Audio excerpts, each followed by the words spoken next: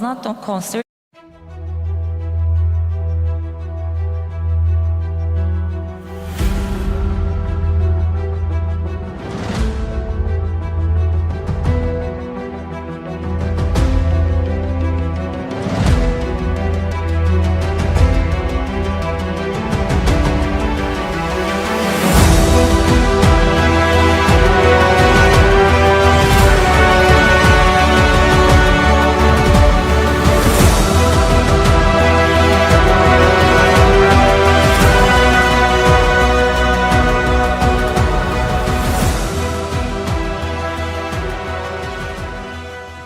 Distinguished professors, esteemed participants, welcome to the 9th Intercontinental Emergency Medicine Congress.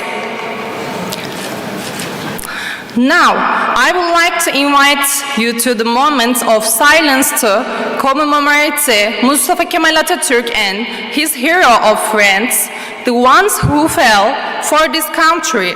Then the national anthem will follow.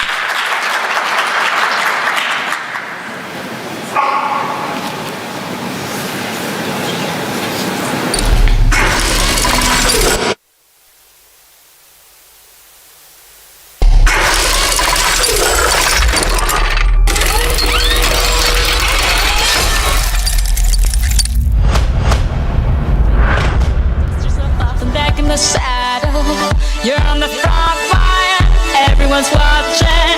You know it's serious, we're getting closer, this isn't over. The pressure's on, you feel it, but you got it all, believe it. When you fold it up, oh, and if you fold it up, eh, tamina, mina, sangalewa, cause this is Africa. Tamina, mina, waka, waka, tamina, mina, sangalewa, this time for Africa. I would like to invite Dr. Roger Dickerson, President of the Emergency Medicine Society of South Africa. Listen to your God, this is our honor. Your time to shine, don't wait in line, y vamos por todo.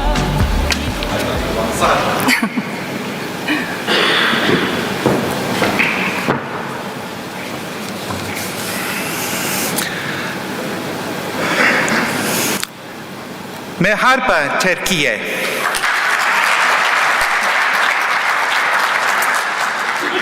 Professor Dr. Basha Kandar, Professor Dr. Zeynep Turkish, Videonyanyan, her yerinden, arkadaşlar ve meslektaşlar. Afrika'nın güney ucundan size sıcak selamlar getiriyorum.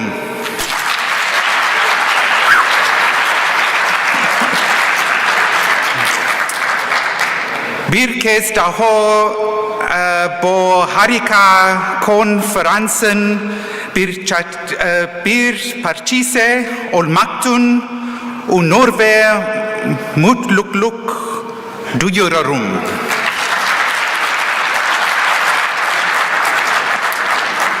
Öğrenilecek eski arkadaşlarla buluşacak ve yeni arkadaşlar edinecek bir yaş. And now I'm going to switch to my home language. Goedemiddag, dames en heren. Sorry, that is my home language, so now I'll switch to English. Good afternoon, ladies and gentlemen. It's an absolute pleasure to be here in Turkey once again, to enjoy the hospitality of the Turkish people, to learn from distinguished international speakers that always join us here in Antalya, and to learn from the students who arrive, to listen, because it's their questions that drive our learning. I come from Cape Town in South Africa, which is really at the southern tip of the African continent, so on the other end of the continent from here. And though we live in very different countries, the problems in emergency medicine are the same wherever you are. And so on behalf of the Emergency Medicine Society of South Africa, it is my absolute pleasure not only to be here to share this conference with you, but also to bring our regards from the southern tip and look forward to working together into the future. I've no doubt that this conference will be completely like the previous ones. They will be of high quality, excellent times for networking, for asking further questions, and learning from each other. Once again, my deepest gratitude to the organizing committee for the invitation to join you once again in Antalya, and I look forward to this every year. So thank you so much, and best wishes with this conference.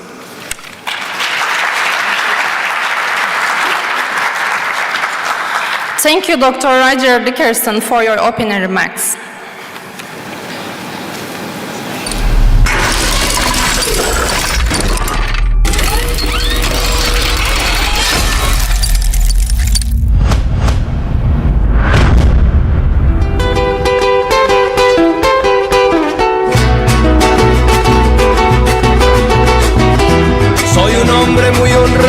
Que me gusta lo mejor, a mujeres no me falta ni el dinero ni el amor.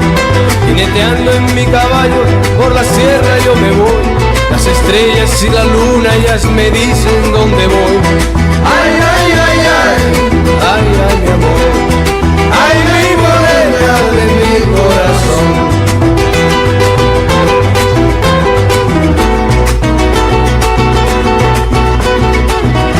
Me gusta tocar guitarra, me gusta cantar el son.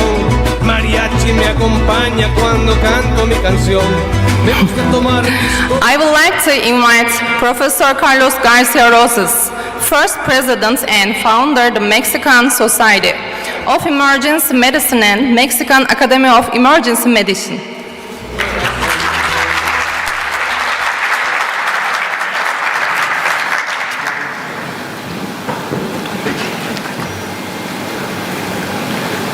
Good afternoon.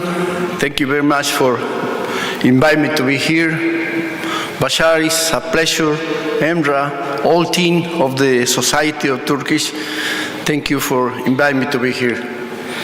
First of all, I want to say that we live in the last 3 years difficult times. We never know that the pandemic will be attacked in that way like we suffer around the world. They show us what important is the emergency medicine around the world. Doesn't matter we are in the north, in the south, in the east, or in the west. The front line of the whole system was the emergency room and was the emergency physician. And you are the heroes. And we lose a lot of friends, colleagues, and patients because we don't know how will be this pandemic attack on the humanity. The new times is coming, and we need to change our point of view. We need to be more friendly, more gentle, more help each other to understand how the people suffer in the emergency medicine. Thank you to invite me to be here in this excellent Congress and to share experience and knowledge with my colleagues for other countries and different places around the world. And thank you, and I hope this conference will be great like the other ones. Thank you, and I see you the next days.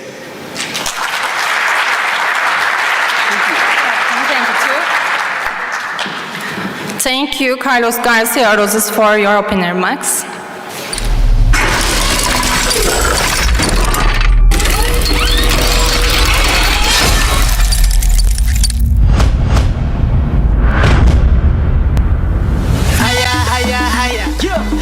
You know what it is. Hiya, hiya, hiya. Hiya, hiya, hiya. Red one. Hiya, hiya, hiya. Hiya, hiya, hiya. Hiya, hiya, hiya. Hiya, hiya, hiya. I wanna walk the walk on every street. I wanna ball out with the world at my feet. Hit every discotheque and ask it for me, yeah. I wanna party, 8 days a week. I promise you now. Everything gonna work out. Every tomorrow, no matter what go down. I promise you now. Gonna be sticking around. Every tomorrow, no matter what go down. Now, I would like to invite Dr. Ayman Elmanyar, Director of Clinical Research and Development in Trauma and Vascular Department, Hamad General Hospital, Qatar.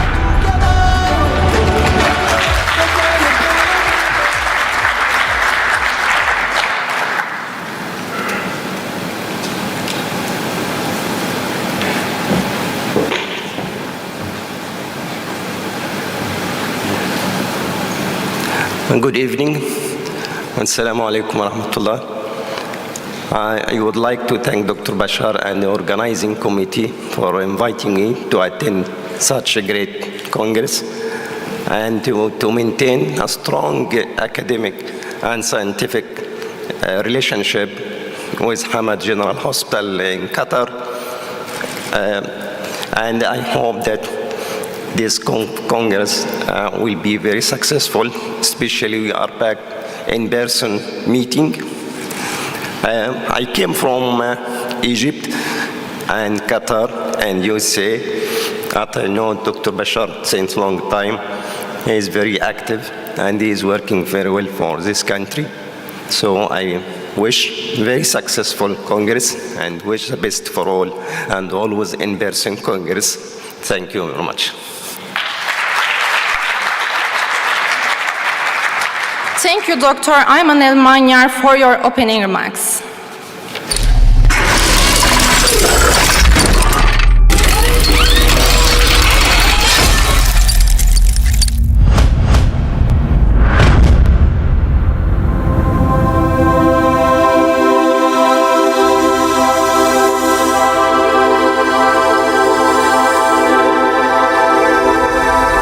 Lasciatemi cantare con la chitarra in mano, lasciatemi cantare, sono un italiano. Buongiorno Italia, gli spaghetti al dente e un partigiano come presidente. Con l'autoradio sempre nella mano destra, un canarino sopra la finestra. Buongiorno Italia con i tuoi artisti, con troppa America sui manifesti, con le canzoni, con amore, con il cuore, con più donne, sempre meno suore. Salvatore Di Soma, President, Great Network Italy. Dr. Salvatore couldn't join us for an important reason.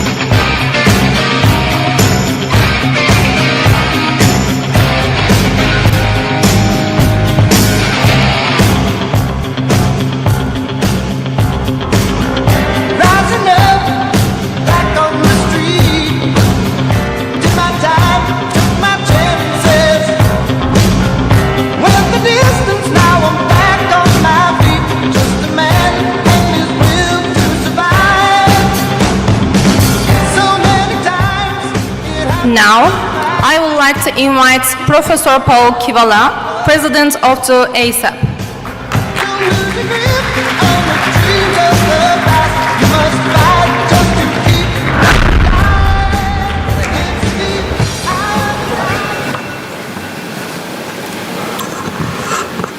Thank you very much. It's a pleasure and an honor, and I'm never always sure what the introduction for me is going to be, but it was very impressive.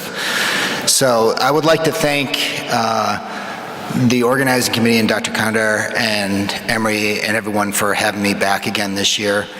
I'm echoing what a lot of the previous speakers said, and I wish I could have done it like my colleague from South Africa in Turkish. But unfortunately, I can say marhaba, and that's about it. I promise you, though, next year I'm going to up my Turkish if I'm invited back.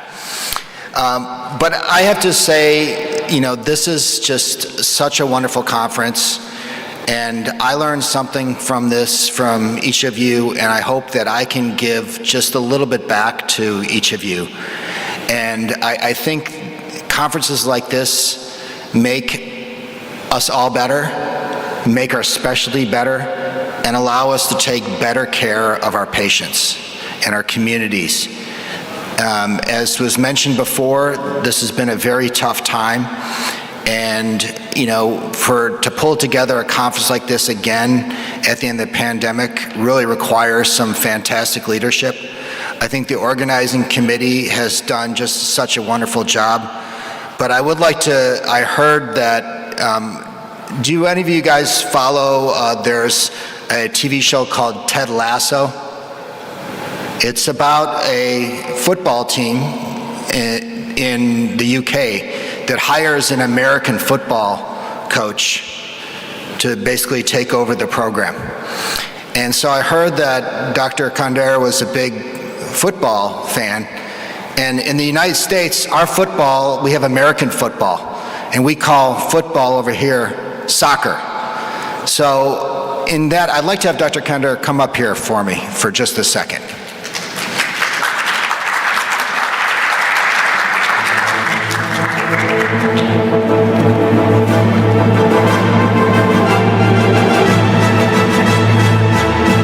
So what I've learned is that, you know, to have a very strong team, you really need a leader that's calling the shots. And so I just flew through Los Angeles, and Los Angeles is the home of the World Championship in American football. So what I know it's football, it's a little different football, but what I'd like to give you here is this is a quarterback jersey for the World Championship team. You gotta need a hat. And of course, you need the football. Thank you. So I would just like to end in saying that I'm looking forward to working with all of you, and I have to say I personally learn something from each and one of you every time. So please, I look forward, please come up to me. I look forward to speaking to each and every one of you, and if there's anything that I can do, help, advise, or just listen sometimes is all it takes, please don't hesitate. I look forward to seeing all of you over the next several days, and thank you again for your wonderful Turkish hospitality.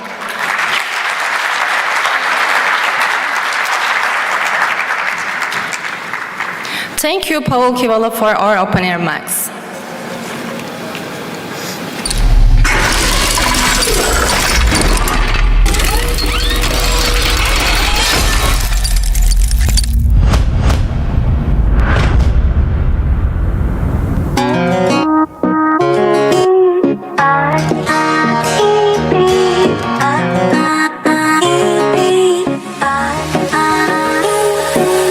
Tómame la mano que tú eres cosa buena. Esta noche quiero bailar.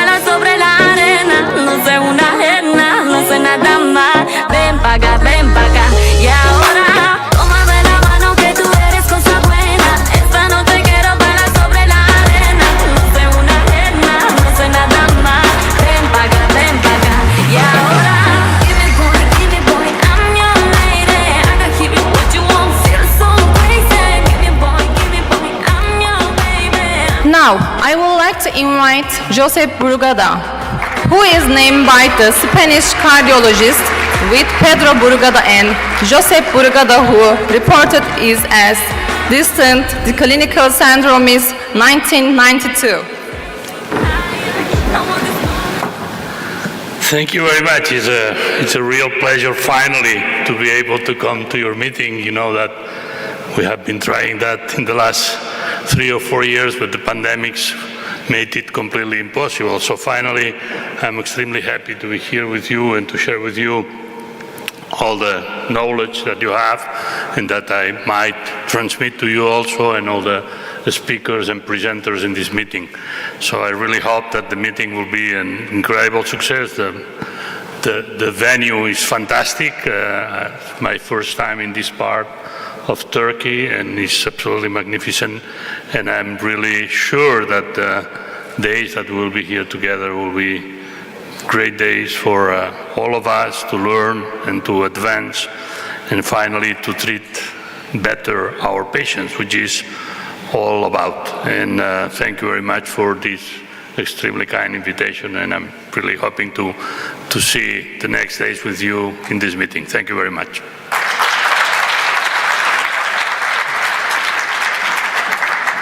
Thank you, Josep Brugada, for your opening remarks.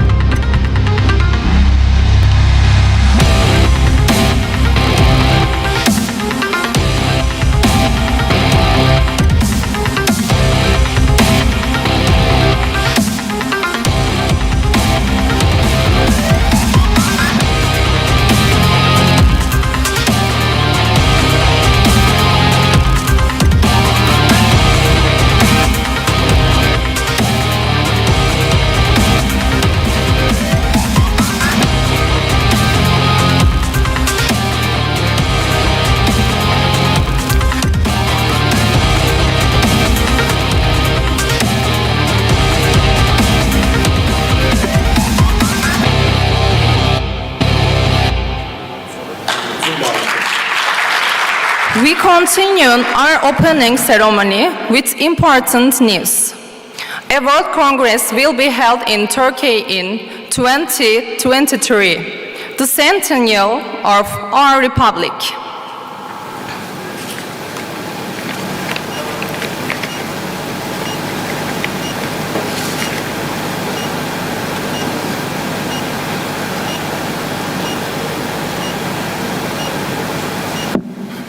Good evening, everybody. Am I audible?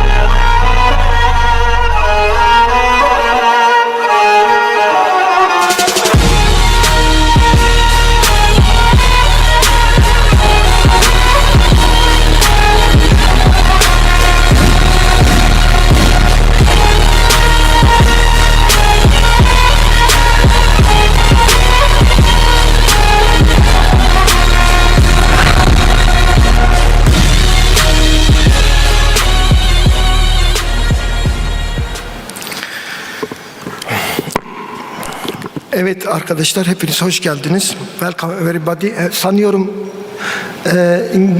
şimdi biz tabii ki İngilizce konusunda açılış konuşmalarını genelde Türkçe yapıyorduk. En sonunda Roger Dickerson'a Türkçe konuşturduk.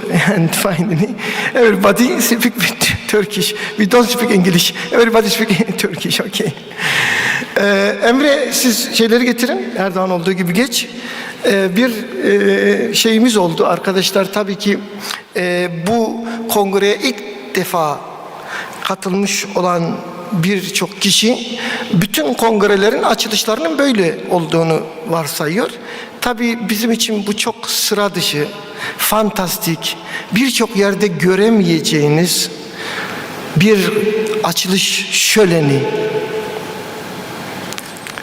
bir bilimsel şölen. This is very fantastic, unique opening ceremony for the Medicine Congress. From each continent, from United States, from Asia, from Africa, from Europe. And this year, every year we have from 5 continent speaker, but this year we have from 6 continent speaker. Now we have speaker from Australia too, and I want to thank to this speaker. Welcome, hoş geldiniz. Avustralya'dan aramıza geldiler arkadaşlar. Bir Avustralya kalmıştı katılmayan. Bütün kıtaları biz aslında organize ettik. Avustralya kendisi katıldı bizim aramıza. Çok teşekkür ediyoruz. O yüzden aslında çok zor yollardan yürüyoruz, biliyorsunuz. Yürünemez denen yollar yürüdük. Aşılamaz denen engeller aşıyoruz. Zirvelere tırmanıyoruz. Ve bu konuda sizden aldığımız güçle acil tıbbı daha ileriye götürmek için sürekli çaba sarf etmeye devam ediyoruz. Açılış törenini çok uzatmamak adına bu yıl yaptığımız aktivasyonların birçoğunu anlatmayacağım. Çünkü biz pandemiden önce yılda yaklaşık 400 aktivasyona ulaşmıştık. Bir gün gelmiş 3 ayrı ülkede 6 aktivasyon yapan bir dernek değil, büyük bir devasa güç haline gelmiştik. Tabii siz eğer zirveye çıkarsanız, zirvede olanların karşılaştığı 2 şey vardır. 1, yalnızlık. 2, onu zirveden düşürmeye çalışan insanlar. Ve dolayısıyla biz karşılaştığımız sorunları acil tıpta zirvede olduğumuza yoruyoruz. Buradaki tabloda aslında zirvede olduğumuzun bir göstergesidir değerli arkadaşlar.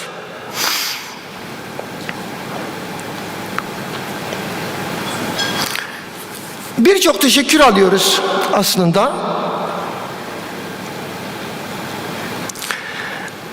Değişik ülkelerden, birçok konuşmacıdan, bunları göstereceğim bir kısmını.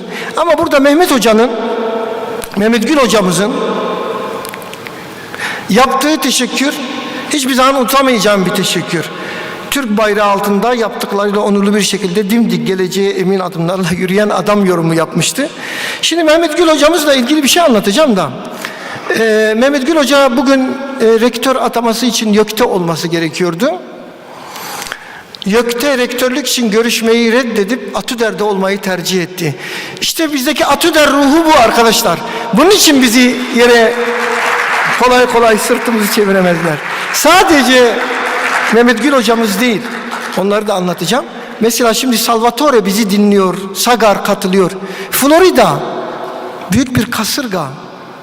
Kasırgadan dolayı ailemden izin istedim. Geleceğim diye son güne kadar kovaladı Sagar. Ve Salvatore bakın bağlandı, bugün bizimle beraber oldu. Dün gelmesi gerekiyordu. Kayınvalidesi vefat etmişti, başsağlığını ilettik. Yani bütün bu zorluklara karşı Atüder'de çalışmaların böyle bir ruhla yapıldığını bilmemiz çok önemli. İşte buraya dışarıdan gelen misafirlerimiz de bize bu şekilde katkı sunuyorlar. Bize değer veriyorlar arkadaşlar. Kongre sabahları biraz zor oluyor. Bunlar da umarım ki sesi geliyordur. Kaldırıyorum efendim. Hani bakıyorum güneşe, evet diyorum, doğdu güneşim. Tık elimi yüzümü yıkıyorum. Güzel bir şarkı, güzel bir banyo. Üstümü başımı giyiniyorum. Sağlam bir kahvaltı. Modumu yakalıyorum tabii. Yani bu gidişat çok kötü gidişat efendim. Türkiye'nin ekonomisi nanay. Neyse, buradaki bu gidişat iyi değil diyorlar. Evet, gerçekten sıkıntılı bir gidişat var dünyada. Biliyorsunuz, pandemiyi atlattık. Üzerine şimdi savaş, her dakika bir yeni sorun, ekonomik kriz derken bütün bunlarla birlikte mücadele etmek zorunda kaldığımızı ifade ederim. Tabii hayatta bazen bütün seçenekler doğru gibi görünebilir. Burada görüyorsunuz. Bilmem tercüme etme şansımız oluyor mu? 2-0, 2-4. Ama şıklar da böyle. Nereye baksan doğru görüyorsun. Ama bunlar için de doğruyu seçmek kolay olmuyor. Şimdi arkadaşlar, tabii ki 6 yıl içinde acilde sorunumuz ne? Sesini açalım. 598 kere hastaneye gitmişsin. Yani yılda 100 kere gidiyorsun. Ben gitmem o kadar fazla. Daha önceden gittim, gitmedim değil. Hayatım işte kaydı var ya. Daha önceden gittim, gitmedim demiyorum. Yani 3 günde bir hastaneye gidiyorsun. 368'e vurursak 3 günde bir gidiyorsun. Ben daha önceden... Acile 119 kere girmişsin. 119 kere acile girmişsin. Götürdüler, ben bir şey demiyorum bak. Daha önceden gidiyordum. Şimdi bir şey söyleyeceğim. Şimdi arkadaşlar gittiği uzmanlık bölümlerini yazmışlar. Tamam, o çok uzun. En son şeyi çıkartmışlar. Gitmediği bölümleri çıkarmışlar. Algoloji, beslenme ve diyet. Ona da ihtiyaç yok. Geleneksel ve tamamlayıcı tıba gitmemiş. 6 yıl içinde 5... Velhasıl acillerin durumu böyle arkadaşlar. Hastanelerimizin durumu da böyle. Tabii biliyor arkadaşlarımızın çok derdi oluyor. Acil değilim ama acil hissetmek istiyorum diye bir alan mı oluştursak diye. Tabii bu sadece aslında acilcilerin sorunu değil. Mesela genel cerrah, dahiliye. Burada da aile hekimleri. Gerçekten herkesin böyle hasta yoğunluğundan ciddi sorunlar yaşadığımızı ve Türkiye'de, diğer ülkeleri bilmiyorum, ülkemizde çok ciddi boyutta hasta yoğunluğu olduğunu, acilde çok fazla hasta olduğunu bildirmemiz uygun olur. Biz kongreleri çok güçlü yapan bir derneğiz. Biz sadece bir dernek değiliz. Aslında hayatın her yanında, bunu göstereceğim, çok çalışması olan bir ekibiz. Birlikte çalışıyoruz. Bir sürü kongre, fantastik, değişik kongreler. Tabii bunlar haberlerde de yer alıyor. Başka kongrelerden farklı olarak. 16. Ulusal Acil Tıp Kongresi başladı. Bu yıl online olarak gerçekleştirilen kongreye pek çok ülkeden alanında uzman akademisyenler katılıyor. Bir kongremizin daha arifesindeyiz. 6 kıtadan 250'yi aşkın konuşmacı, 35 ülkeden 47 dernek temsilcisi, farklı coğrafya ve ülkelerden alanında uzman akademisyenler, koronavirüsle mücadele sürecinin de değerlendirildiği 16. Ulusal Acil Tıp Kongresi başladı. Acil tıp 21. yüzyılın branşı olacak. Tabii yaşadığımız felaketler, sel, deprem, yangın, travma, savaş, üzerine bir de salgınlar hep acil tıbbı ön plana çıkarttı. Acil Tıp Uzmanları Derneği öncülüğünde yapılan kongre online olarak gerçekleştiriliyor. Kongreye Amerika Birleşik Devletleri, Rusya, Çin, Hindistan ve Türkiye Cumhuriyetlerden Evet, bunda da şeylerle ilgili genelde kongreden sonra bize bir sürü teşekkürler geliyor. Burada görüyoruz Paul Kivela'nın her zaman olduğu gibi Narenda'nın, ama bunlar içinde en son şuraya bakın arkadaşlar, en son ya bizim iddiamız bu, Daniel Lopez Tapia'nın. Bunu biz söylemiyoruz tabii. Bunu söyletmek kolay değil. Tekrar geri alayım. Dünyanın en büyük, en geniş konferansı olmaya aday bir konferans olarak hep birlikte ilerliyoruz arkadaşlar. Bu bizim için bir gurur tablosu. Acil tıp için bir gurur tablosu. Ülkemiz tıbbı için bir gurur tablosu. Bunu da görüyorsun işte, her yerden ciddi bir teveccüh var. Ve bunlar böyle devam ediyor. Tabii biz dernek olarak çok iş yapıyoruz. Bakın bu yine Facebook'tan aldığımız bir şey. Birileri soruyor, biliyorsunuz böyle soran adamlar olur. Sevgili babalar, bu uzmanlık dernekleri ne işe yarar diye. Hangi branşın ne derdine çare bulmuş bilen var mı? Biz hiç müdahil değiliz toplanmaya bak. Burada bir arkadaş çıkıyor, Onur Saya Karya, hiç acilci falan da değil bu. ATÜDER içlerinde en aktif çalışanları sanırım. İşte bizim bütün camialar içinde örnek bir yapı haline gelmemizin tabi bazen bedeli oluyor ve bunları da beraberce göğüslüyoruz, beraberce üstesinden geliyoruz arkadaşlar. Alex de Souza. Stoh topun gelişine vuruyor ve gol! Miroslav Stoh olağanüstü gollerinden birini daha atıyor Kadıköy'de. Fenerbahçe 1, Gençler Birliği 0. Stoh. Müthiş bir golle başladı karşılaşma. Stoh'un attı. Şimdi Paul spordan bahsedince biz de bahsetmesek olmaz. Bu gol, Stoh'un golü ne bu? Şampiyonlar Ligi en iyi gol. Puskás ödülü. Puskás ödülü alan bir gol. Bizim için Puskás ödülü almak zor değil arkadaşlar. Neden? Çünkü Türkiye'de öyle milli duygular vardır ki bir yerde Türkiye ile ilgili eğer siz Türkiye ile ilgili birini bulursanız onu desteklersiniz. Bu bizim milli duygularımızdır. Tabii her ülkede bunun benzeri vardır. Yabancı konuklarımız var ama Türkiye'de bunlar çok güçlü. Amerika'dayken bir ara şeye gittim, bir arkadaşla birlikte Virginia'daydım. Bir 80 kilometre uzakta bir şehre gittim bir Türk'le görüşmek için. O da şaşırdı, dedi yani siz Türkler olunca birbirinizi görmeniz mi gerekiyor? Evet, biz Türkler birbirimizi görmemiz gerekiyor. Biz birbirimize düşkün bir milletiz. Bunu şunun için anlatacağım arkadaşlar. Çok kısa bir not bu. Şimdi biliyorsunuz YUSEM'le ilgili bazı şeyler anlattılar, durdular falan. YUSEM'le ilgili kısa bir öykümüz var. O da şu. YUSEM'de öncelikle böyle kongrelerden sonra bizi başkan adayı göstermek istediler. İstedik, o zaman başkan adayı olacaktık, olduk. Ve biz seçimi o zaman kaybettik ama detayına girmiyorum. O zamana kadar başkan 100 oyla seçiliyordu. Biz çok daha fazla aslında durum var. Birdenbire başkan 300 oyla seçildi. Onu geçtik arkadaşlar. Herkese hiç değinmeye gerek yok. Ama sonra bir genç doktorlar seçimi oldu.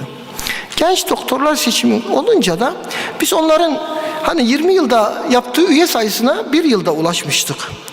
O zaman Türk adaylar çıkmış. Bizim de tanıdığımız değil, derneğimize de üye değiller. Tabii Türkler milli duygularla bunları desteklemişler. Bir bakıyorsun genç seçim. Başkan yardımcısı Türklerden seçiliyor. Bizim konuyla müdahalemiz yok ama biz zaten bu konuda böyle bir gücüz yani. Biz nereye gidersek orayı güçlendiririz, oraya destek veririz. O yüzden bazı sorunlar önümüze koymuş gibi olabilirler ama biz o zaten hani acil tıbbın farklı bir kategorisindeyiz. Biliyorsunuz orada genelde pratisyen arkadaşlar burada da vardır yönetici konumunda. O yüzden biz o konuya fazla girmiyoruz ama detayını öğrenmek isteyen, merak etmek isteyen 4 gün buradayım. Bana sorabilir arkadaşlar. Biz çok kurs yapıyoruz. Bakın yoğun bakım kursu, ileri kardiyak yaşam desteği kursu, sempozyumlar yapıyoruz ve uluslararası birçok gördüğünüz hepsi başka ülkelerde, Ukrayna'dan Suudi Arabistan'a, Ürdün'den, Katar'dan vesaire her yerde yaptığımız Makedonya, Kazakistan, Hindistan, biz uluslararası bir organizasyonuz arkadaşlar. Burada EPAT'ın büyük gücünü gösteriyor. Sadece Türkiye'de değil, birçok yerde organizasyon yapıyoruz. Bu da ATLS kursu yapıyoruz. Biliyorsunuz Amerikan Cerrahi Derneği'nin onayıyla yaptık. Ya çok ciddi sayıda kurs yaptık. Bu haberlere yine konu oldu arkadaşlar. Bizim yaptığımız birçok şey gibi bu da haberlere konu olduğunu burada iletmeyi isterim. İtibaren tıbbın en önemli hastalıklarından biri ve genç yaş ölümlerinin en önemli sebebi travma. Travmalarda da hep kurtarılabilir hayatlar söz konusu. Gerek ATLS olsun, gerek Sonosukul olsun 50 ülkede kabul edilen çalışmalar arkadaşlar. Tabii bir de bizim bu dönemlerde medyada çok gönüllülüğü oldu. Derneğimiz sürekli, ben çıkıyorum tabii medyada ama ATÜDER başkanı olarak çıktığımdan ATÜDER'i herkes sormaya başladı. Ya bu Türkiye'de ATÜDER nedir, konumu nedir? Başka uzmanlık derneği yok mu? Hep ATÜDER duyuyoruz.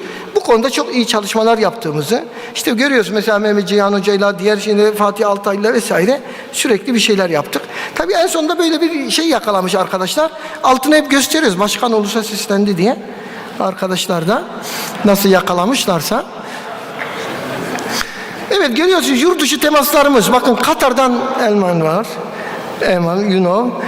Evet, bu Ürdün'den aldığımız plaketler. Suudi Arabistan'dan, yine Katar'dan görüntüler vesaire, bunları geçelim arkadaşlar. Bu da ilk pandemi bitişinde ilk yaptığımız sempozyum. Kurallar kalkmaz hemen Belgrad'a gitmiştik. Tabii Belgrad Derneği de bize böyle şükranlarını arz eden bir teşekkür yapmıştı. Romanya İçişleri Bakanı aynı zamanda acil tıp uzmanı ve Türkiye acil tıpta oyun kurucu oldu dedik. Kafkasya'da kurduk, Baltık ülkelerinde kurduk ve tabii ödüller aldık. Özel davetler aldık. Hindistan'da, Özbekistan'da, burada da arkadaşlarımız var. Yine Carlos'un bizi tarif edişi, burada söylediği için tekrar gitmiyorum. Bir lider olarak önümüze gerçekten önemli şeyler veriyor ve bütün neredeyse ülkelerden geçen yıl arka arkaya ATÜDER adına neredeyse 3-4 ödül, toplamda 12 uluslararası ödül almış olduk. Bu da VASEM'den aldığımız bir ödül ve tabii ki biliyorsunuz kitap olarak çok değişik kitaplar yazdık. Özellikle bakın bu Meksika'da kitap, orada da editör olarak bulunduğumu görüyorsun. Bu da bizim işte devasa, özellikle yabancı konuklarımız da buradayken 4000 sayfa 400 bölümden oluşan devasa bir külliyatımız. Dünyada en kapsamlı textbook olarak göründüğünü söyleyebilirim. Her dernek bir dergi çıkartırken arkadaşlar biz 4 dergi çıkardığımızı her seferinde söylüyoruz. Onunla da yetinmiyoruz. Kısa filmler çektik biliyorsunuz. Burada da bakıyoruz, artist olacak arkadaşlara da bakıyoruz. CPR yaptık. Görüyorsunuz Gizem Karaca ile birlikte yaptık. Emre Kızılmak ve ben vardım bu filmde. Bunun geniş versiyonunu izlemenizi tavsiye ederiz. Tabii sağlıkta şiddet hiç çözülmüyor, bitmiyor. Ben onlarla Biz elimizden gelen bütün çabayı yapıyoruz. Filmler çeviriyoruz, kamu spotu. Aslında biz tedaviyi biliyoruz da. Simsiz kahramanları onlar. İşte onu uygulamak önemli. Onu uygulayacak. Beni siz hayata bağladınız. Kendim ve sevdiklerim adına hepinize minnettarım. Ben şanslıydım. Ama sizin anneniz, babanız, eşiniz, çoluğunuz, çocuğunuz, akrabanız, arkadaşınız bu kadar şanslı olmayabilir. Ne olursunuz unutmayın. Size rağmen olmaz. Ama sizinle iyi olur.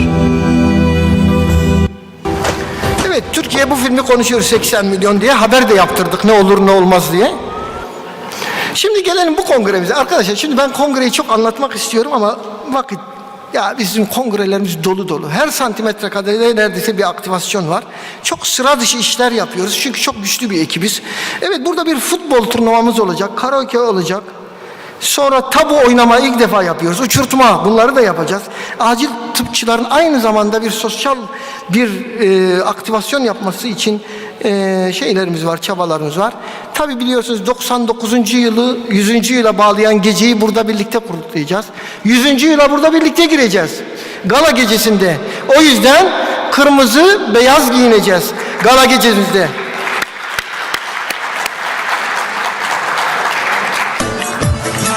Tabii böyle bir performans istiyoruz.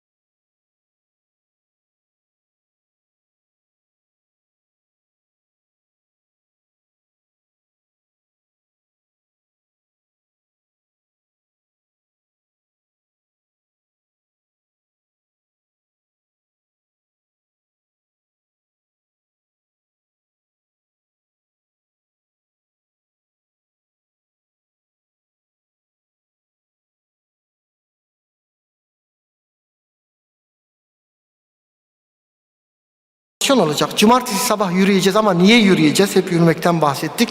Burada çok güzel bir sosyal sorumluluk projesi var. Ve bu sosyal sorumluluk projesinde bir aplikasyon var. Yanlışsam düzeltin. Bu aplikasyonu indiriyoruz. Adımlarımız sayılıyor ve bu adımlar kadar köy çocuklarına bağışlar yapılıyor. İyi anlatabildim mi? Tamam, gayet güzel. Ve bunu siz söylemek ister misiniz? Söylememde sakınca yok değil mi? Seltis. Geçen böyle anlattım yanlış firmanın ismini verdim. Öyle bir şey olmasın. Seltis değil mi? Seltis'le yapıyoruz. Lütfen buna katılalım arkadaşlar.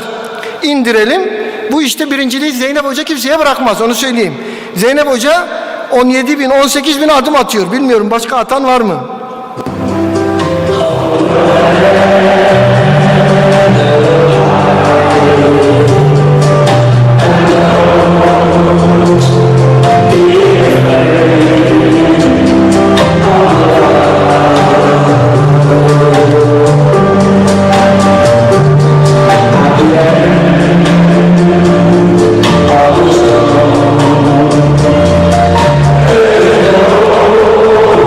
Hepimiz biliyoruz, asla yalnız yürümeyeceksiniz. Biz bu kadar işi nasıl yapıyoruz?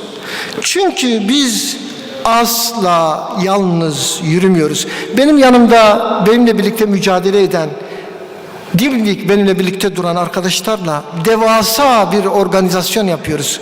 Sadece kongre, sempozyum yapmıyoruz. Türkiye'nin geleceğine, dünyanın geleceğine faydalı olacak işler oluşturmaya çalışıyoruz.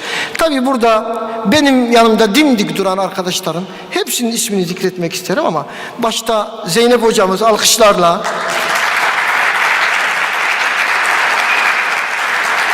Mehmet Gül hocamız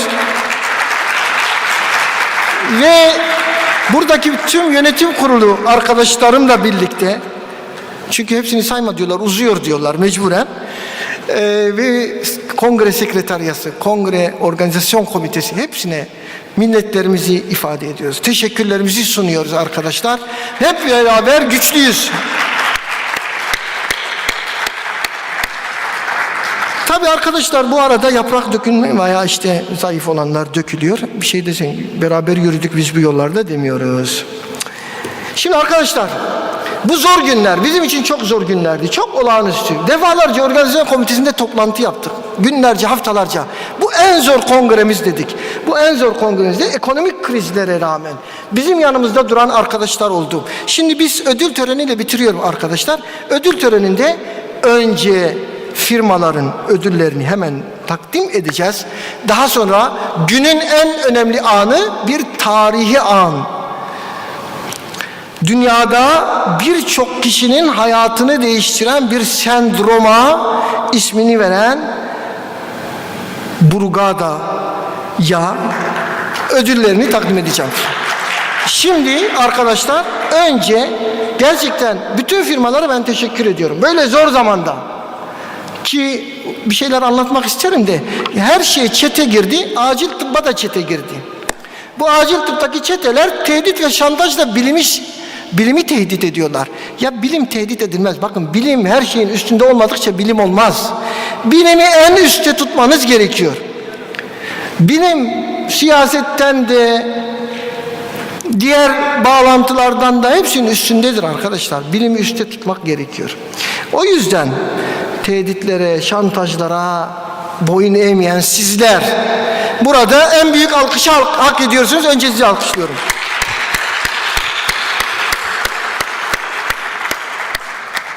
Bu günler değişir. Böyle onunla ilgili bir şey söyleyeceğim. Biz iyi gidiyoruz, merak etmeyin. Şimdi bu günlerde yanımızda duran 3 firmayı diğer firmalar adına temsilen çağırıyorum. Önce bronz yani üçüncülük Ricordati Ufuk Bey buradaysa rica ediyorum. Hızlı adımlarla Ufuk Bey.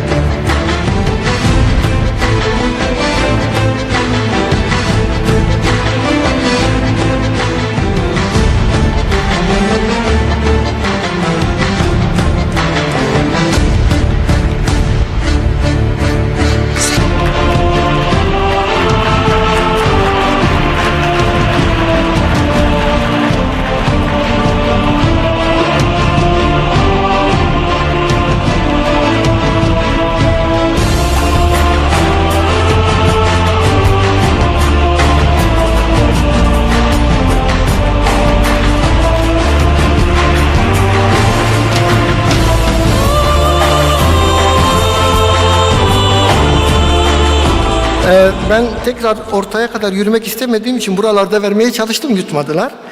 Evet, ikinci yine bu büyük projede de yanımızda olan Celtis firması adına Nurdan Hanım'ı buraya davet ediyorum. Buyurun.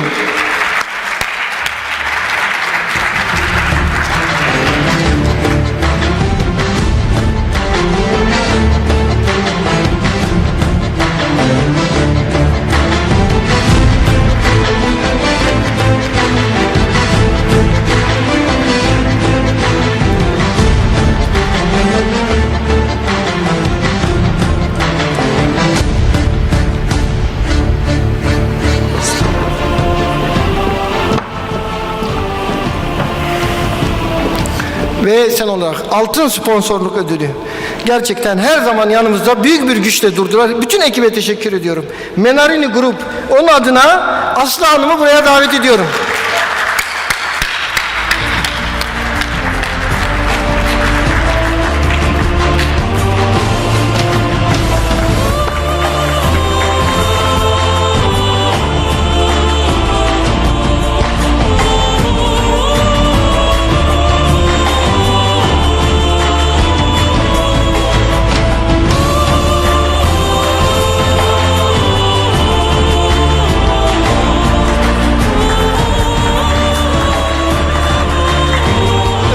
Evet arkadaşlar, şimdi günün en anlamlı anına geleceğiz ama ondan önce biz bu altın acil ödüllerini 7 yıldır veriyoruz ve çok değerli, şu ana kadar gerçekten çok değerli bilim insanlarına bu ödülleri verdik. Bakın, bu Gazi Yaşargil 2015'te ilk ödülü alan, şu anda da Milenyumun 100 yılın cerrahı, 100 yılın cerrahı, beyin cerrahisinde Türkiye'mizin gururu. Sonra Aziz Sancar'a verdik. Nobel'den sonra biz ona ödül verdik. Bakın neredeyiz yani, Nobel ödülü alıyor, sonra gelip bizden ödül alıyor. Ve ikinci defa altın madalyayı Aziz Sancar'a verdik. Üçüncü ödülü yine Amerika'ya gitti. Goldfrank, biliyorsunuz toksikolojinin babası kabul ediliyor. Dolayısıyla Goldfrank'ı getirdik. Ona da bu ödülü takdim etmiş olduk. Ve sonra Paul Kivera aramızda. Ona da bu ödülü 2018 yılında takdim ettik. 2019'da Bingür Sönmez Hoca, yine bir kalp damar cerrahı, biliyorsunuz Türkiye'nin en tanınmış kalp damar cerrahlarından biriydi. Onu takdim ettik ve 2021'de Vincent de biliyorsunuz kritik bakımın kurucusu, dünyada gerçekten bu konuda lider olmuş bir bilim adamı. Ve şimdi en son ödülümüzü gerçekten kendisiyle burada olmaktan büyük gurur, büyük onur duyduğumuz, bakın basit bir şey değil. Futbol sahasında bir arrest görüyorsunuz değil mi? Genç insanların kalp durması sonucu ölmesini görüyorsunuz. Ve bu sendromu tanımlayarak dünyada birçok gencin hayatta kalmasına vesile olan büyük bir buluşun, büyük bir bilim adamını buraya getirmekten çok büyük onur duyduk. Ve bu ödülü kendisine takdim etmek bizim için hayatımızda onur duyacağımız, gurur duyacağımız bir an olacak. Bunu da mümkünse Zeynep Hocam'la birlikte verelim. Zeynep Hocam buraya gelin ve Joseph Burgada'yı buraya davet ediyorum ayakta alkışlarla.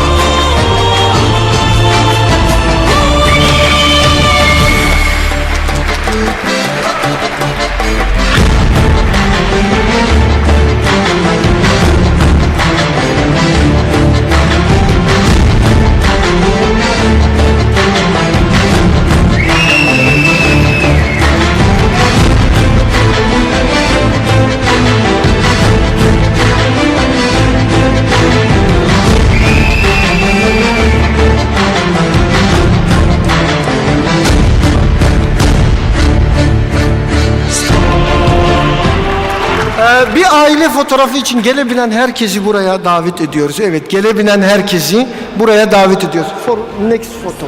Wait. Evet arkadaşlar, bir hatıra fotoğrafı Buruga'dayla gelebilen herkesi alalım. Evet, gel Halil.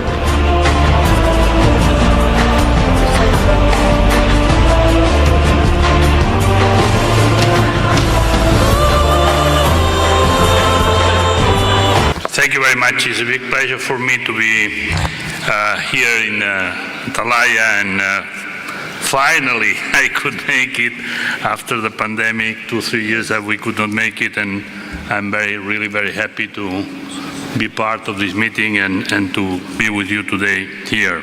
So we have this opening session, and it's a pleasure for me to introduce Salvatore Di Somma from Italy, that will talk about telemedicine for the future health system organization. Salvatore will make his presentation from Italy, I guess. Salvatore? Yes, thank you so much. Can you hear me? Yes. Thank you very much, Professor Brugada, and especially thank you to Professor Kander for the very kind invitation. Unfortunately, I have to apologize because for last minute personal issue, I was not able to come there, but really it's always a pleasure to be part of this really important international meeting on emergency medicine. My talk will be on the telemedicine for the future health system organization, and just I would like to share with you my conflict of interest since I am a part of this startup organization, innovations and technology in emergency medicine. That is the only problem that I have as conflict. Now, in my 15 minutes talk, I will try to demonstrate that technology and telemedicine will be of great utility in the future fighting with the acute disease. And in fact, from this paper from New England in July 2020 was very clear that from the COVID situation pandemic was really important to have this technology in order to monitor patients at home, but also at the end of the day, after this initial terrible pandemic, we got an opportunity, right? And in this paper is very clear how we can really see the possibility to also apply in the future with this technology, telemedicine, also in other diseases, especially acute disease. This is what we did in our institution, La Sapienza University in Rome, try to take people out of the emergency room, right? Because during the pandemic, I remember very well that many patients, they immediately came to the emergency room, but not all of them were really very serious to be admitted. So what we decided to organize this telemedicine concept with the patients that was selected by doctor based on some criteria of score of severity. And then there was a nurses station that was able 24 hours a day, 7 days a week to monitoring the patients with this smartphone. And this data were sent to a platform that the nurses was looking, and based on this criteria of news alarms, if the data were green or yellow or red, some decision was be made. And this was be very fruitful in order to reduce inappropriate hospitalization in the emergency room, and also on the contrary, to admit the patients before they become very severe and need for ICU. But let's see now, how can we really try to implement in our daily practice in the emergency room utilization of telemedicine? You remember very well that during the pandemic, many patients with other acute disease such as stroke or myocardial infarction or acute heart failure, they died at home because they were a little bit concerned to come in the hospital. But at the end of the day, we have to see now which are the consequences of the increase of many acute disease coming and expecting in the future in the emergency room. Therefore, cardiovascular acute disease, both because of neglect during the pandemic and also because of the consequence of the COVID, we will have in next decades a lot of acute cardiovascular disease as a tail of the COVID that will come to the emergency room. So my question to do today is, should we apply telemedicine in fighting with this tsunami of patients coming in the emergency room with acute cardiovascular disease? You see from this paper from Nature Medicine just published a couple of months ago, that heart failure patients will be really increased number need for admission in emergency room because even in patients that the COVID without severe lung disease, there is an expecting of an increased heart failure patients because, as you know, COVID-19 is not a lung disease, it's a vasculature disease. So I think at the end of the day, let's sit together, fighting with the most important reason to be admitted in the world, acute heart failure. How can we use telemedicine? I think this is just an example that definitely we can cooperate in the future in the network to see how can we really apply the experience of telemedicine in COVID, in acute disease in the emergency room. You know very well from this paper that we published as position paper of Association of Acute Cardiovascular Care, European Society of Cardiology, that first of all, we should distinguish between shortness of breath and when acute heart failure is suspected, we should definitely immediately approach in the emergency room by diuretics, oxygen, or nitrates, depending on what is the phenotype of the patient. I just want to remark that the job you do in the emergency room with acute cardiovascular disease is always the most important one. I just want to take the opportunity to share with you this fantastic paper just published that in the emergency room with acute heart failure, we can have a best opportunity to immediately treat better the patients using not only furosemide, but adding acetazolamide, 500 milligram once daily IV is going to reduce the need for furosemide increase. Now, let's see how can we use telemedicine in try to reduce the burden of overcrowding in emergency room with the patients with acute cardiovascular disease and especially with acute heart failure. In this position paper we published recently, it is very clear that what is important to immediately make a disposition, right? For acute heart failure patients, if the patient has cardiogenic shock or has acute pulmonary edema or is right ventricular failure, definitely you should admit to ICU. But you cannot admit all the patients. And now what is really important to see the possibility that you can send a team or nurses home patients from the emergency room. And this is coming the importance of telemedicine. In fact, this is the criteria that we pointed out in the European Society of Cardiology guidelines to see if there is this concept of patients after staying in the emergency room, you don't need to admit if the patient has a heart rate below 100, systolic blood pressure greater than 100 millimeter mercury, but most important, if there is adequate diuresis, no signs of a congestion, you can send it to more patients. And here comes the application in daily practice for telemedicine. But first of all, I think that this paper from the Great Network we publish is very important to immediately in the emergency room adequately use ultrasound lung to evaluate the B-line and congestion. So all the patients that after treatment in the emergency room for acute heart failure should be decongested, you can really send it because this patient should be monitored in order to reduce the hospitalization. This is the issue. Could we use telemedicine to send these patients at home from the emergency room and then check how is the status?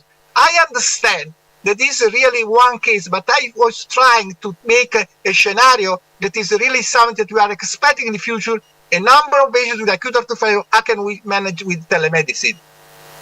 And this is the project. You see again, nursing station, patients are selected based on criteria of score, and they receive at home a weighting system with bioimpedance, blood pressure, glucose testing, saturated for oxygen consumption, and then every day the patient is sending once a day at the nursing station the data, and the nurse is in contact with the physician in the emergency room. So the patients that are sent by the emergency room can be connected by the emergency room in order to see, I have to come back, I can stay at home. And this is what we did already in our preliminary 200 patients in Rome, where you can see having this monitoring, you can have a lot of information to decide, especially if there is no body water increase, if there is adequate diuresis, to take the patients at home and not into the hospital. I think this is a kind of, let's say, hospital at home that is also possible thanks to telemedicine. Once there is any issue in terms of the data, assuming that the patient has some symptoms, you can even organize from the, let's say, remote area, this telemedicine consultancy with the nurses taking the patients, and with the remote you see the physician looking at the patients, and the patients can be explorated by also ultrasound or even natriuretic peptides, because we know very well that after the discharge from the emergency room, natriuretic peptides represent the most important parameters to control the stability of a patient, such as glucose for diabetes.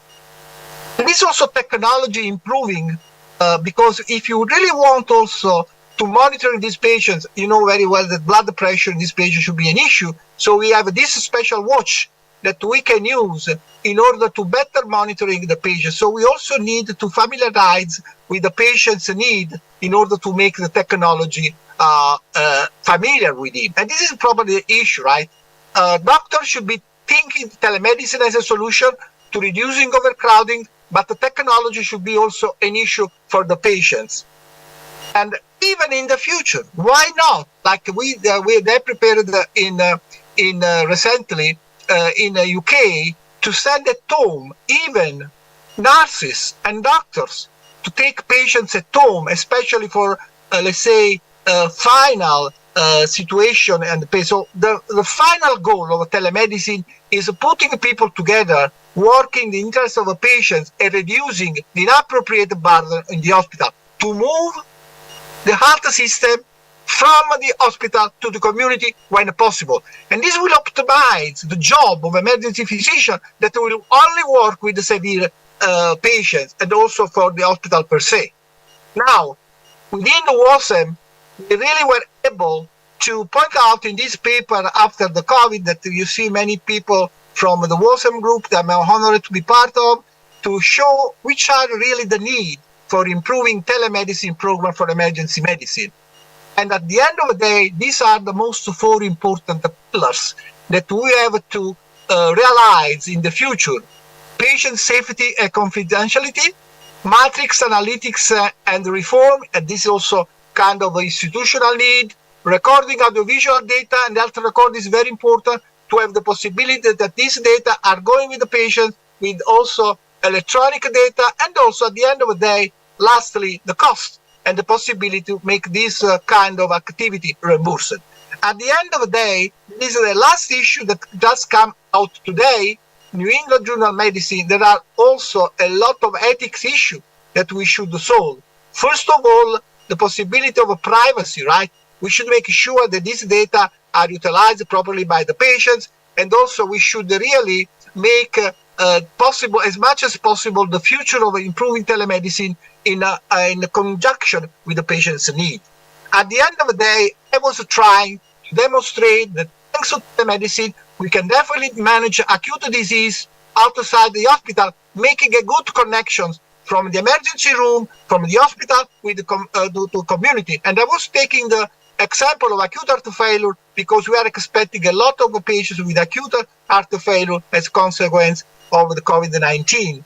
But at the end of the day, I just want to conclude my talk, just say everybody, especially young people in the audience, that always is very important also to have a clinical approach. So telemedicine is not a kind of alternative to clinical setting. It's a complementary opportunity. And if you are using this technology in many acute disease, I'm thinking acute cardiovascular disease, but I'm also thinking sepsis, with the utility of biomarkers, definitely we can do a better job.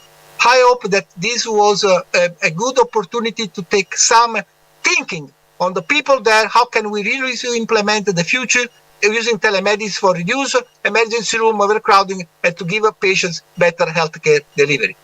Thank you very much from Rome and from my residents. Unfortunately, I was not able to come to that, but Bazar, you have to promise me that next year you will invite me again. Thank you very much.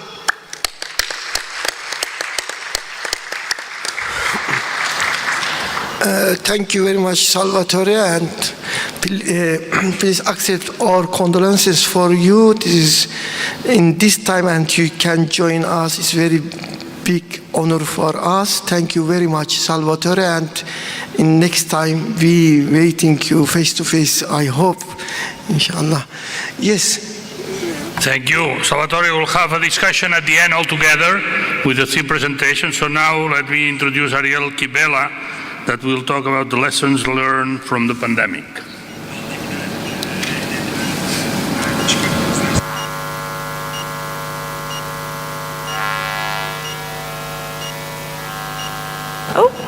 Can you hear me? Okay, perfect. Thank you, Dr. Kandar and Dr. Brigada. It's really an honor to be introduced by two of the most influential cardiologists and emergency physicians in the world, and it's a bit intimidating as well. Nevertheless, thank you for having me, and thank you for joining me today. I graduated in May from Pitzer College in Los Angeles, California, studying international politics and East Asian studies. I wrote my thesis comparing East Asian COVID response model to the United States. So that's what I'm going to be talking with y'all today. Oops. So while world leaders have called the coronavirus pandemic a once-in-a-century crisis, there is no reason to expect that to be true with climate change in an increasingly interconnected world. The only thing that is certain is that once this virus is vanished, another will take its place. Pandemics are inevitable. However, the systematic policy failures that accompany the spread of a virus are not. So if you look at this map, you can see that mortality rates due to COVID-19 have varied substantially across the world. In particular, there's a striking contrast between the Asia-Pacific region versus the United States. In particular, the East Asian tigers, which are Singapore, Hong Kong, Taiwan, and the Republic of Korea, have received universal praise for their ability to effectively respond to the pandemic. Given their close proximity to the outbreak and relatively low infection and death rates, are really a testament to the government's response to the virus. So let's talk about these governments and their difference to the United States. So the East Asian tigers are considered to be a developmental state, which means they're a welfare state. Because they were late to industrialize, they had to facilitate their own growth, which sometimes meant intervening in market failures and limiting individual rights to do so. The regulatory state is what the United States is considered to be, and that's not a welfare state.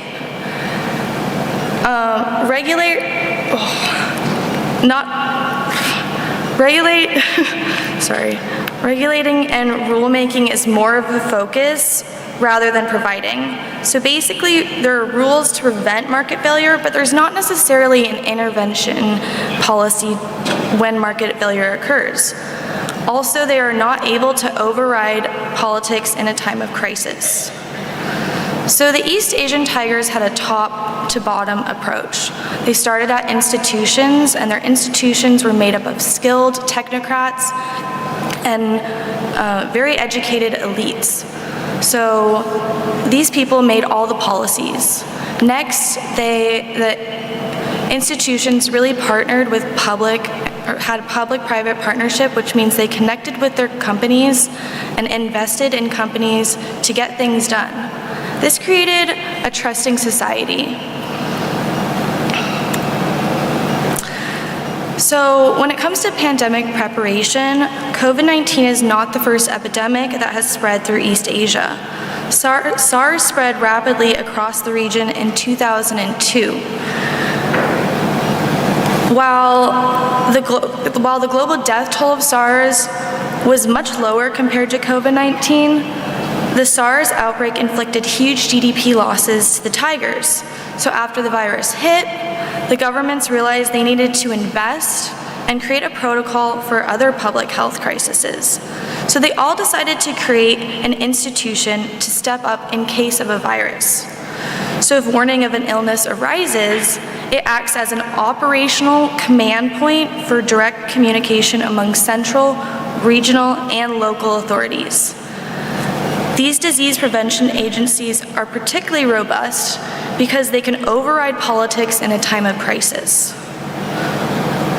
They also used H1N1 and MERS to really practice these crisis management techniques.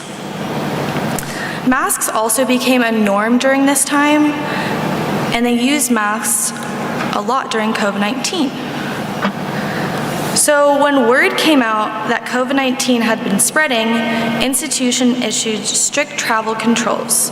And this was not recommended by the World Health Organization at the time. They then used transparent and clear messaging to the public through apps and websites. They instituted school closures and mandated mask wearing and lockdowns. Next, these government institutions banned private companies from exporting masks and invested in companies to ramp up private mask making. They then worked with companies to produce test kits and contact tracing application apps. While the Tigers' response to COVID-19 demonstrates the importance of a strong institution and private partnership, they are all insufficient without public support. So in Asia, there's a strong culture of Confucianism and collectivism, and this really emphasizes the importance of protecting elders, social responsibility, and it had a strong sense of duty. A number of scholars point to these cultural responses to really explain the success of East Asian tigers. But I argue that focusing solely on this simplifies the picture of public trust in government. Moreover, citing cultural values as evidence of the success in these countries really excuses the United States' failures. So I argue that this collectivist and law-abiding citizenship can really be outproven, as these countries have a very strong sense of history and activism and opposition towards political authority. I believe that really it came down to public trust that was gained through the government's ability to appear credible, consistent, and transparent when providing information to the public. Moreover, in a number of these places, testing became mandatory. Isolation and quarantine was enforced with fines for people who did not adhere to the standards. There were also fines for people who did not comply with mask wearing. So the United States prevails as the #1 global leader in COVID-19 deaths. The American botched response to the virus really reveals the nation's insufficient preparation, divided leadership, delayed response, regulatory failures, and a lot of political posturing as well. So taking a look at institutional hurdles, the Center for Disease Control and Prevention, the CDC, and the US Food and Drug Administration, the FDA, made it illegal for private labs and even local public agencies to jump into action with their own solutions for test making. Instead of enlisting the private sector early on in the pandemic, like the East Asian Tigers did, the US officials relied on test kits prepared by the CDC, and many of which proved faulty. So for at least 5 weeks, the United States had no idea where COVID-19 was. Another issue was that in the 10th Amendment, this made it impossible for the federal government to really have a national mandate that applied to every single state. So each state was kind of doing their own thing. Another issue was poor leadership. PREDICT, which is a research program for pandemics and epidemics, was disbanded and defunded during the presidential transition. And the Defense Production Act, which basically tells companies what to do in time of a crisis, was not used to its full potential. And also there was very unclear messaging to the public. So this obviously created a lot of public distrust. So if citizens do not trust their government, they're more likely to question or disobey government orders. Moreover, testing was not instituted was not mandatory, and it was on a voluntary basis. So whoever wanted to get tested could get tested, but they weren't telling people to go get tested. Moreover, there was no universal mask mandate, and contact tracing efforts were only instilled recently. So if you see here, this is some of the reason why the United States prevails at the top for COVID-19 deaths. So quickly jumping over to vaccines, the United States was one of the first countries to develop a vaccine. However, this led to a lot of vaccine nationalisms. The United States basically hoarded a bunch of vaccines, and there was also a lot of vaccine hesitancy. So a lot of American citizens weren't very trusting in their government. On the contrary, East Asian tigers had a bit more of a difficult time getting access to the vaccine, and also due to geopolitical conflicts, they had another issue just getting the vaccine. However, they were still able to overcome hesitancy, unlike the United States. So looking at this map, or this graph, you can see that Singapore, South Korea, Hong Kong, and Taiwan really are at the top of vaccines compared to the United States. So some ways that they were able to overcome hesitancy is they really trusted their health organization. They persuaded elderly to get vaccinated quickly. They fought fake news, and they made vaccines widely accessible. On the contrary, the United States, many people were wary of the safety of the vaccine. The vaccine became very political, became an argument of Democratic versus Republican sort of conflict, and there was a ton of social media misinformation. There was also an issue with racial concerns in many different groups. So thank you for listening to me today, and let me know if you have any questions later.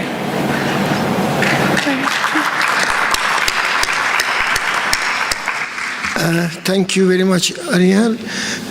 I think we will take question and the rest of discussion. Yes. And I want to invite the last speaker, Paul Kivala. He always part of our Intercontinental Congress. Welcome again, Paul Kivala, please.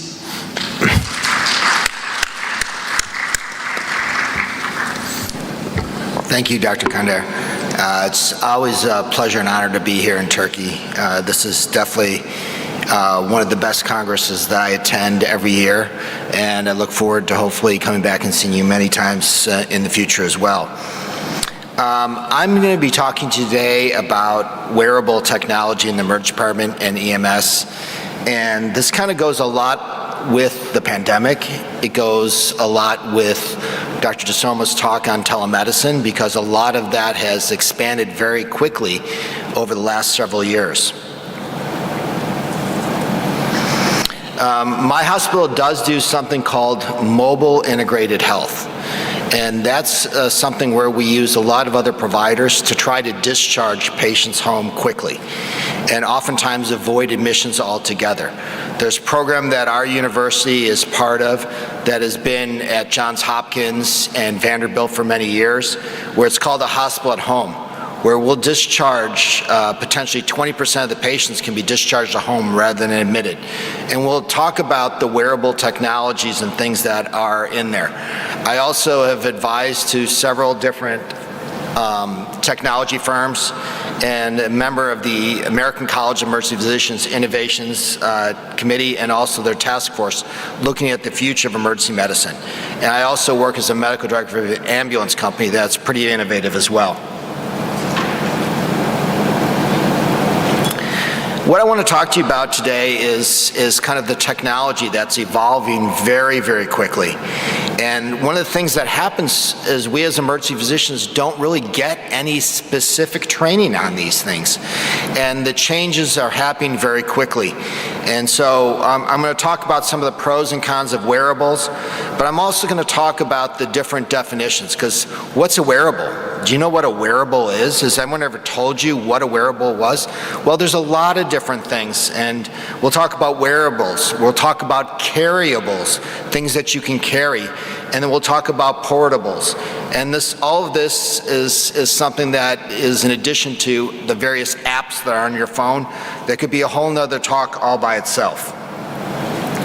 Many of you are probably too young, and I'm not sure if Star Trek was a big thing here in Turkey. Was Star Trek a big thing?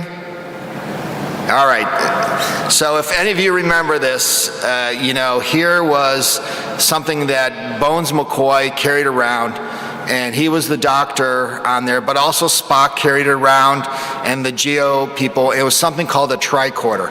And it was this little handheld thing that you could basically diagnose a patient with. And so this was one of these really kind of futuristic things in the 1960s. Interestingly, in the US, there's a program called the X Project, where every several years they develop money to basically create a contest. And back in 2012 in the United States, it's a worldwide contest, they said, can someone develop the tricorder? And they went from 2012 to 2017. No one was fully able to develop all of the criteria that they asked for, but they've gone a long way. And over the next 10 or so minutes, I'll talk to you about some of the other ways that this is kind of advanced, and that maybe that tricorder is not so far off. So what I'm going to do is talk to you about several different things. And there's kind of 4 different definitions here I kind of talked to you about. Wearables are really something that patients wear. Dr. DeSoma talked about this earlier in the first lecture, and this is stuff of how you send the patient home. How do you monitor them at home? How do you monitor them remotely? The second is something which I'm calling a carryable. And this is something that the doctor, you, can carry on yourself to help diagnose patients. And these are changing very quickly as well. And there's also something that are called portables. And these are things that used to be large, like labs, like ultrasound machines, that are becoming very, very small, and that you can carry in your pocket or in a backpack or carry on a cart and actually deliver care bedside, where oftentimes this care used to be required. You draw blood, send it off to a laboratory that might be in another building, and your results might not come back for an hour or two. So a lot of this is changing very quickly, and there's obviously applications that are on your phone for pulse ox, for pulse, for rhythms. All of that exists right now. One of the things that's happened in the United States that Dr. DeSoma's talked about is happening in Italy is that there's now developing a payments strategy for wearables. And this is called remote patient monitoring, where we monitor patients' weight, their pulse oximetry, their blood glucose. Their blood pressure monitors are now coming forward. Apnea monitors, heart monitors, and specialized monitors actually for dementia and Parkinson's disease at the same time. Furthermore, a lot of these now link in with breathing apparatuses that people have at their own home, and there's even remote fetal monitoring that is all being done on a remote basis, and in the United States, it's being compensated for. One of the biggest challenges we've had in the United States is actually getting the physicians to actually use this. So certainly there's a payment methodology, but the payment methodology in the US was so low that the doctors didn't think it was worth their time. So one of the things that's happened over the last year is they've actually increased the payment rate for these services by up to 50%. So time will tell whether there'll be more physicians using this technology here in the near future. Then, of course, there's obviously these smartwatches. How many of you guys have an Apple Watch or a Fitbit or something like that? Yeah, just wait. It's coming fast. But this has changed very, very quickly. One of the things that Apple Watches and even Fitbit now advertise is they can diagnose arrhythmias. And now they just introduced this past month in September the Apple Watch 8. I remember when the first Apple Watch came out, and I thought it was pretty cool. Well, the 8's a lot cooler. And the technology has obviously increased. When the Apple Watch 4 came out, it said, we can diagnose atrial fib. Well, it really wasn't that good, quite honestly. Some independent studies show that it was accurate about 1 in every 3 times, about 34%. The issue with the Apple Watch 7 and now the Apple Watch 8 is, according to Apple, that detection specificity is up to 99.3%. So the technology is changing very, very quickly. And the Fitbit accuracy rate is up to 95%. So these things are changing very, very quickly, and these are available to all patients. And how many of you have had patients come in and said, I think I have atrial fibrillation because my watch told me so? Have you seen that here yet in Turkey? Well, we see it in the US, and so I'm figuring out how to download the technology from their watch to actually figure out if they were reading it correctly. So a lot of that is happening now, and something you will see here in the near future. You know, the interesting thing about the smartwatches is this is the 8. It can have high and low heart rate notifications. It can obviously diagnose, or not diagnose, but record irregular rhythm notifications. There's an EKG app that you can get on these watches now with additional technology. We'll show that in a few minutes. There's low cardio fitness. The new Apple iWatch 8 does oxygen saturation levels and also temperature. And there's even a fall detection monitor that you can get to older patients. If they fall down, it will potentially help notify emergency services.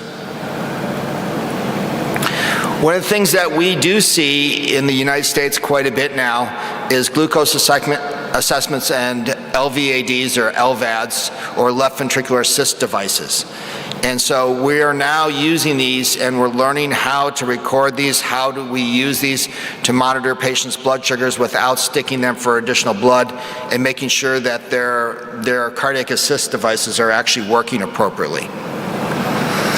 The interesting thing is when the Apple Watch 8 came out, there was a big rumor that the Apple Watch 8 was going to be able to test your blood sugar measurement without poking you. Turns out the Apple 8 came out and it wasn't ready for prime time. So is it going to be ready for the Apple Watch 9, which is supposed to be out in somewhere between 12 and 18 months? Time will tell, but clearly the technology is getting very, very close to be doing remote monitoring of blood sugar and other things without even sticking the patient. So the real question, I guess it comes down to for us as physicians in the room is this stethoscope obsolete? Is something going to replace it? And I don't know if you've seen these. Again, I bought one of these a few years ago, and this is called an Echo. It's a stethoscope that will, number one, it can transmit the sounds to your smartphone. It can also do an EKG tracing, and it can potentially even interpret what the sounds mean. It does it mostly for cardiology, but now it says it's working on algorithms for lung sounds as well. So there's the potential of being able to do this in low volume or in inadequate situations. This is a patient that I took care of when I was working on ski patrol. And this person came in with chest pain, and with my stethoscope, I was able to diagnose the patient as having an acute myocardial infarction. I'm not sure if you can see these too well here, but the lead on the left is the anterior leads, and if I placed it on the left side of the patient's chest wall, those are the lateral leads. So I saw ST elevation in the anterior leads and depression in the lateral leads, and I called for an ambulance, and it turned out the patient had a heart attack. So I was right in using my device. So these things are changing very, very quickly. The other thing that exists out there are portable ultrasound machines. These are becoming more and more handy, particularly in our younger physicians. We can use it to look at the heart. We can look at it to look at bones, joints, muscles. We can do it for a fast exam in the abdomen. We're using it to help start IVs. And we're now looking at it for more and more for lung assessment. So I can argue with you that very, very soon, if not already, the stethoscope is obsolete. There's so many things that these devices can do, and maybe we should be carrying these and certainly learning about these more and more. The other thing that happens is that we have devices that we can place on a patient. to cardiac monitor them if they go home, if we're concerned about an arrhythmia. And these are, number one, they can be placed on the skin like this. They can also be injected underneath the skin and last up to 3 years. So these are things that can be done very quickly, efficiently. Another thing that we talked about a little bit briefly, that this can be even ordered by patients now, supposedly, is that this will tack onto your iPhone or to your iWatch and do continued cardiac monitoring and EKG. So you could be looking at if somebody's at high risk and they want to go home, they could actually wear this and determine if they're having a myocardial event. One of the newest things I saw at the latest ACEP conference is something, there's several different things, BrainScope's one of them, BrainView, there's many others on the market now, and these are instant EEGs. And this is something's placed, leads are placed on the head, and in a few minutes you can determine if there's asymmetry or irregular brain activity. So how could this work?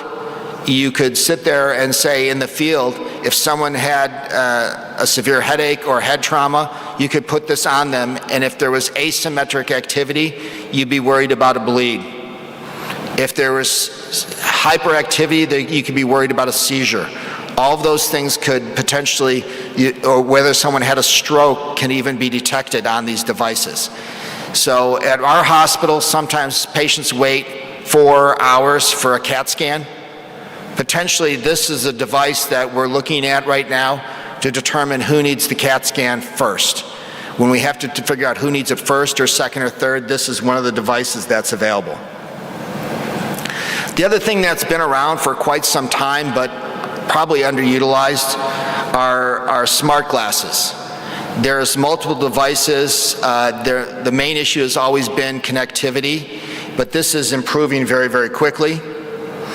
And we even have some of our paramedics using commercially available body cams. So you can kind of see what's available there. They can be head mounted, they can be chest mounted, and so you can actually get an idea of what's happening.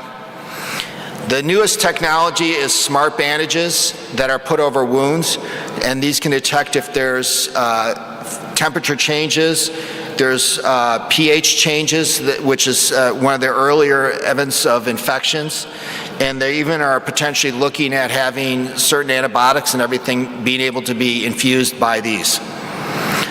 I only have a few seconds left here, but the last thing I'm going to talk to you about are the portables. These are happening very, very quickly. We used to send off lab. Now some of these portables, you can draw blood and put this in a little connectivity that you can have on your belt, and this can get you a hemoglobin or hematocrit in under a minute, and get you a pH in a minute. It can get you a carbon monoxide level in a minute. And soon they're talking about getting other measures like troponins and lactic acid levels very, very quickly. So I'm going to finish here and just tell you that as emergency physicians and emergency medicine, we must embrace innovation. Thank you, and I look forward to taking any questions you may have.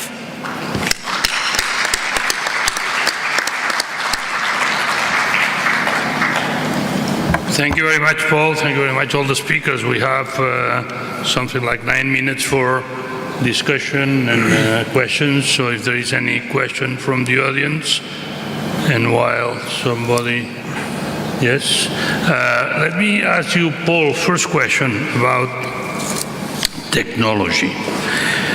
Of course, we have wonderful technological improvements, and we have the portable echocard. I'm talking basically about cardiology, okay, which is my field, and where a lot of technology has been developed in the last years. My feeling is that we have a lot of new devices that are helping a lot, like the portable echocardiogram that certainly will make a stethoscope obsolete. But at the same time, my feeling is that we also have a lot of devices looking for a pathology, and not on the contrary. Some engineer has a very good idea on something, and then we have to find how to make the application in the real world. I'm thinking on Apple Watch or all these sorts of wearable things that measure the ECG, where we see more and more patients that become absolutely dependent on the ECG and on the symptoms. And my feeling is that sometimes we are creating new patients. And in fact, probably in the last 3 years, one of the most frequent things I recommend to my patient is just to get rid of his watch, Apple Watch, or recording ECG, because they are constantly looking at it. So how do we use all this incredible technology in the real world to make life, let's say, more easy for physicians and probably more effective for the diagnosis, but not just because we want to do more? Dr. Brugada, that is a great question. And I think this is one of the challenges we face, is that we don't have the training on these devices. And we don't know how accurate they are. And so one of the problems that I've seen so far, and along with your lines, is someone says, I think they came to the emergency department and says, my Apple Watch told me I was in atrial fibrillation. And we downloaded it, and it turns out they were not in atrial fibrillation. We watched them in the emergency department soon, but when we got to look at their tracing, their watch was on very loose, and it was bouncing around. And when it bounced around, it looked like it was irregular. So I think one of the things that we have to do is we have to educate our patients. We have to work with our manufacturers. Our manufacturers have to work with us, because some of these things are very good. There's great technology there, but again, it's how do you use this? How do you not create new problems or new diseases that don't exist? And I think that is one of the challenges that we're going to have to work together as a specialty. We're going to have to talk about this, of what we, of doing more studies on these, but also to make it easy for us to interpret this, is how do you get this off of somebody's Apple Watch if they have it? I don't know if too many of us have ever looked at that. And I think that's something that needs to be part of our training as we go forward, is how do we use this in an effective way? Did that answer your question? Sure. If I can, how do you perceive that we are going to arrange the legal issues that will come with that? Because many patients, when we give them a home monitoring system, whatever that monitors them, they are strongly believers that we are watching them 24 hours a day and that we will react immediately if something happens. And this is not true. We are not doing that. We're not going to do that. We don't have the capability to do that. And if, for whatever reason, we decide to do that, we will get big legal problems. How do you perceive them? Yeah, I think the legalities of how do we send these patients home, at least I can speak in the United States, is being worked out. And what we do is we do shared decision making with the patients. We give them options of what they can do or can't do, the advantages and disadvantages. Because, as you're right, patients think that if they're going to send them home, they're going to be monitored to the second every minute. And even if something does go wrong, they're still 10 to 12 minutes away from paramedics and an ambulance. So it is a problem as we go forward, but the technology is coming, and I think for us to sit back and do nothing is not the right thing to do. I think what we will have to do is potentially legislate, or certainly develop very, very clear communication to patients so that they don't we are all on the same page with what the potential risks and benefits are. Thank you. A question for Ariel. Your presentation was a very political one, of course, and I'm not very sure that the Republicans will be very happy with your presentation after some picture. Of course, this happened everywhere, except maybe in your comparison in the countries where they really trust the system and the recommendations, like the countries you were, the tigers that you were explaining, because this exactly happened the same in Spain, okay, where we have the opposition and the government left and right, and they were, fighting all the time, and if one says one thing, the other one says the contrary. And so why the technicians, the physicians, the people that know is not taking the lead in all that? What are we doing wrong? We, the physicians and the society, the scientific society, what are we doing wrong not to be able to manage and to really lead this type of circumstances? How can we do that? Well, I think the main issue comes down to creating like an institution at the top that can really provide transparent messaging to everyone, which doesn't allow for people to make their own path and do their own thing. So I think creating laws and fines for everyone to have a sort of unified response would be the best thing. Thank you very much. Yes. I have a question. Yep. Yeah, please. Ariel, I have a question. If you are the President of the United States, suppose that you will be the next president, how do you fix it? Because the system show of the rest of the world that the system isn't working well. You have the big numbers, the number one in the world about the effect of the COVID in the rest of the world. If you will be president, how do you change it? I think if I was president of the United States, it's a big statement, I would get rid of parties. Like, I would get rid of the Democrat and Republican Party. No, just kidding. I mean, I think that's a really big question and very important. I think really what it comes down to is having people trust their government, which is a big issue right now. And trusting your government comes down to believing that the people at the top deserve to be there.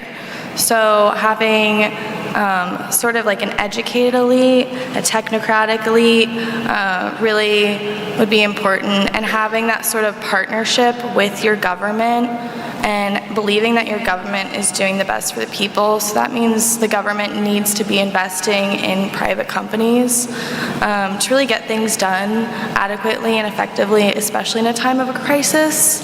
And I think when you have those two things, I think the trust will follow. But yeah, that's what I think. Do we have Salvatore online? Yes. Emre, Salvatore is online? Okay. Can you hear us, Salvatore? Yes, yes. Can you hear me? Oh, hello. Let me ask you something about the monitoring of the patients with heart failure at home. Because there are some information that has been published some years ago that basically the most important issue is not to record a lot of things, but just to have contact with them. So if you have a nurse that calls them every morning and reminds them that they have to take the pills and that they have to eat, let's say, healthy and exercise a little bit, and if you do that every morning, this is more powerful than any information you can get, except maybe for weight, okay?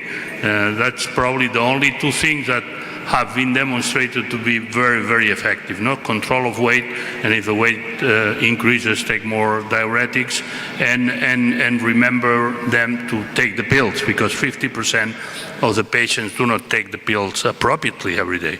So how do you match that with the need of high technology, a lot of resources that are required, because if you want to go home to visit the patient, it is probably more complex than having the patient in the hospital, you know? So, and it becomes, we want to make it easy, but sometimes we are getting it more difficult, no? Yeah, thank you, Joseph. This is a very good question and allows me to, let's say, put the solution that we put into our telemedicine Italian program. I am a part of the government in trying to have a nurse station is crucial. And this is also a solution for your previous questions in terms of legacy issues. So if you have some nurses dedicated to control the system, is also making the possibility that you have a less problem with the results, but as you pointed out, the most important solution is the satisfaction of the patients at home, to have somebody, and in our group it is the central nurse station. You know, in our recovery fund in Italy, 55% of the funding coming from European community will be invested in nurses system. So these nurses call the patients can absolutely improve the adherence to treatment. That is one of the most important reasons for patients to come back of worsening heart failure. But also, it is also important that people are very satisfied. We sent a questionnaire to our patients. After 2 months, they say, we are very happy because we feel somebody take care of us, you know, and this is really something that is the improvement of telemedicine. So you are absolutely right. Having a nursing station is going to be the solution in order to make people happy to be controlled. And I think this is really what we should definitely try to put into the system of telemedicine, to make a kind of a bridge between patients. And as just to address the last point is the most important one. I fully agree with you. It's almost important to monitor heart rate, blood pressure, oxygen to saturation, but teaching the patients to take everyday weight is the most important part, because we know very well that before patients has acute episode, the raise in the weight due to congestion is always important. So just to conclude my part, you are absolutely right. The most important situation is to educate patients, to weigh themselves, and also I think that the possibility the patient feel somebody take care of him is also important, and this is the role of a nursing station. Thank you very much, Salvatore. Thank you very much. I have any question? Yes. Another question from participant? I didn't see. Ahmed, Dr. Ahmed, you have experience about application. What do you think for the future we can use in our practice? Technical.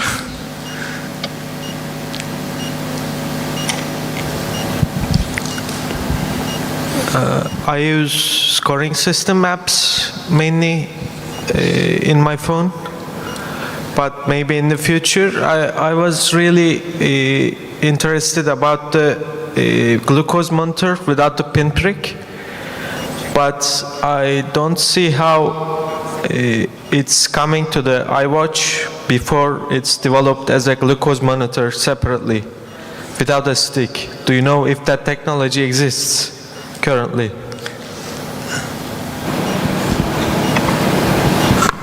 I don't know the accuracy. I know they're doing something right now. I know that that was leaked from Apple, and they are working, I believe, with 2 other technology companies on this.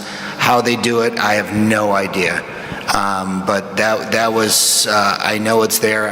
I'm assuming it's not very accurate, and that's why they didn't introduce it on the 8, but could it be the 9, the 10? I don't know, but I think, you know, we all talked about how are they going to do it with the iWatch for pulse oximetry, and they can do it. And now they're looking at blood pressure, and they're actually fairly accurate. You know, they're not super accurate, but they do exist. So I think, you know, the technology is coming very quickly, and my thought is if you can envision it, with the young people out there doing the advances right now, it's just a matter of time. Thank you very much. I think we haven't more time. We will finish. Thank you very much. We're waiting all to after 20 minutes for fantastic opening ceremony. Thank you very much for joining us. That they have in different fields. Let me introduce one of our speakers is Dr.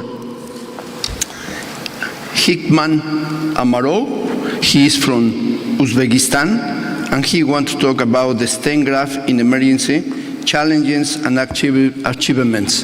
Thank you, Doctor, for being here.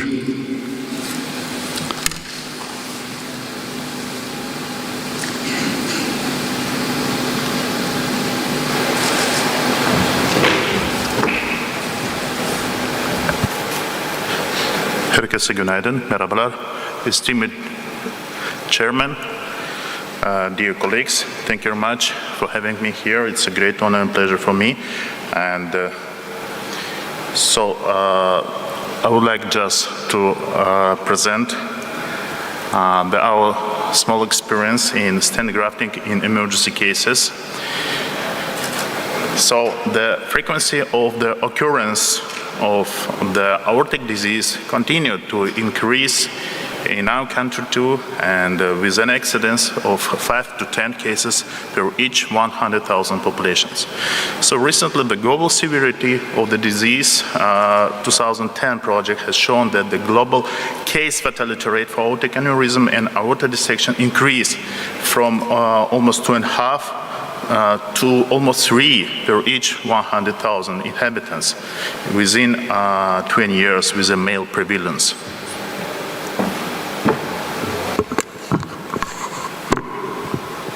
Okay, now it's good? Yes. Okay. So, as long as the issues of the abdominal aorta are more or less solved in our hospital, which is one of the biggest emergency hospitals in my country, we would like to focus our efforts on the ascending and the descending thoracic aorta, which so far is still issue to be solved and get to be closed. So we all remain the aortic wall histology and what the peculiarities it has and what dissection can cause for the fatal catastrophe. And there are two main classifications of aortic aneurysms, as you know. There are by Stanford and by DeBakey. And mostly the aneurysm of the valsalva sinus, aneurysm of ascending, as I said, aorta, aortic arch, the descending aorta aneurysms, abdominal aortic aneurysm, and aneurysm of combined localization or general. And of course, it's caused to rupture and the very, very, very sudden death. So let me demonstrate some cases from our hospital. The 3 patients, mostly male, which referred us with several stages of the thoracic aortal aneurysms and what we succeed to do with them. So the first patient is a male, 40 years old. All the patients appeared to the emergency this year. So the male, 40 years old, with a periodic pain in the chest, increased blood pressure and infirmity. So, of course, it's male again and a beta blocker consumer and suffered in history chest injury due to the accident. This is just to be noticed. On the CT of the chest organs revealed aneurysm of descending thoracic aorta. So here we can see the aorta aneurysm is a sac formed. So here is a moment of the stent graft installation. You see the wire is inside the left atrium, and 22 G's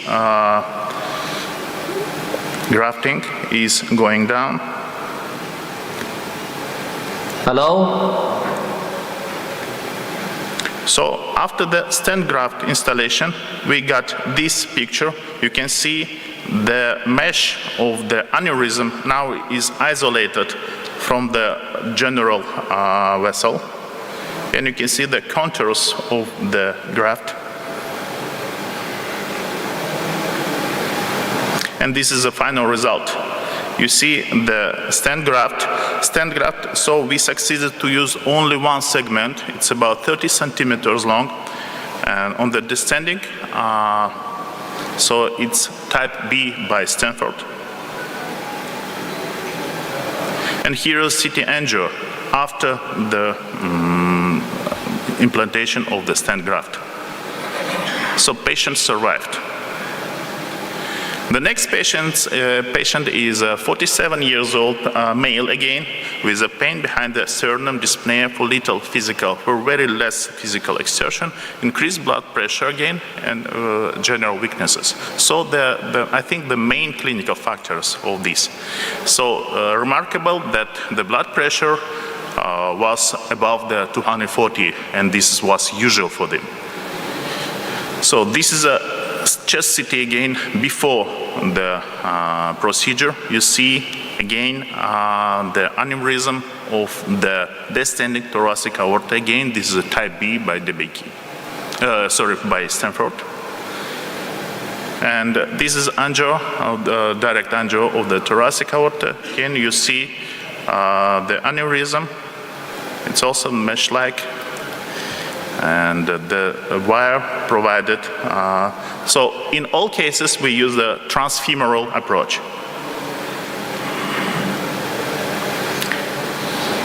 So this is angio for abdominal aorta.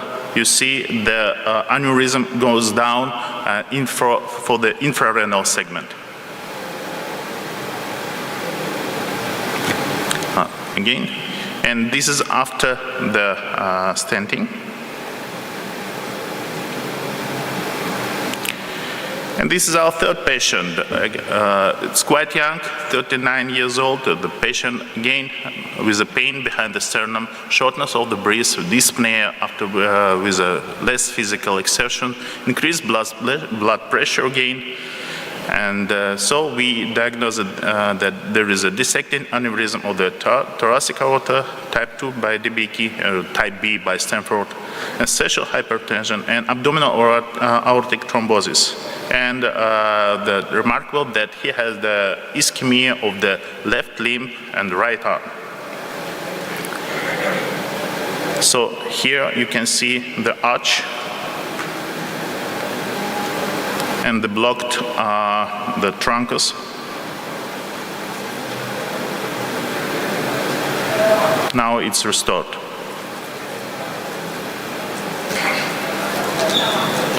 Here is a CT angio after the implantation of the stent graft. Again, but here we couldn't succeed with only one segment. We used here, as long as the dissection was 50 centimeters long, so we use the two grafts here. So thank you, and it was very short presentation. Just would like to remind that the aortic dissection in emergency remain the main death cause in the quite young male population. Thank you. You're welcome. We expect to make the question at the end of the presentation. Okay. Thank you, doctor, for the presentation and the cases that you are here. Well, we want to continue with our speaker is Dr. Ayman El-Meyab. He's cardiology, and he's the Director of Clinical Research and Development in Trauma and Vascular Department in Hamad General Hospital in Qatar, and also is Associate Professor of Clinical Medicine in Weill Cornell Medicine College. He wants to talk about the topic in high shock index in the emergency room. What does it mean? Thank you, doctor, for being here.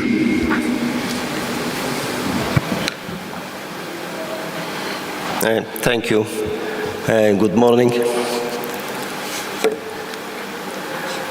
I am going to speak about the concept of using shock index in the acute emergency situation, and this can be in trauma patient or non-trauma patient, and acute medical condition as well. So shock index is a symbol. It is just divide the heart rate divided by the systolic blood pressure. So it can be from the first look, you can decide what is the shock index. For example, if the heart rate is 100, systolic blood pressure 100, This means shock index is 1. It is a physiological index that can easily obtain during the initial assessment for risk stratification and starting the treatment in trauma and non-trauma. However, there is some confounder that may limit the use of shock index in some situations. And to cover or to overcome this shortcoming, shock index can be integrated with point of care blood test or point of care ultrasound. So shock index can be used alone. You can depend on shock index alone as assessment tool. Some people can use the reverse of the shock index. They make it systolic blood pressure divided by the heart rate. Some people can use it as called delta shock index. Delta shock index means I will check the shock index now and after 1 hour and see what happened. The change is in positive or negative. And this delta or change is reflecting the severity and the outcome of the patient. Some people are using diastolic shock index. They are not using systolic. They use heart rate divided by diastolic blood pressure. But this one is especially important if you are looking for the vasodilatation effect, especially in case like sepsis. So we are not going to talk about any one of this. We are talking about shock index alone, which is heart rate divided by systolic blood pressure.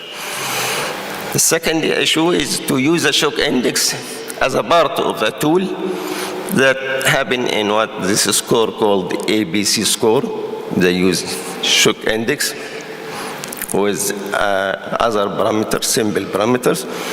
We also in Qatar proposed a new score which called FACILA score. We use the shock index in addition to serum lactate and ultrasound exam in the emergency, what's called the FAST exam. Bioshock index, we used this also as a new tool in Qatar, which used in brain injury, traumatic brain injury. We use the shock index linked to the result of cardiac troponin. We found that cardiac troponin and brain injury is reflecting the mortality of the patient. It increases the mortality 3 times. Other people can use the age-adjusted shock index because shock index can vary with age. It is not in young like adult, like old. So they multiply shock index by the age. And another people can use with the mean arterial pressure. But the last two need some calculation. So the use of shock index can be in the pre-hospital situation, in the emergency can do it, in the EMS, or on arrival to emergency, or can be in the ICU. What is the normal value for shock index? It is between 0.5 to 0.6. Anything above 0.7 is high shock index, and anything below 0.5 is low shock index. We are focusing on the higher value. Although the low is important, but there is no too much study about the low shock index. Only focus on the high shock index. So what is the idea of this shock index? Why we focus on this? Because shock index, heart rate and systolic blood pressure. Heart rate is reflecting the hypovolemia. And when the patient loses blood, the heart starts to beat faster. So there is a heart rate which indicates something, especially bleeding. Also, when they bleed too much, the blood pressure becomes too low, so there is hypovolemia and hypotension. So the shock index will increase if the hypotension becomes more than the increase in the heart rate. So when we lose more than 30% of blood, according to the SALS classification, the mortality will increase up to 23%.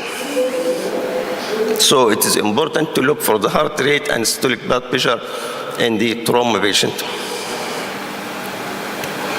So we use the shock index in chest trauma.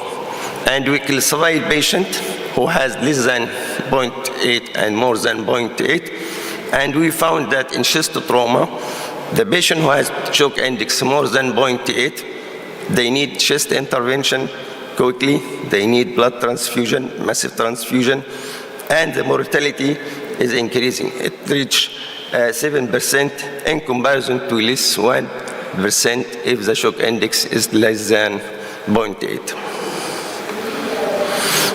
Also used in pelvic trauma. So in pelvic trauma, which is mainly due to bleeding around the fractured bone, the shock index can predict the need for transfusion, blood transfusion. And it can predict early shock and correlated with the saturation and lactate.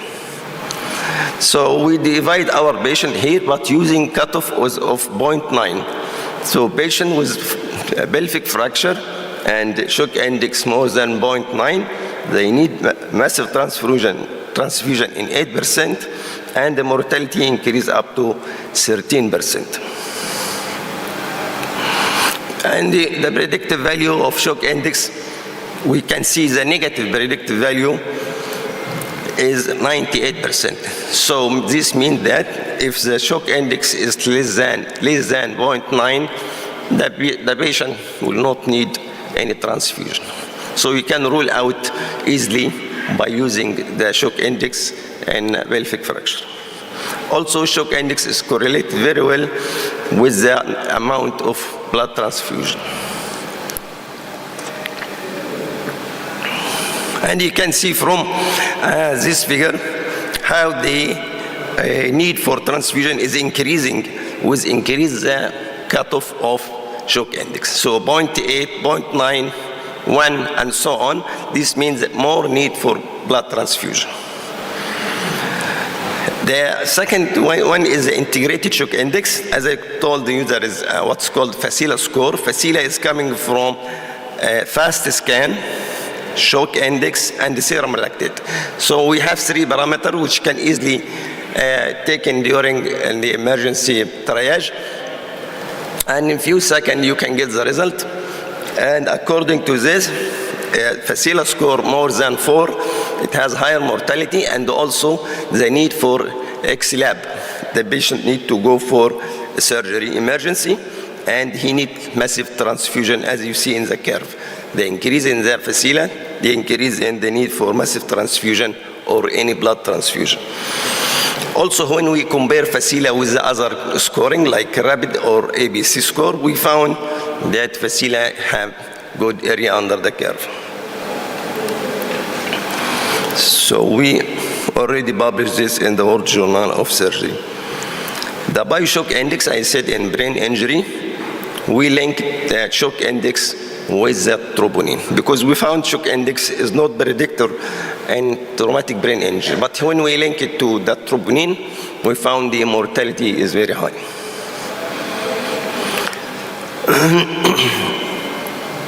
So shock index in non-trauma emergency will take you now away from the bloody field in the trauma to the non-bloody area in the emergency, with like myocardial infarction, acute coronary syndrome, heart failure, and so on. So we have tested the shock index in 24,000 patients in our region, in the Gulf region, patients who presented with acute coronary syndrome. The idea that shock index is a predictor of microvascular damage and the extent of myocardial injury. It also predicts short-term and long-term mortality in ST elevation myocardial infarction. And also it increased the hospital mortality in non-ST elevation myocardial infarction with poor 5-year prognosis. Higher shock index may reflect the sympathetic overactivity, which is associated with fatal ventricular tachyarrhythmia, which is also a reason why high shock index can be associated with high mortality, because this means sympathetic overdrive, which can cause tachyarrhythmia and myocardial infarction, which is very serious. Elevated shock index is suggestive of more severe cardiac dysfunction.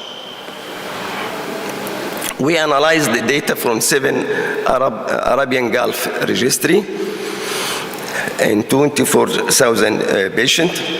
And you can see here from the multivariate analysis, the right part of the table, as the arrow showed, that it predicts mortality. So high shock index is associated with 3-time mortality in acute coronary syndrome. And also shock index is associated with a 2-fold increase in the occurrence of heart failure after myocardial infarction. And also it can be associated with 4-time occurrence of cardiogenic shock in patients with acute coronary syndrome. And this is just a curve to show you that we have tested this in STEMI and non-STEMI and in acute coronary syndrome. And you can see that the shock index is going up, then the mortality is going up. We also tested the shock index in patients with acute heart failure, and this is also multi-center, multinational observational study. And this was done on around 5,000 patients admitted with acute heart failure. The cutoff of shock index here was 0.9, and we compared those who had less than 0.9 and more than 0.9. And also we found that the symptom of the heart failure or the manifestation of heart failure, each manifestation is a severe manifestation is going with the higher shock index. And you can see pleural effusion, basal crepitation, ascites. Each symptom or manifestation, there is a link between it and the shock index. And you can see here the mortality and the cutoff of shock index in heart failure patient is going up. Here the multivariate analysis for shock index in heart failure as a predictor of cardiogenic shock. We found that shock index has 9 times risk of developing cardiogenic shock. And for in-hospital mortality, shock index can cause 5-time increase in the mortality. For the 3 months mortality after heart failure attack, the shock index is linked to or can cause mortality by 3 times or 2.5 times in patient with heart failure. So shock index is a simple bedside tool that can use for triaging and risk stratification in acute heart failure, and you can predict the cardiogenic shock and the arrhythmia.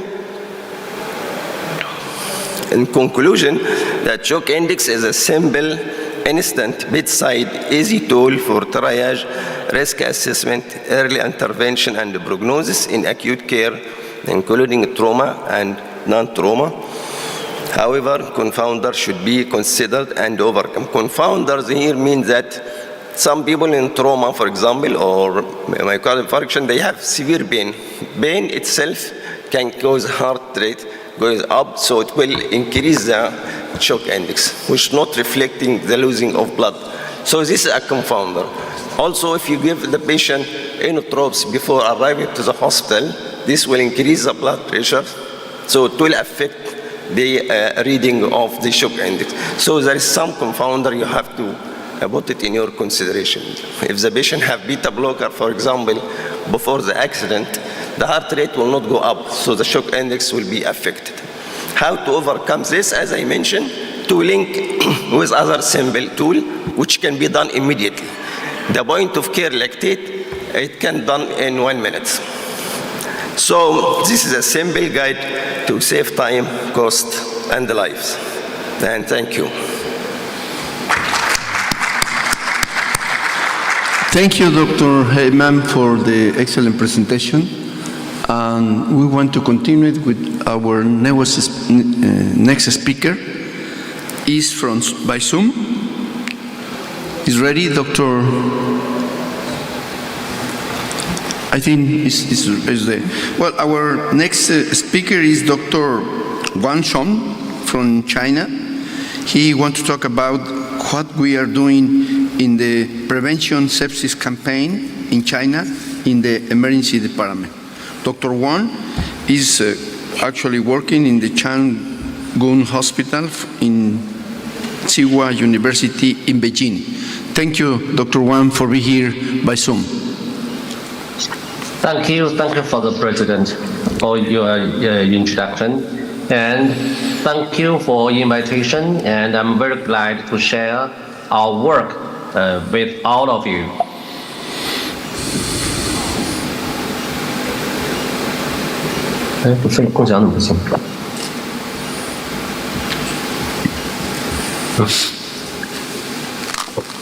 Okay, can you see the slide?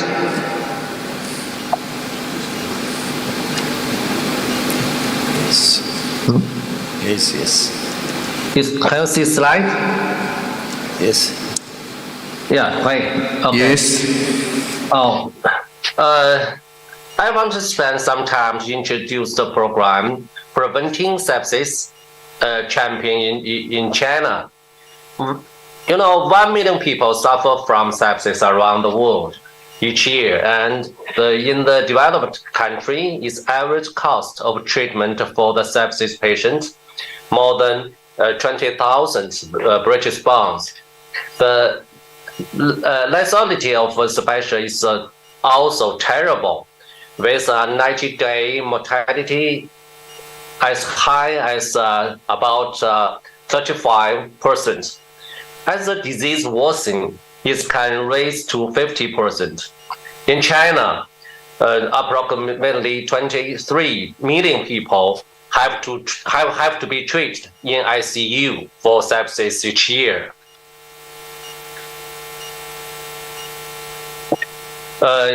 With the development of infected disease, the hospital length and in-hospital mortality is increased significantly. Before sepsis, patient can be treated in emergency department, and if they had sepsis, the patient should be transferred to ICU. According to the survey, 18% of patients with infection initially present to emergency department, but only 50% patients with sepsis fully received emergency care protocols recommended by the Center of the Medicare and Medicaid Services. Based on this, the concept of PICC was proposed at the Nanjing Jinling Emergency Medical Forum in May 2018, and the expert group was organized to write an expert consensus on sepsis prevention and interruption in emergency medicine in China at the annual meeting of the Chinese Medical Association of Emergency Medicine. In June 2020, the consensus was published, and in August 2020, the PICC research consortium was formally established to carry out more extensive research on sepsis prevention and interruption, and the column on the topic was set up in the Journal of Clinical Emergency Medicine. Dr. Sean, can you pass the slides, because the slides is freezing? Can you pass the slides? Yeah. You are in the first one. Oh, is first one? Yeah. But, can you click for the next? Yes, but why I turned, but on my screen. Perhaps I share it again. Hold on. Oh, 等一下，先把它关掉，能关掉吗 ？Share. Share the screen and then. Yeah. Again.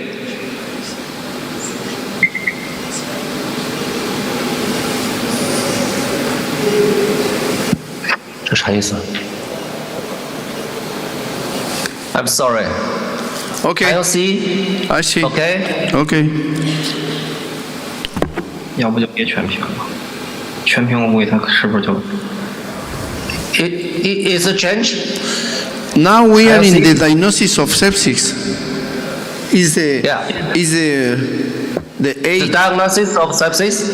Yeah, we are in the 8. Slide number 8. Okay. Yes. Is correct? Based on Sir, is correct? okay, the 8 is correct. Okay. All members are located in Sichuan and Beijing and Tianjin in different provinces in China, all of China, and so in different provinces and city, the experts do some work for the prevention and intervention of sepsis. In order to find the risk factor of sepsis in infected patient, we collect 17 participants according to the PARO system. 20 experts were asked for review the data through 3 rounds of surveying. We got 48 variables. So we set up a system. We call that the early assessment of sepsis engagement, the EASE. The EASE model was created using multivariable logistic regression. EASE, which consider of alcohol consumption, lung infection, temperature, respiratory rate, and so on, had excellent predictive performance with area and curve value of 0.78. Lastly, a nomogram of EASE was developed to facilitate clinical use. And this is another research work that's with the advantage of ultrasound technology. We can use bedside ultrasound to evaluate the septic cardiomyopathy and emergency shock early. We use different color to represent different ranges of motion of the myocardium, so that we can find myocardial strain and myocardial work in sepsis heart. And next, now there are many methods which can be used to interruption of the process from infectious to sepsis, such as the glucocorticoid, the Ustatine, and so on. In China, we try to focus our research on the traditional Chinese medicine. You know, traditional Chinese medicine has a lot of way to treat the patient, especially to regulate the body. Sir, can you open the screen, because you cannot pass the slides. This is because you are not complete the screen. If you open the screen complete 100%, and then you can pass the new slides, because you are talking and the slides is stopped. Perhaps something wrong with the internet, because my slide is turning. So how could I use the 那个给它关上。我把这个不全屏。Can you see the model of the slide in this way?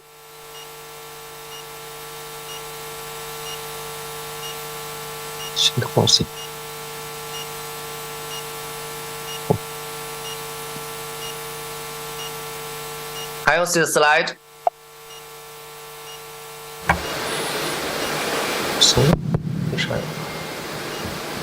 We can see the slide, but you need to pass the slides. Okay. Can you see the slide more? Yes. Okay. Perhaps we cannot use the full screen. If that the slide fixed, it cannot move on your screen. Okay. So can I use this model? Continue, please. Thank you. Okay. Thank you. I'm very sorry. So in China, we have some traditional medicine to treat the sepsis and infection disease. Network pharmacology is the method of screening and exploring drugs in the short time and with high efficacy. Especially, it is a drug that responds to multiple targets or multiple drugs to the correspondent to one target, thus producing better therapeutic effect on the diseases. The disease target drug network diagram constituted by network pharmacology is in line with the idea of unity of the heaven to man in traditional Chinese medicine. We use the pharmacologic database and analysis platform of TCM system to the composition of 热毒宁 is a kind of Chinese traditional medicine, RDN, and we use GO analysis of chemical pathway enrichment analysis of the gene symbol associated with sepsis.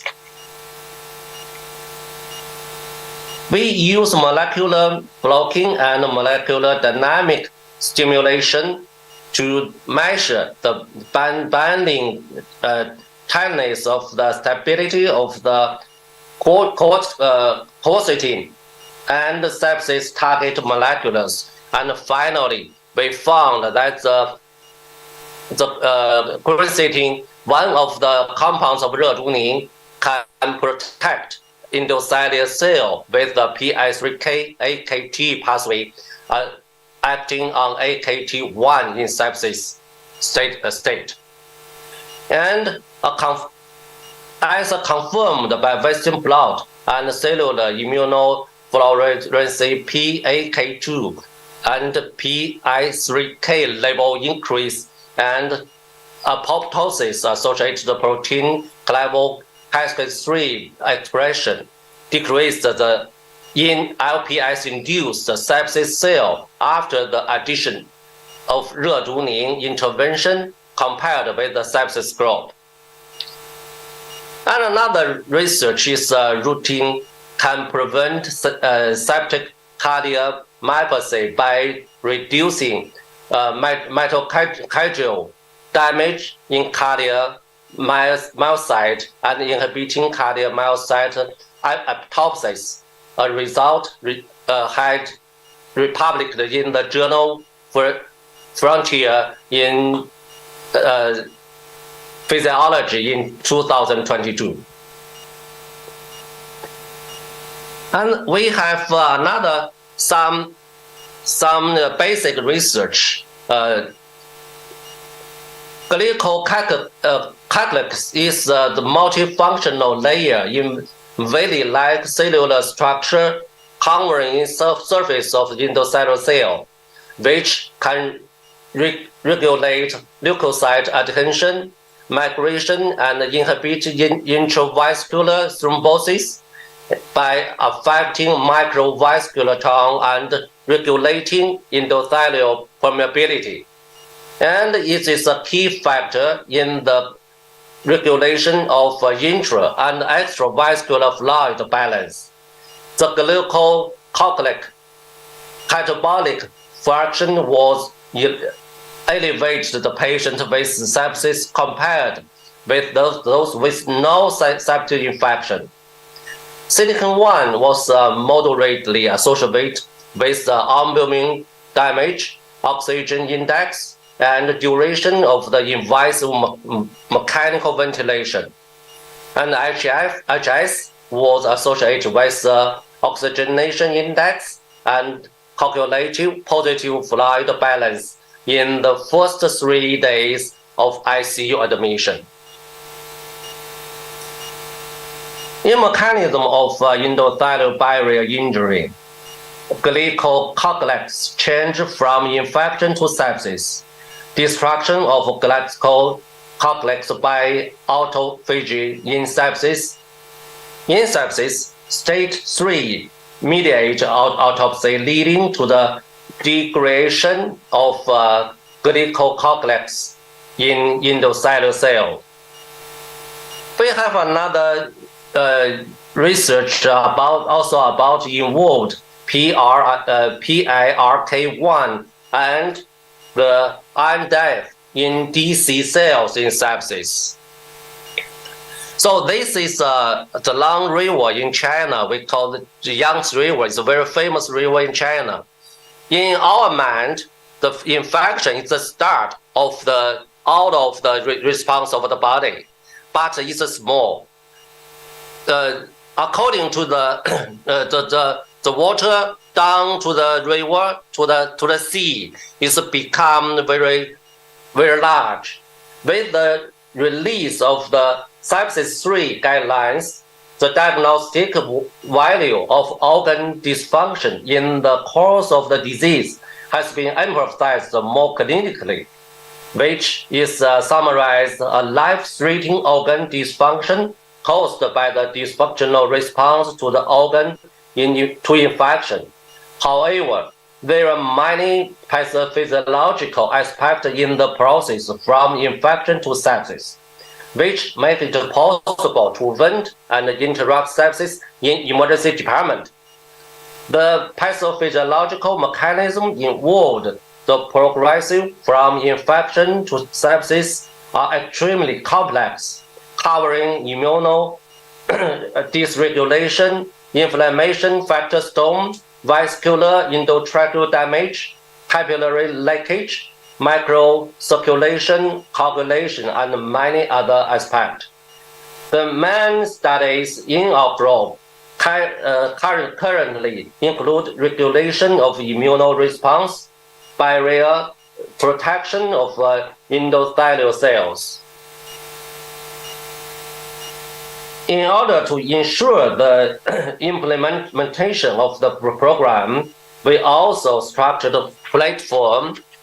We share our project philosophy with our colleagues through events such as Talking Inflammation Storm and Sepsis Prevention and Intervention Summit. Also, we have established a special research fund in Tsinghua University to provide research support and collaboration opportunity for more colleagues. In order to publicize our work, we have opened an official account on WeChat and established a website to publish information in time manner. We also set up a column on sepsis prevention and interruption in the Journal of Clinical Emergency Medicine. So I want to spread the concept of the sepsis prevention and interruption into all of China and all of the world, because it's very important for the patient with infection to prevent their from the sepsis and prevent their from the death. And I hope cooperate with all of the experts in Europe. Thank you for your attention. Thank you, Dr. Swan, for your presentation. We open the question. If you have for the public any question, please raise your hand. All of you were in the emergency room? Raise your hand who were in the emergency room. Just one? Okay, go ahead. Thank you, Doctor, for your nice presentation. I have two questions, one for Dr. Alimov and another one for Dr. Ayman. As you know, we are as emergency physician, still chest pain at emergency is a challenging. and we should to exclude the life-threatening condition of chest pain. And as you know, Dr. Alimov, maybe aortic dissection, the gold standard, it is only by angiography. My question, after we excluded of acute coronary syndrome, it is from your experience as a stent graft, each patient with chest pain, he should to do CT angio, or it is dependent on the cases? This is my question for you. And for Dr. Ayman, I'm very happy about your lectures. My question for you, if the patient inserted intraventricular device defibrillator, the shock index, it will be accurate or there is special consideration? Thank you. First of all, come and sit.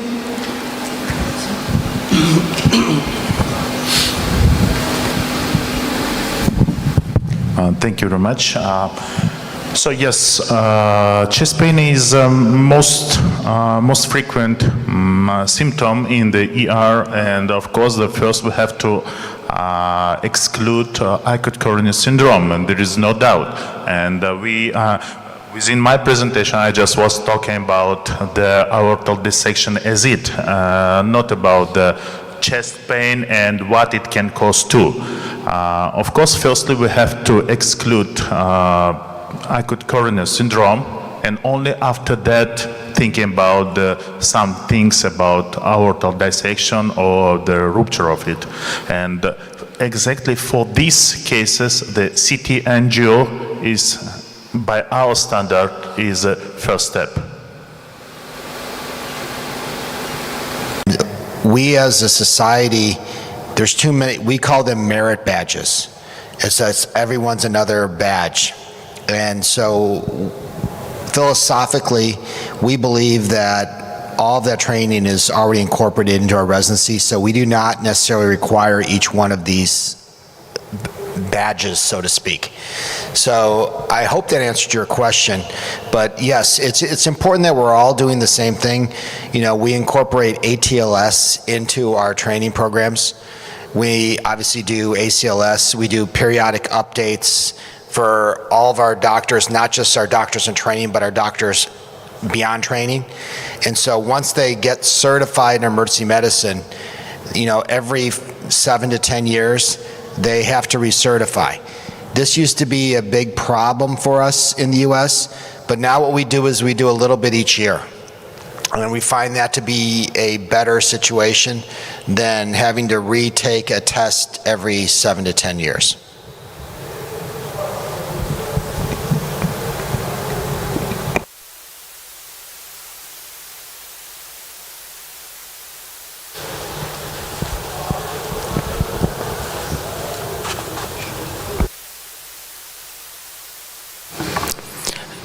Thank you for all. No any more question? Thank you for all. Our session is finished. 5 minutes later, we'll start the last session of today. Okay? Thank you.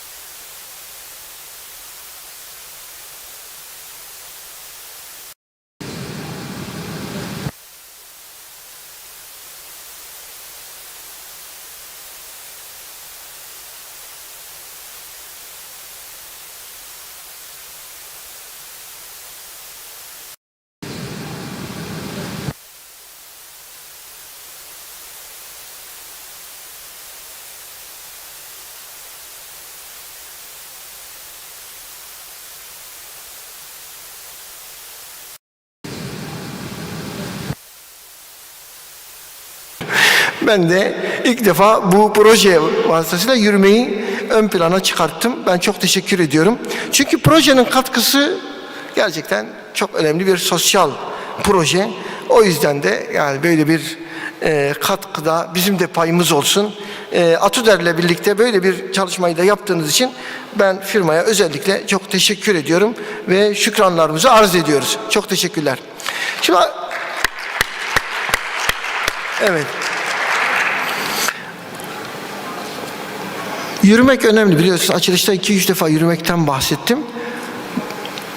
20 yıldır beraber yürüdük biz bu yollarda var. Şimdi Liverpool, biliyorsunuz, asla yalnız yürümeyeceksiniz, onu göstermiştim. Yürümeyi nasıl yaptığınız önemli.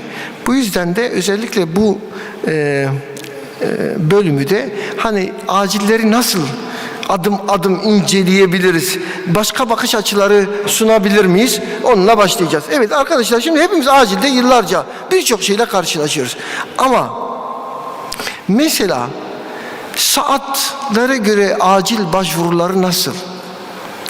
Mevsimlere göre acil başvuruları nasıl? Yaşa göre acil başvuruları nasıl? Hangi mevsimde hangi hastalıkla daha çok karşılaşıyoruz? Peki buna göre bir dizayn yapılmalı mı? Acil servisler buna göre yapılandırılmalı mı?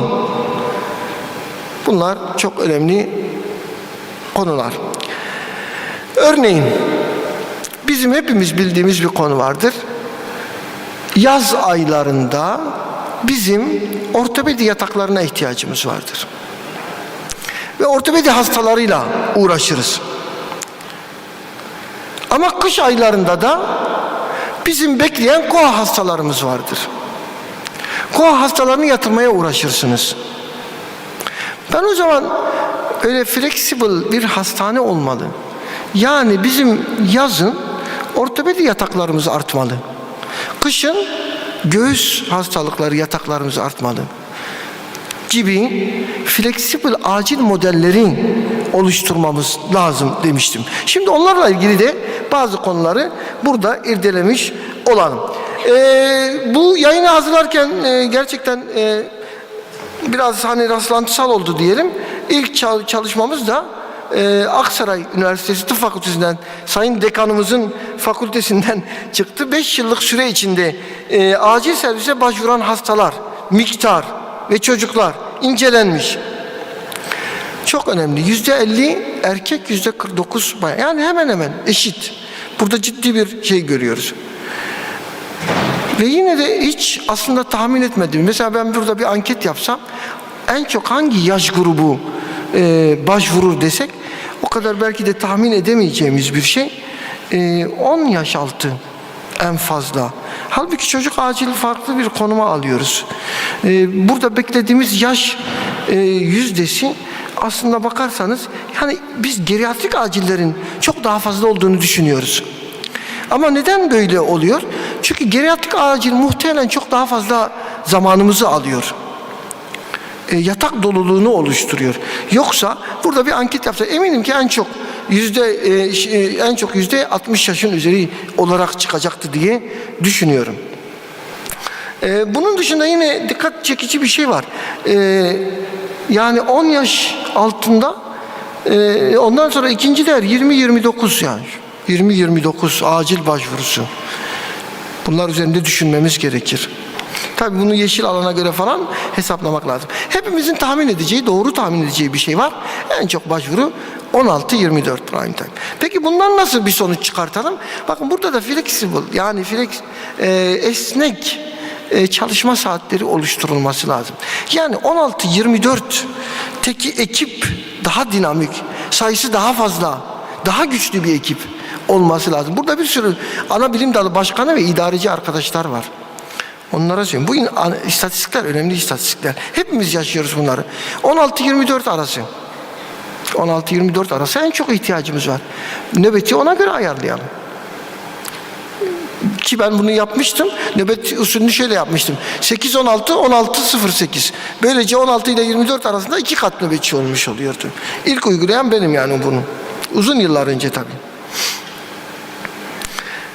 Bunun dışında tabii hepimizin tahmin ettiği en çok yeşil başvurusu oluyor. ve en az gerçek acil çok az. Binde üç gerçek acil. Çok düşük. Ama maalesef yeşil alan başvuruları çok ciddi boyutta. Bunun üzerinde de çok analiz yapmamız lazım. Çünkü acil servislerin eğitiminden tutun yapılanmasına kadar bunlara dikkat etmemiz lazım.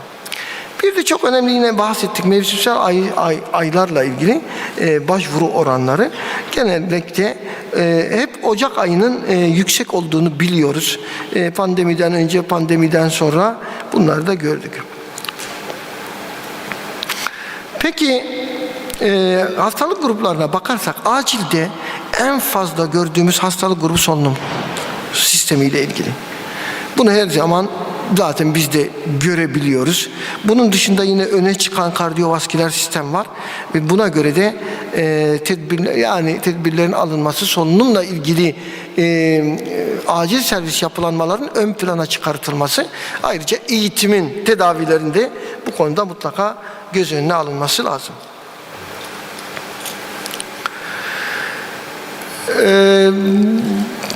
Biz biliyoruz ki Kasım, Aralık, Ocak KOH aylarımızdır. Bakın pandemiden önce şunu yaşadık. Bilmiyorum siz de karşılaştınız mı? Mesela solunum yetmezliği olan bir hastada non-invazif ve mekanik ventilasyon ihtiyacı o kadar oluyor ki KOH atakta. Maalesef bir hastadan alıp bir hastaya taktığımız oluyordu yani. Aralıklı vermek zorunda kaldığımız yoğunlukta KOH atakları oluyor. Bu yüzden ileriki slaytlarda değineceğim. KOAH'ta koruyucu tedavi çok önem kazanıyor. Atağı azaltıcı tedavi çok önem kazanıyor. Önümüz KOAH dönemi, önümüz grip dönemi. Bir de üzerine pandemiden çıkmış bir dünyadayız. Yine Eskişehir'den arkadaşlar vardı. Onların yaptığı bir çalışma var. Bakın burada.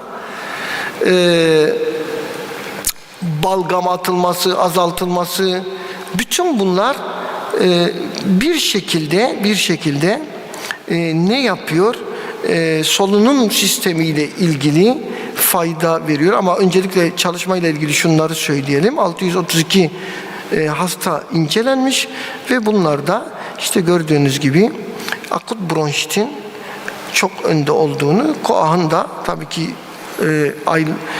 şeylere bakmak, burada yıl totali alınmış. Eğer mevsimsel olsa tabii farklı olur. Atak çok fazla başvuru oluyor. Özellikle bu aylarda dedik. Bunun dışında da akut bronşit en sık karşılaştığımız gruplardan biri. O yüzden atak tedavisinde bazı ilaçların yeri farklı oluyor. Pek kullanmıyor olabiliriz. Ben burada atak tedavisini söylemeyeceğim ama özellikle asetilsisteinin askorbik asitle birlikte KOAH alevlenme oranını azalttığını görüyoruz. O yüzden bronşit vakaları çok fazla, kronik bronşit vakaları çok fazla, KOAH vakaları çok fazla, acil yığılmaları çok fazla. O yüzden özellikle C vitaminli formunu biraz ön plana çıkartar. Çünkü iki formu da var değil mi? Oradan gel, şöyle gel. Ama bunlar ikisi de faydalı. Ama N-asetilsisteinin burada koruyucu etkisi mutlaka irdelenmesi lazım. Çünkü hepimiz muzdaribiz. KOAH hastalarını yatıramamaktan, ataklarıyla uğraşmaktan ve bizi böyle bir kış bekliyor şu anda. O yüzden yeterli solunum cihazı hiçbir yerde olmuyor. Yani ne kadar olsa o kadar hasta oluyor.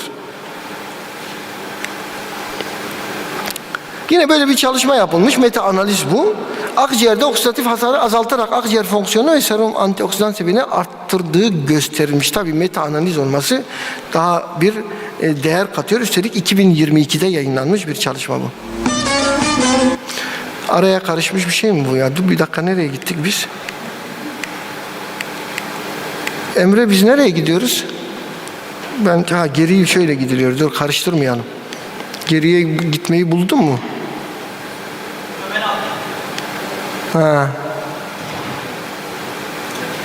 Yardım alacağız her zamanki gibi.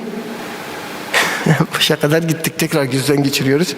Tamam. Ama şurada anlaşıldıysa bir sürü iş başına geliyor ama bu bir halk türküsü. En sonunda bir nezle ya da grip götürüyor. O yüzden nezle veya gribi hafife almayalım. Tedavisini hafife almayalım. Gerçekten Covid de bize bunu gösterdi. Bakın onu bulursanız dinleyin. Gerçekten çok güzel bir halk türküsü. Her şey geliyor başına. Adamın akciğeriyle ciğer böbreğini de alıyorlar. Kanser diyorlar ama bir grip götürüyor. O yüzden kışa hazır gidiyoruz, gribe gidiyoruz. Gribi zaten Covid bize ne kadar bedelinin olduğunu öğretti. Ama şurada arkadaşlar ben hep şunu söyledim. Ya grip olunca gerçekten vücudun direnci çok önem kazanıyor. Bunu hatırlarsanız Covid'de aslında birçok defa yani medyada da gazetelerde de ilettim. Birçok şey söylediler tedavide. Klorokin verdiler, favipiravir. Ben hep itiraz ettim. Onun için başıma geliyor her şey. İtiraz ettim. Dedim ya bununla ilgili bir çalışma yok ki. Nitekim sonra kaldırıldı. Bütün yapılan tedaviler 2 yere dayandı. Bakın 2 yere dayandı. O 2 yerden birisi sizin aldığınız virüs miktarı. Ne kadar aldın muhatap olun. İkincisi sizin vücudunuzun direnci. Peki vücut direnci nasıl olacak? Dinleneceksiniz, besleneceksiniz. Semptomlarınız kontrol altında olacak. Semptom kontrol altına almazsam vücut direnci olmaz. Ama biz ne yaptık? Semptomatik tedaviyi göz ardı ettik. Oysa mutlaka semptomatik tedavinin çok iyi bir şekilde yapılması lazımdı. O yüzden arkadaşlar burada grip özellikle ciddi bir hastalık, ölüme de sebep olabilir. Burada çok dikkatli olmamız gerekiyor. Bağışıklık sistemi zayıflamış kişilerde, kalp, akciğer, böbrek fonksiyonları bozuk olanlarda, tabii böyle pandemilerde sapasağlam durumlarda da bununla karşılaştık. Yani ben daha önce İstanbul'a giderken Ok Meydanı'nda çalıştım bir dönem, öyle haftada 2 gün. Sonra işte İstanbul'dayım. Hiçbir şey yok. Arabada bazı çizikler olmuş maliyetini anlatıyor. Çizikler olunca da boyadık arabayı yanına.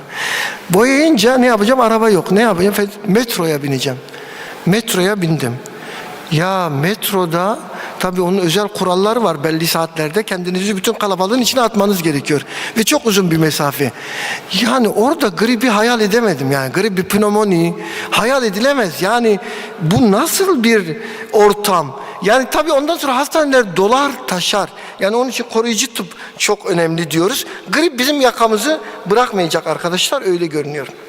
İşte bu kritik dönemde, kritik bir dönem, özellikle yeni böyle şeyden çıkmışken Covid-19'dan eğer H1N1 yakalıyorsak mutlaka aktif tedavi etmemiz gerekir arkadaşlar.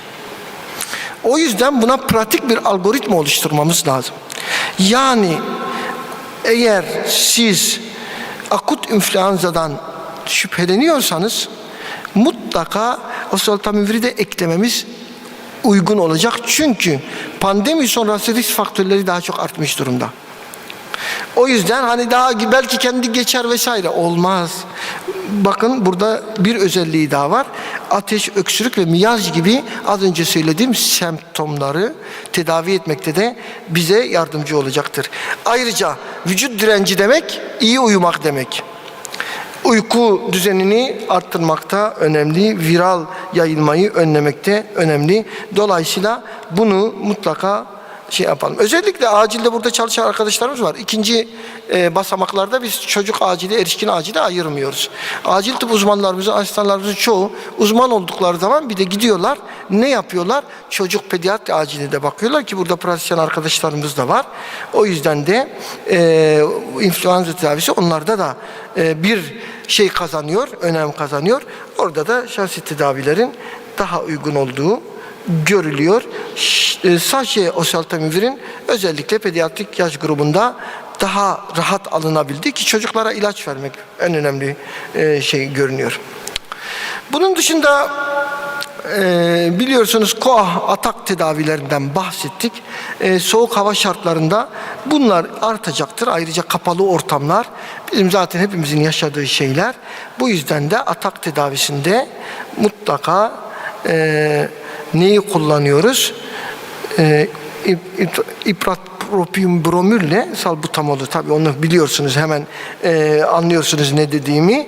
Bunları diğerlerine göre daha etkin oldu. Hepimiz kullandığımız için biliyoruz. Sadece belki hani isimler aşina değil, onu da çalışmalarımızla isimleri de biraz daha aşina hale getireceğiz. Özellikle GNA 2022'ye göre burada da hem acil servisteki tedavi açısından önem kazandığını, hastaneye yatışın azaldığını, ki az önce onu söyledim, yatak bulmak çok zor hastalarına. Hastaneye yatışı azaltan tedaviler bize çok faydalı. Bunları hiçbir zaman unutmayalım arkadaşlar. 2022 GNA'ya göre de bu tedaviyi yapmamız lazım. Yine GOLD'da da aynı şekilde her iki ilacın monoterapisine göre birlikte kullanımlarının çok daha uygun olabileceğini görüyoruz. Bu yüzden bunu öneriyoruz. Değil mi Ayşe Hanım? Doğru söylüyorum. Tamam. Mevsimler geçişlerden bahsediyorduk. Evet, acilde kış ayrı, yaz ayrı, bahar ayları ayrı. Bunları biraz daha toparlayacağız. Süreyi de düzgün kullanacağız. Merak etmeyin. Bunlar arasında hastalıkla hiç dikkatinizi çekti mi? Mesela ben bu soruyu vizitlerde soruyorum. Onu söyleyeceğim slaytlarda, ama giz kanamasının mevsimi var mı sizce? Mevsimi olur mu? Bazı hastalıkların mevsimi yok. Ama bazılarının var. Kimse bilemedi. Önceden biz biliyorduk. Gastrointestinal sistemin kanamalarının da bir mevsimi var. Onu da birazdan anlatacağım. Şimdi arkadaşlar, bu solunum yolları enfeksiyonlarında antibiyotik kullanımı çok tartışmalı, biliyorsunuz. Ülkemizde hep gündeme geliyor. Ama özellikle üst solunum yolu enfeksiyonunda bakteriyel eğer düşünüyorsak mutlaka antibiyotik kullanmayı unutmamamız lazım. Antibiyotik kullanımını azaltacağız diye de hastaların hayatını riske atamayız. Yani şimdi gereksiz hastaya antibiyotik vermek ne kadar zararlıysa gerekli hastaya vermemek daha zararlı. Gerekli hastaya vermemek ondan da daha zararlı. Onu iyi ölçümlememiz mutlaka gerekiyor. Çünkü biliyorsunuz ki siz de çok iyi yaşıyorsunuz. Bizim sepsis vakalarımızın çoğu pnömosepsistir. Ve üst solunum yollarıyla başlamıştır. O yüzden bu konuda çok dikkat etmemiz lazım. Yine çalışmalar bunu gösteriyor ki etkin sefodoksim en çok tanıdığımız 3. kuşaklardan biri ve oldukça etkili olduğunu deneyimlerinizde de çalışmalarla da görüyorsunuz. 3. kuşak antibiyotiklerin şöyle bir özelliği var. Hani gram negatif etkin ön plandadır. Gram pozitif etkinliği biraz zayıftır. Ama burada öyle bir şey görmüyoruz. Burada gram pozitif etkinliğinde güçlü olduğunu söylediğimiz ilaç grubundan biri. Özellikle az solunum yolu enfeksiyonlarında seçkin bir ilaç. Bunu da buradan tekrar söylemiş olalım. Yine kronik kalp hastalığı ve solunum sistemi hastalıkları ve bu hastalıklara bağlı ölümlerin soğuklarda daha fazla olduğunu görüyoruz. Bunun dışında da kazalar, düşmeler ve yaralanmalarda kış aylarında da bir artış görebiliyoruz. Peki acilde hemen her reçetede ne görebiliyoruz? Non-steroid anti-inflamatuarlar. Bu yüzden de özellikle düşmelerde, çarpmalarda mutlaka reçetelerimizde oluyor. Az önce bahsettiğim semptomatik tedavide de mutlaka bu ağrı kesicilerin bir şekilde reçete edildiğini biliyoruz. Bunun için de tabii neler önemli? Hızlı etki etsin, yan etkisi az olsun. İki şey istiyoruz. Bir, hızlı etki etsin. İki, yan etkisi az olsun. Bunu incelemek lazım. Burada da işte görüyorsunuz gerçekten 1909 hasta bu konuda parasitamolle kombinasyonun daha iyi olduğu gösterildi. O yüzden de dexketoprofen trometamolla birlikte kombinasyonun etkili olduğu ve bizim de deneyiminiz var zaten, ben soruyorum. Bu konularda iyiyiz. Bunun dışında alerjik problemler bizi ilkbaharda bekliyor. Alerjik rinit, alerjik solunum yolu problemleri ve astım dahil, onlar da şeylerde görüyoruz arkadaşlar. İlkbahar aylarında özellikle atopik yapıda çok insanımız var ve bunların da ciddi bir şekilde tedaviye ihtiyacı oluyor. Yine burada söyleyebileceğimiz semptomatik konularda özellikle alerjik rinitte hapşırma, kaşıntı, burun tıkanıklığı ve rinore gibi birden fazla semptom var ve bunları kontrol altına almakta. Pseudoefedrin de içeren preparatların kullanılmasında fayda var ama biz bunları gripte de üst solunum yolu enfeksiyonlarında da semptomları kontrol altına almak için önerdiğimizi söyleyelim. Yine az önce bahsettiğim arkadaşlar, ilkbaharda ne olur? Stres faktörleri vesaire, mide kanamaları. Mide kanamalarında da mutlaka PPI'larla kontrol altına almamız gerekiyor.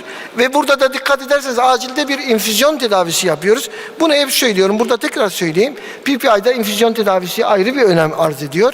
Çünkü acildeyken ne yapıyoruz? Mide pH'ını 6'da tutmaya çalışıyoruz. Neden 6'da tutmaya çalışıyoruz? Çünkü pıhtılaşma faktörlerinin en iyi çalıştığı şey o. Onu da ancak infüzyonla sağlarsınız. Onun dışında da mutlaka bir PPI ile tedavisini devam ettirmek gerekiyor. Burada da hızlı etki, uzun etkiyle rapipronazolun ön plana çıktığını söyleyelim. Peki yaz aylarında neler bizi bekliyor? İşte gastroenteritler hemen orada kendini gösteriyor. İdrar yolu enfeksiyonları biraz daha yaz aylarında önümüze daha fazla çıkıyor arkadaşlar. Bunlarda da neler yapabiliriz? Gastroenterit tedavilerinde özellikle çocuklarda bu daha ciddi bir sorun. Kaybettiği sıvının mutlaka verilmesi lazım. Ama işte semptomatik tedaviler orada da önem kazanabilir. İdrar yolu enfeksiyonları ise pielonefrite zemin açacak ve bunlar üseye gibi değil. Yani hani viral olduğunu düşünmüyoruz. Burada mutlaka antibiyotik vermemiz lazım. Orada da yine sefadoksimin etkin bir antibiyotik olduğunu burada iletebiliriz. Şimdi arkadaşlar sonuç olarak bu da benim anlatmak istediğim aslında yaşlara göre acil servisler değerlendirilmeli. Hasta başvurularına göre acil servisler yapılandırılmalı. Saatlere göre acil servisler yapılandırılmalı. Ve hastalıklara göre de bizim eğitimlerimiz planlanmalıdır. Mesela az önce verdiğim örnek, biz kış aylarında koahla uğraşıyoruz. Yaz aylarında ortopedi vakalarıyla uğraşıyoruz. Yaz aylarında femur kırığı 15 gün ameliyat etmeyi bekliyor. Kış aylarında koah hastalarımız yer bulamıyor. Bunun için planlamaları mutlaka buna göre yapmamız, eğitimlerimizi de buna göre tazelememiz gerekir. Mesela kış aylarına girince eğitim konuları farklı olmalı. Yaz aylarına girince farklı olmalı. En önemlisi idarecilerin bu konuda mutlaka bilgilendirilmesi gerekiyor. Acil servis dizaynının bu konuda güzel yapılması bize fayda verecektir. Bir konuyu yine özellikle vurgulamak istiyorum arkadaşlar. Verdiğimiz tedavilerin önemini bilelim ve hastaların semptomatik tedavilerinin çok önemli olduğunu unutmayalım. Covid pandemisi döneminde bu konu biraz fazla gündeme geldi. Şöyle düşünün, hasta geliyor Covid tanısı için yapıyor, test yapıyor. Covid negatif çıkıyor, eve gönderiliyor. Ama Covid negatif hasta niye sana geldi? Semptomu var. Semptom için tedavi yok. Çünkü Covid poliklinik ayrı. Orada ilaç yazılmıyor. Oraya git. 4 defa kuyruğa giriyor adam.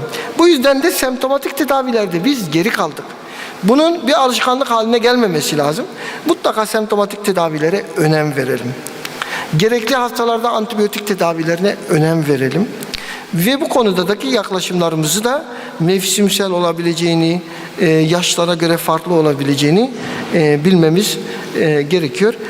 Bu sosyal sorumluluk projesi kapsamında da uydu sempozyumunda bana konuşma fırsatı verdiği için ve bu önemli konuyu gündemimize taşıdığı için Celtis İlaç'a ben çok teşekkür ediyorum.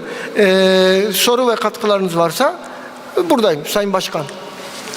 Çok teşekkür ederiz Sayın Başkanım. Başkandan başkana diyor ya. Güzel sunumunuz için. Ben salondan katkı, destek ya da farklı bir şey olursa onları alabiliriz. tam da bu kış öncesi bir dönemde kış hazırlığı diyor ya, kış hazırlığı açısından alert olmamız gereken hastalık gruplarıyla ilgili ve özellikle ülkemizin farklı bölgelerinde. Sinop'tan gelen var mı aramızda? Bir tane gelmeye yakalamışız. Bir acil uzmanı arkadaşımız söylemişti de Türkiye'de en yaşlı nüfusun olduğu şehir diye Sinop. Ne kadar doğru biliyorum da. Yani daha çok geriatrik hastaların ağırlıklı geldiği bir yer. Tabii böyle ülkemizde çok farklı yerlerde çok farklı hasta profili olmakla birlikte acil servisler tüm hastalıklar için her mevsimde zaman zaman farklı hastalıkların gelebildiği, başvuru yaptığı yerler. Dolayısıyla farklı deneyimler de olabilir. Salondan katkı anlamında, bu anlamda. Sayın Başkanım, siz tahmin ediyor muydunuz mesela en çok başvurunun 20-28 yaş arasında olduğunu, ki sizin yayınınızda böyle çıkmış? Evet. Yayını yaparken 20-28 yaş arası en fazla başvuru. İşte ben de onu diyecektim. Yani bölge bölge, şehir şehir. Şimdi ben Sinop örneğini verdim ama ülkemizde çok farklı. Mesela hakikaten önümüzdeki kongrelerde de acaba böyle bir şeyimiz olur mu? Bölgesel, atıyorum X bölgesinde şu hastalıklar veya daha fazla, daha yoğun karşılaştım. Türkiye çok farklı bir şey var. Heterojen bir yapısı var. Bilmiyorum, o çalışmada çok şeyim yok ama muhtemelen o şekilde. Evet. Evet, Hasan.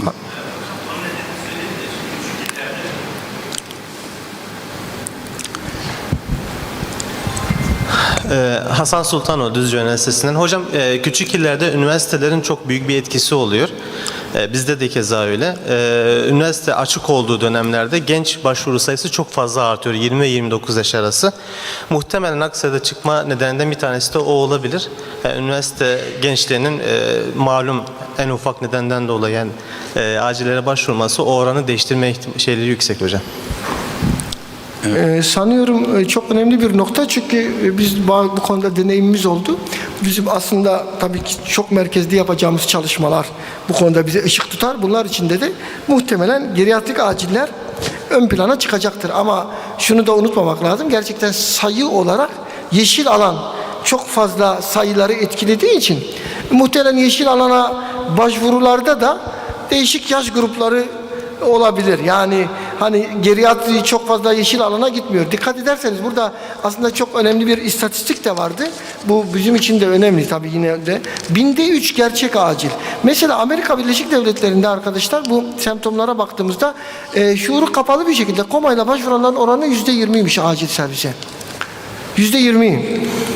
Bizde kaç? Bize 1000'de 3 falan yani. Yani acil servisler yapılanması böyle. Ama şimdi bu sorun şöyle bir şeyi getirmiyor.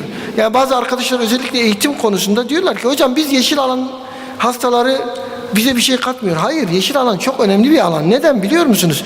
Çünkü dispepsiyle giden ve MI çıkan hasta yeşil alanda. Baş ağrısıyla gidip anevrizma çıkan hasta da yeşil alanda. Bunları ayırt etmek bir uzmanlık işi. Bunu göz ardı etmememiz lazım. Evet, daha basit hasta grubu olabilir ama aynı zamanda yeşil alana başvurular. Bunun tabii ki hastane öncesine taşınması, acile bir süzgeç oluşturulması, bir bariyer oluşturulması çok önemli. Ama maalesef bunu sağlayamadık. Bu koşullarda da nasıl olur bilemem. Mutlaka sistemin yeniden aciller üzerine yapılanması lazım. Ya benim merak ettiğim bir konu da yani hani az önce bahsettiğim ortopedi göğüs yataklarının sayılarının veya değiştirilmesi gibi bir uygulama, ya mevsimlere göre yatak sayılarında değişiklikler planlayan klinikler oluyor mu, yoksa sadece idari inisiyatifle mi boş olan yatağa yatır şeklinde mi gidiyor?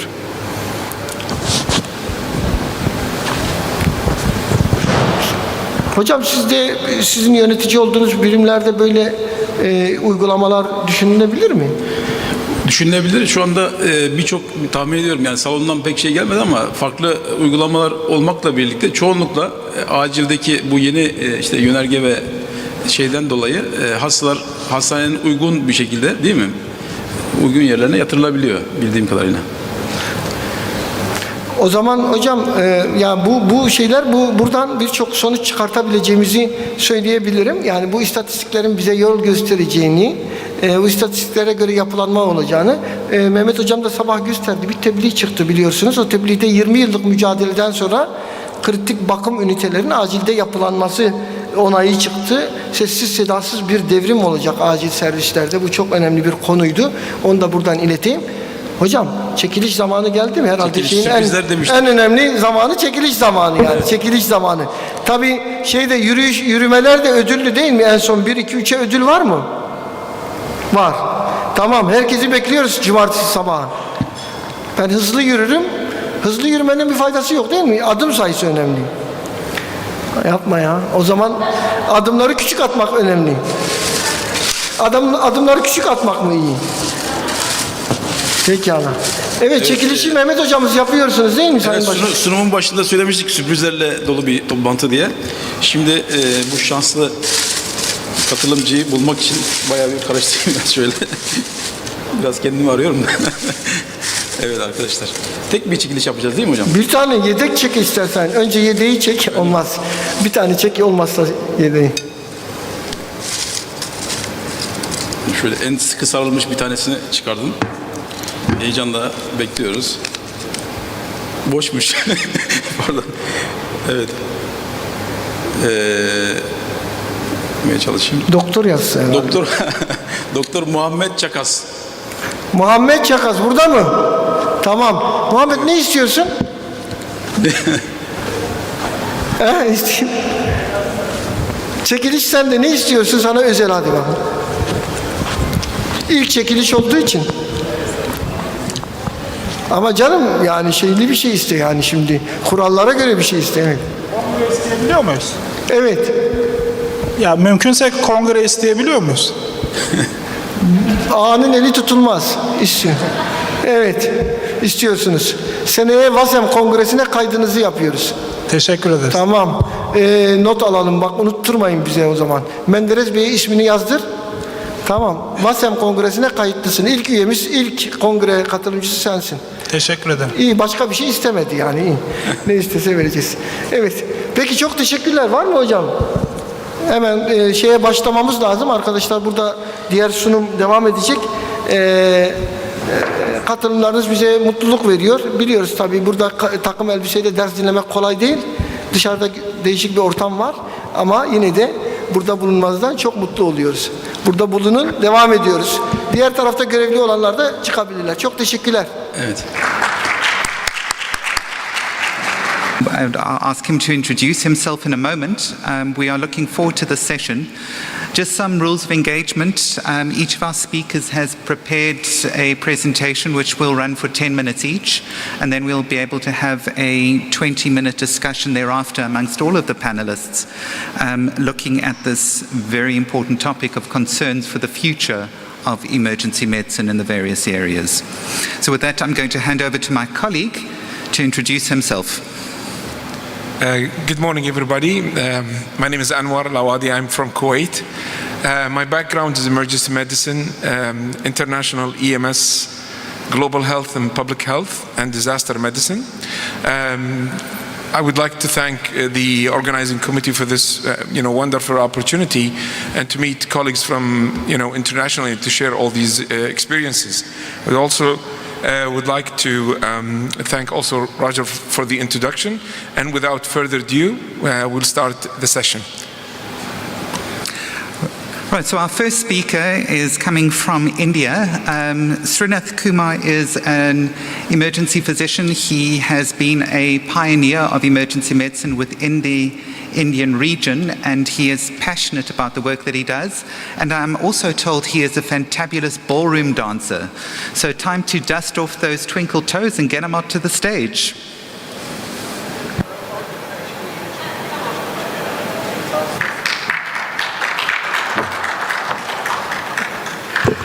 Thank you, Roger. It's always a pleasure to be with you, and you being a moderator, it will be more active for both the audience as well as the speaker. So, hi everyone. It's a pleasure to be on this platform, especially a special mention to our professor and president, Dr. Bashar Kanda, who is always a kind friend and what else to say, he's a great emergency physician who bonds everybody in the world. And he has brought all the 6 continents together to to this forum, and he has made emergency medicine a true emergency physician, which he likes it. And not to waste much of time, so I'm being asked to talk about the future of EM in Asia and the concerns and how to mitigate it. So with this, I am Dr. T.S. Srinath Kumar. I am the group head of emergency services of a group of hospitals called as Yashoda Hospitals in Hyderabad, India, and also the treasurer for Asian Society and the International Federation of Emergency Medicine, and the chair for emergency medicine for the National Board of Examinations.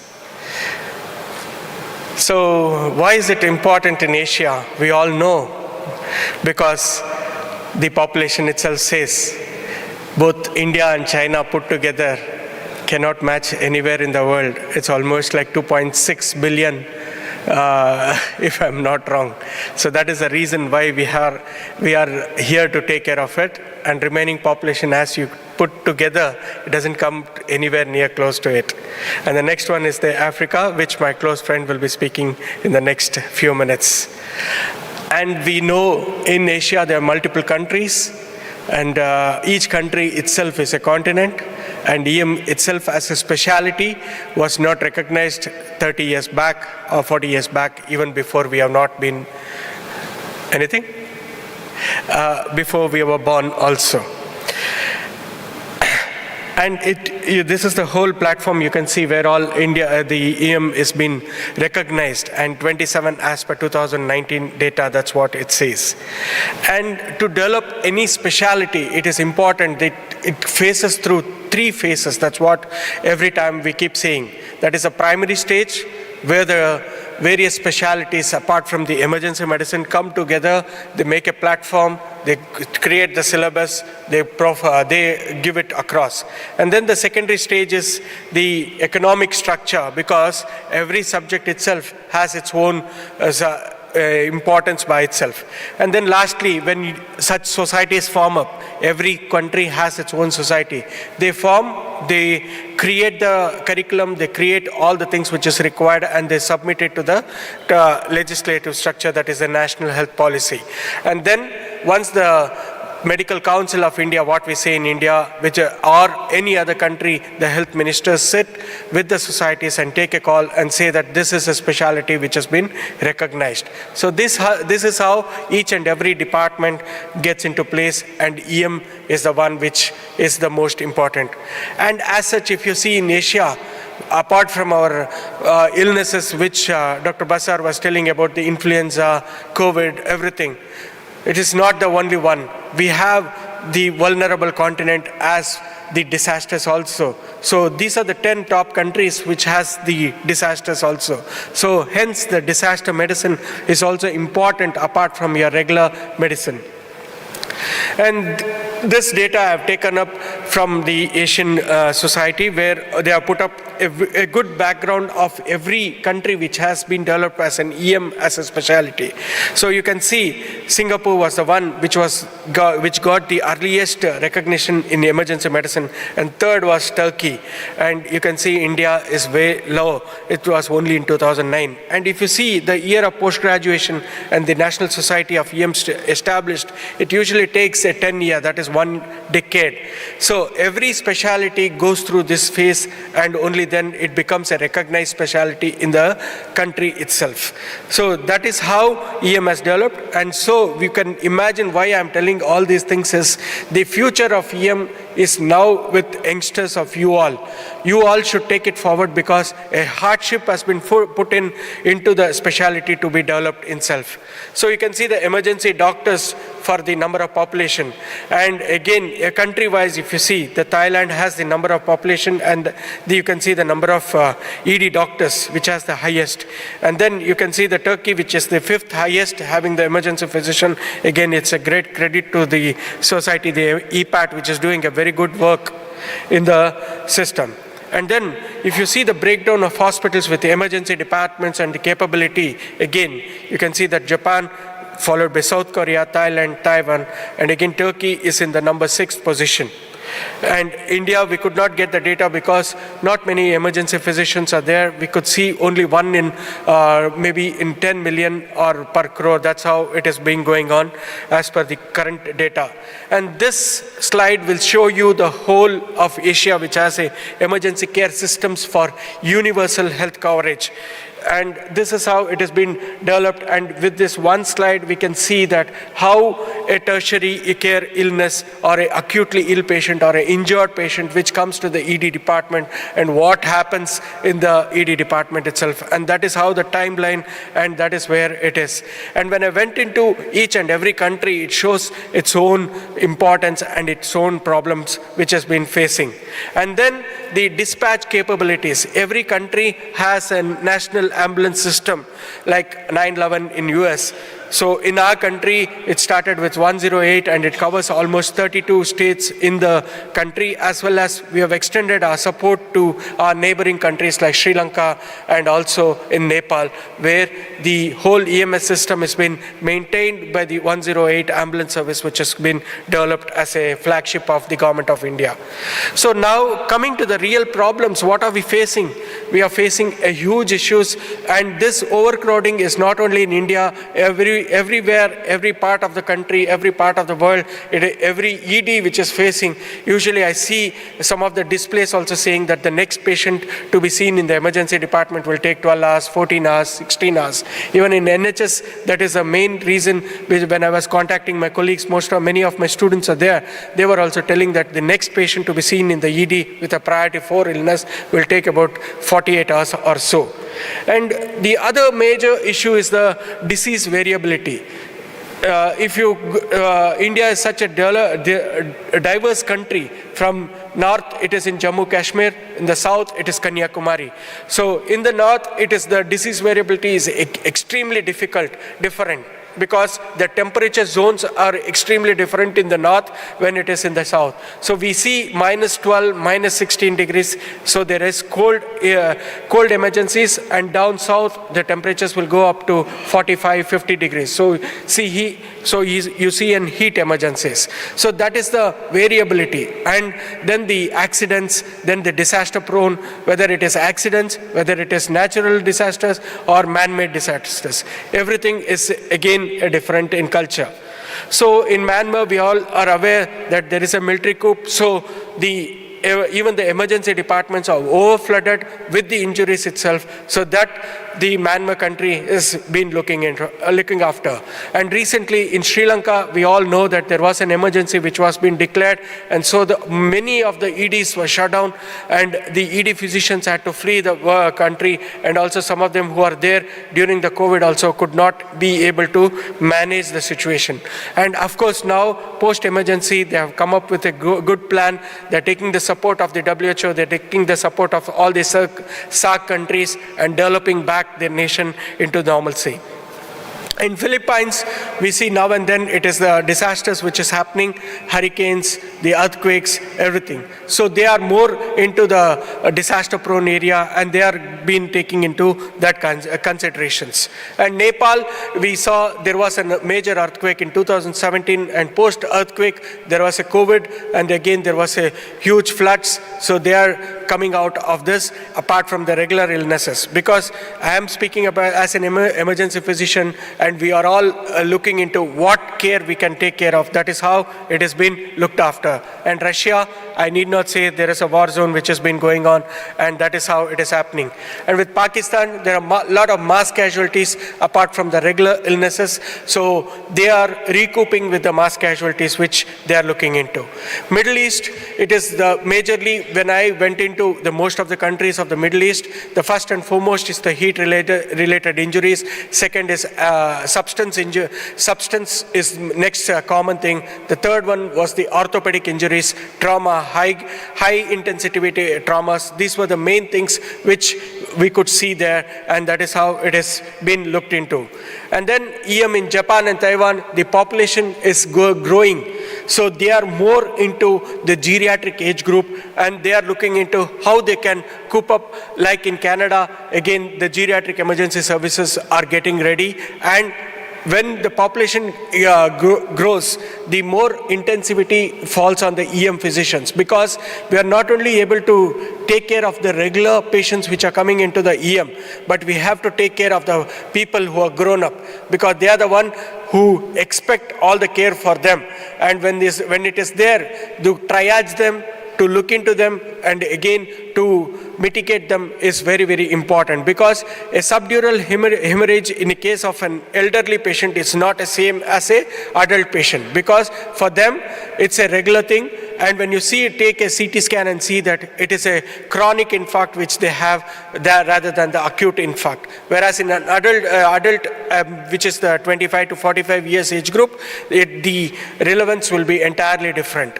Like this, when you look into the airway for the geriatric age group, it is entirely different. So like this, they are developing their own skills which is required for the geriatric EM. And Singapore and Malaysia you can see that it was well-developed systems right away in the 1983 itself. As per the Western standards, they are growing up. And then there also the same thing, the geriatric age group is one which is getting into the picture. And lastly, we are in Turkey and we all know what are the issues going on. I saw yesterday, I saw today, what are the things is major is overcrowding. Everybody wants to visit an emergency department because it is free in care, and then when they come to the emergency department, they want everything to be done on their table itself. So this major issues are being seen. When you put everything in common, there are four things which I would like to tell. One is overcrowding. Second is the infectious diseases which we are just coming out of COVID. 3 waves, 4 waves, 5th wave is gone through, but we have forgotten our regular medicine. The regular medicine is your non-infectious diseases, that is your hypertension, diabetes. These are the two things, and which is going in for the myocardial infarction and the stroke illnesses. So this four, which is the non-communicable diseases, which is still a major burden for emergency departments. And post-COVID, we have seen a spurt in the cases of these four illnesses again. So that we have to overcome. And how can we overcome? There are 5 things which I always keep telling: A, B, C, D, E, airway, breathing, circulation, disability, and exposure. In the same way, it is nothing but we have to look into and mitigate our own plans. How can we do it? It's a very simple one.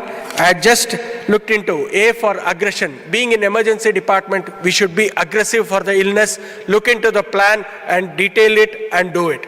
So B is for branding yourself, because most of the emergency departments feel that we are not being brandized, we are not being taken into consideration, we are not being looked into. So branding ourselves, like what Professor Bashar used to keep on telling in his communication skills, it's very important to communicate ourselves. That is what is C.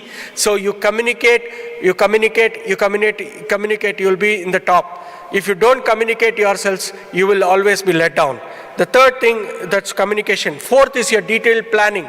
Plan is important. Conferences like this is important for every country, where you can sit down, plan it out for your country, mitigate it, and show it to the public that this is how an emergency department works and what are the things we are looking into the future.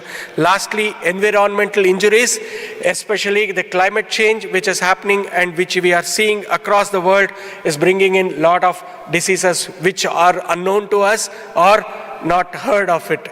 So with this, thank you very much, Dr. Bashar, and the whole team of EPAT, which is always keeping in team. So welcome to India for our next program, which is the Emergency Medicine Congress, which is happening in this month end, November, month end 25, 26, 27. Thank you. Jai Hind. Thank you, Srinath. We're not going to take questions at this stage because we've got a segment scheduled for discussion at the end of the session. So if any audience members do have any questions, if I could ask them to hold on to them for the discussion period. But thank you. Thank you.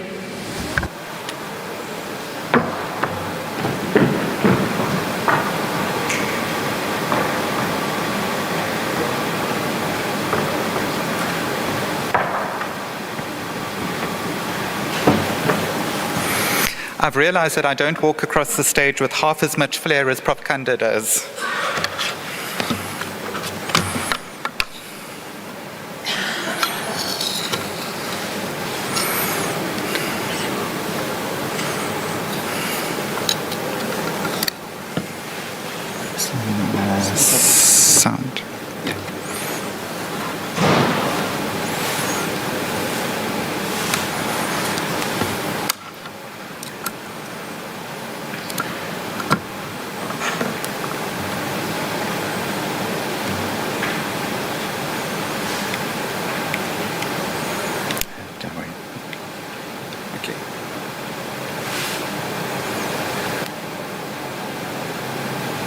going to quit this. I'm not going to use the presenter for this one.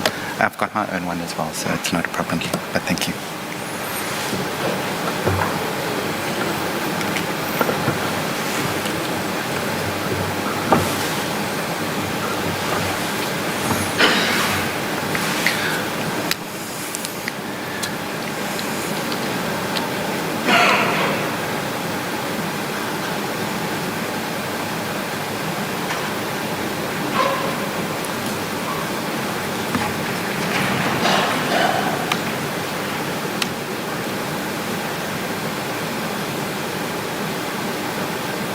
Yeah, that's picked it up nice.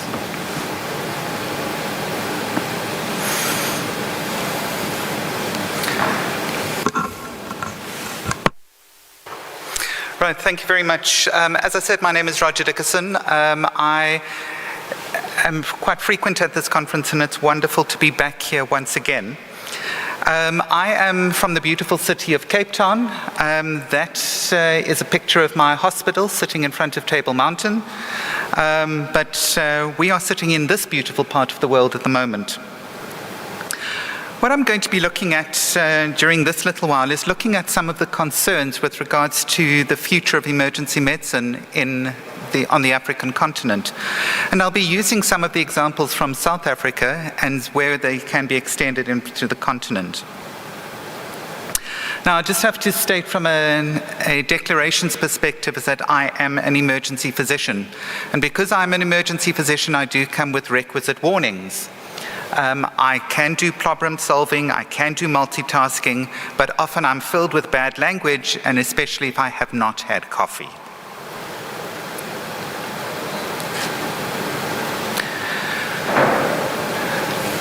So this appeared in a newspaper recently. And admittedly, when I saw this, my first thought was this at my hospital? When I found out that no, it wasn't at my hospital, I then started to look and I thought, only 3, knowing how much overcrowding is crippling emergency departments across the world. And then I looked at the waiting time of 12 hours and thought, in some instances, these patients are lucky it wasn't longer. But what really came to the truth was that it wasn't referring to emergency departments at all. And it was simply now that not only are there queues at emergency department doors, but there are literally queues to get to the summit of Everest. And I think that's the difficulty. We are all faced with large patient volumes. And you say, it's okay, we can handle this. It's okay, let me take a step back. Take a step back. So you do.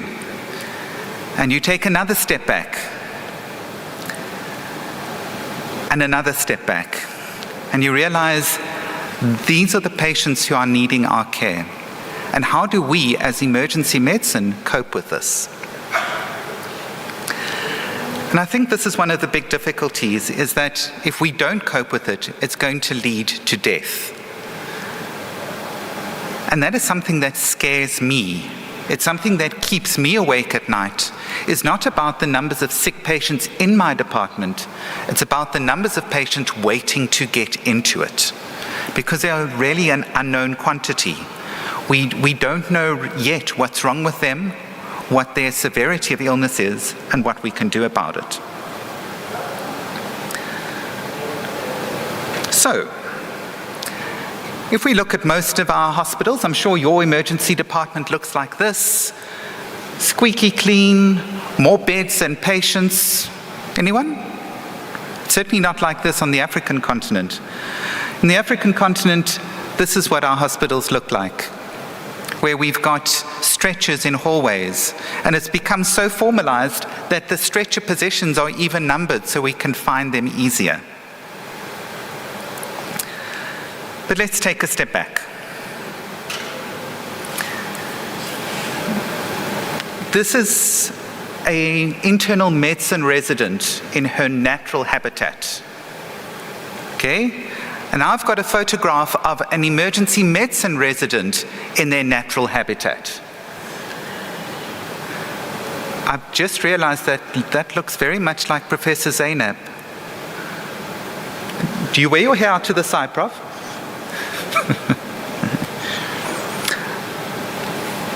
And the thing is that within the continent, we are very similar. So it doesn't matter where you are in the world, whether you're sitting here in Antalya or Istanbul, or going down to the other end of the continent, that continent that has been traversed has very similar problems to what is being faced all over the world. Emergency medicine is the new kid on the block when you compare it to other disciplines. And as the new kid on the block, we tend to make mistakes. We go from being the baby, not taken seriously. We then become the toddler. And just like any toddler, we always want to say, sorry, I don't think the sound is coming through.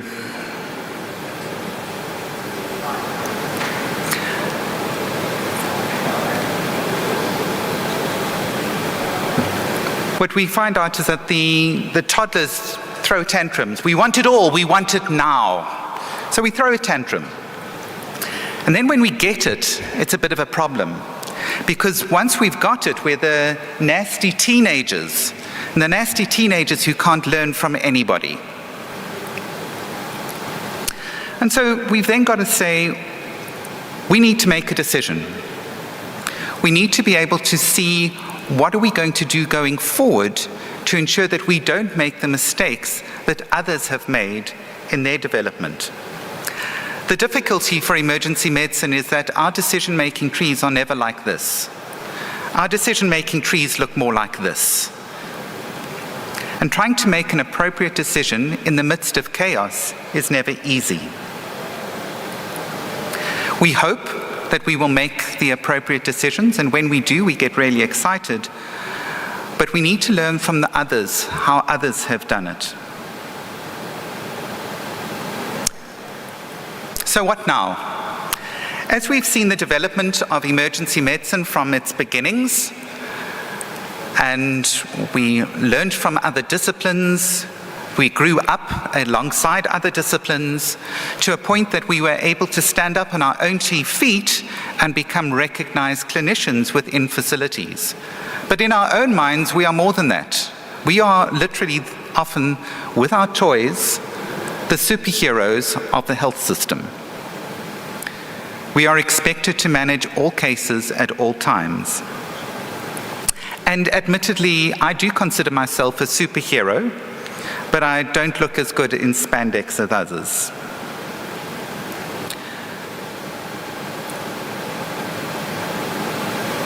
But that can be our own kryptonite. And our own kryptonite is what is going to destroy our specialty. And that is what makes me concerned on our continent.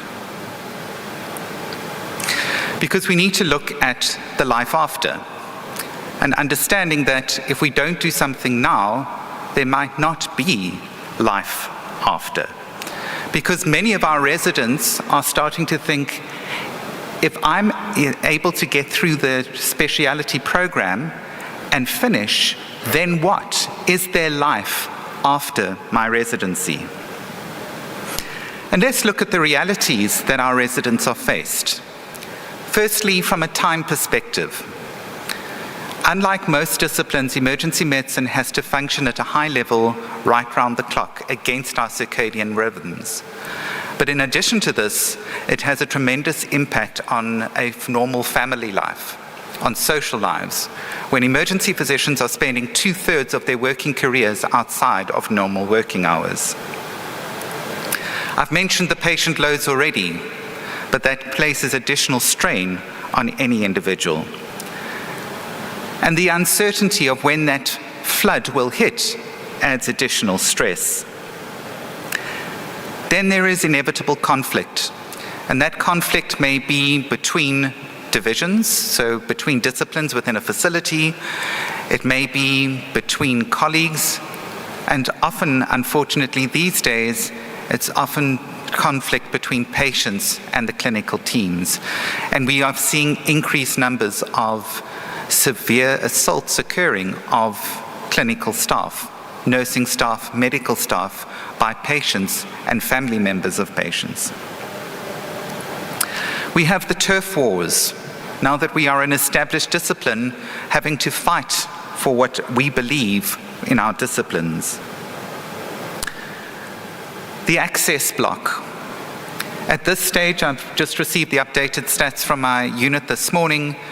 We are outnumbered by a 2-to-1 factor, so there are more than 2 patients per emergency department bed waiting for beds in the ward, let alone the amount of patients that we are trying to meet. And in all of this, our residents are needing to try and balance life and work. And this is generally what a resident looks like at the end of their residency. They start out young and eager, but they are often quite jaded by the time that they end it. And that is something that concerns me, is what exactly are we going to do to ensure that this does not happen again? And this is being reported all over the world with regards to the stresses that emergency physicians are feeling. And that makes me worry. It keeps me up at night. The burnout in emergency medicine in our country is extreme.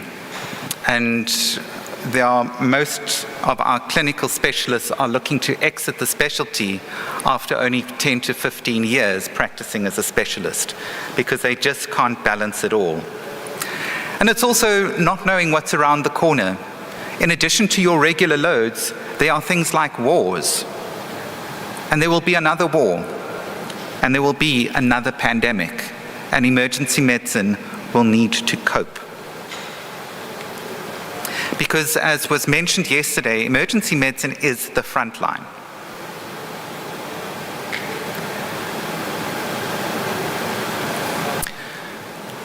Finally, within our continent, job security has become a greater and greater risk.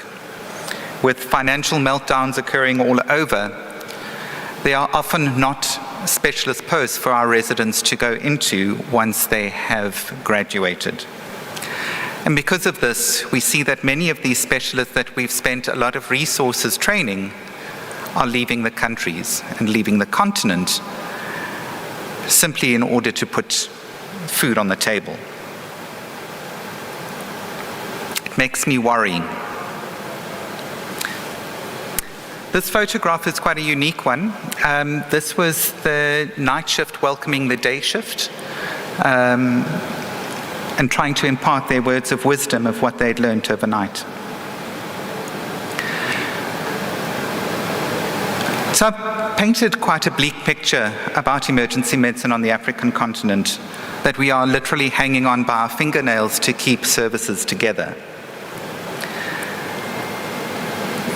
But it's not all doom and gloom. We are able to put band-aids on, and we can survive because of the spirit of emergency medicines. And what we need to ensure is that that spirit isn't extinguished. And this is when I start saying, I've spoken about the bad, let's talk about the good.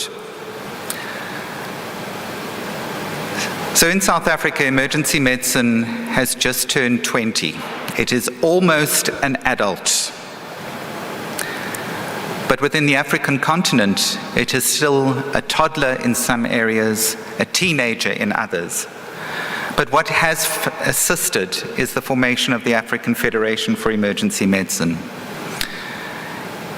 It has helped societies get emergency medicine registered as and recognized as a base specialty. It is formed up by numerous national societies, and Srinath noted the importance of national societies in getting emergency medicine registered with authorities. But you can see across the African continent, those are the number of sites that there are now emergency physicians in place. And it's growing on a daily basis. What we're also seeing across the African continent is the sharing of resources. And these are not only from a financial perspective, but also from an intellectual one, where we are able to ensure that People have got a good training base, and residents are moved all over the continent in order to ensure that occurs. And then once they have been trained, they are assisted in the setup of more formalized systems in their base countries. And so there is hope. But whilst we are driving the development of emergency medicine in the African continent, we need to ensure that we are able to survive. We need to stand up for ourselves. And certainly we are not doing the greatest job in my neck of the woods. And so my last slide is just to say we need to keep calm and carry on, but perhaps not that calm. Emergency medicine thrives on the excitement, on the difficulty. We shouldn't shy away from it, but we also need to ensure that it doesn't damage us in the long run. We are not alone. We're not alone in South Africa. We are not alone on the African continent. Emergency medicine is a global force. And it's together that we are able to move forward. And it's together that we can survive any crisis across the world. And it's meetings like these that emphasize that. I apologize that the sound isn't coming through, but it is one of my favorite quotations from Winston Churchill, who said, "This is not the end. It's not even the beginning of the end. It is perhaps the end of the beginning." Thank you.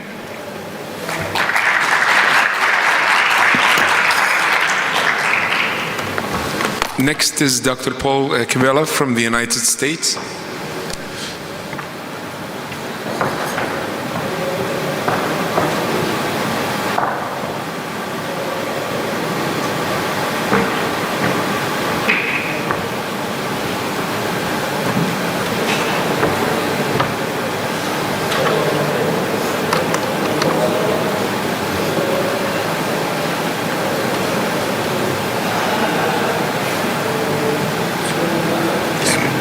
Next page. Okay, perfect. Next page.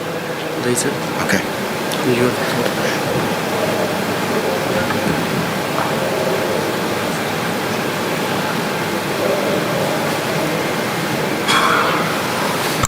Well, thank you very much. You know, I'm giving a report on the Americas, and I'm going to be more heavily influenced on what's happening in the United States.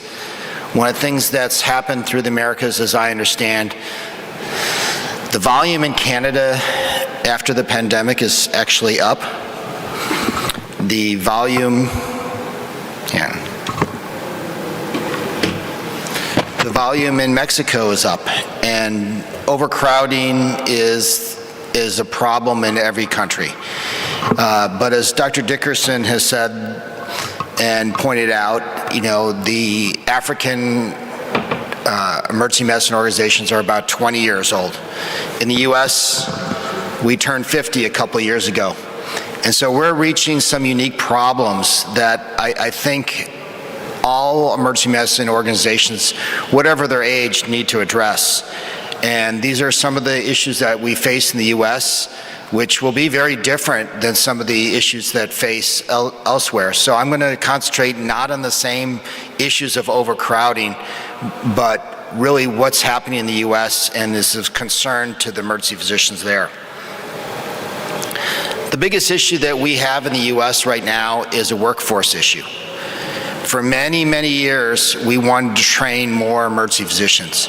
We projected that there was going to be surplus, or there's going to not be enough emergency physicians in the United States. But unfortunately now, we probably have trained too many emergency physicians.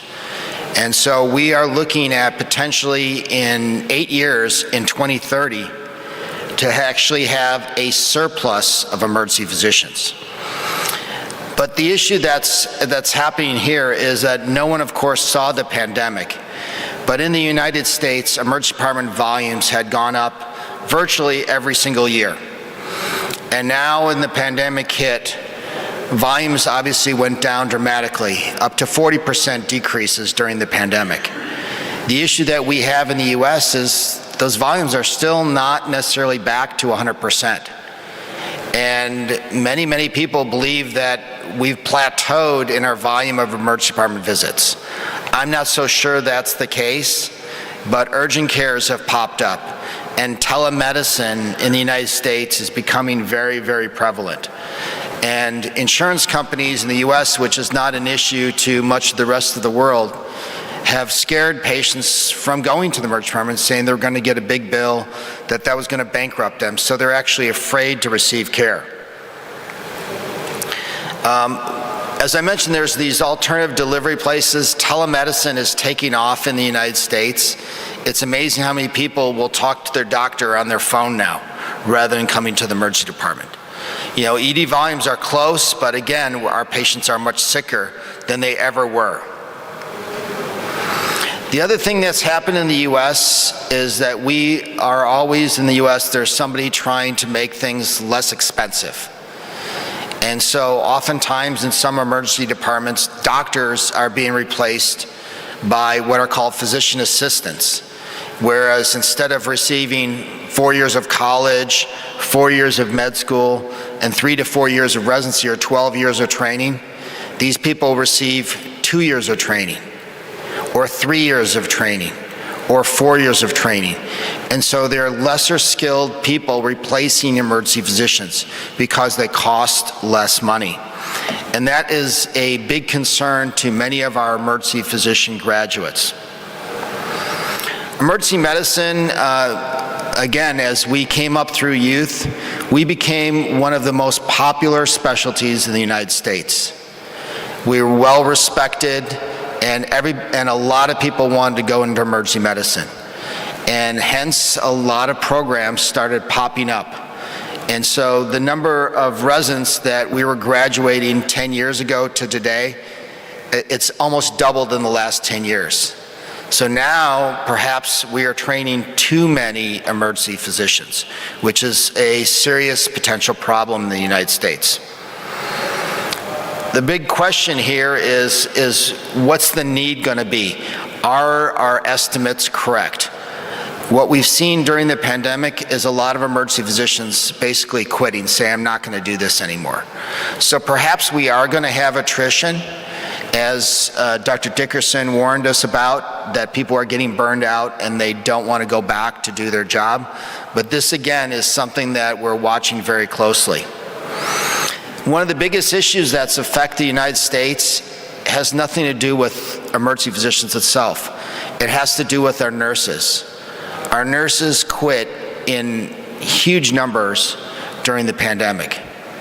And so now the reason that we have so much overcrowding is we don't have anywhere to send them after the emergency department. There are no beds in the hospital, or if there are beds, there's no nurses to staff those beds. So patients that are admitted are backing up our emergency departments. We have the capacity now in our emergency departments to see the patients if we could just get the patients out of the emergency department. Oftentimes, 2/3 of our beds and our hallways are occupied with patients needing to be admitted to the hospital, but there's nowhere for them to go. Another issue that's happening in the United States is the way that the US payment system works for hospitals. It's now bankrupting the majority of the hospitals in the United States. So we are going to be looking for some type of healthcare reform here to make sure that our hospitals stay open. Right now, almost half the hospitals in the United States are losing money. And this is a dramatic change from 4 years ago. So they started right prior to the pandemic, but during the pandemic it made it worse, but there was bailout money and monies to fund that. But now, as COVID is over, the realities of the payment process are coming into place, and a lot of hospitals are at risk of closing. And certainly one of the issues is our graduates want to work in urban and suburban areas. They don't want to work in rural areas. And many of the rural areas, even if they wanted to work there, don't have the payment methodology to support an emergency physician. It's hard for probably many of you to realize, but many of our emergency medicine graduates, when they graduate residency, owe about 500,000 euros in tuition money. 500,000 euros or 500,000 US dollars is a lot of money to owe. And so oftentimes they can't get a job to support that. Sometimes it takes them 20 to 30 years to pay that money back, which is a problem. As Dr. Dickerson said, emergency physician well-being now is at an all-time low. The pandemic made burnout not just a problem, but a crisis. Many of our graduates are so stressed they have a hard time coming to work or functioning the way they used to function. This is something that we really need to work on, and I'll talk about some of the solutions that we are working on as we go forward, that many of you may be able to take to your countries and employ, so that you don't reach the crisis that we are reaching in the United States. The one thing that I think is important is to make firm estimates of how many emergency physicians and how many emergency providers your country needs. And where are they needed? Are they needed in urban areas? Are they needed in rural? And do you need to concentrate? Because the practice in an urban setting is very different than the practice in a rural setting.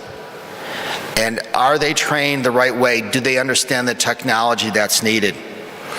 One of the biggest issues that we are working on here in the United States is to credential emergency departments, that not all emergency departments are equal, that there needs to be certain standards in the emergency department for it to be a high level, like a grade A, whereas something might be a grade B or a grade C or lower, or a 5-star, 4-star, 3-star methodology. But we are looking right now to certify to make sure that a 5-star emergency department is something where the doctors and the nurses feel safe, that they have the equipment they need, they have the nursing and support staff, that they have they enjoy their work there. Those are things that I think are important, that I encourage many of you to look at, is how to certify your emergency departments. And as Dr. Dickerson said, is where are these patients, or where are these physicians going to go? If they get tired of working in the emergency department, what is their next plan? What is their plan B? Can they work in an urgent care? Can they work doing telemedicine? Can they go into hospital administration? Can they do something where they still enjoy and practicing medicine, but maybe not in the emergency department? In the US, we're looking at other options for how and where emergency physicians can practice. We are also looking for alternatives to nurses. Can we provide additional support staff in the emergency department besides nurses? Are there some type of assistant that the physicians can get that will make their job a little bit easier and help them do the jobs that doesn't require a physician? Can there be scribes or people that fill out your chart for you? Can they get your information for you, set things up for you so it doesn't require the emergency physician to do those jobs? And again, to continue to figure out what are the items that are currently stressing the emergency physicians and how do we correct them? One of the things that I have said throughout my time as being in leadership in emergency medicine is emergency medicine is not a place, it's a specialty. I believe in the future that there will be less emergency departments in the United States, or at least certainly less hospitals. The question is how can you access that emergency physician and the emergency physician mindset? Can we do it via telemedicine? Can we do it mobile? Can we do it in urgent cares or very small standalone emergency departments that don't have a whole hospital behind them? You know, can we manage more of our patients at home? If our problem is admitting them to the hospital, can we send more of them home and monitor them in some way? I do believe that emergency medicine still does have a bright future, as Dr. Dickerson said. I think the pandemic and the armed conflicts, not just in some parts of the world, but in every emergency department, that we've all seen increased violence, that emergency medicine is the essential specialty of 2022 and beyond. And hopefully this will translate well, that we are the masters of the undifferentiated patient. And when I say undifferentiated patient, that's the patient that comes in with chest pain, or shortness of breath, or a headache that we don't know, it could be any diagnosis.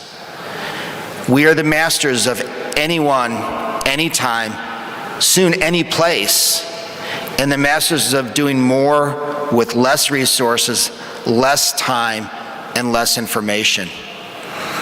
As I said, few have seen the challenges of the pandemic and the armed conflicts that we have, but we were there central in managing the front lines of the viral pandemic and still with traumas when nobody else really wants to do that job or is able to. And we manage not just injuries and illnesses, but we also hold patients' hands and comfort families in their greatest need. In my opinion, emergency medicine is still the greatest specialty, and I look to all of you to help solve some of these problems that have been created over the time, probably some by my generation. But I believe the future of emergency medicine is bright in the US, in Turkey, and throughout the world. Thank you very much.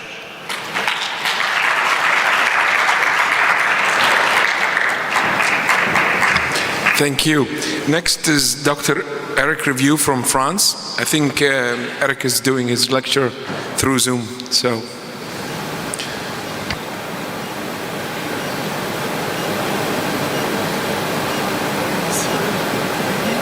Hello, everyone. It's a great pleasure to see you. I'm very terribly sorry not being with you because I have a lot of friends in Turkey, Roger, Paul Kivela, and it's a shame I won't be with you. One of the things is you discuss about a lot of things about the problem that we are facing, so we'll try to exchange. Can you see my slides now? Yes, we can, Eric, thanks. Okay, thank you. So let's take an overview of the situation about in Europe, not only in France, but in Europe. One other thing is, so I'm regretting not being with you because we have some friends, and emergency medicine is also that it's more than friendship, it's sharing experience and sharing a lot of things we have in common. So the situation in Europe, as we do have a rising number of ED visits for the past 20 years, and the situation is still changing, and we'll see how it could be changed. So we'll make a small tour of Europe, and through a questionnaire that can be made about the situation in Europe. You want to know how is the emergency department asked to the nurse, asked to the patient. In this study, we asked the European nurse how they can rate their own hospital and their own departments. And in these departments and in Europe, nurses said that the quality of care is really low in Ireland, it's really terrible in Greece, and it's different in Switzerland. They have the feeling that they treat quite well patients, and as you see, the burnout situation is quite high, not in the Netherlands but more in the Greece. The job dissatisfaction is really high in Greece, so they want to leave, and mainly nurses want to leave. And as Paul Kivela said, it's exactly the same situation after the COVID. So we have less than 1/3 of US nurses want to quit their job. It's exactly the same in France, and mainly in a lot of countries in Europe. If we compare in this study the situation in Europe and in US, it's exactly the same situation where the job dissatisfaction is really quite high now and is very similar Europe to US. So we don't have a lot of difference about that. And when you focus on Europe, it's really a poor quality of care that globally that comes through from the nurses, and the situation of burnout and job dissatisfaction is quite high. When you compare to, as Paul Kivela said, it's exactly the same, and we are facing this situation now everywhere. When you look for in detail for some European countries, as you see, the worst situation for now is still in Greece, and we have a lot of colleagues from Greece just telling us that it's really terrible. They have a lack of nurses, lack of beds, job dissatisfaction, and a lot of doctors they want to leave. As you see, it's quite similar in different countries in Europe. We don't have all the countries, of course, but it is really terrible that we are facing. Situation is better in the north of Europe, in Finland, for instance, and why not in Switzerland? But that's globally just the exception that we are seeing. If you ask the patient trusts our hospital, patient trusts our emergency department, but they are still coming to the emergency department.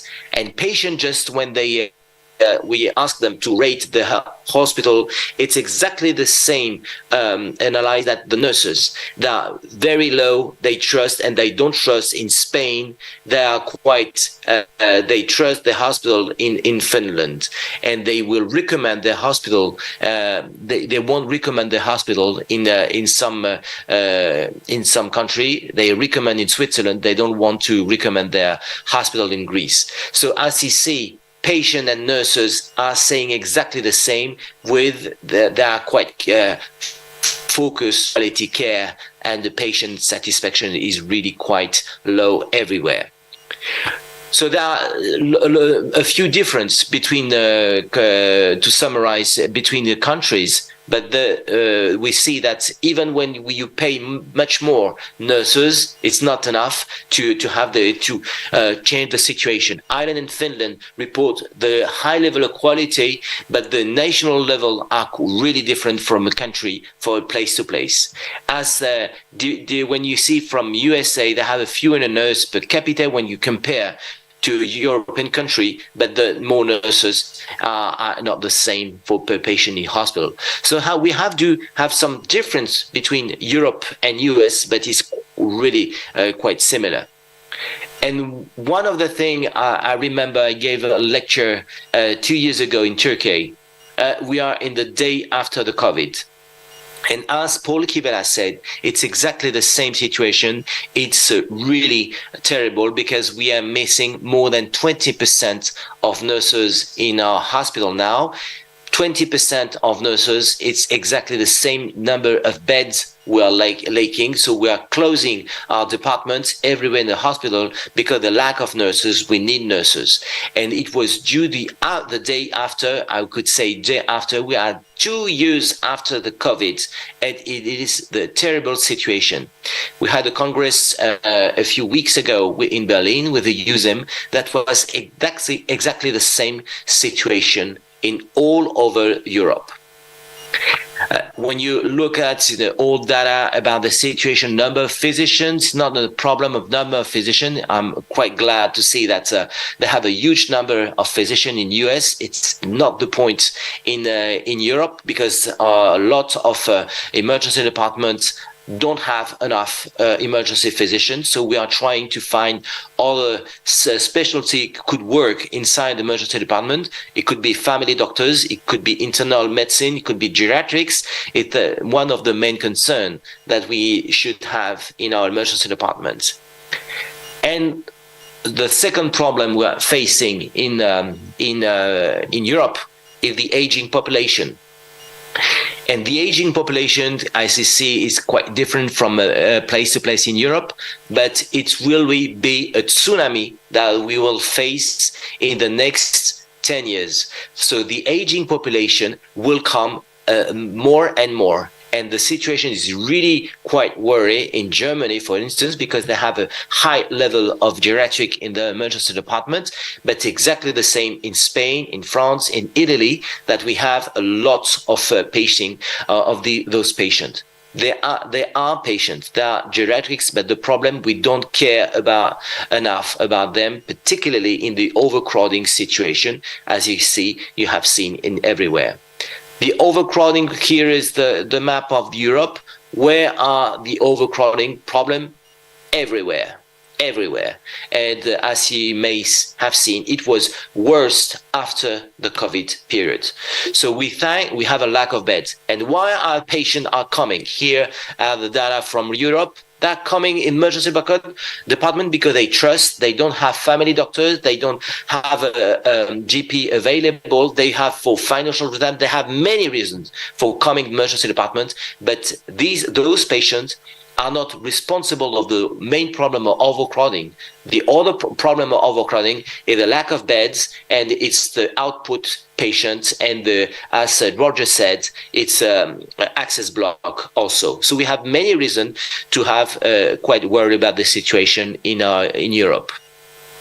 And we have violence. We do have more and more violent patients in our emergency patient department because it's not a safe place in the emergency department. We have a lot of reason for that: alcohol, drug, and do not forget that the nurses and nursing staff are the higher risk of be harmed on the emergency department. We have a reason for that. Take, for instance, agitated patient coming in emergency in the waiting room. This patient is coming, he's getting agitated, and the other guys are quite under pressure, that the pressure cooker effect, and are waiting for hours, they waiting for long. And why the patient is coming in front of me? Why? And it's a better and better system because they're waiting for hours. Nurses say you don't have a problem, urgent problem. What happened then? It's the explosion. That's the patient die in emergency department. It's in the media. And the burnout, I could not come again about the situation. It's all over the world, and particularly now, and after the day after with the COVID, it's worse now. So the burnout, we have a lot of doctors and nurses that are living now. They don't have the feeling that they can stay. So what we can do now about some data, they said that maybe we need to organize the hospital with a better good work environment for nurses first, and we have to focus on nurse because we could have a better quality care. You can tell me that we need nurses also for that. If you take the example of Sweden, they are a teamwork organization program to organize and to make a safety program and a workplace environment for nurses, and the attitude, and they have quality care better organized with this in Sweden. So we could take the example of the Swedish hospital they have done.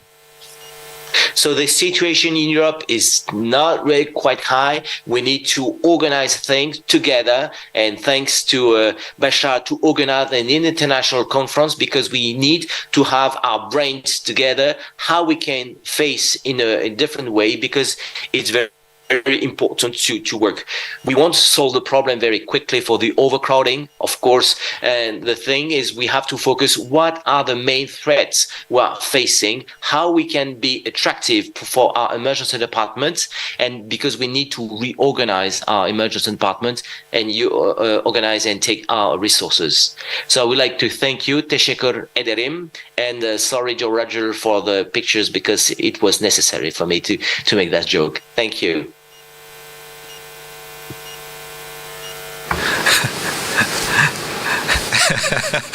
Eric, thank you.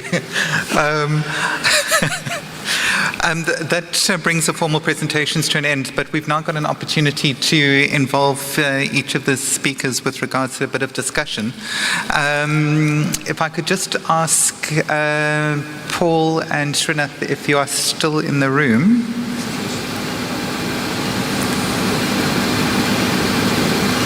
If I could ask you to share the microphone on the far side of the stage, it might be easier. And then we've got Eric on the line still. So, first of all, Paul, I want to say, thank you for training so many emergency physicians. Can you export? The question is, can we export some of our emergency physicians? Interesting you ask that. A lot of our younger physicians want to work elsewhere. And I think conferences like this are something that, I've talked to Dr. Abdel Balou previously that he wanted to come and work more in the U.S. I think we need to look at how we can open our borders for physicians. I think it'll help not just to unload some of our U.S. workforce, but I think in exchange of ideas, I come and I learn something from Dr. View and Dr. Dickerson, you and my Turkish colleagues, and every single time I come to one of these conferences. So I think we really need to look at that, and I have to tell you, if you're looking for American emergency physicians that are well trained, I think it's a matter of putting that out there and making sure there's a mechanism for that to happen. A lot of our physicians are young and incredibly intelligent, and many of them speak other languages as well. So I think there's that potential. I was actually also referring to there are existing programs. I know the global emergency medicine programs like out of UCSF have been doing great work and assisting with setting up emergency training programs. So whilst it's a bit of a flippant comment on my behalf, I think there's already some of that in place, which has been well used. But I think your comments regarding almost an international force of emergency physicians that can respond where there is need is probably a good thing. What we don't have, and it seems to be going all around the world, listening to what Eric had to say, and yourself from the US, and certainly from the South Africa and the African continent, is what are we doing about emergency nurses? Because that seems to be a global critical situation. If I can bring Eric in there, what ideas would you have to try and keep nurses happy on the one hand, skilled on the other, but still be able to manage the patient workload that we are all being faced with? That's a great question, Roger, because when we ask the nurses, and after COVID period, they want to change the job. They don't want to be a nurse anymore. So that's the main concern, that we can focus on it. And we asked and we talked many times to the nurses, and they say it's over. We had a discussion with colleagues from US. They said exactly the same point. I don't know why, because they have the feeling that maybe they're scared about that, but they don't want to work anymore in the same situation. So to be attractive, of course, we could talk about the salary, but it's mainly working condition, training, and training our nurses, and maybe having a new perspective for nurses. For instance, we are working on a program in France to have the equivalent of the nurse practitioner we didn't have for 20 years. And so we are starting a new program for nurse practitioner training, for a 2 years training program for nurse. So maybe it could be a new job to be attractive for nurses. Thanks, Eric. Roger, one of the things that we are looking at in the U.S. is that nurses in the U.S. take about 3 to 4 years of training. And so we're looking at whether we train nurses at a lower level than a registered nurse, an RN, as a medical assistant, which takes potentially 6 to 8 months of training, or an LVN, which takes 2 years of training, and unload some of the jobs that the nurses don't want to do, that's, quote, burning them out, unquote, and really trying to figure out if we can make all of these jobs a little bit more attractive And same thing with physicians, is take away some of the jobs that we don't want to do, that doesn't require our skill level, that we're forced to do. And I think that's what we're hearing from our younger physicians that are a little bit more insightful, that I don't want to do this anymore, or I don't want to do this job anymore. And I think we have to listen to them, and I think they have to speak up and make those suggestions. Thank you. I just want to make a short comment on, the availability of, staffing and the future of emergency medicine. Basically, when people go through programs and they graduate and they train and they work in different sites, as we move along, throughout the years, some people they find that they have probably different interests, like in finance, in legal, in admin, or even in the specialty of emergency medicine. They look at emergency medicine probably at a stage and they want to do something like, something more outdoor, like wilderness, or even something like special operation medicine, like HIMSS and Medevac and all that.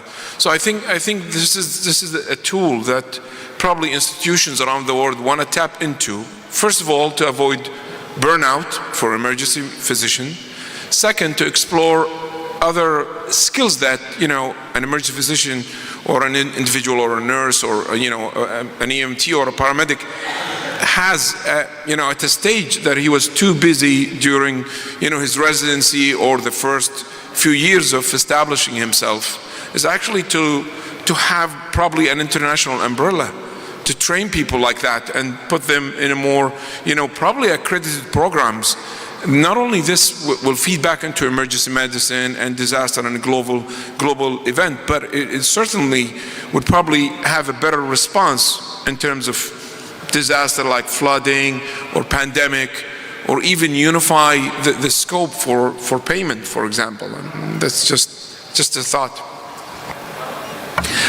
If I can pick up on two things, I think there's been some really great points made. So in our nursing system, we already operate on a 3-tier structure where the RNs are the chief nurses. We have nursing auxiliaries and staff nurses, which range from a year to 2 years to 4 years of training, and then there's specialty nurses on top of that. The difficulty that often comes is that from a financial perspective, the hospitals see that why would they need to have any registered nurses, because the physicians can take over that role and then you're paying a lower salary. So we found that we've not gained much from that. And with regards to, I think it's an amazing thing to be able to allow staff to develop in areas of their interest. The difficulty often, and I'm sure we've all sat when you're running departments going, yes, I want to support an individual, but in supporting that individual, I could threaten the rest of the team. And that is often the difficult tightrope that we are needing to walk. I am also quite staggered that there are more graduating emergency physicians in the US than there are on the African continent. And that's you graduating those numbers each year. But it brings me to my second question for you, Paul. You've stated that emergency medicine in the US is 50 years old. It's one of, or not the oldest country, or not the oldest country, shall we say the grandfather of emergency medicine as specialties globally. So it's something that we've not faced before, is looking at how can emergency physicians work until retirement at a pace that is often required in busy emergency departments. And the natural progression has always been into leadership or academics or something like that.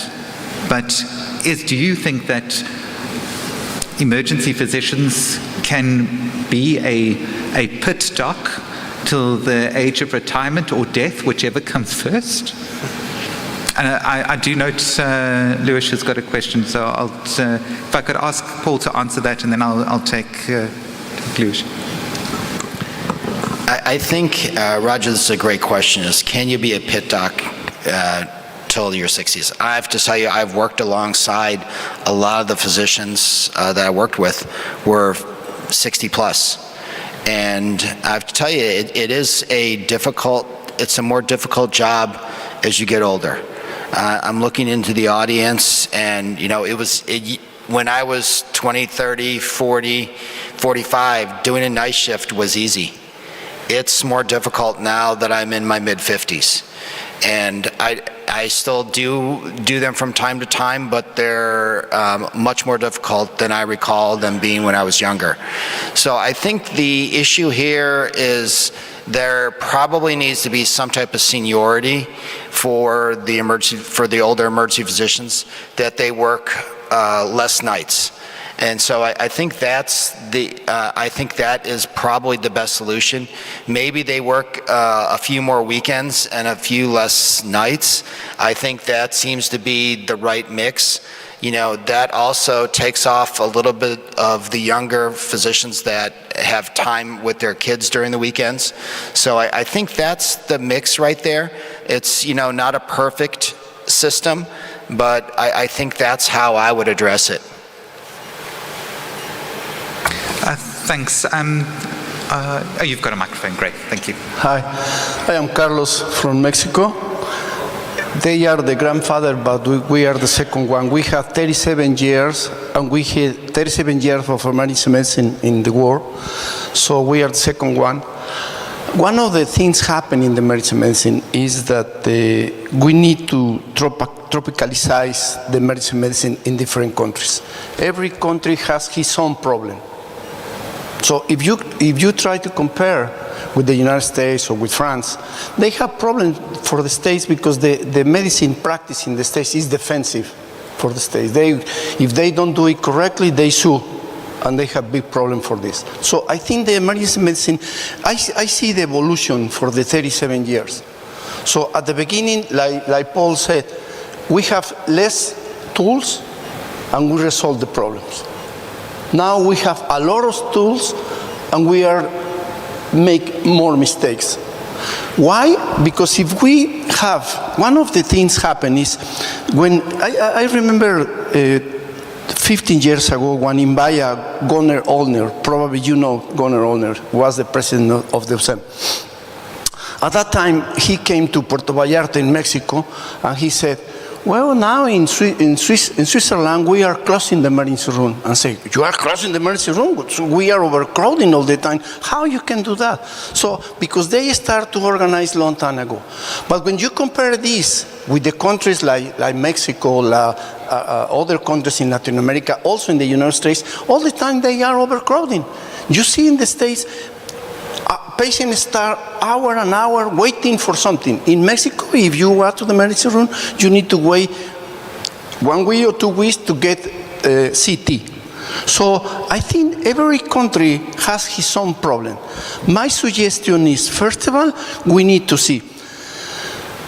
Europe, they don't have all countries recognize the emergency medicine, first of all. Second, for example, Spain, 4 weeks ago, they go to the Congress and they don't accept it.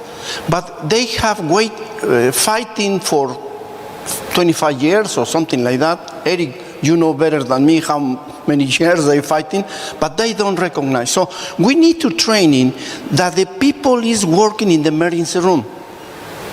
I know many people is general practitioner, internal, but if you want to work in the emergency room, you need to resolve the problem for the emergency room. So probably you don't want to be specialized, but you need to take the correct courses to improve your knowledge to resolve the problems, first of all. Second, who held the doctors in the emergency room? The nurse. Sometimes the level that they have the nurse between the doctors is too high, too different. So we need to prepare people to help the doctor to resolve the problem. Because sometimes, who make the triage? For example, in Mexico, you arrive, one people is secretary, he have probably elementary school, and she decide this patient is sick or this patient is not sick. And waiting. In similar countries happen the same. So we need to do something that the access to the emergency room need to be quick, good, gentle, and effective. But you don't need to spend too much money to do that. You need to prepare the right people in the right place, in the right hospital to resolve the problem. The pandemic showed us how important is the emergency room. At the beginning, we saved a lot of lives. At the beginning, we are heroes. 2 weeks later, 4 weeks later, the heroes was the ICU doctors. Excuse me, we take the care for the patients, but they don't remember exactly what's going on. So if we work together, we'll be stronger and better, and we can resolve many problems around the world because we are similar ideas, similar knowledge, and work together and be successful in the couple of days. We need to make re-engineering to create ways in the wayside to fix it, the holes that create the pandemic in the emergency room and also in the system.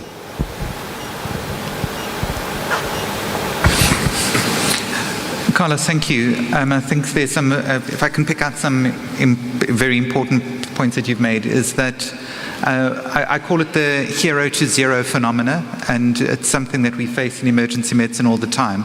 And you've encapsulated it well with how it applied in the COVID response, is a hero 1 minute and a zero the next. The second, I think, is the way that emergency departments are being used by the population is often a reflection on the expertise that are perceived to be there. And it's something that's being picked up by Eric in his presentation and by Paul and Srinath, was that we are seeing an increase in the number of emergency department presentations in favor of other areas within health systems. And that may be from a financial perspective, it may be an availability perspective, but I think a lot of the time it is seen as an expertise. If they go there, they will get the problem diagnosed and sorted because that's what emergency physicians do. There's also a perception that they will wait less time, which I don't think they've, certainly if they've sat in my waiting room of my emergency department, that's certainly not true. But thank you for your comments. I think some very valuable input made there. Sorry, could we have the mic back on there? I can't hear you. There we go. One point more. When you're talking about the retire, you need to think about it. What is the period, the time for the sport guys? For example, Messi, Cristiano Ronaldo, Jordan, they have one period of the time. 37 is all. Like Paul say, when do you try to work in the emergency room? I think the best time to work is at the beginning, 20s, 30s, 40s.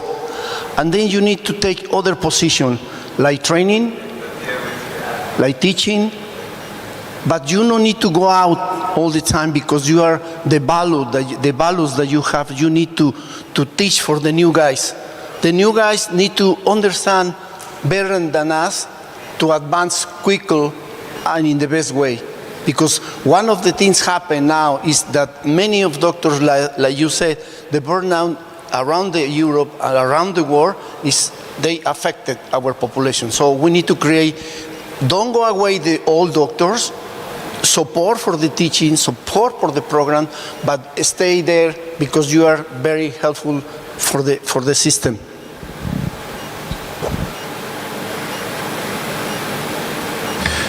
All right, any more questions? May I add a comment? Yeah. Yes. Go ahead, Eric.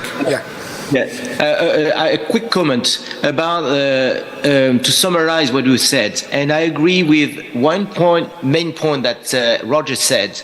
We are always on the front line, and emergency medicine, the creation of emergency medicine was in 1974 in UK, and then in Ireland and USA, and that evolution of emergency medicine are still the same concept. We are on the front line. When we create the pre-hospital EMS in France, it was just because we had a lot of road traffic injuries and we have patients dying before they come in the emergency department. It's not the problem anymore.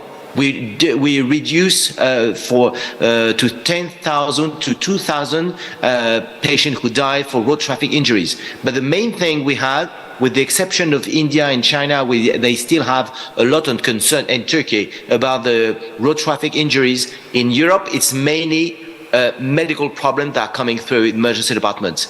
But the thing we are facing for now is we still are pioneer of emergency medicine, and we live day after day a new concept. Take the example of the COVID. No one in the room, and no one like myself, have faced the pandemic like that. We were the first to face that, and we deal with that, and we try to organize. So emergency medicine is also to adapt our system to the disease that like we have, and we will have to face it. And I agree with Carlos Garcia, as he said, that we do have a lot of things in common, but we have to adapt our system on our own system of our own country, because we have a different concern about the system. I will be really lucky to take the example of the emergency physician in USA. I would love to have a huge number of emergency physicians in my department, but we don't have, so we try to find some issue for that. But that's very interesting talk we have together, because I think we still are pioneer of this creation of the specialty. Thank you. All right. Thank you, everybody. Thank you. Enjoy lunch. Thank you, guys. Take care. Thanks, Eric. Bye-bye, Eric. Bye, friends.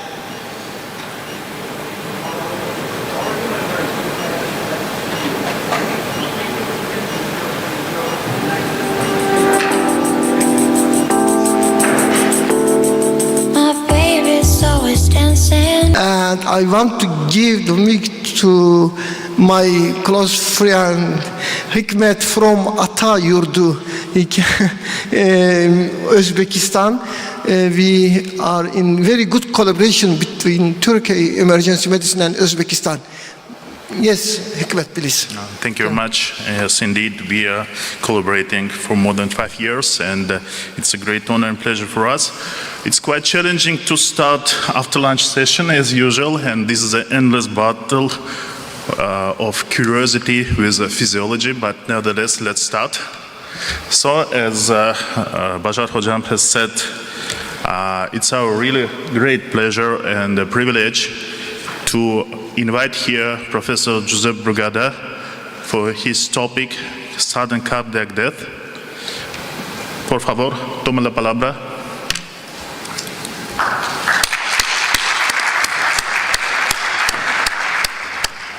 Thank you very much, Dr. Andarov, Dr. Canterbury.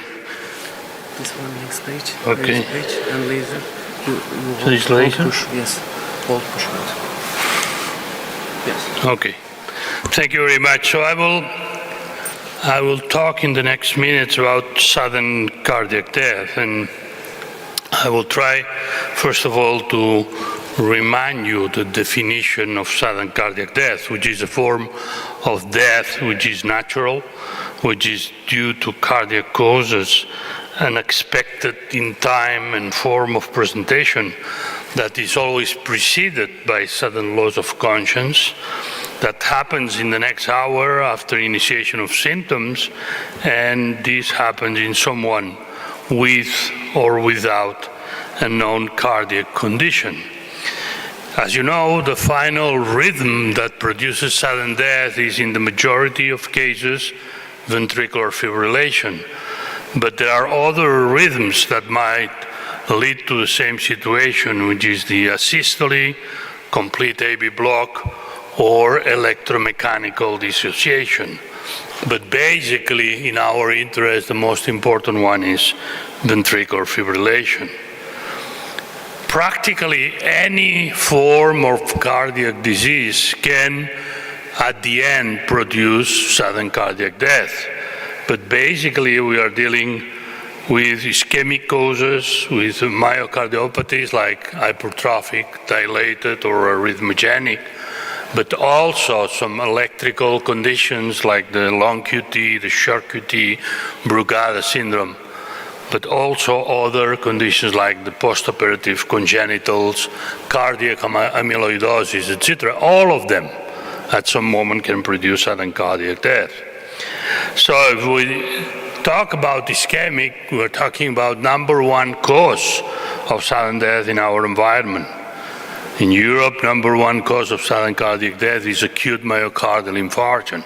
So during the acute phase of the myocardial infarction, the cells get with ischemia, and they complain about this ischemia by having pain, but also by producing ventricular arrhythmias that can produce ventricular fibrillation and sudden death.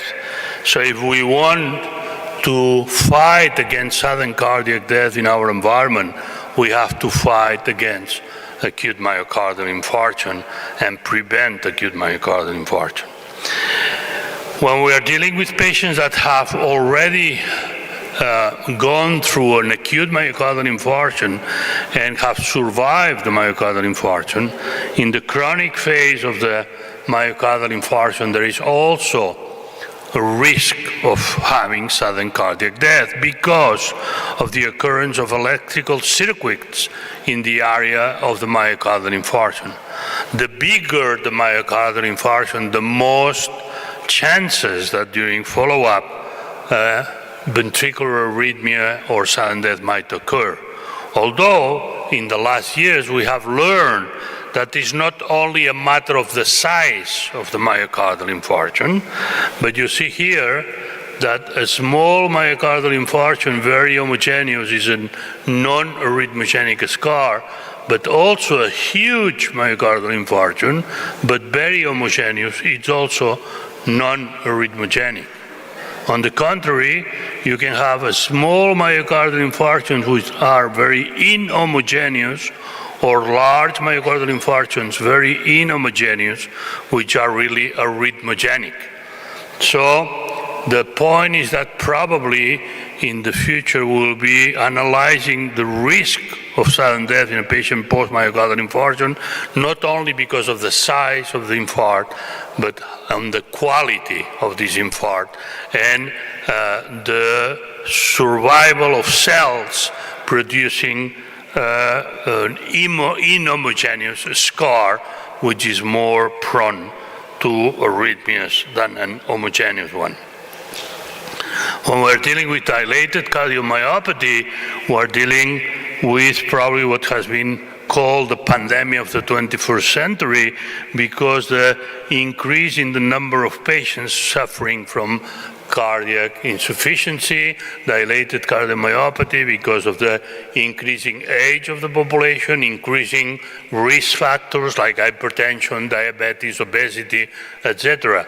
Remember that 50% of the deaths in patients with dilated myocardiopathy are sudden death because of ventricular arrhythmias.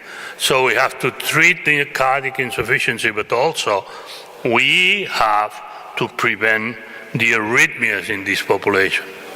When we're dealing with hypertrophic cardiomyopathy, here we are dealing with a genetically determined disease that produces a hypertrophy of different parts of the muscle, and this hypertrophy produces arrhythmias, many of them ventricular, many of them polymorphic, and many of them lethal, that might kill the patient by sudden cardiac death. And remember that hypertrophic cardiomyopathy is the principal cause of sudden death in patients younger than 40 years of age, especially sport practitioners. We also have arrhythmogenic right ventricular cardiomyopathy, which again is a genetically determined disease that produces changes in the muscle, basically in the right ventricle, but also sometimes in the left ventricle. And these changes produce the occurrence of islands of tissue in this muscle being the basis for the occurrence of ventricular arrhythmias and sudden cardiac death, again in young population and again in sport people. However, there are a number of patients, around 20%, who had sudden cardiac death but do not present with a structural heart disease. They have a normal heart, and these are the patients like this one having ventricular fibrillation but a completely normal heart. In the last 30 years, we have learned about a new category of diseases that was unknown to all of us 30 years ago. That's what we call the channelopathies. And the channelopathies are the long QT syndrome, the short QT syndrome, the Brugada syndrome, catecholaminergic polymorphic VT, or malignant early repolarization. All of them are diseases that were unknown to all of us 30 or 35 years ago. And we understood that by looking very carefully at the electrocardiogram, we could identify some signs in the electrocardiogram that were explaining us that something was wrong in this heart, electrically speaking. Why we call that channelopathies? Because these are diseases which are familial, so they are genetically determined, but affect the channels that regulate the flux of ions across the membrane. And these channels, if they have a mutation, they will not work properly, and they will produce some signs in the electrocardiogram, but also might produce some electrical gradients in different parts of the heart, these electrical gradients leading to the occurrence of ventricular arrhythmias and sudden death. This is a patient with a long QT. Please look at the very prolonged QT interval, 640 milliseconds, corrected by the frequency at 584, extremely prolonged QT interval. When we have this type of ECG, and this ECG belongs to this lady here, you see that 7 members in her family have died suddenly because of the prolonged QT interval, and she was the only survivor in this family. So it's a very, very malignant form in this family of the long QT. This is a patient with Brugada syndrome. Look at the ECG, which shows this ST segment elevation in right precordial lead, simulating a myocardial infarction, which he has not. And when you find this type of ECGs, there is the risk in some patients that ventricular fibrillation occurs and the patient might die suddenly. Again, we're dealing with a familial disease. This is a family with Brugada syndrome. This guy here died suddenly. There are other 8 members affected in this family, and this allowed us to identify a mutation in the sodium channel that was responsible for the disease. This is the first patient we ever saw with the Brugada syndrome. That was in '86. In '92, we published the first paper. We defined the characteristic electrocardiogram. We understood the mechanism leading to these anomalies in animal models. We understood that the patient should be protected with an ICD. We could define in 1998 the first mutations in the families with Brugada syndrome. In late 2010, we could, for the first time, do some ablations in patients with Brugada syndrome in the epicardium, and certainly the future will tell us how to change the genetic defect in these families to normalize everything. Look, that it took 30 years to go from the initial description to the actual reality in the patient with Brugada syndrome, and we have learned a lot, we have advanced a lot in how to diagnose, how to risk stratify the patients, and how to treat the patients. We have also mutations in the potassium channels, like this one, producing this very prolonged QT interval. Look at this T wave, very abnormal, giant negative T wave in left precordial leads. This is a very dangerous situation. This is a very high instability from the electrical point of view, and this patient might go into ventricular fibrillation at any time because of this very highly unstable electrocardiogram and repolarization defect that might produce certainly some arrhythmias and producing sudden death. So when we're dealing with the long QT, we have the long QT3, which is the one affecting the sodium channel, but then we have the 1 and 2 that affect the potassium channel. So the result at the end is the same by different mechanism. The result is that the repolarization is prolonged, so the QT interval is very much prolonged, and at the end, ventricular arrhythmias, sudden death can occur because of this gradient between different parts of the heart. Also, we described in the year 2000 the short QT interval, the short QT syndrome. We saw these patients, these first initial patients in the year 2000, especially this one here, that was a lady, 25-year-old, that had a syncope. And we received the ECG of this patient, and we thought that it was a mistake because the QT interval in this patient is no more than 200 milliseconds, extremely short QT interval.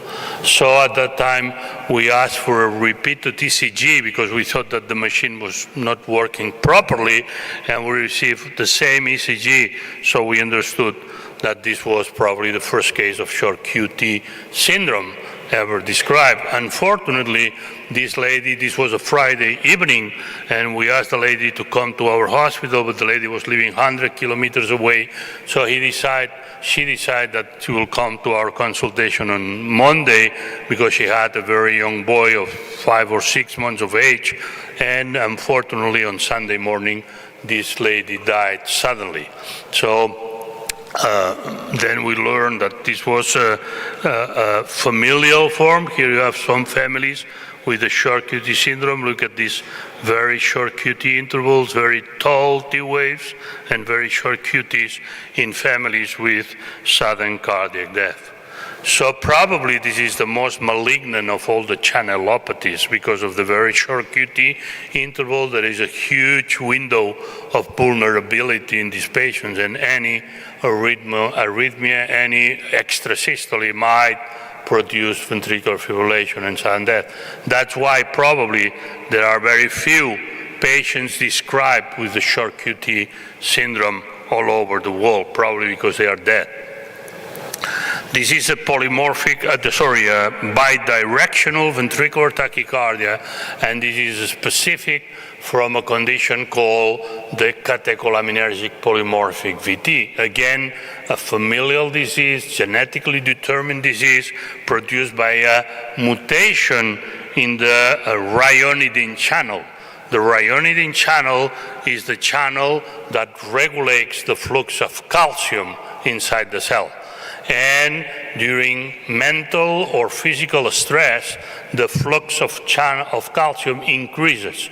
If the patient has a mutation in the ryanodine, this flux cannot occur, and there is an accumulation of the intracardiac calcium, and this produces an intoxication of the cell, and finally produce this type of arrhythmias that you see here appear during a stress test or mental stress test.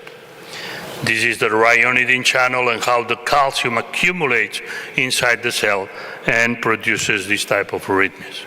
Finally, the last situation described is what is called the malignant early repolarization, which occurs in patients having this abnormality at the end of the QRS complex, like an early repolarization that in some cases might be responsible for the occurrence of ventricular fibrillation.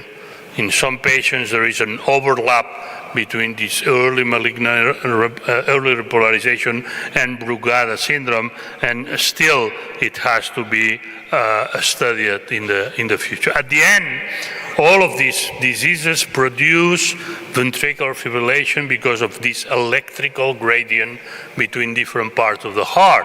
So we can say that genetic studies have identified a new category of diseases responsible for syncope and sudden cardiac death in patients without demonstrable structural heart disease.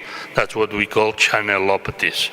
The good news is that if you look carefully at the ECG, you will find the signs to identify the patients at risk.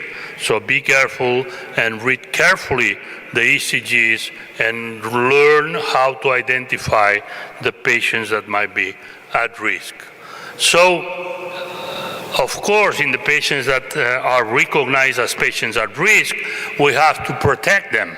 And we protect them basically by using implantable defibrillators. As you know, implantable defibrillators are extremely reliable devices that identify the ventricular arrhythmia and treat them very effectively in the majority of cases. But we know, and you know as emergency physicians, specialists, that time is what counts. So not everybody can be identified and can have an ICD implanted. The majority of patients that are at risk for sudden cardiac death do not have an ICD implanted because they have not been recognized. And we know that every minute that lasts, we have 10% less chances of surviving. So we need early defibrillation, and early defibrillation requires, of course, very good emergency systems, but also we need public access defibrillation that might allow for the general public to use these devices and to treat the patient waiting for the emergency system to arrive. There is a study in Japan that compares the number of public defibrillators installed in the countries and the number of patients that are shocked when they have a cardiac arrest. And of course, the more devices you have in the street, the more probability that you will be shocked by a bystander if you have a cardiac arrest. And this is my last slide. This is the number of deaths in car accidents in Spain all over the last years. And you see that they did a very good job, because you see that from the 60s we had an increase maximum in 1989, and since then the decrease is dramatical. So they did a lot of very good jobs, a lot of investment, a lot of money, a lot of fees, a lot of fines if you were too fast in the street, you were not having your protection, whatever. So a lot of money invested to go from almost 6,000 to 1,000. Do you know how many patients died suddenly in Spain? 10 times this number. And the number or the amount of money that is invested is 10 times less. So, of course, this is very important, because the politicians should also understand that sudden cardiac death is a major public problem, and investment in preventing sudden cardiac death should be at the level that it deserves for the number of patients suffering from it. Thank you very much.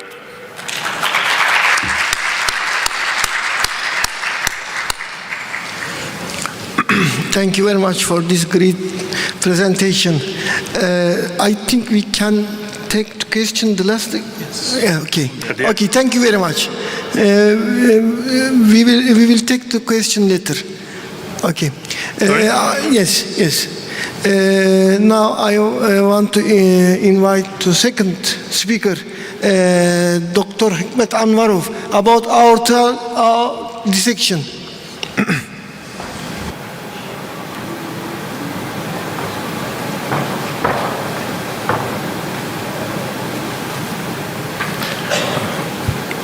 Thank you very much. Herkese merhaba. So it's a really great honor to me to be here with you again. And as I've taught you this morning, The main focus in our hospital in Uzbekistan is on the ascending and descending thoracic aorta. Yep. Closer. Okay, is it good now? Thank you. So some protocol things, I have nothing to declare, only I would like just to stress the contribution of my angio and cardiovascular department in designing these slides. So the dissections of aortic aneurysm is, as you know, all the condition characterized by a rupture of the inner wall of the arteria intima with the formation of the false passage for the blood. And about 50% of patients with untreated aortic dissection will die within 2 days, maybe, is a risk of death within the first hour for acute aortic dissection is about 1%. So time matters. In large medical study, including almost 1,000 patients with aortic dissection, almost a third of them died within 2 days, and 2/3 within 2 months, and almost 90% within 3 months, and almost all of them within 6 months. So it's really a huge problem. The frequency of occurrence due to several studies is it's about 3 per each 100,000 population, and average almost 1,000 cases per year in my country with a population of 33 million people. So all of us, we well known about the types of classification of aortic aneurysms. There is 5 grades by Svensson, and also the most common things is Stanford's and DeBakey classifications. So the aim of the study, what we held in this year in our hospital, it was to evaluate the direct results of the first experience in surgical treatment of ascending aortal dissection aneurysm type A by Stanford. So these are materials, the retrospective analysis. We had 6 patients which we underwent for the surgical interventions, because the closed transcutaneous interventions has been described on the morning sessions. I would like just to stop more on the surgical ones. So 2 of these 6 patients had concomitant ischemic heart disease. In one case, we obtained the grade 3 of aortic valve insufficiency, and in one patient also the intimal tear was located on the proximal part of the aortic arch. So all surgeries were performed using the method of the in the stopped heart or the own pump with the artificial blood circulation. And here are the results. So average duration of the circular arrest was about 45 minutes, and the temperature we decreased it for less than 22 degrees. And of course, the retrograde hypothermic cerebral perfusion we provide in all patients. Here are some demonstrated things. We used the prosthetic for aortal arch and for descending aorta. Here are some stages from the surgical part. In 4 cases, the patient underwent supracoronary replacement of the ascending aorta. In one case, the aortic root replacement as a Bentel de Bono surgery. In one case, supracoronary replacement of the ascending aorta was supplemented with arch replacement. And Vascotec vascular prosthesis was used in all surgeries. Biological glue also we applied. We didn't apply it. And coronary artery bypass graft was performed as a concomitant interventions in 2 cases. As I said, this was that Bentel de Bono surgery. So, in postoperative period, we saw the 2 patients with signs of stroke, unfortunately, and the mortality also obtained in 2 patients. In one case, we obtained encephalopathy, but required early tracheostomy for prolonged ventilation. The average blood loss was about 900 milliliters. So in tape A, out of the session, about half of the patient within the first 48 hours, the perioperative mortality in half of the patients with ascending aorta and more than 50% in aorta arch. In type B, the presence of the complications mortality is the same almost, and the perioperative mortality is in between the one third and half of the patients. And other types of the surgery in ascending aorta, it's average about 5%, no more than 5% in our hospital. In a big dissection involving the thoraco-abdominal elements, it's about 11%. And in abdominal aorta, we consider more moderately more easier. It's about 5% mortality nevertheless. So, obtained experience of surgical treatment of descending aorta aneurysm showed that timely detection and surgical treatment, of course, can achieve satisfactory result with, let's call it, satisfactory. Of course, in comparison, mortality is about 1/3 of all patients. Otherwise, all of them will die. And further improvement of our result associated with the increase of the experience, of course. Thank you. Teşekkür ederim. Thank you very much, Dr. Hikmet. We will take the question later, and I want to announce the last speaker. Everybody in Turkey know him, Roger Dickerson from South Africa. Please.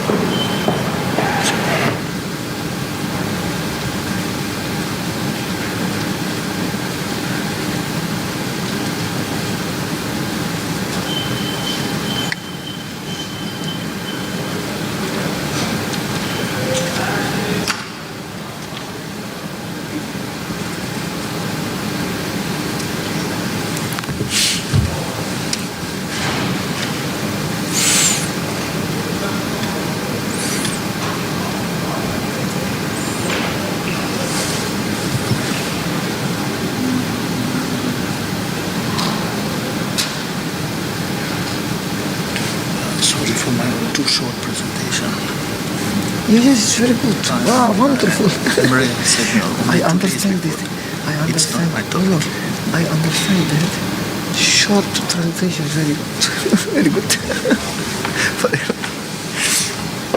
Maria said me 2 days before that. Yes. I have to do it.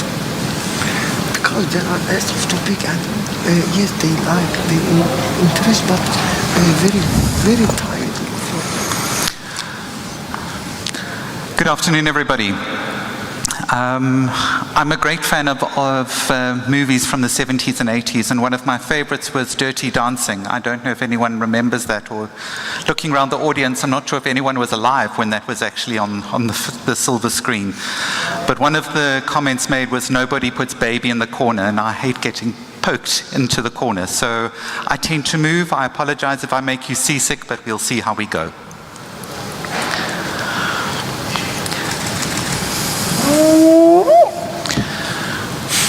So this is my hometown of Cape Town, and I work at New Somerset Hospital, which was actually the first hospital built in South Africa, purpose-built, and was actually the first teaching hospital of the university in South Africa.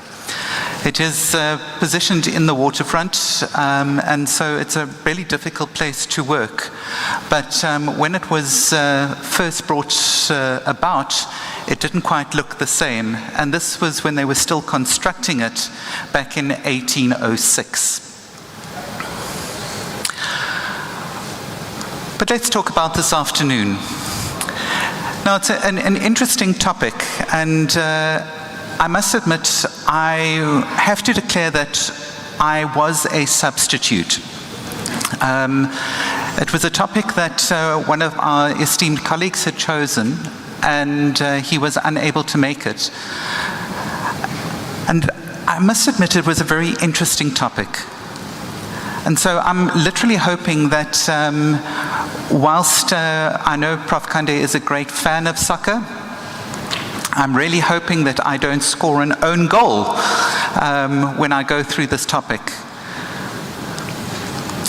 And what we're going to be looking at this afternoon is the what if. We're going to be looking at the what if our gold standard of managing patients is not available. And I hate what if scenarios, but it's something that we do need to plan for. Because unfortunately, we don't all work in scenarios that are often portrayed in Hollywood. I have never been in the situation where I have been able to park my high-heeled shoes under a bed, or where martinis are brought to me in an on-call room. But the one thing that Hollywood has shown is that in a golden standard environment, anything can be done. Now, I'd like to ask a question. If I look around the room and I ask the question, who here has access to PCI in their facilities? Can I ask you to raise your hands? Hold them up high. Okay, so it's probably about 5% of people in the room. Can I ask you to keep, for those who put your hands up, keep them up for me? Nice and high, wave them. I'm old, I don't see so well anymore. Good. All right, keep them up. This is your calisthenics for the afternoon. Okay, keep your hands up. Now, for those of you who've got access to PCI on a 24-hour basis, or is it only during certain times? So we're looking, if I look around this room, thank you for your participation. If I look around this room, very few of us have actually got access to the gold standard in managing some of these cases. And so I'm going to talk through an approach.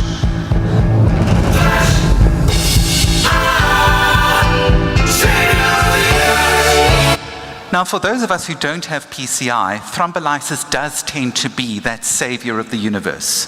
If we select it for the appropriate cases and we select it for the appropriate individuals, it can certainly save lives.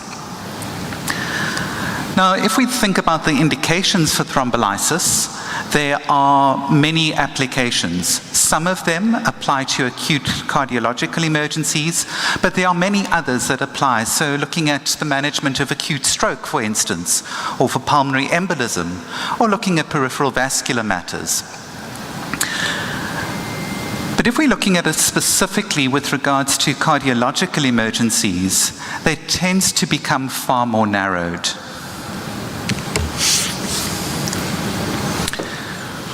So if we think about the concept of the acute coronary syndromes being a scale or a realm, a continuum, where it starts with something as simple as angina pectoris on the one side, it then progresses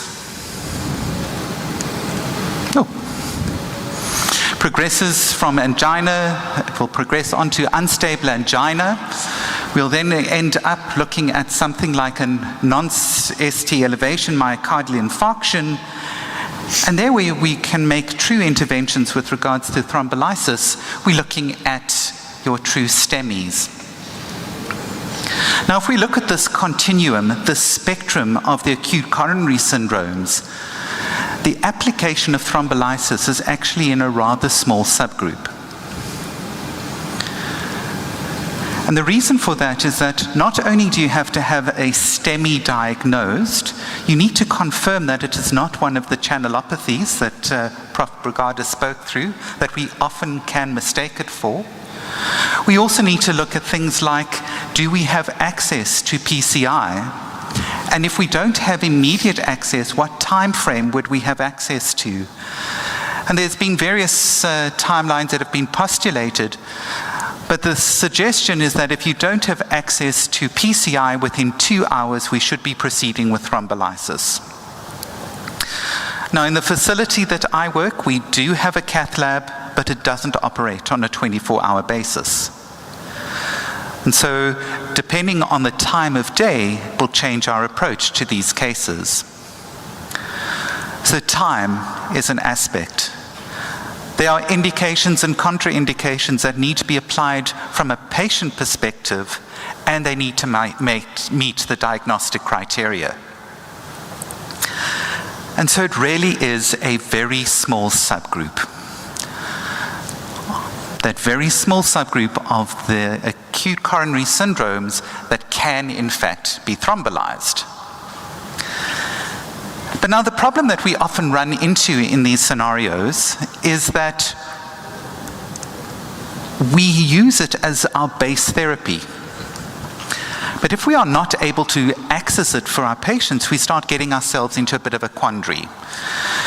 Because as you're aware in medicine, it's never as simple as a yes or a no. Because if we look at the things like the contraindications, and if there are absolute contraindications, that makes a lot of sense. And you'll see contraindications listed on thrombolytic checklists in many organizations and published in many journals, etc. Those are fairly finite. Those we can accept. The ones that pose quite a difficult thing for us are the relative contraindications. Because here we are needing to apply our minds and balance risk. Balance the risk of an event occurring from the therapy that we are instituting versus the risk of a patient having a worse outcome from their primary pathology. And what it really does is that it ends up being a yes, a no, or a maybe. And it's the maybe group that gets us into a quandary. Because our decision making isn't binary. Our decision making in offering an emergency medicine is based on a lot of input with regards to how much information we've got at the time. And this can lead us to a vicious circle. We've got a patient who needs to be thrombolyzed, but meets a criterion that would be a contraindication. If we don't have access to PCI, what do we do? And if we look at all of the treatment protocols that have been published, it starts primary PCI is really the way to go. If you can't do that, then thrombolyze. But now if you can't thrombolyze, those patients should be going for PCI, but that's not available. And we end up getting ourselves into quite a vicious circle. I'm going to try and simplify this a little bit. And it's because I tend to operate best at 3 a.m. and when I'm operating at 3 a.m., I need to have things simple. So you've diagnosed a true ST elevation myocardial infarct. You ask yourself, do I have PCI available? And the 20 or 30 people in the room that have got PCI at their facility and have got easy access to it round the clock, that's the route that they will go. They will say to themselves, that's great, let's say yes, we've got PCI and we're going to proceed with PCI, and we know that that does have the greatest, better outcomes. So that's a green, that's good. The difficulty comes is that if our PCI is not available, and that is where we are needing to consider the thrombolysis. But before we can do that, we need to look at those contraindications. And again, it's not a yes or a no. If there are no contraindications, the decisions are easy. We can proceed with thrombolysis, and we need to do that as soon as possible to restore perfusion and save muscle.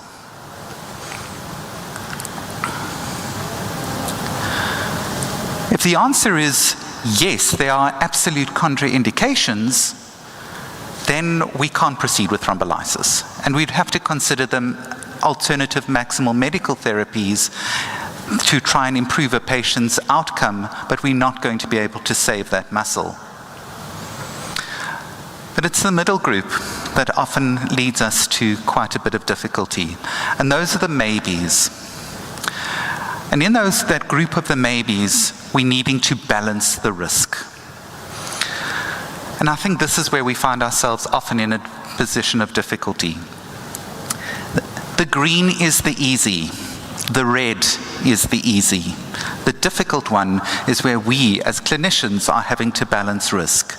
Balancing the risk of an adverse outcome from our therapy versus the risk of an adverse outcome from the original pathology. And we can go round and round and round in ourselves trying to find a solution. But we know that in emergency medicine, there is something worse than a bad decision, and that is no decision. And that's often where we run ourselves into difficulties, that we're needing to make a decision with limited information at the time. Now, there are a host of medical interventions which I'm not going to be going into here. We can look at the antithrombotic therapies, the good old aspirin, to try and stop that clot getting any bigger or propagating elsewhere. We can look at other medical therapies in an attempt to try and limit the damage, or if there has been damage, to try and improve the outcome. But it all comes down to that balancing of risk. Now, in the international session earlier this morning, Eric Review spoke about the pressure keg of the emergency department, and he very kindly put my head in a pressure cooker. And so, with tribute to Eric Review, who presented earlier today, I think we need to take an approach that I'm going to give his nomenclature. We need to evaluate the risk, the indications, and the contraindications. So we need to do an ERIC. And if you think about it, we're reviewing those factors, and we can do an ERIC review, or rather, an ERIC review.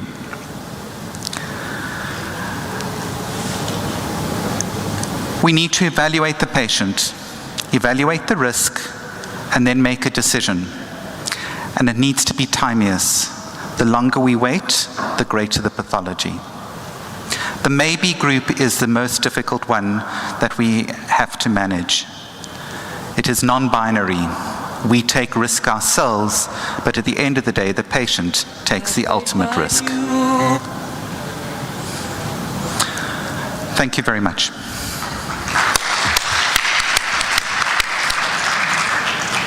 Thank you very much. Baie danke. Het is een groot plezier. Baie dankie. Yes, thank you very much. I think we have time for the question or comment. Any question or comment for all speakers? Okay, we can start from Emre. We have questions.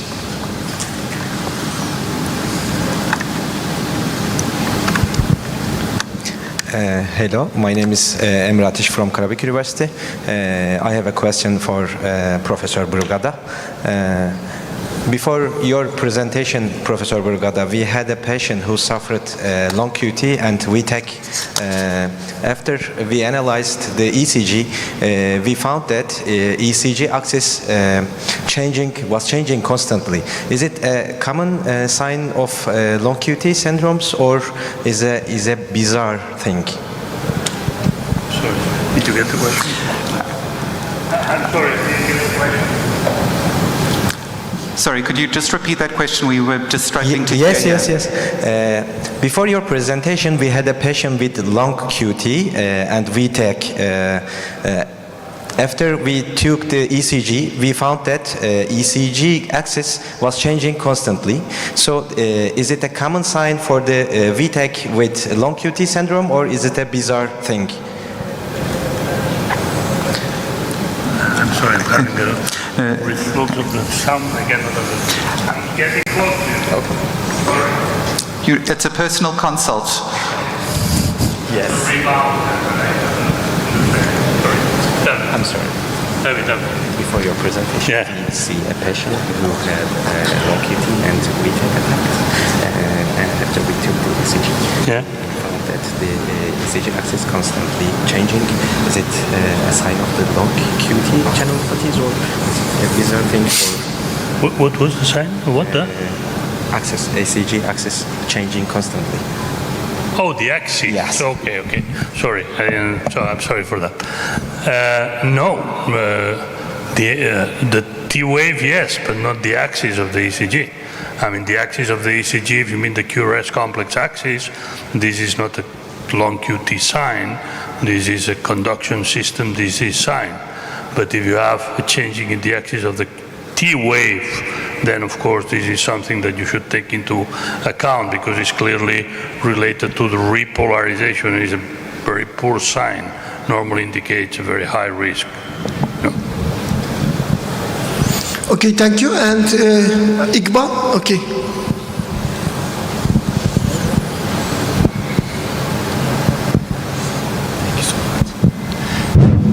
And thank you for all the professors for their great presentations. I want to add something about Professor Reger's questions about the PCI. I think we couldn't get the question or we misunderstood.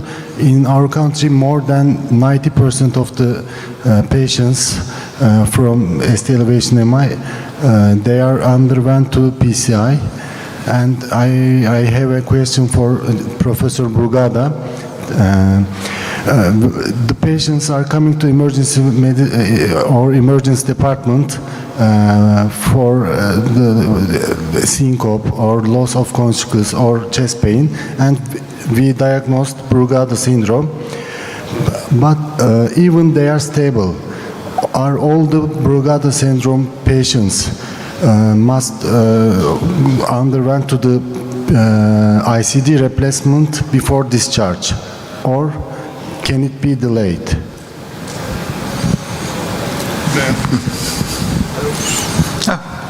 Prof. Brugada?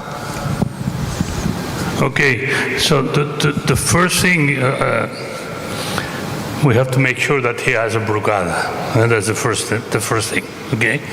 Why I say that? Because there are many patients that do have what we call a type 2 or type 3 ECG and not a type 1. And this should not be classified as Brugada. This is just an ECG which is suspicious, but it's not diagnostic, okay? So the first thing is that you need the type 1 ECG to make the diagnosis of Brugada.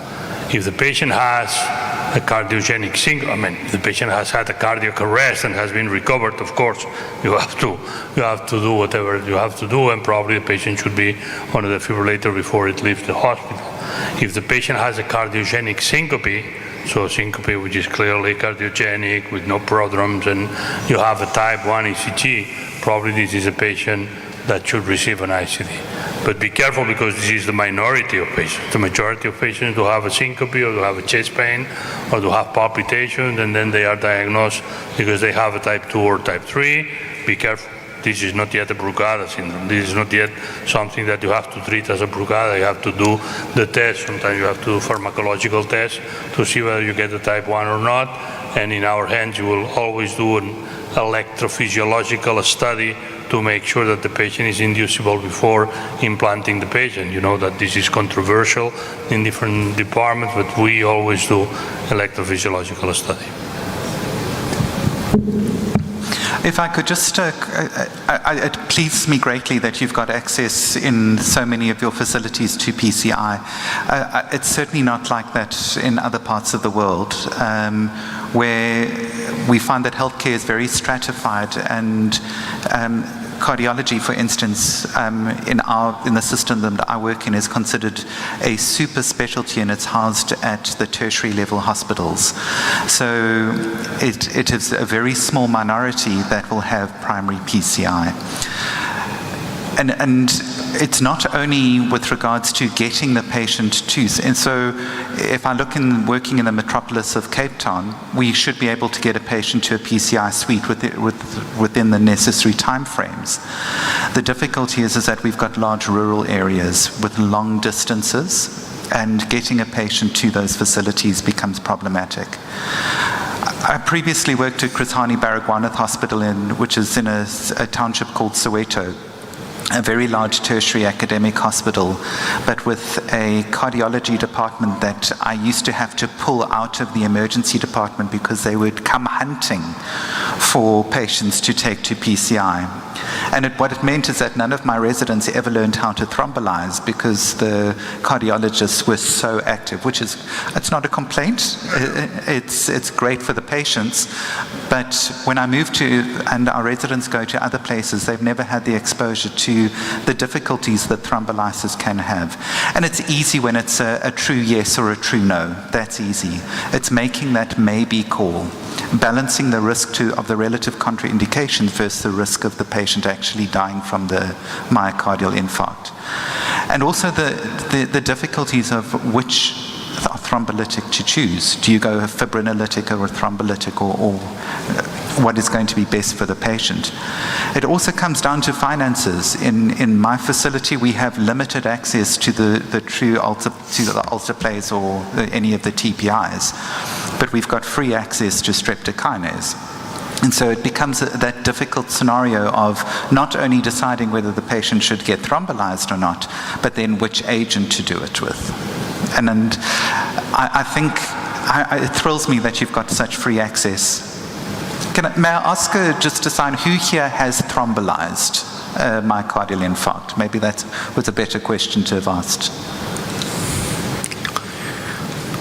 Okay, thank you, Roger. Okay. Any another question or comment? Yes, Dr. Ayman, please.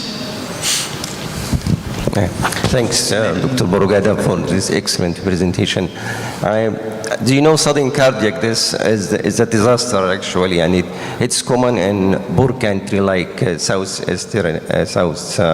Asian. Do you have any recommendation to have a screening plan, for example, in the school, for the student to screen for ECG to pick up who has the channelopathy, and is this any patient who has channelopathy, the ECG finding, it's present since birth or it changes with the age? From this, we can know what age we can screen if it is possible. Thank you. Thank you. That's a very good question. That's one of my fights with administration and politicians, is that everybody should have at least one ECG performed during lifetime. I'm a teacher, professor in the university, and I always ask my people in the room, I will say how many they are, 22, 23 years old, my students, and I always ask them, how many of you have ever had an ECG? And it's always less than 50%. And these are medical students. So imagine in the normal population that is even less. So I've been fighting, and I keep fighting for the possibility that everybody has one ECG performed in life that will detect, of course, Wolff-Parkinson White, long QT, short QT, Brugada. I might suspect hypertrophic cardiomyopathy, rhythm disturbances, whatever, you know. It's cheap, it's easy, it's innocuous, it's without complication. I do myself in the area where I live, which is an area of about 50,000 inhabitants in the north of Barcelona. I do every year an ECG to every single boy and girl in the school at age 14. Okay. Why 14? I don't know it very well. I decided some years ago, but I don't know very well why I decided 14 and not 16 and not 12. Probably 14 because there are diseases like hypertrophic cardiomyopathy that the abnormal ECG is only visible at a certain age when the heart is already big enough. It's true that you might miss some patients with some conditions before that, but normally if this is a patient with a genetic disease normally you have some suspicion in the family, and then of course you do the ECG.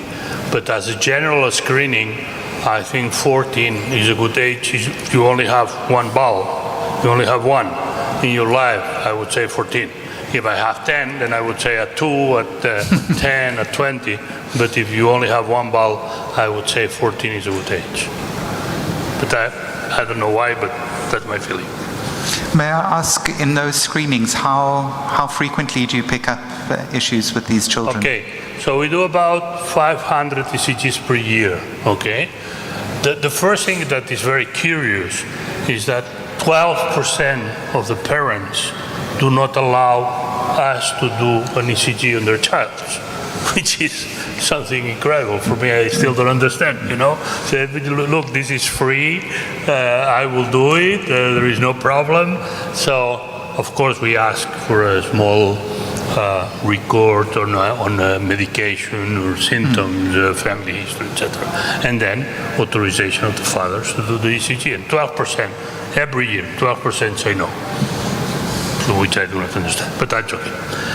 Then, on the 88% that we do, which is about 500 per year, we found 3% of ECGs which are suspicious of something, which are, let's say, not normal. And then, of course, we exclude here incomplete right bundle branch block and things like that. We don't care about that. So, abnormal. And then in these 3%, basically what we do is an echocardiogram, sometimes a Holter, sometimes a stress test, but basically an echocardiogram. And finally we find 0.7% of ECGs that have something which is really abnormal, which does not mean that requires treatment, okay? But that they are normal and the patients should be followed up every year, whatever. So it's about between 3 and 4 ECGs per year, or patients per year, that has something that should be followed. Of course, we found Wolff-Parkinson-White, which is asymptomatic. We found some long QT. We found some suspicion of cardiac hypertrophy, or patients that do have a lot of extrasystoles, ventricular extrasystoles, and then you have to follow them. We had one with a suspicion of how you call that, an abnormal coronary artery that we could suspect on the ECG, and it had to be operated, so we found things. If you take those numbers and extrapolate them to a country's population, those become huge. Sure. And those are numbers of lives that could be saved. Yeah, but if you do that, it is like, why should you not do that once in lifetime, you know? And we're doing at 14, but maybe when you get your driving lessons, whatever. At some moment that the majority of people do, not the military service, which was before, because now there is no obligatory military service, so you cannot have it. And of course, you will find things, and you will find things that you might, you know, see every year, new patients coming, or patients that should be suspected of something, and of course you will have to do echoes and stress tests and whatever. That's true, but that's prevention. Yeah. Thank you very much, Brigada. Thank you. And we finished the time, and we have to give very 10 minutes, only 10 minutes. After 10 minutes we will come again for Satellite Symposium. Arkadaşlar 10 dakika sonra uydu sempozyumu sadece bu salonda var. Çekiliş yapacağız. İsimlerinizi yazdırın. İstediğinizi veriyoruz çekilişte, ona göre. Tamam. Thank you very much.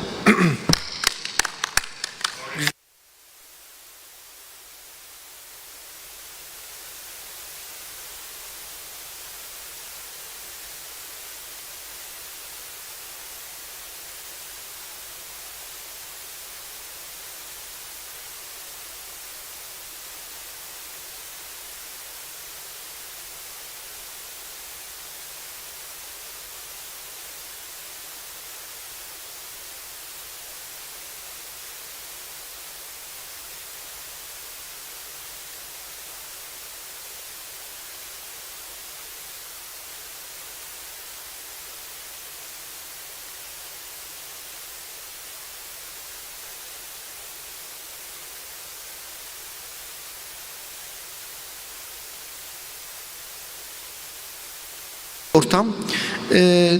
Çok teşekkür ediyorum. Burada bize verdiğiniz destek kongrenin bir parçası olmak, burada bulunmak, hepsi her şekilde bize güç veriyor. İşte bu güç veren şeylerden birisi de uydu sempozyumlarımız. Bugün kardiyolojiyle başladık, kardiyolojiyle devam edeceğiz. Biliyorsunuz akut koroner sendromlar acil tıbbın en önemli kısımlarından birini oluşturuyor ve bizim uzun dönemde baktığımız acil vakalarında büyük oran kardiyolojik aciller olabiliyor. Yani %20'nin üzerinde, %25'in üzerinde gerçek acil vakalar için söylüyorum. Kardiyolojik aciller oluyor ve bunlara müdahale ederken çok daha dikkatli olmamız lazım. Çünkü gerçekten iyi tedavi, iyi sonuç. Yanlış, eksik tedavi, kötü sonuç çok belirgin olan bir hasta grubu. İşte bu önemli sendromda çok önemli bir tedavi, eski bir dostu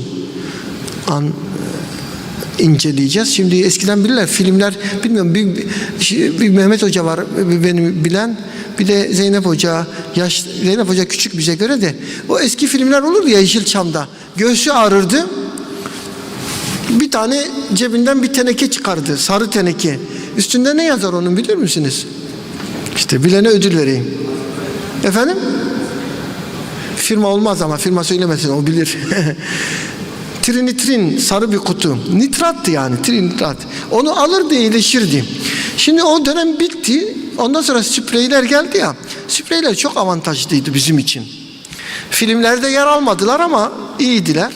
Sonra spreyler ortadan gidince biz tablete kaldık. Şimdi yeniden hani popüler olma, daha doğrusu yeniden önümüze gelme şansı yakaladık. Onlarla ilgili de güzel bir sunum olacak. Profesör Doktor Zeynep Gökçen Çakır alkışlarınızla kürsüye davet ediyorum.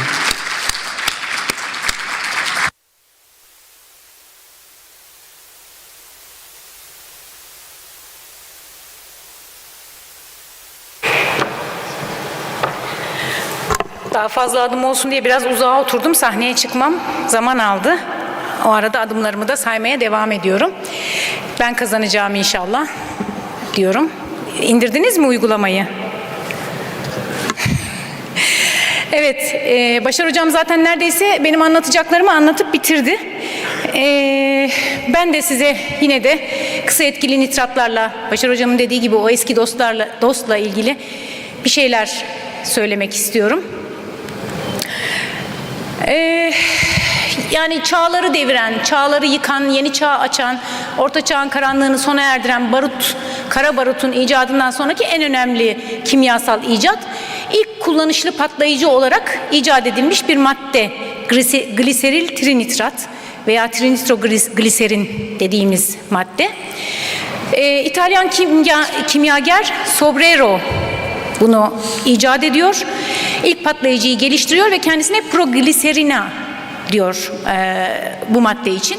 Ama daha sonra barış ödülüyle tanıdığımız İsveçli kimyager Nobel bu patlayıcıya çok büyük bir ilgi duyuyor ve en büyük gelişmeleri Nobel'in şirketi kaydediyor ve bu patlayıcıdan bir dinamit icat ediyor. Bu patlayıcıdan dinamit icat ediyor çünkü hem savaşların hem teknolojide hem sağlıkta en önemli gelişmelerin yaşandığı bir yüzyıl. Çok önemli gelişmelerin olduğu bir yüzyıl. Ve sağlıkta da aynı şekilde, aynı teknolojide olduğu gibi daha fazla ne yapabilirim, yeni ne üretebilirim çabaları var. Bir İngiliz doktor bu nitrogliserini, trinitrogliserini inceliyor ve bundan ne için kullanabilirim sorusunu kendisine soruyor. Ama ondan önce Alfred Nobel, Sobrero'nun bu icadından dinamiti icat ediyor demiştik ve İsveç'te ilk dinamit fabrikasını kuruyor. Maalesef kardeşini dinamit kazasında kaybediyor, kendi erkek kardeşini dinamit kazasında kaybediyor ve ondan sonra ilk nitrogliserin fabrikasını Almanya'da açıyor ve sonra da Amerika'ya sandıklarla tren yolu yapımları için Amerika'ya sevk ediyor. İşte Red Kit hikayelerine nitrogliserinin konu olması bu nitrogliserinin Amerika yolculuğuyla başlıyor. Epey bir zaman geçtikten sonra daha birkaç sene önce Beyrut'ta yaşadığımız o kanlı patlamanın sebebinin de yine nitrogliserin olduğunu söyleyip insanoğlunun bu patlayıcı icadının, bu büyük keşfinin nasıl sağlığımıza faydalı bir şeye döndüğüne geçmek istiyorum. İlk kez William Murrell tarafından 1878 yılında anjina krizlerini tedavi etmek için kullanıldı ve aynı yılda Murrell bunu yayınladı, duyurdu. 1896'da ölümünden hemen önce de Nobel bir arkadaşına yazdığı mektupta, ki mektubu görüyorsunuz, orijinal halinin fotoğrafını da buldum. Dahilen kullanmam için bana nitrogliserin reçete edilmiş olması kaderin bir cilvesi anlamına gelen bir arkadaşına mektup yazıyor. Çünkü bu olaydan, özellikle de kardeşinin ölmesinden zaten çok etkilenmiştir Nobel. Nobel Barış Ödülü'nün de bu yüzden konulduğu söylenir. İnsanoğlunun bu patlayıcı icadı 130 yıl süren, Başar Hocam'ın söylediği gibi çok eski bir dost kazanmamıza sebep oldu. Tıp dünyasının çok eski bir dost kazanmasına sebep oldu ve güçlü bir vazodilatatör olarak şimdiye kadar tıp camiasındaki yerini aldı. Nitrik oksit üzerinden salgıladığı yıllar, bu vazodilatasyon yapan maddeyi nitrik oksit üzerinden salgıladığını yıllardır biliyoruz ama 2002 yılına kadar hala bu konuda gelişmeler o kadar cazip ve incelemeler o kadar fazlaydı ki 2002 yılında da aldehit dehidrogenazın buna sebep olan mitokondriyal enzim olduğu keşfedildi. Kabaca organik ve non-organik nitratlar olmak üzere ayırıyoruz. Bugün üzerine en çok duracağımız gliseril trinitrat, nitrogliserin organik bir nitrattır arkadaşlar. Dediğim gibi nitrik oksit üzerinden yapar vazodilatatör etkisini ve guanilat siklaz bu dönüşümde rol oynar. Düz kas çeperinde, endotel hücrelerinin yüzeyinde meydana gelen bu enzimin indüklediği reaksiyonla nitrik oksit salınır ve vazodilatatör etki gelişir. Nitrogliserin nitrik oksit üretimini tetikleyerek veya onun eylemlerini taklit ederek birçok özelliğe sebep olur. Damarları genişletici birçok özelliğe sebep olur veya bizim istediğimiz vazodilatatör etkiyi sağlayacak birçok farklı eylem yapar. Bunlardan bir tanesi zaten bildiğimiz nitrik oksit üzerinden yaptığı doğrudan vazodilatasyon. Vazokonstrüksiyonu inhibe ederek dolaylı bir vazodilatasyon da yapar. Ayrıca vasküler endotolyuma trombosit salınımını engelleyerek antitrombotik etki de yapar. Antienflamatuar etkiyi lökositlerin vasküler endotolyuma yapışmasını engelleyerek yapar ve aynı zamanda antiproliferatif etkisi de vardır. Anjinadaki, daha doğrusu akut koroner sendromlardaki yolculuğumuzda Başar Hocam zaten ufak bir giriş yaparak başladı. Bu konudaki en son kılavuzdan aldığım bir cümle ile ben de sunumun en can alıcı bölümüne başlamak istiyorum. Nitratlar yalnızca arterleri ve arteriyolleri genişletmekle kalmayıp aynı zamanda seçici venöz dilatasyonunu da indükledikleri için hem art yükü hem de ön yükü azaltan benzersiz vazodilatatörlerdir diyor. En son 2020'de yayınlanan Avrupa Kalp Cemiyeti'nin kılavuzunda, akut koroner sendrom kılavuzunda. Bu özelliklerini de ve çok kullanışlı bir preparat, farklı farmakolojik şekillere girme özelliğine sahip tablet formu, sublingual tablet formu, ayrıca transdermal formu, sprey formu, birçok farmakolojik yapıya da ticari şekle dönüşme özelliğine de sahip çok kullanışlı bir preparat. Bugünkü konumuz aslında kısa etkili nitratların acil serviste kullanımlarıyla alakalı. Tabii ki en önemli yeri de akut koroner sendromlar burada teşkil ediyor. Ana kullanım alanlarımız. Çok yeni bir çalışma, Türkiye çapında yapılmış geniş çaplı TürkMü çalışmasında bizim toplumumuzda en yaygın akut koroner sendrom bulgularının tipik göğüs ağrısı ve dispine olduğu vurgulanır. İşte nitrogliserinlerin çalıştığı ana yerde burasıdır. Tipik göğüs ağrısı ve dispineyi düzeltmek için çalışırlar. Gördüğünüz gibi şöyle kabaca size bir antianjinal ilaçları sınıflamış oldum. Nitrogliserinden hala 130 yıl geçmesine rağmen burada çok önemli bir madde olarak yerlerini alıyorlar. Farmakolojik ajan olarak yerlerini alıyorlar. Ve hala 2022 yılına geldiğimiz zaman hala daha nitrogliserinle ilgili review'lar, çalışmalar yapılacak kadar da önemli bir yeri var. Kardiyolojik özellikle olaylarda ve birçok tıpla ilgili birçok alanda çok önemli bir yeri olan ilacımız.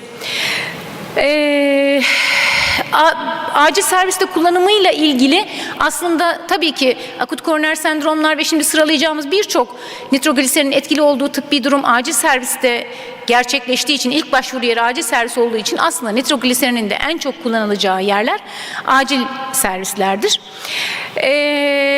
Yine işte az evvel sunduğum çalışmadan aldığım bir bölüm diyor ki özellikle semptomların başlangıcından sonraki ilk 10 gün içinde mortalite başta olmak üzere erken kullanımın ne kadar erken başlarsa nitrogliserin kullanımı o kadar fazla etki eder. O kadar çok etki eder.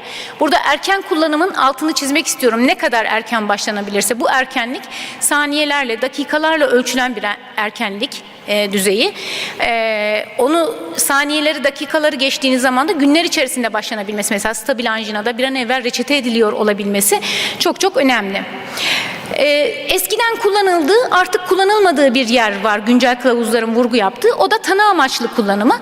Eskiden göğüs ağrısının tipik vasfını değerlendirmek için nitrogliserin verilip eğer nitrogliserine cevap veriyorsa bu ağrının koroner sendrom olduğu yönünde, koroner arterlerden kaynaklandığı yönünde bir genel kanı oluşurken daha sonra özofagus üzerinde de özellikle özofagus spazmlarının da aynı şekilde nitratlara iyi cevap verdiği görüldüğü zaman bu ayırt edici özelliğinin olmadığı ve tanı koyma amaçlı kullanılmaması son kılavuzlarda özellikle vurgulanıyor. Bu görmüş olduğunuz 2014'ün AHA kılavuzu. Halihazırda 2020 en taze kılavuz 2020'de ESC'nin yayınladığı kılavuzdur ve Klas 1C bir öneri olarak sublingual veya IV nitrat kullanımını erken başlatılmasını çok şiddetle önerir. Herhangi bir kontraindikasyon yoksa der. Sınıf 1C oldukça yüksek bir öneri düzeyi bildiğiniz gibi. Ve hemen algoritmanın başında burada gördüğünüz gibi antianjinal tedavi olarak ağrının tedavi edilmesinde nitrogliserin yine tedavide yer alır ESC'deki akut koroner sendrom algoritmasında. Bu çalışmanın önemi benim için şu, burada yer almasının sebebi, sizlere sunmamın sebebi şu.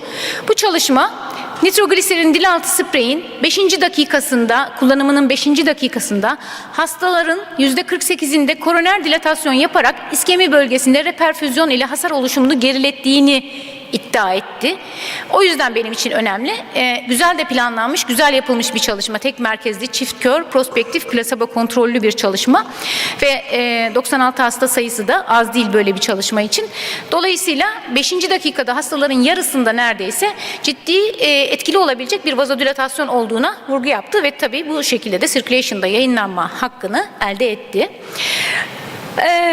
Bir review konuyla ilgili bunu şunun için koydum. Oral kullanım dozları için net bir öneri bulunmamakta diyor bu review'da.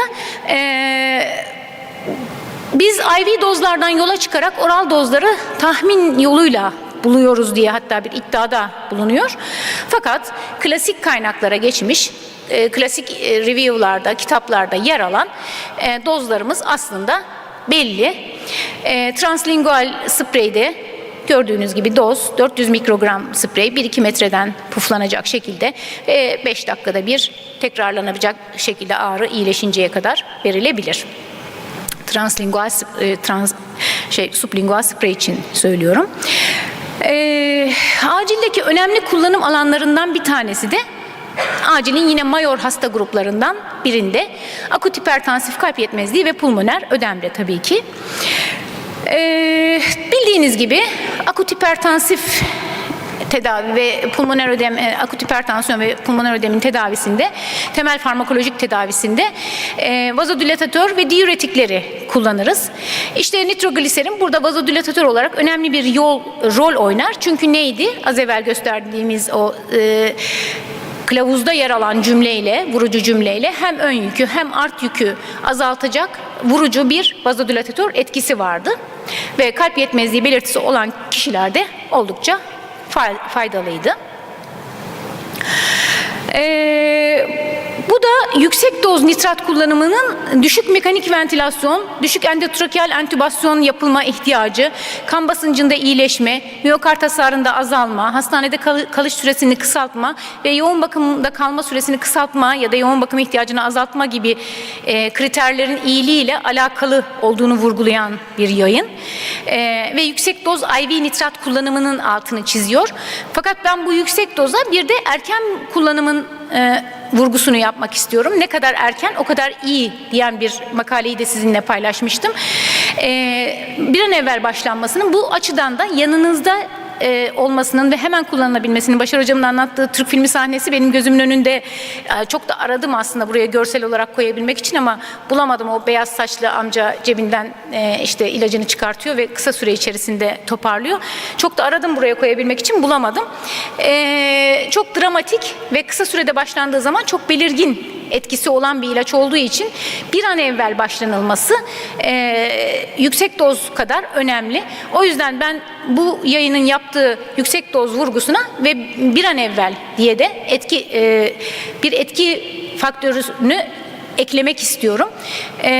Bunun için de sublingual uygulama şeklinin hastanın cebinde taşınabilmesi, acil servislerde, prehospital ambulanslarda bulundurulması, bir an evvel kullanılabilmeye başlaması açısından bir artı değer olduğunun altını çizmek istiyorum.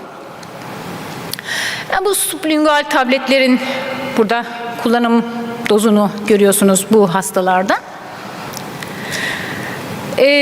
Bu iki çalışmada yani özellikle hem prehospital hem de acil servislerde yüksek dozun diğer farmakolojik ajanlara bir üstünlüğü var mı? Yani zaten belirgin, kendisini ispatlamış bir tedavidir nitrogliserin kalp yetmezliğinde, ama yüksek dozun acaba burada ekstra bir etkinliği var mı? Bunu vurgulayan makaleler. Evet, peki aort diseksiyonu ve anevrizması yine mayor kardiyaklarımızdan, korkulu kardiyak hadiselerimizden bir tanesi acil servis için. Biliyorsunuz tipik olarak tip A ascendant ve tip B descendant diseksiyonlar başlıca diseksiyon tiplerimiz.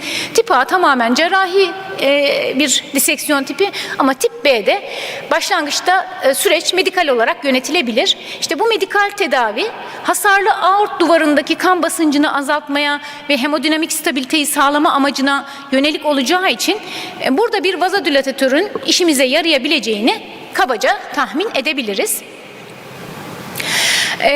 Bu guideline'da aort diseksiyonu ile ilgili guideline'da önceliğin labetalol ve ezmolol gibi beta blokerlerde olduğunu, çünkü aynı zamanda hem kalp debisini azalttığını, sol ventrikül hızını azalttığını ve refleks taşikardileri önlediğini, nitrogliserin veya nitroprusit gibi vazodilatatörlerin nikardipin veya klevidipinlerin ardından eklenebileceğini tedaviye vurguluyor diseksiyon kılavuzunda. Acildeki mümkün kullanım alanlarından bir tanesi, yani çok mayor kullandığımız, elimizin alışkanlığı olan bir alan olmasa bile preeklamsi ve eklamsinin sebep olduğu hipertansif durumlarda kullanabileceğimiz yönünde bir takım bulgular var. Tabii ki sizin de bildiğiniz gibi preeklamsi, eklamsinin asıl tedavisi bebeğin ve plasentanın doğurtulmasıdır. Fakat bu arada da anne ve bebek için bir risk dengesi gözetilir. En uygun doğum zamanı seçilmeye çalışılır. Doğum eyleminin başlatılması ile ilgili bir takım özellikler vardır. Ve biliyorsunuz ki oldukça mortal de seyredebilecek bir hastalık olduğu için bazen çok ciddi kararlar vermek gerekir. Bu arada antihipertansiflerle yönetmek durumunda olduğumuz klinik durumda hidralazin, labetalol, lifedipidin gibi antihipertansifleri kullanabiliyoruz. Preeklamsi özellikle kardiyojenik pulmoner ödemle komplike hale geldiyse, oradaki hipertansiyon kardiyojenik pulmoner ödemle komplike hale geldiyse, o zaman nitrogliserin bir olası tedavi seçeneği olarak aklımızda yer edebilir. Normalde çok birinci basamak tercih ettiğimiz bir tedavi seçeneği değil. Bunu ilginç bulduğum için burada yer almasını istedim. Çok yakın zamanda bir Cochrane derlemesi nitrogliserinin tokolitik olarak kullanımını araştırmış ve nitrogliserinin erken doğum eylemi için uterus kasılmasını da önleyebileceğini, özofagus düz kas üzerindeki etkilerinden dolayı mesela özofagus kasılmalarını önlediğinden bahsetmiştik. Aynı şekilde uterus kasılmasını da önleyebileceğini öngördü ve bunun üzerine bir derleme yayınlıyorlar. Bu özelliği açısından diğer tokolitiklerden daha üstün değil. Fakat nitrogliserinin yan etkileri, olumsuz etkileri daha az olduğu için yine de kullanılabileceği yönünde kafamızda bir işaret oluşuyor. Burada gördüğünüzde pardon, ne yaptık? Dozlarla devam ederken tabii ki. Evet, alttakinden. Evet, yanlış yerde kaldığım için. Burada da dozlarını, eklamsi ve preeklamsideki dozlarını görüyoruz. Son olarak acil serviste hipertansif inmelerde, ensefalopatide ve sempatik krizlerde acaba kullanılabilir mi? Ne derece yeri var? En çok çalışma, bu konuda en çok çalışma prehospital alanda, özellikle de kanaması olan hastalarda, hemorajik stroke olan hastalarda gliseril trinitratın daha etkili olabileceği, yüksek doz kullanılması, IV kullanılması durumunda etkinliğinin olabileceği konusunda çok sayıda çalışma var. Fonksiyonel sonuçlara fayda sağlayabileceği ile ilgili bir takım veriler var. Fakat yani nitrogliserinin hipertansif ensefalopatiyi tedavi etmek için tercih edeceğimiz bir antihipertansif olduğunu gösteren çok güçlü elimizde kanıtlar yok. Sempatik deşarj konusunda da kokain kötüye kullanımının sebep olduğu koroner vazospazm hariç sempatik hiçbir krizde nitrogliserinin yeri yok. Sonuç olarak ben şunu söyleyebilirim. Birçok farmakolojik molekülün aksine zaman geçtikçe modası geçeceğine, değerden düşeceğine, değer kazanan 130 yıldan beri devam eden kullanımımızda olan sarsılmaz bir yeri olan bir molekülden bahsediyoruz.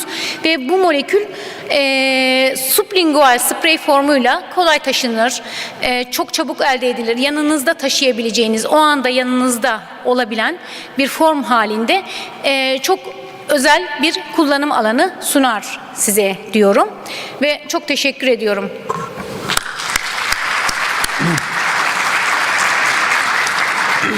Evet, çok teşekkür ederiz güzel sunum için. Tabii konu hepimizi ilgilendiren çok önemli bir konu. Çünkü hepimiz kullanıyoruz nitratları. Hatta bir ara son slaytlardan nitrat hipertansif ensefalopatide de kullanmaya başlandı tekrar diye kafam karıştı. Sonra yaptık, yani hızla değişiyor, bir kullanıyoruz bir kullanmıyoruz. Ama özellikle sprey formu bu konu daha gündemimize geldi. Biz de bunu anlatalım istedik. Burada şimdi yönetici pozisyonda hocalarımız var, dekanlarımız burada. Hem Mehmet hocamız hem de Ayhan hoca da geldi, sağ olsunlar. Şimdi biz bunların acil servislerde kullanımını destekliyoruz. Mehmet hocam, ben bu konuda aslında 112'nin işte genel müdürlükle görüşüp ambulanslarda olmasın, çünkü prehospital alanda da dediniz değil mi? Olmasının uygun olduğunu düşündüğümü ifade ettim. Ne dersiniz, ambulanslarda kullanılsın mı bu açık hastane öncesi? Tabii ki, yani Türk filmi sahnelerinde kullanıldığına göre bundan yıllar önce çok ben prehospital'la ilgili makaleleri özellikle de koydum Mehmet abi, bu konudan bahis açarız diye. Ambulanslarda kullanımıyla özellikle acil servislerde zaten bulunması Zeynep lazım. hocam, şöyle bir şey de var ama acil önce deneyimleyecek, öne çıkartacak. Yani bizde işler öyle yürür. Yani bizim önce acil serviste bir defa nitratlara ihtiyacımız var. O yüzden sayın dekanlarımıza iletiyorum. Bir defa acile alalım. Acilde olduktan sonra bu kullanım deneyimini biz mutlaka ambulanslara yansıtmamız lazım. Yani Ambulanslar acilden aldığı bilgilerle hareket edebilir. O yüzden direkt onlara şunu kullanın demeden önce bizim acilde önce bir şeyimiz olsun da kullanım alanımız olsun. Ondan sonra oluşturalım diye istiyoruz ama her halükarda sprey kullanımının avantajlı olduğunu görüyoruz. Nitratların kullanımının herkesin bir deneyimi var. IV nitrogliserin kullanmayan yoktur aramızda acilci olduğumuz için. Bir de böyle alternatif formların çıkması çok iyi. Soru katkı alabiliriz salondan.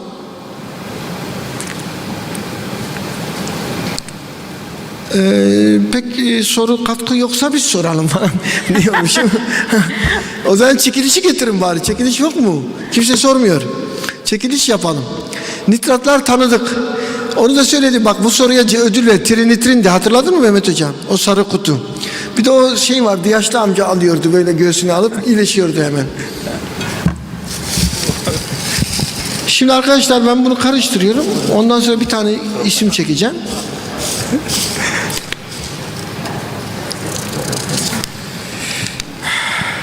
Emine Aykol. Emine Aykol burada mı? Yok, şansını kaybetti maalesef, üzgünüm. Bence ikinci şans. Emine Aykol yok. Ona da söyleyeyim biraz içi yansın. Derste olmadı. Şimdi şunu çekiyoruz. Bir dakika, şu geldi.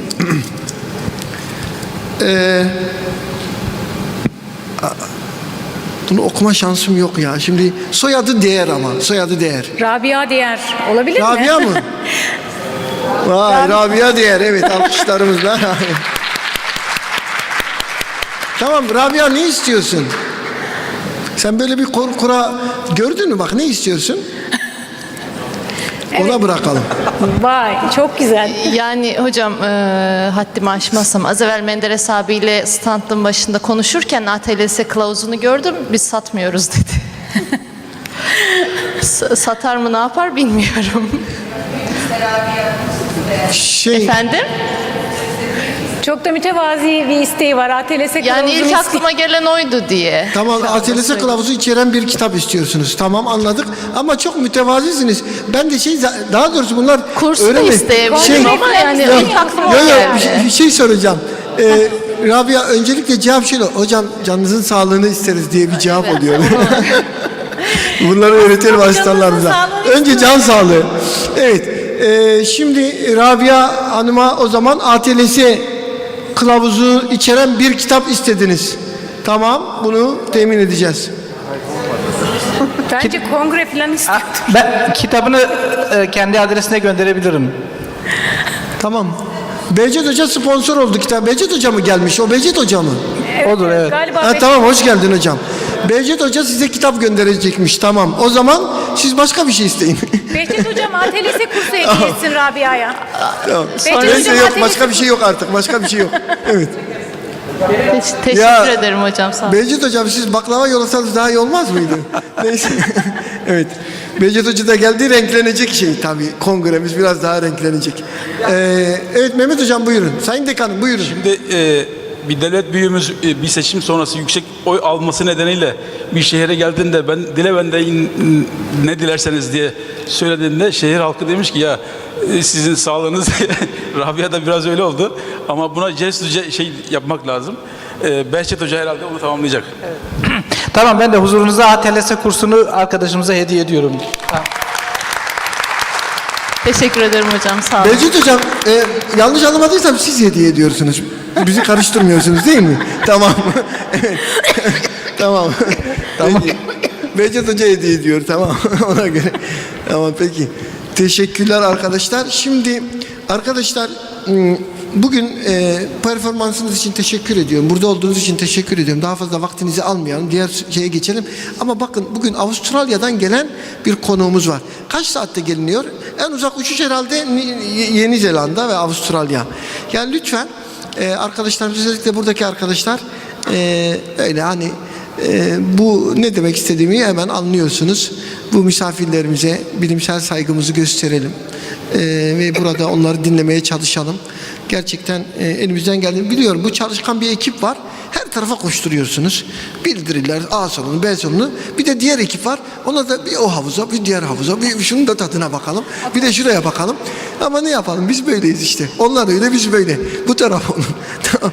Biz eninde sonunda kazanan çalışan olur diye düşünüyoruz. Onlar da yadırgamıyoruz. Yani ne yapsınlar? Onlar da bir şekilde şey yapıyor. Ama artık buraya da önem verelim. Hemen yani B salonunda, C salonunda gitmek zorunda olanlar gitsin. Sayın Hocam, başka bir soru gelmiyor anladığım kadarıyla. O zaman sizi de yormayalım. Teşekkür ediyoruz. Farmetik firmasına teşekkürlerimizi iletiyoruz. Ayrıca bu ürünü Türkiye'ye kazandırmanız da bizim için büyük mutluluk verici. Siz bakmayın, biz bunun peşini bırakmayız. Biz onu ambulanslara falan isteriz. Su sağlık için önemli yani, sizden bağımsız olarak. Biz bunun tecrübesini biliyoruz. İnsanlarımız için bunu isteyeceğiz, merak etmeyin sonuna kadar. Tabii burada bir sürü öğrencimizi de yerleştirdik oraya, biliyorsunuz. Onlar da yardımcı olacaktır bakanlıkta. Evet arkadaşlar, 4'te diğer sunuma geçiyoruz ve bugünkü son iki sunumumuz, burada da yabancılar, kalabilen arkadaşların burada kalmasını istiyoruz. Hatta burada kalanlara sürekli şey yapalım, sürekli çekiliş yapalım. Madem birini de Behçet Hoca verdi, burada kalanlara bir çekiliş daha yapacağız. Ama kaldıktan sonra. Teşekkür.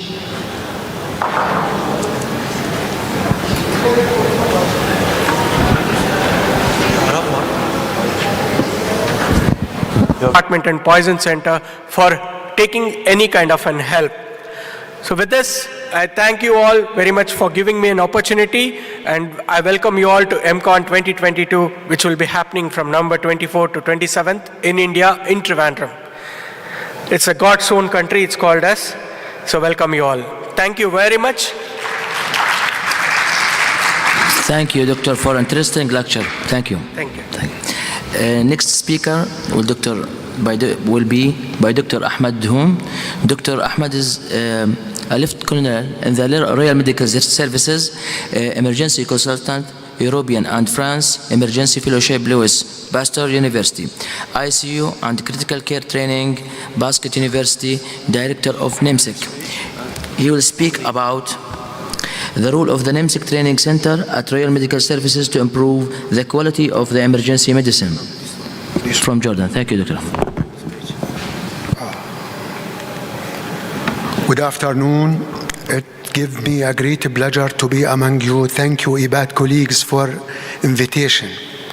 And thank you, Professor Bashar, also, and the organizing committee. It's give me honor and great to introduce my organization, Jordanian Royal Medical Services, in a few slides. As you see,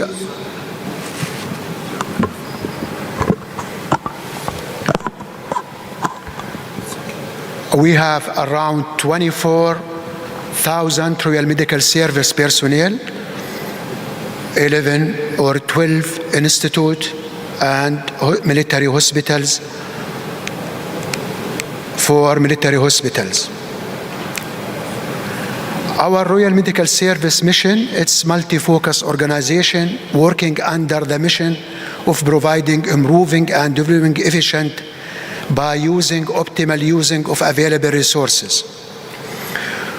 As I informed, the RMS Jordanian rules, military rule, national rule, international humanitarian rule, crisis and disaster management. Our Royal Medical Service structure, we have around 12 hospitals from north to south, east to west, 6 field hospital, 4 military battalion hospital. This is our King Hussein Medical City, the largest and most disciplinary medical institution in Jordan. It contains around 6 special hospitals and preventive medicine, also nuclear medicine and ophthalmology center. The capacity of beds around 1,400 beds. Also, we have 4 military academy, Prince Muna Royal Medical Service College and Institute Biomedical and my National Emergency Medical Service Training Center. With pleasure to share with you our experience. I am the director of the National Emergency Medical Service Educational Center at the Royal Medical Services, and how we have the courses to increase the efficiency for emergency physicians. Our vision, excellence, and leadership nationally, regionally, and globally. Our mission to provide state-of-art training program that keep evidence-based guidelines through optimal use of available resources, including well-qualified instructors, modern technology, and appropriate setting. In 2009, our training center, NIMSIC, was accredited by American Heart Association, and we started to conduct basic life support, advanced cardiac life support, pediatric advanced life support, pediatric emergency recognition and stabilization, in addition of neonatal station program, and also triage courses. Also, it is these courses for physicians, nurses, midwives, paramedics, and also for non-healthcare providers. In 2013, our center accredited by American Cardiac of Surgery, and we conduct advanced trauma life support for physicians, for doctors. In 2015 also, we are accredited by American Society of Trauma Nurses in cooperation with American College of Surgeons to conduct advanced trauma care for nurses also. In 2015 also, accredited by American National Association of Emergency Medical Technician, NAMIT, and we provide PHTLS, pre-hospital trauma life support for doctors, nurses, and paramedics. In 2019, we accredited by American Academy of Family Physician, and we started to conduct basic life support in obstetric and advanced life support in obstetric. Our training center, it's at NIMSIC, has ability to conduct different type of courses to cover all target group in the community. It's not also for doctors, for nurses, for midwives, across designed also for non-healthcare providers. As the models of emergency medicine, we know there is two models of emergency medicines: stay and play philosophy or scoop and run. So that in our center, we started to have both of them, to have a courses pre-hospital and also in hospital.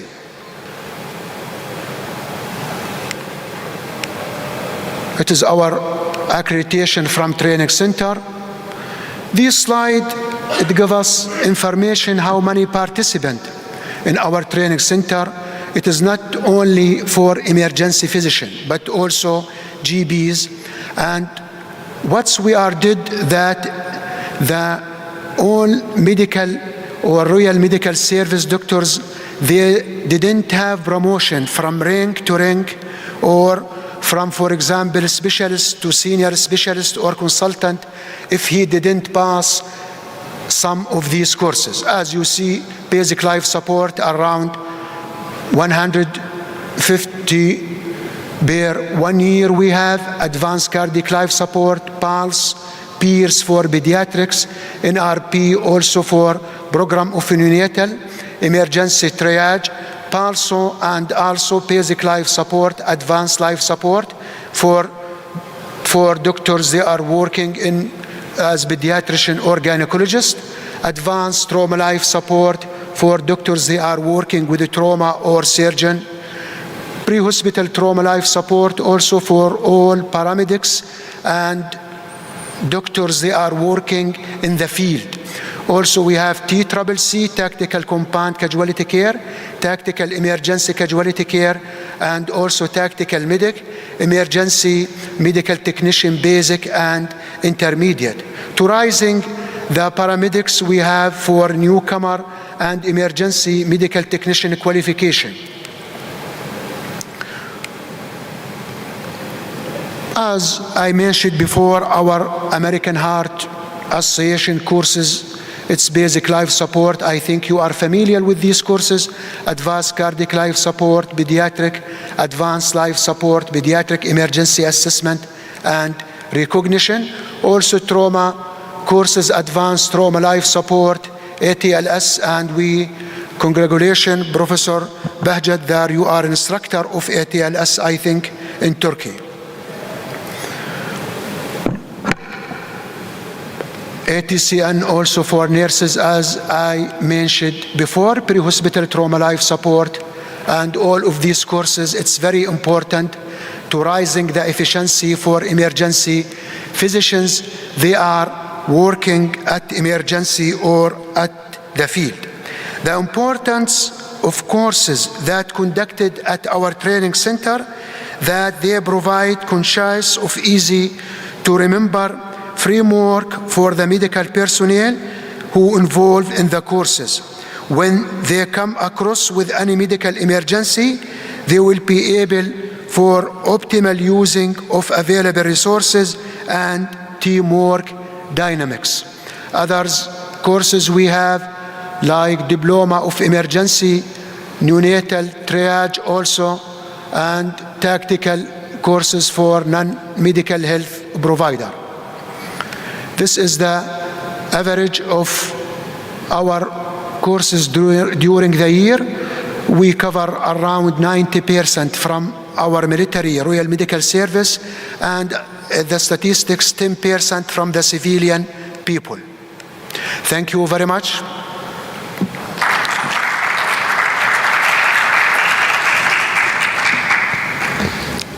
Thank you, Dr. Ahmad. The last speaker at this session, he will be Professor Dr. Rajadoura. He is Senior Consultant and Head Department of Emergency Medicine and Critical Care at Apollo KH Hospitals in Milfishar from India. And he will talk about evolution of pre-hospital care in India and the way forward. Okay, we can do it.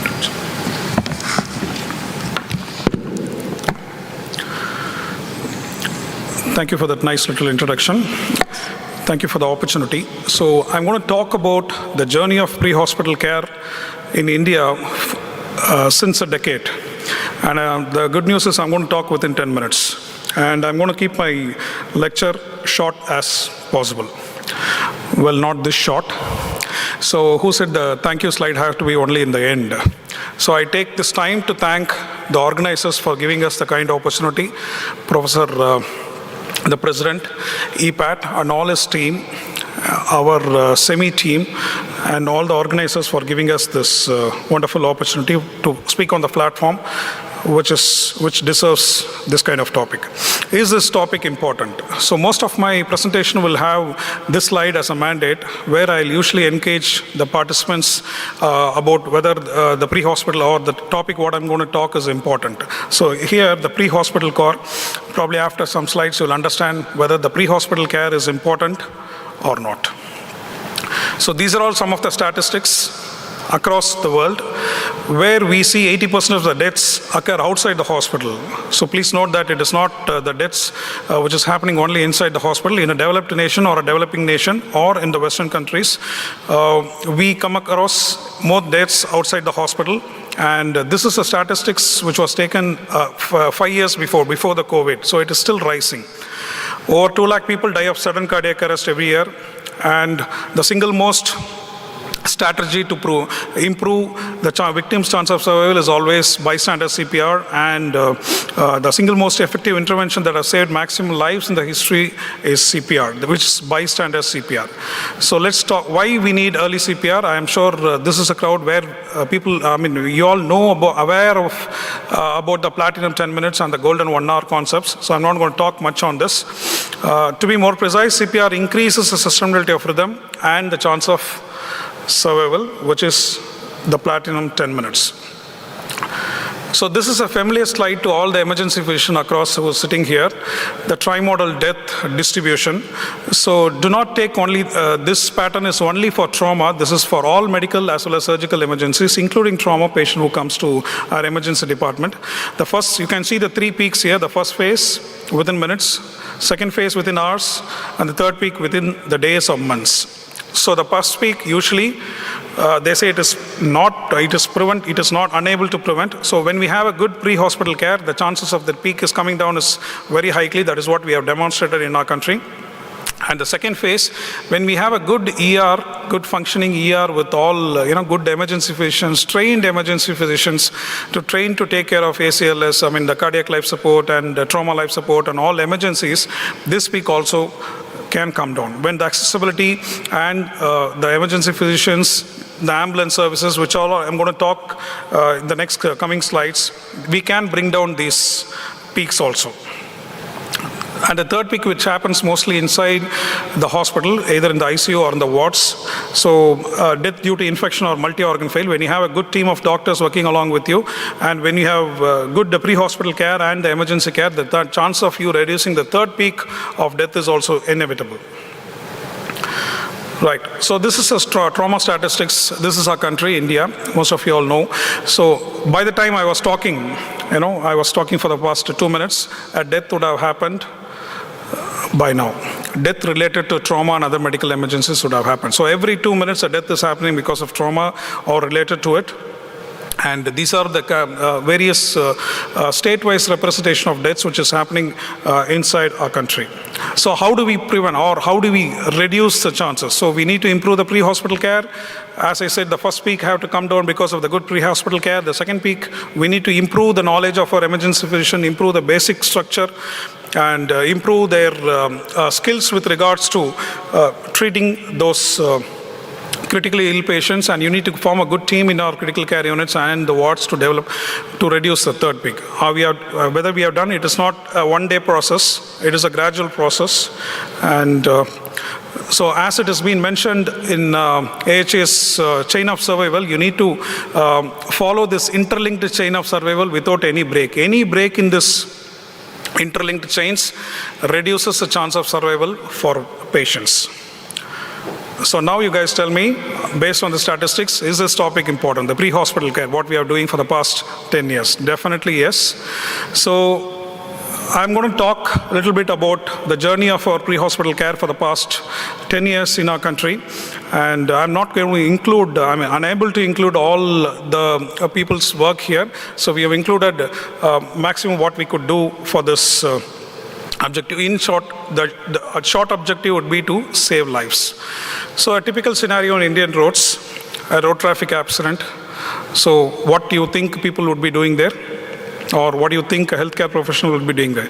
A good summation, ADMAX even now would try to ask for an ambulance, to try to call for an ambulance.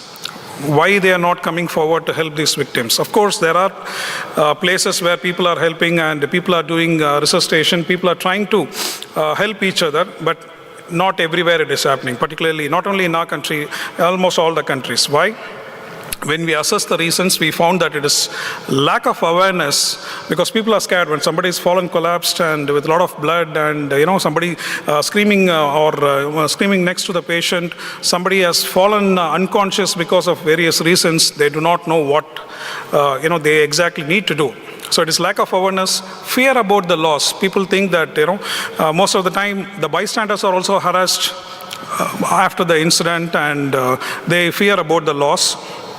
We don't have a good communication system. The transport ambulances are all short, because I'm from a country where about 1.4 billion people are there in that single country, as Dr. Srinath was telling. So we and China together can match the rest of the population throughout the world. So accessing to the ambulances, communication system, access to the healthcare, and a trained emergency physician are all pitfalls. So what, as a group, as Society for Emergency Medicine, as each and every emergency physician in India have done so far. So what we thought is we have to give widespread CPR training, develop rapid responses, establish high quality CPR and training to them, where like fire extinguishers in Western countries, we also need AEDs throughout our country, and we need to have a good definitive care. So this is some huge task, and as I told you, we didn't establish this in an overnight, and this is a decade of efforts which I'm going to show you all. Of course, nothing happens unless we dream. We dreamt of the same, and to some extent we have, arrived to this. A dream of every emergency physician, at least one BLS provider in each and every home. This was a dream since a long time, and we need to create mass awareness, that is large volume, high frequency, large volume, low frequency, and as well as low volume, high frequency training is what we aimed at, to create awareness to the general public as well as to the other people. So this is, ladies and gentlemen, this is a red letter day for throughout all the emergency physicians in India. On April 7, 2016, we trained about 50,000 people. Can you all imagine? We trained about 50,000 people in CPR, and it has been in the Guinness World Book of Records. We as a society have participated, and we have done it in the institution where I was working. So by this, we created a mass awareness. Each and every emergency physician society, after this, we thought, when I was having a meeting with the media, one of the media person asked me, when do you think this record will be broken? I told to them, I wanted this record to be broken the next day. Even the organizers was slightly not happy with me, having spent crores when I was telling that I want this record to be broken, because we didn't do record for records, we do this record for awareness. So more and more such records where it comes, more and more people will be aware, and as expected, like a chain reaction, a lot of people attempted. And of course, ladies and gentlemen, this record still remains unbeaten, and many of the people have done subsequent records in CPR in different categories. So this is one such scene from that. This is me. I think we need to, Dr. Srinath will agree, we need to perform Guinness World Record to keep ourselves slim, isn't it? So this was me training about 5,000 people at one go. So we had about 8 sessions where we trained about 40,000 people, and subsequently there was a relay about 10,000 people. So on that particular day, that is on 2016 April 7th, we trained about 50,000 people, and this was marked in the Guinness World Book of Records. But creating a record, as I told, it is not good. It is a one-time event. It is not going to help much. We need to focus on the low volume, high frequency training, which we are aware, and we identified the end users, the school, college students, police, fire, and district officials, and we started training for them too, which has been happening for the past, from the time we established as a society in emergency medicine. Each and every physician is doing their part to do the same, and we are also doing the same. So this is the present hospital where I was working. Of course, every hospital, every emergency physician are donating AEDs to make AEDs available in different parts of India, and we are training people to the first aid thing. And this is the integration of first aid and school curriculum. Most of the emergency physicians across the world go to the school, train them in CPR, and then come back.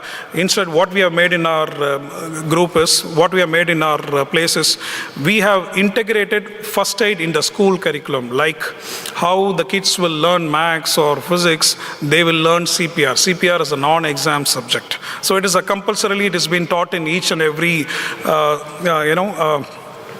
the school student of that particular school, and he will be trained in CPR. That is our goal. So once he's trained, he's been certified, we have a process, and he's been certified, he's been retrained. So we see to that the integration of first aid in school curriculum happens even now in the right way. Of course, as I was telling you, the small volume, concentrating on the small volume, we as a SEMI was doing this national level basic life support and cardiac life support. It is a replica of AHA's, American Heart Association's basic life support. For the people who are unable to participate there, we have formed this. It is an interactive session where we train a lot of people on every day in different cities. So this is the National Trauma Life Support. So this platform is a peculiar or an interesting opportunity, I would call, because I'm sharing all these things in front of our academic chair, Dr. Srinath. So this is the training report what we have from the last year. This training is provided to all the government doctors, and this is done as a pilot course in Tamil Nadu, a state in India, which has pioneered this aspect of spreading training to the doctors, combining with the government. This shortly will be adapted to all the states. We are spearheading for the same, and more people will be trained for the same. So these two, Dr. Srinath and Dr. Sarana Kumar, are the program directors who developed the group of people and organized the team to teach each and every medical colleges. So we are doing this for the past 2 years. We have trained about 15 medical colleges in across Tamil Nadu.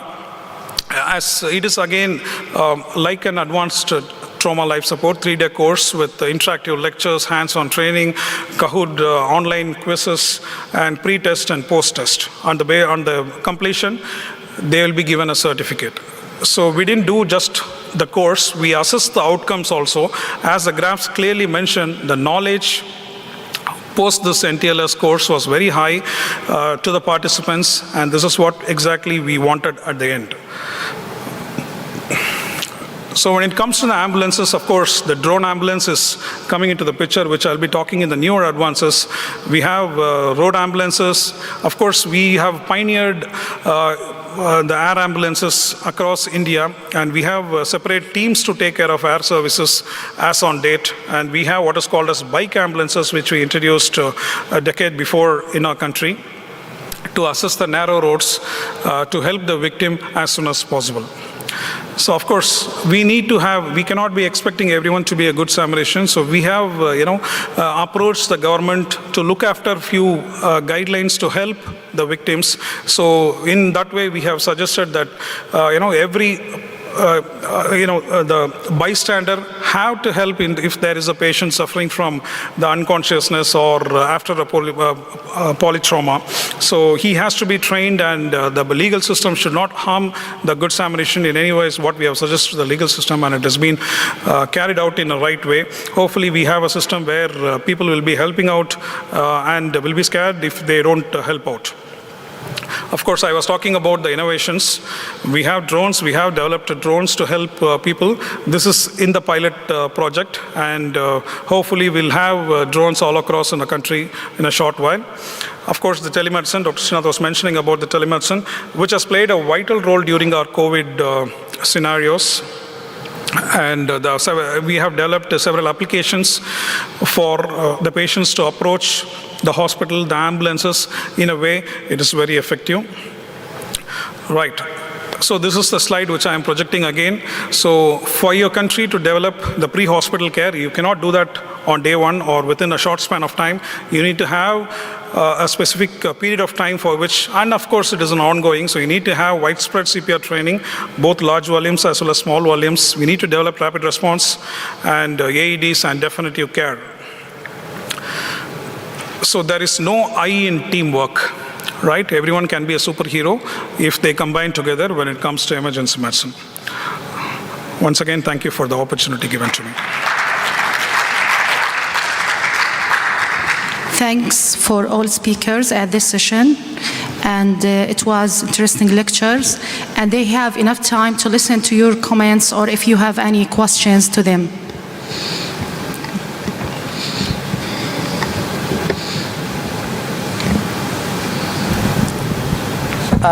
Thank you very much. This is Dr. Behçet from Istanbul.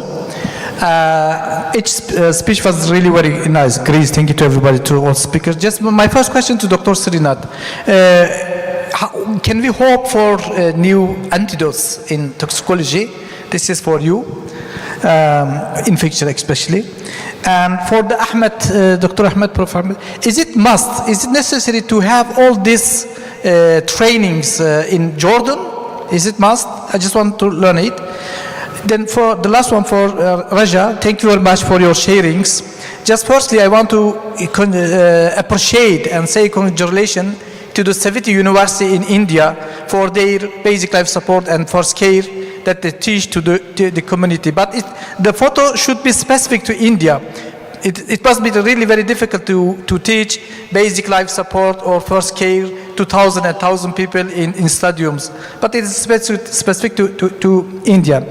As you said, as you mentioned, over 18% of the deaths happen in also hospitals. So I'm really agreeing with you. Your question is really very important, definitely, very important. As you mentioned about the dreams, I think all the reality should be given from the dreams. You know, there is a philosopher in your country, one of your previous president, he says, the dream is not the thing that you solve while in your sleep. The dream is thing that doesn't make you to sleep. So that's why I want to appreciate you. You are teaching the community about the first care, first aid in India. This is one of my dreams. I just have a suggestion. Can we achieve it? To teach all the students graduate from the university, and it could be must to teach the basic life support or first care to all the couple that are going to marriage. Thank you very much.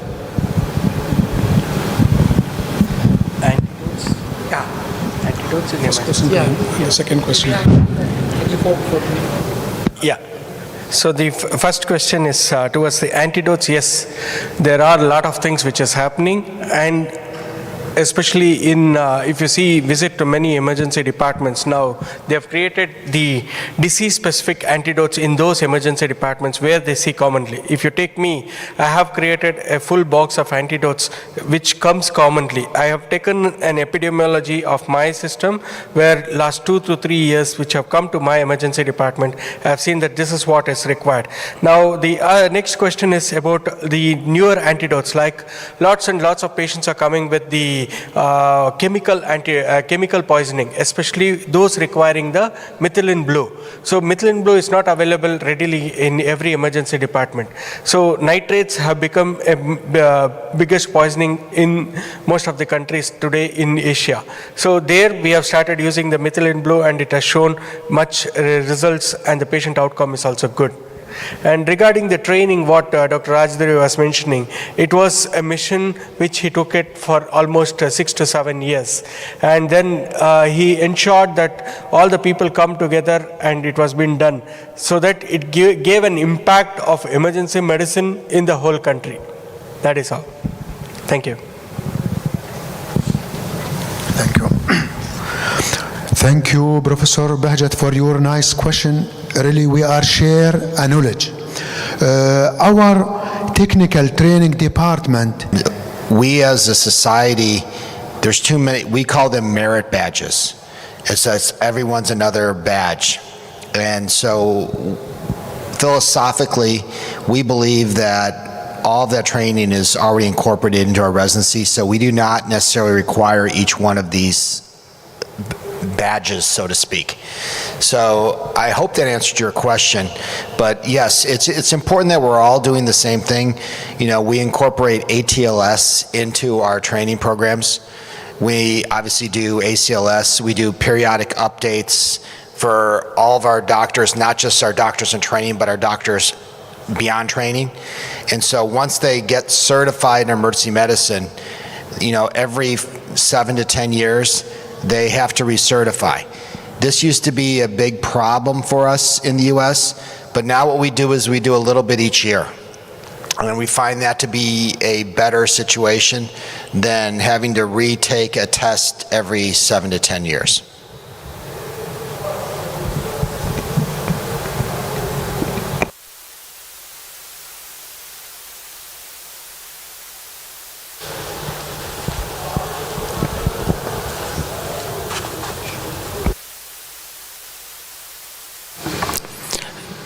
Thank you for all. No any more question?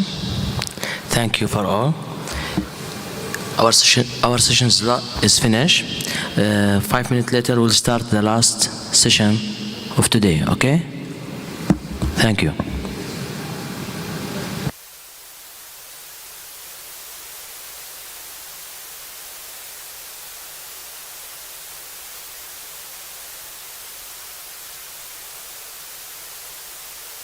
quite an exciting session.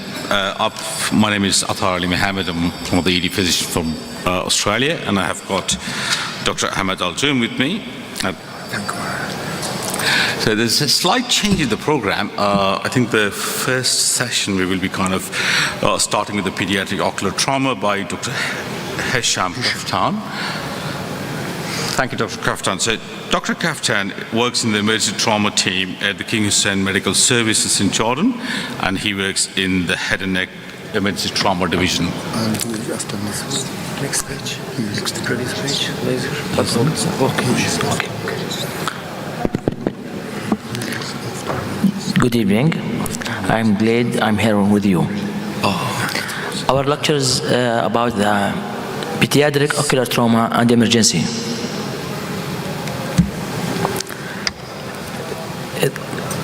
Pediatric ocular trauma is the preventable causes of the visual impairment in the world. Up to 40% of the all injury occur in the person less than 17, especially in the small age. Why it is important? Because as we know, trauma to the eye in the first 6 years is critical because it leads to lazy eye, amblyopia, as we know. So eye injury are leading causes to the visual disability and non-congenital unilateral blindness in children. Very commonly, eye injury occurring during the sport and even when at the home or school, anywhere. Speak fast about the anatomy of the eye. You know, our eyelid, lower eyelid, the cornea, sclera, and the retina and cornea and iris, everything. The most important thing we know about the orbital wall is the lamina papyracea. Lamina papyracea, which is the thinnest bone in the orbital wall. Approach to the eye examination. The history, the details of the mechanism and time of the injury, where, when, how, and with what, chemical or alkaline. Change. First, we ask about the change in the vision, flashes, floaters, or any shadow. Symptom: pain, visual loss, double vision, photophobia, or any other symptom. The eye examination. The vital sign, as we know, is the visual acuity, external eye anatomy. Look for trauma, foreign body, or any other. Pupillary response: equal, rounded, reactive, full. Visual field, extraocular movement. If there's any limitation, we must keep in mind, because there is trauma make me the fracture to the orbital wall, so the entrapment for the muscle. Fundoscopic examination is the last and the important thing. If there is chemical bone, proceed for provide copious irrigation before history and before examination, before anything. Imaging study, plain X-ray to look for orbital wall fracture, CT scan to look intraocular foreign body, MRI. If there is metallic foreign body, MRI is contraindicated. Keep in mind. Emergent eye situation, eye trauma, blunt versus sharp, chemical, infectious. First, eye trauma, eye laceration, maybe superficial or deep, special care to the involving the lid margin and the tarsal plate and levator muscle, and the lead maybe lead to the apoptosis and that canaliculum, the medial canthus. The latter need tubing technique to prevent it before after healing. Check for associated foreign body or globe injury. Treatment: primary closure or delay closure after 12 to 24 hours if a human bite or contaminated wound. Tetanus prophylaxis for all any skin injury. Full thickness, this is picture like this presented to our emergency. Okay, maybe trauma lead to the subconjunctival hemorrhage. As we know, this is treated with a cold compressor and artificial tears if the symptomatic, and avoid aspirin or NSAIDs and heavy lifting. And this take to 1 or 2 weeks or maybe more to resolve.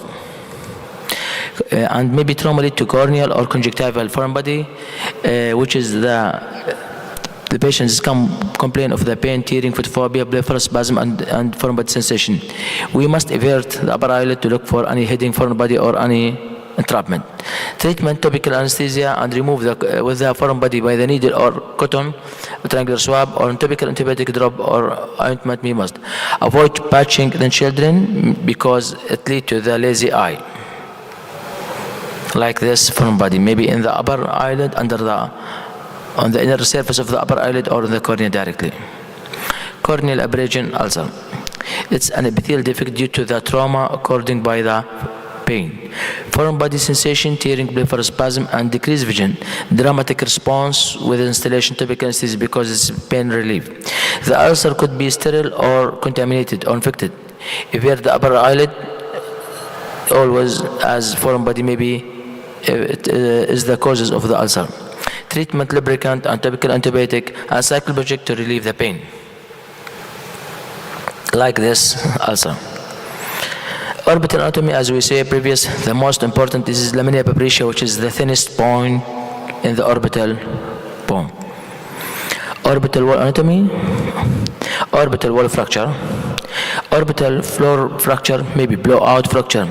The most common, as the floor is the weakest part, the roof of the maxillary sinus, usually due to blunt trauma. Symptom and sign: eyelid swelling, diplopia, restricted eye movement, especially upward, due to entrapment of the muscle. Enophthalmos, hyperesthesia over the cheek. Imaging study: plain X-ray or CT, observation with the tetanus prophylaxis prophylactic antibiotic with a broad spectrum, and nasal decongestion by 2 for 2 weeks. No nose blowing, because this is increase the air under and delay the healing. Ice pack 1 to 2 days. Go for surgery if entrapment muscle, oculocardiac reflex, heart rate decrease with eye movement. Facial hyperesthesia, sympathetic diplopia with minimal improvement over the time or large floor fracture, leading to the enophthalmos. Surgery is the most commonly performed if indicated after 1 to 2 weeks if indicated. Like this, there is a restriction as we see in the picture because the entrapment of the muscle inferior rectus. Define hyphemia. Hyphemia is the blood in the AC. The anterior chamber usually results due to blunt trauma, projectile or penetrating trauma, but can be spontaneously, as in juveniles and the granuloma. Commonly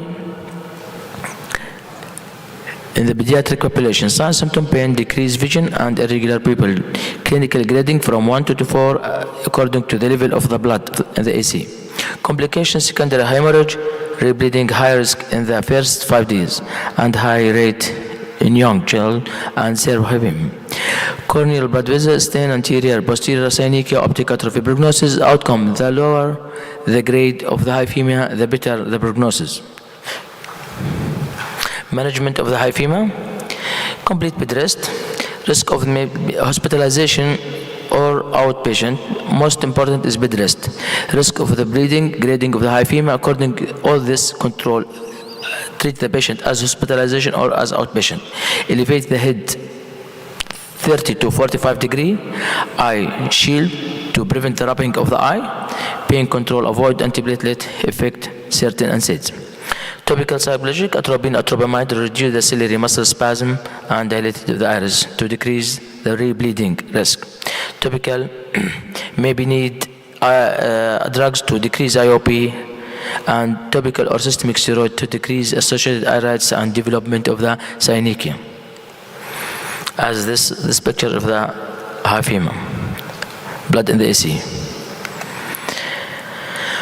Okay, retrobulbar hemorrhage. As we know, retrobulbar from the most important and cases presented to the emergency can result in the rapid elevation of the orbital pressure because of the orbit is a relatively closed compartment. Untreated orbital compartment syndrome may result in the optic nerve ischemia and irreversible vision loss and less than 90 minutes. This is maybe spontaneous or traumatic. Sign, symptom, pain, decreased vision, diplopia, globoptosis, and lidichemosis and tightness, and subconjunctival hemorrhage all over 36 degree, with chemosis and limited muscle motility and increased IOP. Decreased visual acuity and people response, positive rapid treatment, lateral cathetomy and catholysis, or maybe can you give hypertonic saline 20%, 20 milli slowly over 20 minutes. Like this, retrobulbar hemorrhage.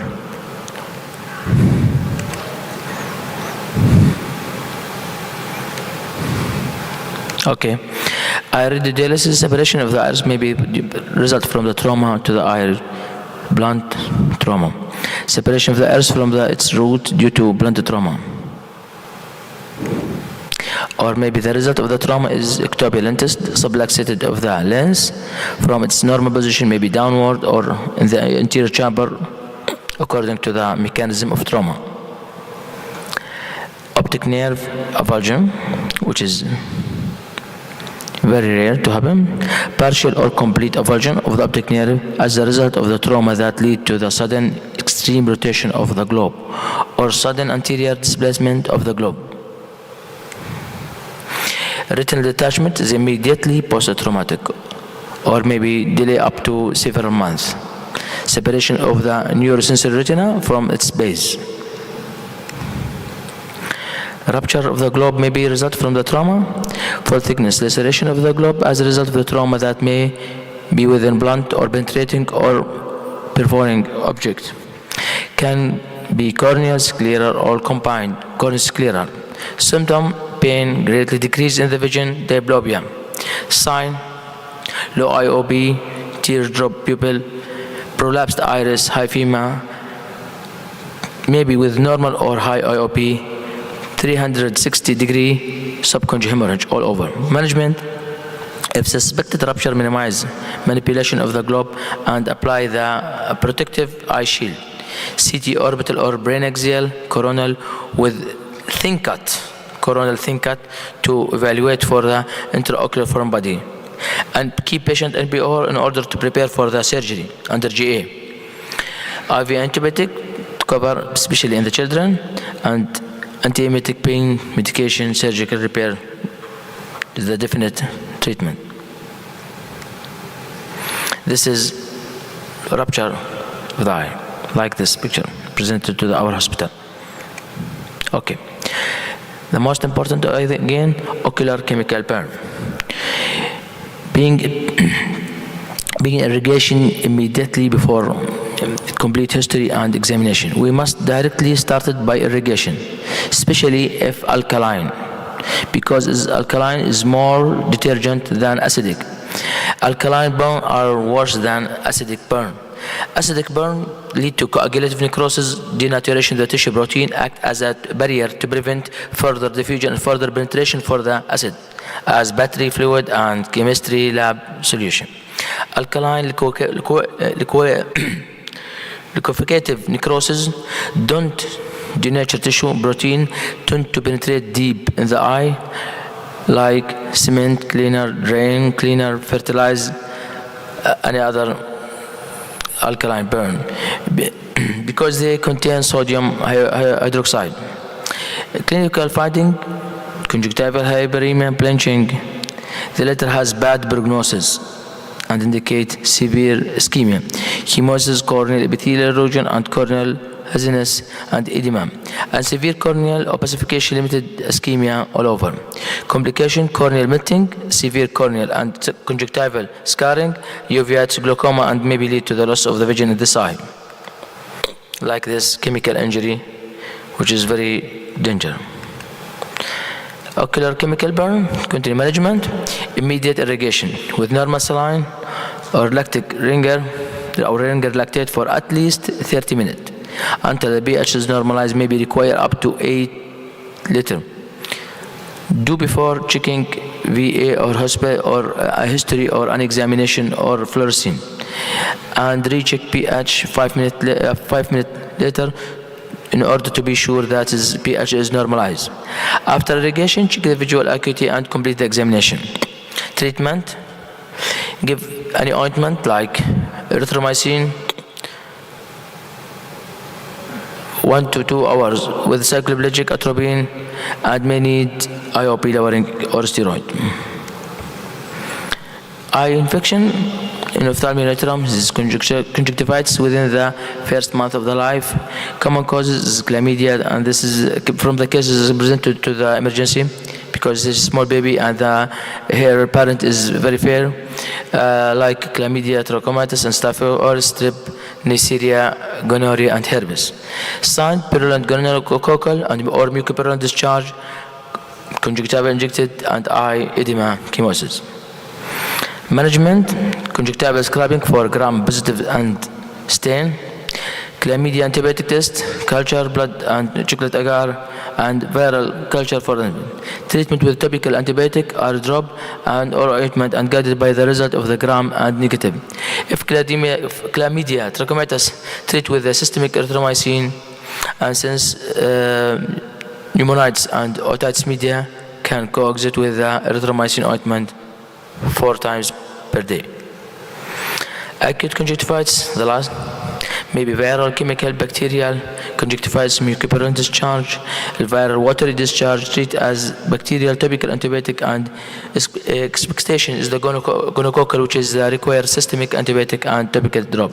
Viral supportive treatment with cold compressor and artificial tears, which is highly contagious for 1 up to 10 days. So we must be careful with the deal with this patient with the virus because it's highly contagious. Cellulitis. Cellulitis may be preseptal or orbital cellulitis. Common organism, staph aureus, staph epidermidis, or strep pyogenes, and Haemophilus influenza. Preseptal cellulitis involve soft tissue of the eyelid and preorbital tissue anterior to the orbital septum. Patient presented with erythema, swelling, tenderness, eyelid, and surrounding preorbital area. Orbital cellulitis, more serious infection, involve extension of the infection posterior to the orbital septum, which is more danger than preseptal. And the risk, it's danger due to the risk of the cavernous sinus thrombosis, and meaning that's brain abscess. Proptosis and ophthalmoplegia decrease vision, significant pain on the eye movement and abnormal pupil, and decrease in the vision and the color vision defect. Like this, orbital cellulitis picture. Treatment of the cellulitis, mild preseptal cellulitis, oral antibiotic may be enough. Severe preseptal or orbital cellulitis, you must admit the patient and start on the IV antibiotic with a broad spectrum until the infectious agent is identified. Can add a topical antibiotic ointment. So we must ENT consult if the sinusitis or mucopurulent, and if the patient is immunocompromised, consider mucormycosis and severe fungal infection with a black Yards sign in the nose or roof of the mouth. Immediate surgical debridement and antifungal treatment. Thank you for attention. Thank you. Thank you very much, Dr. Hisham, for your presentation. All the questions, it will be after the finishing of the session. We are, as emergency physician, really we are looking to deal with these cases in ophthalmology. With the pleasure to introduce our next speaker, Major Dr. Arij. She is family medicine specialist, training fellowship in community medicine, master degree, working as representative of infectious disease at the Royal Medical Services. She will talk about public health emergencies in our Royal Medical Services. Please, Dr. Arij. Good evening, everybody. Thank you, Dr. Ahmed, for introducing me at this sweetie way. And also thanks for organizing committee for kindly invitation to me. And I'm really so happy and proud to be here with you today as a guest speaker. Today I'm going to talk about public health emerging disease, and I will give more details or focus on one disease of it, which is seasonal flu. And really I have chosen really flu, this topic, because you know influenza familial, okay. I have chosen this topic because You know, influenza familial for all of us, and it's constantly re-emerging disease because it's, as we know, it has genetic variation and rapid adaptation, which allow virus to serve up new strains each cold and flu season. And that occurs because immune system or our body is not primed to fight. Let's start.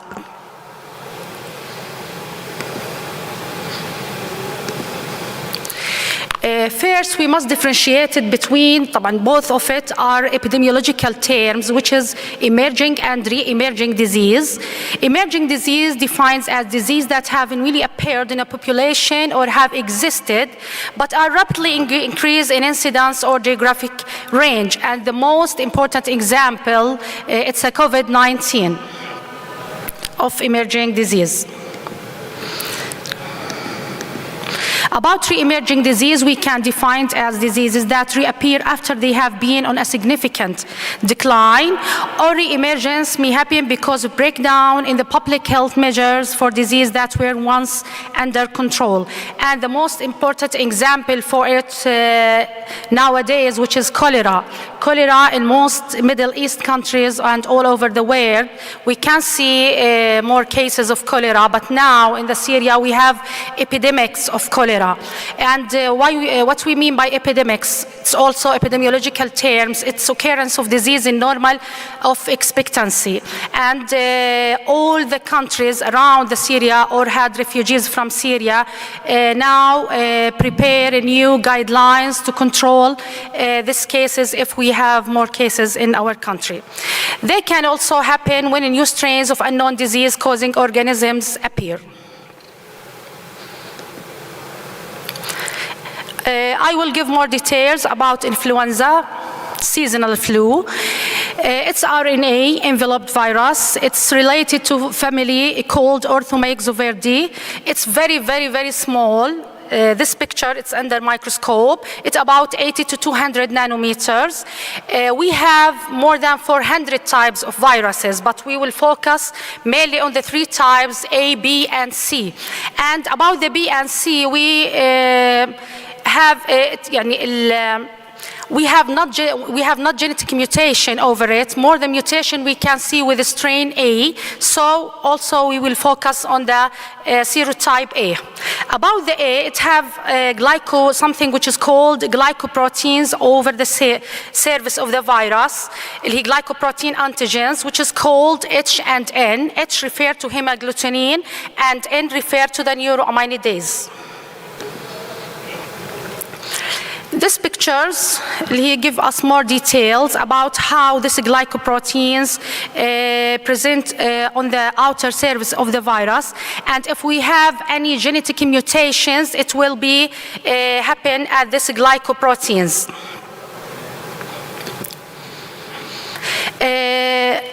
In the influenza, how its mutation or that mutation happen?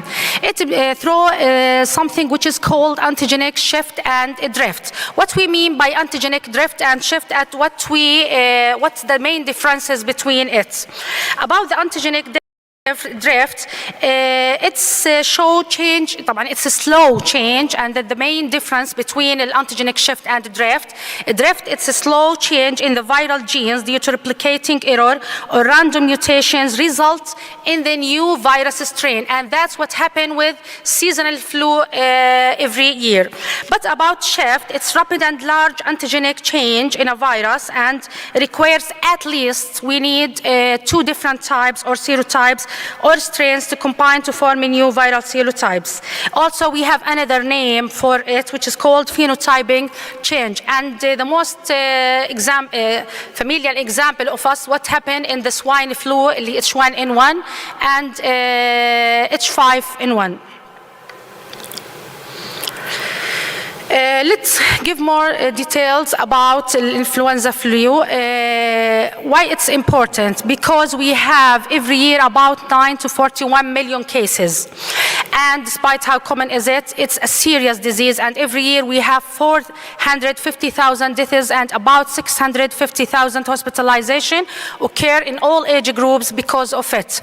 We have high risk group we can see the more number of deaths in this high-risk group. Healthy children can die from the flu. The younger the child is the higher risk for serious flu complication. And this complication we can see in this high-risk group, which is older age than 60, younger age than 2 years, and if it's neonates, also we can see more complication with it. Also, any immunocompromised patient due any cause, they are on the chemo. On the chemoprophylaxis drugs. Also patients with a chronic disease such as hypertension and DM for long period.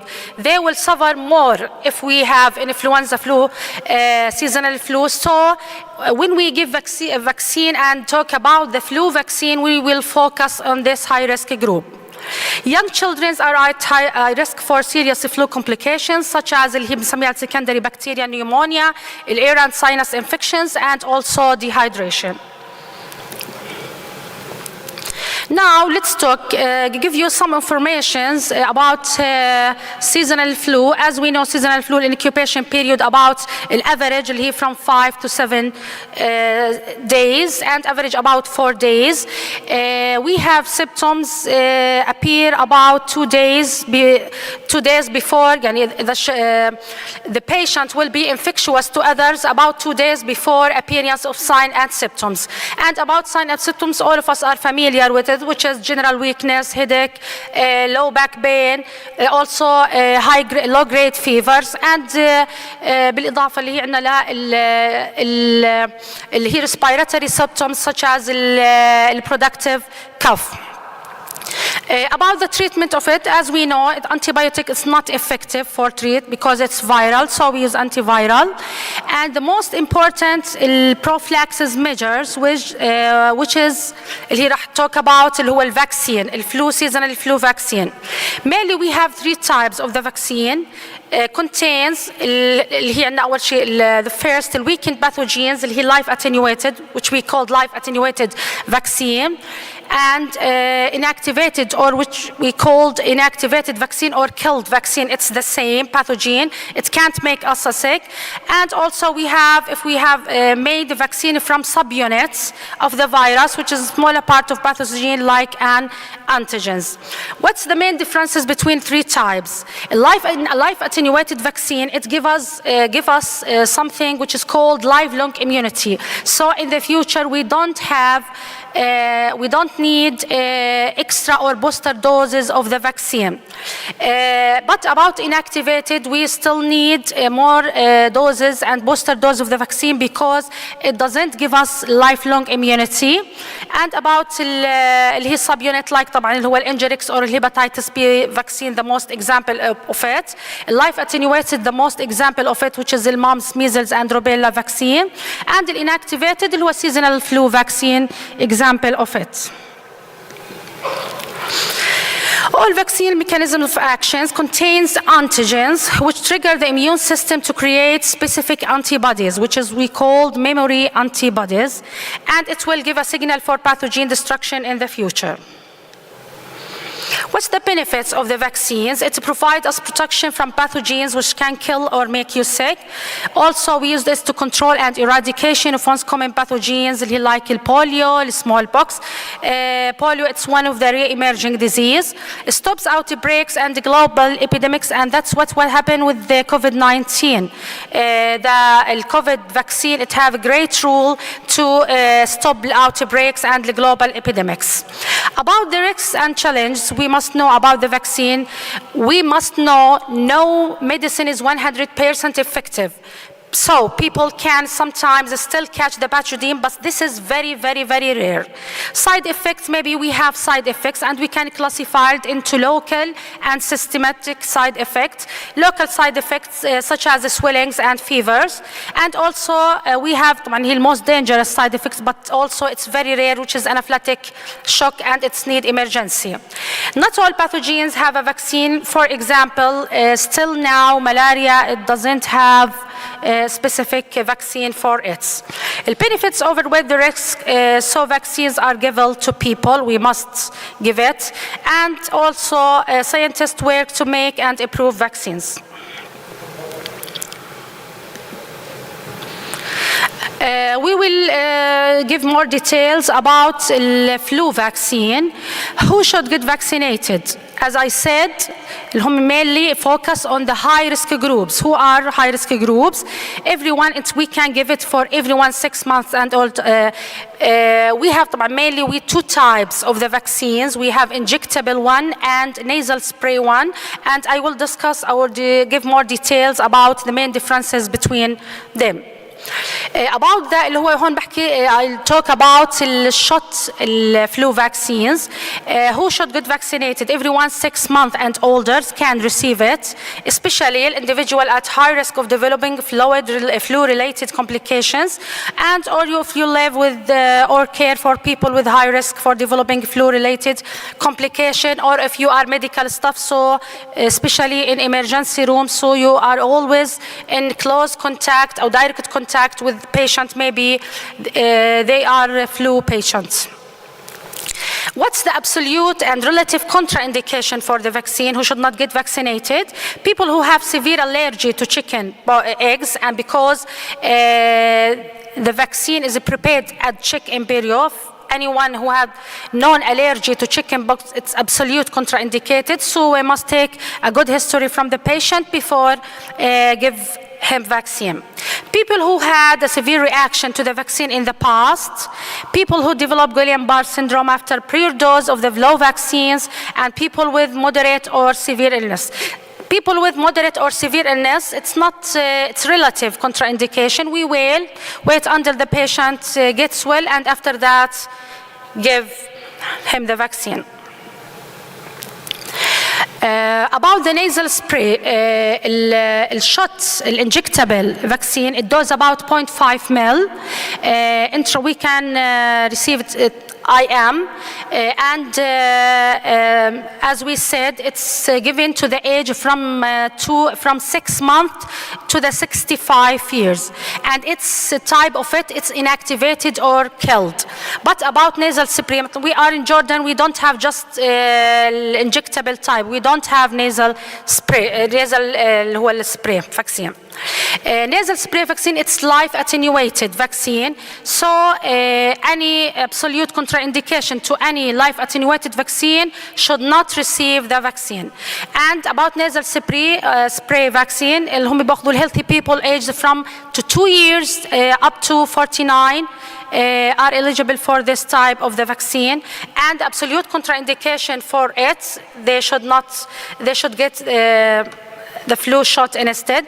Adults 50 years of age and older, or children from 6 through 23 months of the age, children younger than 5 years with any of this condition, asthma or one or more episodes of wheezing within past years, the pregnant lady, because as I said, it's life attenuated. Injectable, it's safe for pregnant lady at any stage of the pregnancy. She can receive it from the first stage, from the first trimester of the pregnancy. People who have certain long-term health problems, muscle nerve disorders or weakened immune system.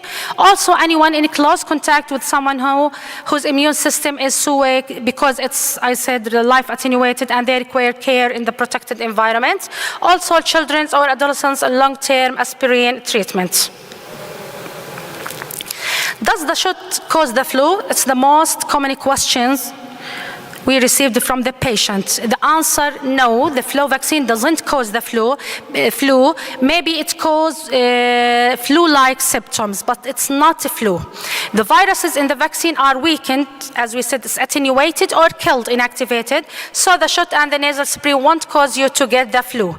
The vaccine will promote your body to develop the antibodies necessary to fight, and it's the mechanism of action, as we said, of the influenza viruses, and a slight reaction to the shot, such as soreness, redness, hotness at the site of the injection, and maybe we have mild muscle or fever may occur. Thank you for listening. Thank you, Dr. Arich, for your nice lecture. All the questions, as I said before, at the end of the session. With the pleasure to introduce our last speaker today, Dr. Attar Ali Mahmoud. He is consultant of emergency medicine, clinical lecture, University, Melbourne, Director Advanced Life Support in Australian Station Council, Emergency Medical Service Trauma, Advanced Trauma Life Support Instructor, Stream Lead Clinical Service of Clinical Governments, and also Australian of Emergency Medicine.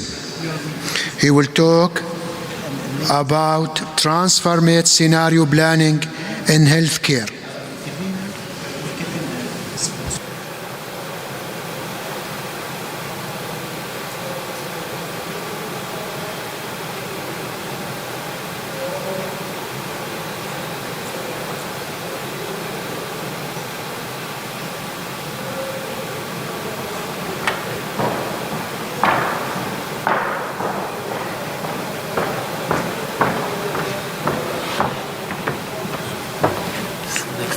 Previous page, it's laser, but old push. Okay, that's okay. Good evening, everyone, and it's an absolute pleasure to be here today, and thank you very much. Merhaba, that's the only word I learned from the taxi driver, so apologies and forgive me for that. I'm not learning more of Turkish. Transformative scenario planning. Transformative scenario planning, so what exactly is this? It's actually a very complex social technology that kind of uses all the existing social models which actually kind of use for change management in our healthcare system, but using various combinations of it. It's about a transformative leadership. It's about transformative facilitation, where we actually bring people together to bring this change. It's a diagnostication tool. When we are actually stuck in a situation, it's actually kind of, it works. We'll go through that later. So, unfortunately, with the kind of growing demands for the healthcare systems and our kind of limited resources, we are faced with the change management all the time. So when we actually have this systems change, processes change, or whatever that's happening, we either actually faced with this choice. Either we actually accept it, adapt to the situation, or we challenge the situation to change it. Unfortunately, there's not much room to say, I don't want to change, because then perhaps we may not be part of the system anymore. I found this maxim very helpful at times to me. Niebuhr was an American theologist of the 19th century.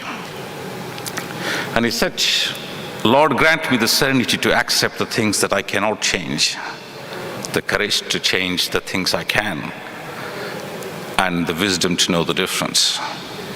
The last line, I always look back to it. I want to know which I cannot change and which I can change. So in today's talk, what we're going to talk about is, we're just going to talk about a bit of historical perspective about where this transformative scenario planning process actually has come in. We'll give a bit of introduction about how change management happened that you must all have faced in your institution, in your hospital, in your health service, in your country. We talk about my story, that the grandkids' health, we kind of took a major endeavor there, and how we use this technology, these systems in our health service. And we do a bit of more dwell into the principles of transformative scenario planning. Thanks to Adam Kahan. Adam Kahan done a lot of work, and he's one of the pioneers actually establishing transformative scenario planning. Adam Kahan, he used to kind of work first in the scenario planning division of Royal Dutch Shell Company. So Royal Dutch Shell Company was the 7th largest oil producing company at the time, and they had this division. This division of team would actually write different scenarios. So what would happen? What could happen? What may happen? And they would write these scenarios across globally across regions, governments, political, geopolitical, wars. But their interest was, if something happens, what do we need to do? Their interest was money. And they also say that their interest had environmental impacts and all. Kahan worked in this division for about 2 decades.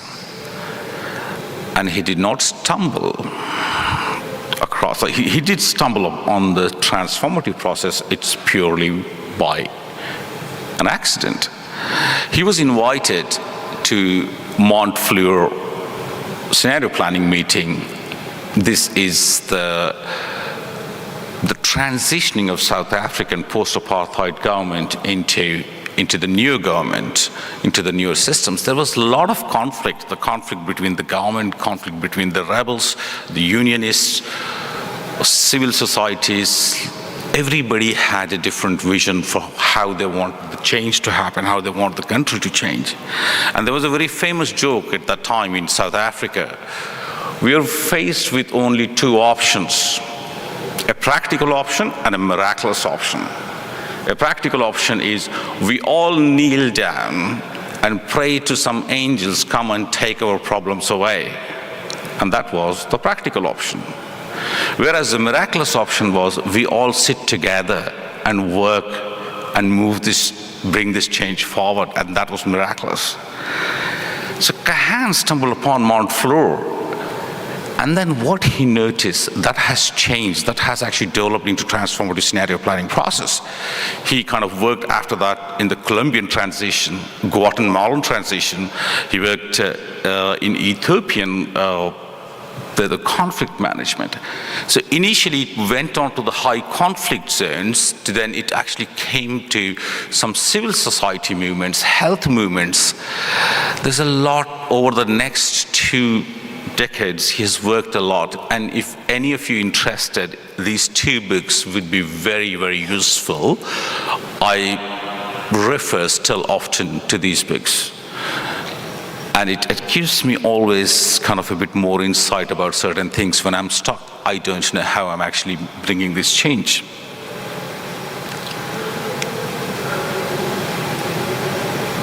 So what the Australasian College of Emergency Medicine did is they took Kahan's work, saying it's been applied in societies, it's applied in various big institutions, it's applied in the country transitioning. Why can't we use that in our healthcare? And they developed this changing module, leading change module. And I was fortunate enough to be the part of that module. That led to a second opportunity that we worked on that, to use those kind of principles into my next major project. So conventionally, whenever we are actually talking about change, we actually see these 2 models. Institutions, generally hospitals follow this longitudinal facilitation model. Once, because we don't have time, say what happens? The bosses decide, said, we have the right answer.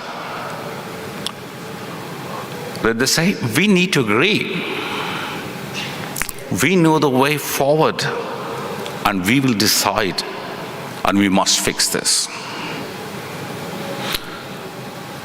With longitudinal facilitation, it's much coordinated. It could be cohesive because everybody in the organization knows that I have to follow. I don't have a choice.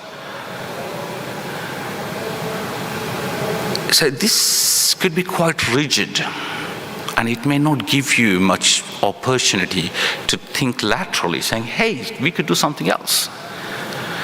Whereas most of the social change the conventional process uses is the horizontal facilitation. In horizontal facilitation, when the organization says, we have the right answer, the people say, we each have our own answer. We need to agree. And the people say, we each need to keep moving. They say, we'll each find our own way. We each decide for ourselves what we need. We must each put our houses together so that for change to happen. The problem with this is it could be too lateral. Sometimes containing could be quite difficult. In transformative facilitation, what happened is we're going to move the facilitator. That's a sign of leadership. They move forwards and backwards, stop, iterate, go backwards, go forwards. So they use various types, various decisions, and using this various combination, it's most like a spiral thing. The beauty of transformative scenario planning and the transformative facilitation is we don't push change. We bring people together. We kind of take the blocks away, remove the blocks, and the results from the change happens. It's like actually removing the boulders from the mountains so that the streams flow. It's done, but it's done, there is an art to it. So when does it work? Whenever we find our situation is unacceptable, unstable, and unsustainable. Pretty much that's the state of emergency medicine services or emergency department across the world. We are overwhelmed, and this is the situation we are facing. This also gives one more concept. When people realize that we cannot change by ourselves or my mates, I need to go across the aisle. And they also realize we cannot change our situation directly. That's when the transformative scenario planning works. So how we use these principles at my place. We are the tiniest state in Australia. For some reason, we have over 190 health services in this tiniest state. And you can imagine what happens. Each health service has to have its own compliance, its own governance structure, its own employment systems. That's a lot. There's a lot of duplication. And that kind of is giving a bit of big problem for us to kind of recruit people into smaller health services because everybody wants to be in Melbourne.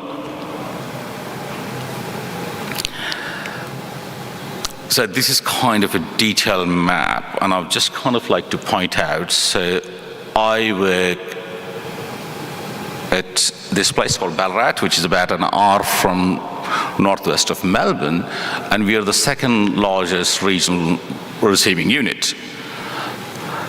So we were faced the task that we take this region. That's a huge region.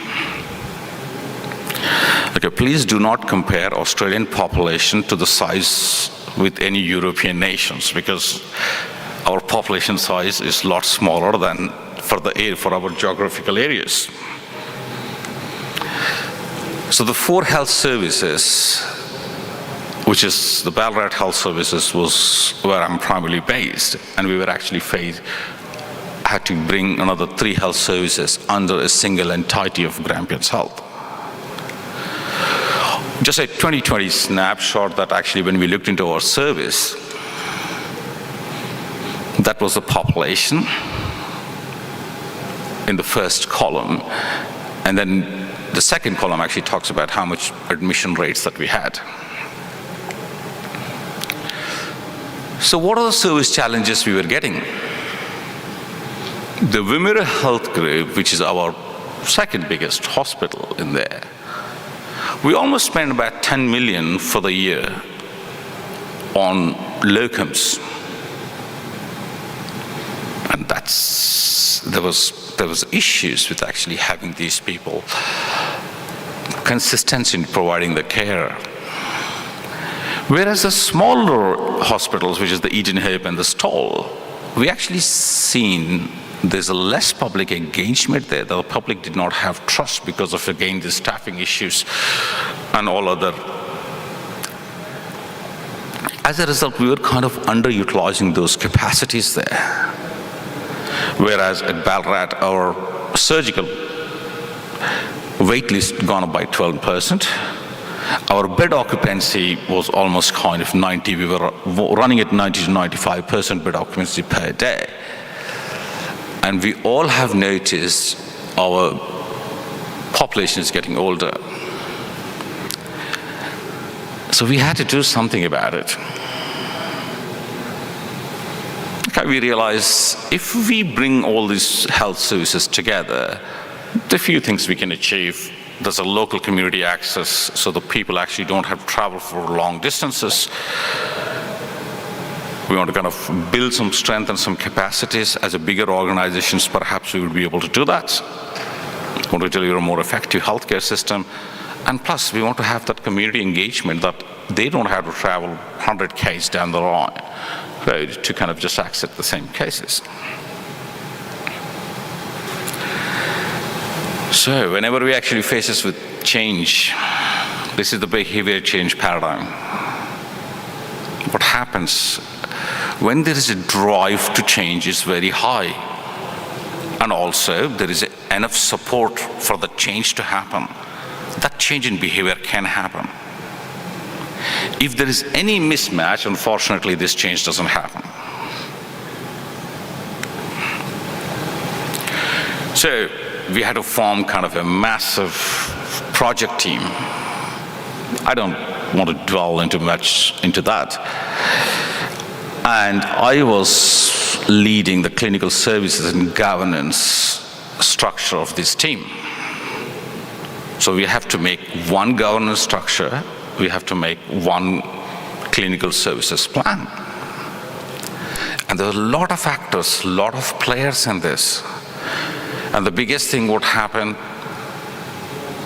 the smaller units felt threatened, saying, oh, we're going to be actually, the big guy is going to come and tell us what to do because they are from a bigger unit. And the other hospital which was struggling, they were just taking anything we would say as threatened. And the people from the main hospital were saying, oh, it's some more additional work for us. So we approached them by making 10 clinical divisions initially.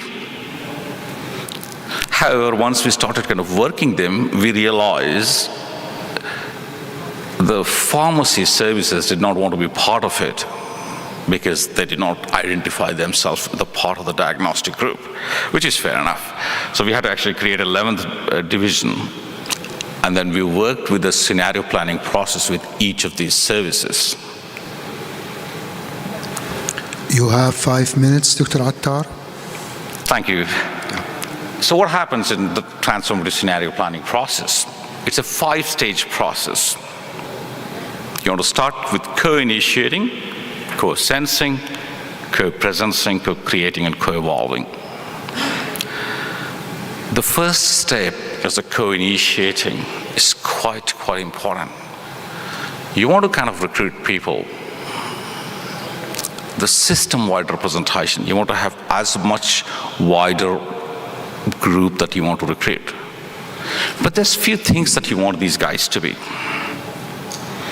Before you recruiting them, have a bit of exercise, whether it will be individual level, whether it will be systems level, that what barriers you would come across. And when you have barriers, you always find some enablers as well. That will give a good opportunity to see who do you want. You want a whole team, whole system people. They have to be a bit insightful, influential, interested people. And more importantly, you may notice that when you actually form this team, some people just don't want to be there. Some people come there just because they've been told to come. Some people have lost faith in the systems, that the systems will ever improve. Some people are burned out, they just don't have time. to bring these people, you need to actually kind of build a very strong container, not a physical container, but it's a form that they feel safe. They can come and tell anything they want. And you have to have some processes developed, how you want to kind of manage these people. You start with having a few people to start a convening team. Don't give more than 10. Probably 10 is a bit useful. And then you want to construct from that 10 members, you want to discuss with them, and you want to have a large team. So what we're going to do, we're actually kind of bringing people together who are influential, insightful, and interested for this change to happen, for the drive to happen. We want to give them the safety container that they can express anything they want. Let's learn together. The role of facilitation here, the transformative leadership here is, it's quite important. You need to have this very fine balance. You want to be part of the group, because if you're not part of the group, the people don't get engaged with you. But equally, you have to be outside as well. So you want to draw a circle. You want to be inside the circle, and you want to be outside the circle. So outside the circle, so that they see you as a third party who's there to kind of brokerage a deal here. But they shouldn't actually see you as a threat either, because if you kind of give a lot of your expert knowledge, then people actually perceive as a threat. It's a bit of delicate balance. But the other thing about this facilitator plays is he or she plays a game, an inner game and an outer game. Outer game is, we want this change to happen. Whatever the change may be, I don't know, because I haven't actually unraveled the mystery. But I want to be. So the inner game is, that's when we call it a reflective inaction, that I do not have to do anything, but what I need to do so that I do not have to do anything. It's a very interesting concept of the reflective inaction. I would encourage you to read if this actually kind of philosophical concepts interest you. Once you bring these people, you listen to them. Let them tell their stories. Try, Dr. Attar, to finish in 1 minute, please. Okay, so sorry guys, I have to just kind of, so towards the end, once we actually kind of have listened to their stories, once we have actually found out what's happening, you start building some relations. Unfortunately, I had some couple of good examples, but I have to kind of let it go. So what we do is, once people have felt comfortable, they share their stories, there is a bit of relationship building up happening. That's when you actually get the strength. And the strength, actually, people open up more. There's trust building happening. At that time, you just ask people, okay, so tell what can happen, what should happen, or what might happen. The last stage, the fourth stage, is very important as a kind of facilitator. You module how this would do.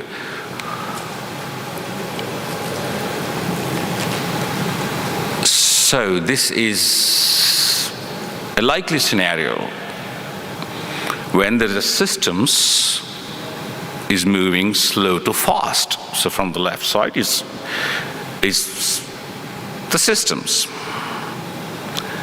And on the vertical axis, if you use people, moving slow to fast.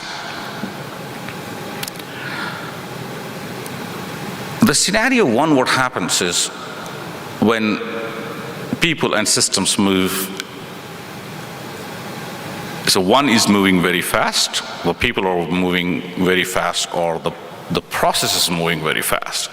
But so like an organization saying, we need to do this very fast, but the people are not ready. That's a disastrous situation. That actually results in capsize. The second is a situation that where both the systems and people both move forward to bring this change. This is good. You want to capture this. But this cannot last long. People get tired, exhausted. The resources, resources we don't have. A scenario 3 can happen, which is portage. In portage, what's happening is everything is moving at a pace and adapting. And again, a scenario 4 is they're both very slow. The people in the systems, they're both very slow. So really change doesn't happen. You look at these likely scenarios and use 2 different analogies here. So you want to kind of start kind of a adaptive process. So if this happens, what I need to do? Whereas you look at a transformative process, in transformative process you say, hey, this is the possibility, which one I want. Which one is in my best interest? But once I know which one is my best interest, I want to write that scenario. So it's like, what are my threats if I want to achieve this? What are my weaknesses if I want to achieve this? How can I achieve this? You get your answers about the situation that you're stuck in. You remove the roadblocks. It gives you a very clear picture that lets you to act on it. So you transform your understandings, you transform the relationships, you transform your intentions. With all those transformations, you transform your actions and change your systems, change your situation. And you fly together. The flight of flamingos was actually the theme of Montfleur, going back to the same situation. Thank you very much. Thank you, Dr. Attar, for your amazing lectures. Now we are open the session for the questions. Any question, please? As usual, Professor Bahjat, please.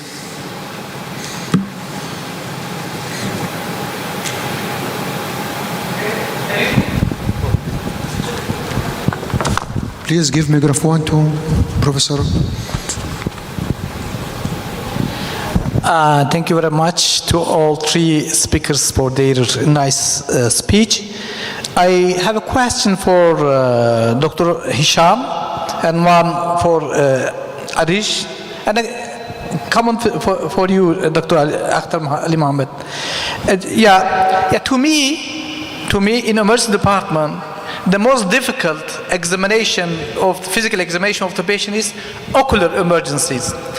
For example, I am working in emergency department since 23 years.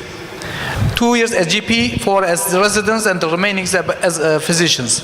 But I'm still afraid to examine a patient with ocular emergency, because it involves a very small area, and there are so many different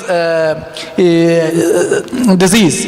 So really, as I said, I'm working in EDs since 23 years, but it is a scare for me.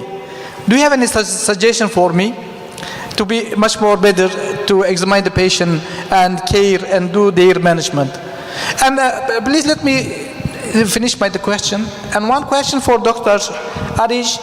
In your third slide, you mentioned we have 450,000 deaths, annual deaths, and 650 hospitalization. According to this knowledge, the average of the mortality is over 70 for the hospitalized patients. Is it right? I might got wrong. Is it right?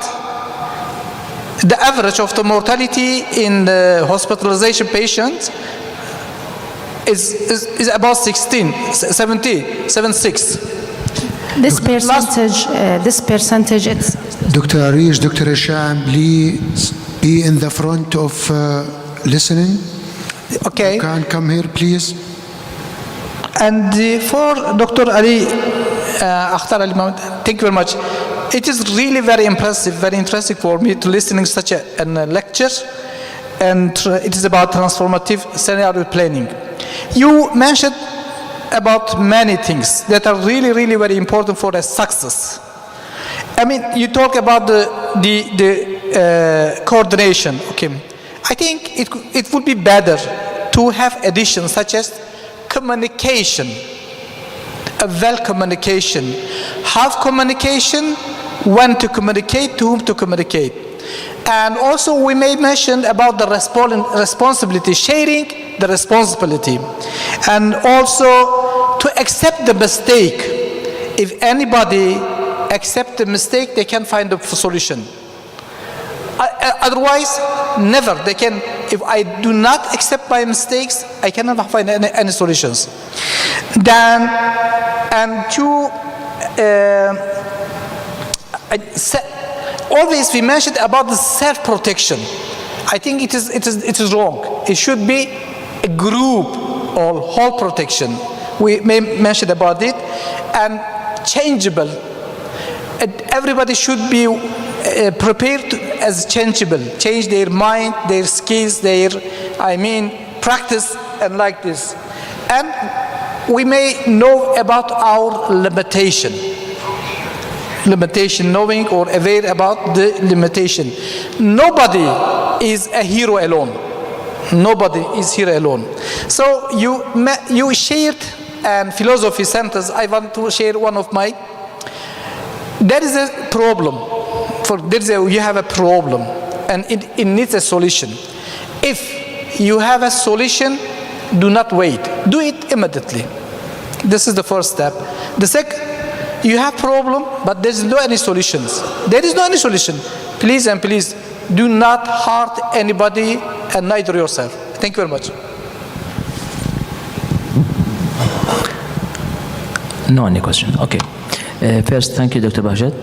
The cases I speak in my lecture, we must manage by any doctor in the emergency, even by the GB doctor, because if there's cases presented to you to the emergency with chemical injury, acidic or alkaline, we must keep in mind first step irrigation before sent or before even sent to the ophthalmologist, or even before the ophthalmologist come to the emergency in order to examine the patient. This first message. Second message, we must keep in mind, maybe the patient is presented to the emergency after midnight. You must keep in mind everything, every step first.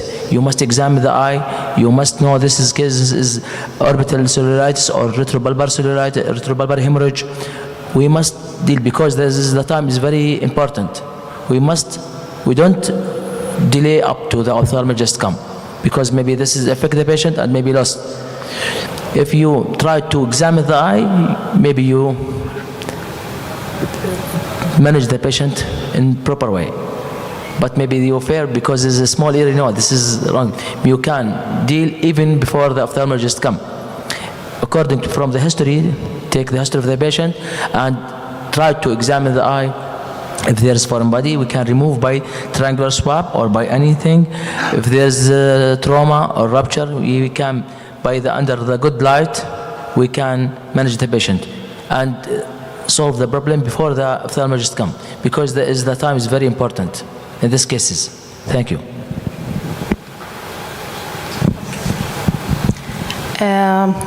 That's number are estimated from CDC, and the total number of deaths, it's among complicating cases. From complicating cases, not from all the number of of total cases over the world.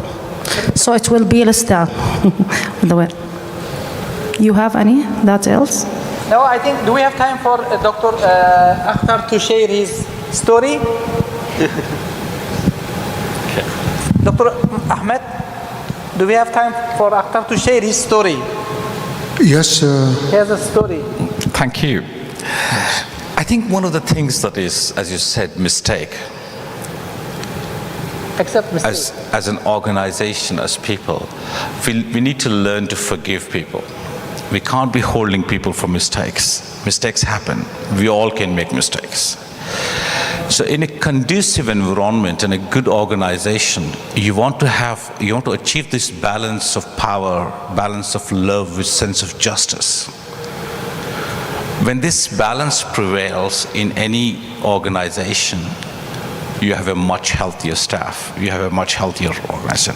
So forgiveness, we need to have incorporated into our systems. The second aspect is, as you said, that if you see that you have seen, if you know how to fix the problem, perhaps it could be the right approach in that situation, but not necessarily always. Because we again, going back to the longitudinal model of command, we're saying, I know this, I have seen this, this will be done. But if you ask a story from a different person, that could be quite different. So yes, there's no right or wrong answer. There's no hard and fast rule. We just kind of adapt. But again, how we are adapting, how we're getting that balance. And sorry, just remind me the last part of the question was. No, you had a story. You want to share a story, one of your story. Oh, the story. Okay. So apologies if I'm taking a bit longer time. So when Kahan was actually working with the Colombians in the 2017, so when the Colombians were actually brought in, so they had the guerrillas, they had the military, they had the government, they had the academics, business people. And one of the priests got up and said, so how the relations got built up. The priest got up and said, I happened to go to this mass grave and I found bones mixed with adults and very young children. And I asked the forensic pathologist there, how did this happen? So this is a mass grave of pregnant women. The moment he said that, there was an absolute silence in that group. And that is your aha moment to bring these people together. And the same guerrilla said, we are here for this meeting because we don't have to do this again. So this is the art of transformative scenario planning, how you bring people together. Thank you. Any questions, please? Any more questions? Okay, thank you very much. At the end of the second day of our sessions, we wish you good luck and success. And tomorrow we will meet with another speakers. Professor Bashar, please.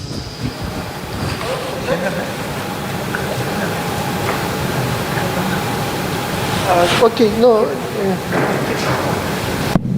Thank you very much. Okay, time is very hot and we have only lotto bir çekilişimiz var. They wait for the lotto. Okay. Çekiliş yapıp öyle göndereceğiz. We have a sweep scare. Sweep scare. There are so many names written in the piece of the paper. And one person, I think Dr. Akhte is going to get Take one person, please. What is the gift, Professor Bashar? I will say later. Okay, after name. So it's Apolizan Ozgan. Ozan. Döndü oğlum. Döndü. Okay. Ozan döndü. Ozan. Okay, I will extend the gift. Tiran sempozyumunu veya gelecek ilki kongre arasında seçim yap. Kayıt olarak. Hiç sevinmedin lan. Teşekkür ederim öncelikle. Gelecek kongreyi seçeyim ben. Okay, adam bilimsel ya. Tiran gideceğine okay. Choose for the next kongre. He's going to be full sponsor. No. Well done. Congratulations. Thank you. Teşekkür ederim. Sağ olun.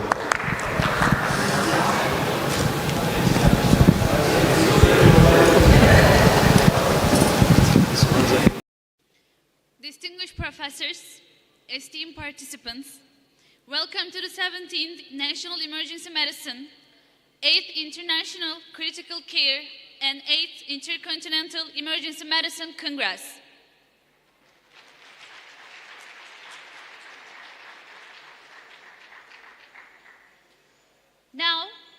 I would like to invite you to the moment of silence to commemorate Mustafa Kemal Atatürk and his hero friends, the ones who fell for this country. Then the national anthem will follow.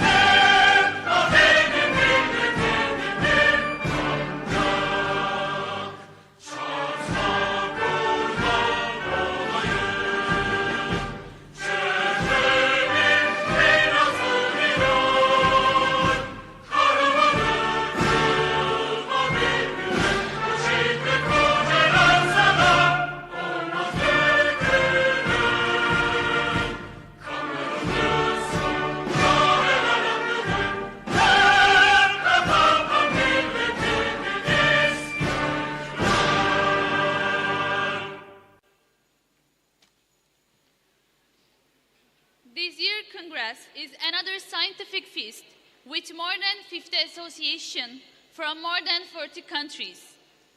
On this meaningful day, now I would like to invite Professor Paul Kivila, past president of the ASAP.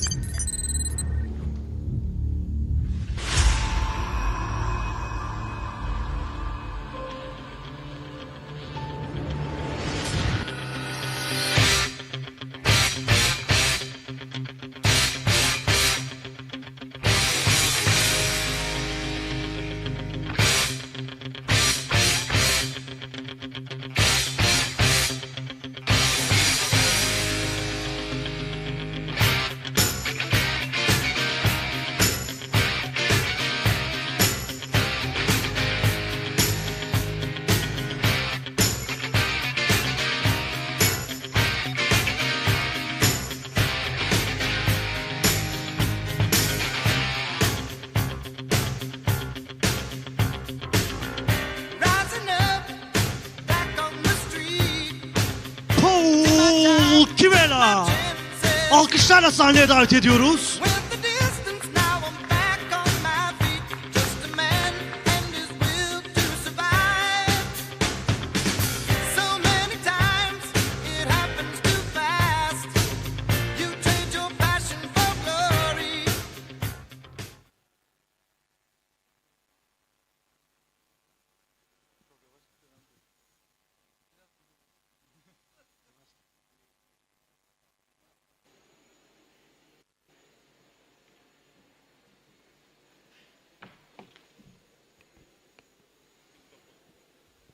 Well, thank you very much.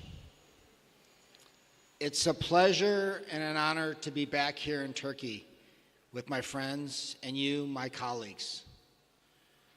Emergency medicine for the past 2 years, nearly 2 years, has faced an unprecedented worldwide pandemic. It's affected ourselves, our patients, our families, our communities in a way that none of us could possibly foresee. It's an honor to be here with you today, to be with you, to share ideas once again face to face, without masks and with masks, but here again face to face, which I think is the most important thing. You know, a couple years ago, I always wait for this video and I smile every time because it's always a special video presentation. A couple years ago, I was portrayed as a cowboy. And you know, a cowboy is a good thing. A cowboy is self-sufficient. A cowboy is strong. A cowboy is a leader. And right now, you know, I appreciate the sentiments, but there is another cowboy leader here in the crowd that I want to bring up here right now. Dr. Bashar Kandar, where are you? Please come up here.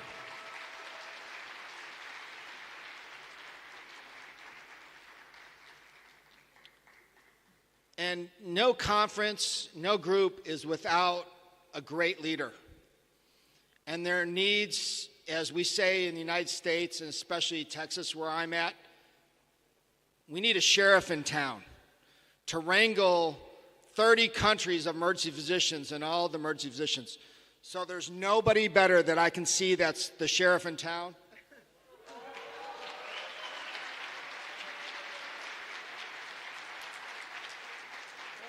And I hope you all agree. I think he wears that hat proud and well. And I hope he wears it a lot of times.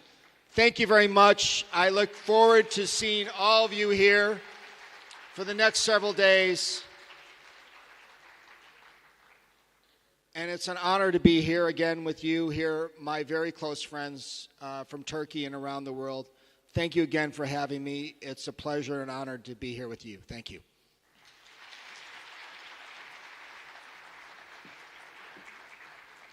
Thank you, Paul Kivila, for your opening remarks. Now I would like to invite Professor Srinath Kumar, past president of the Society for Emergency Medicine, India, SEMI.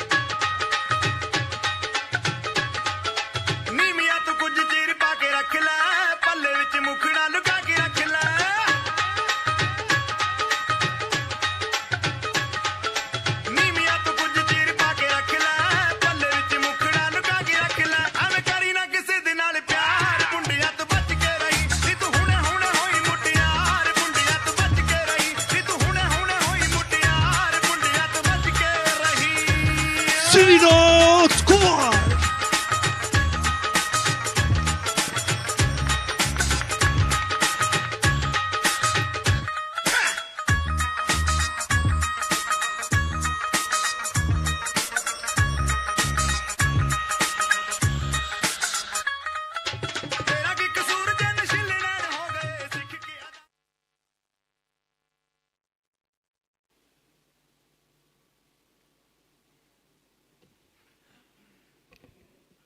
Good evening, everybody.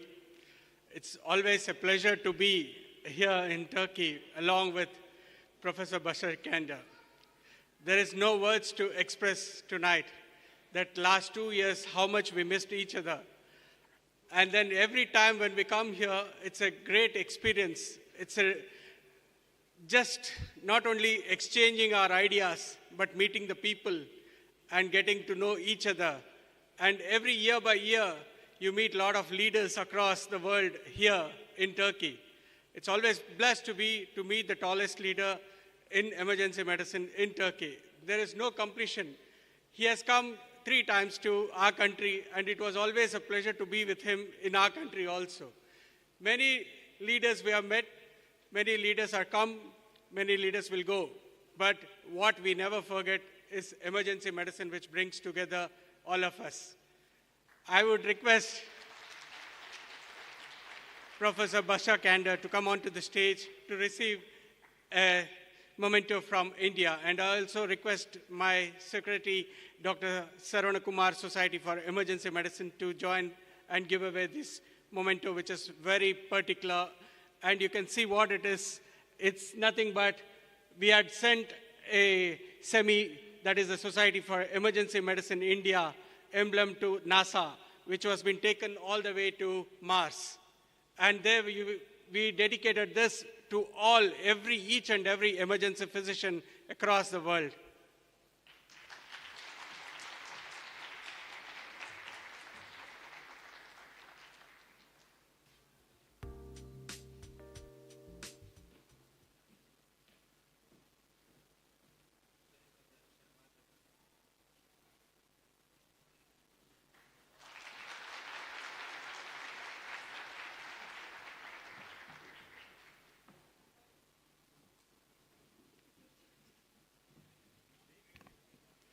Thank you, Surenet Kumar, for your opening remarks. Now, I would like to invite Eric Review, co-chair of the pre-hospital section of USEM, co-chair of the Clinical Practice Committee of IFEM.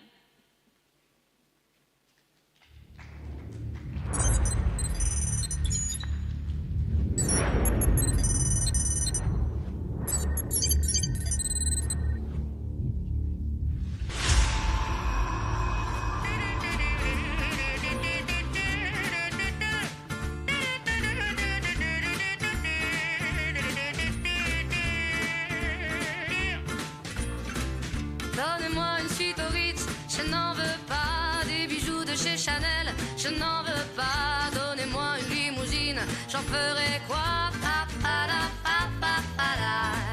Offrez-moi du personnel, j'en ferai quoi? Un manoir à Neuchâtel, ce n'est pas pour moi. Offrez-moi la tour Eiffel, j'en ferai quoi?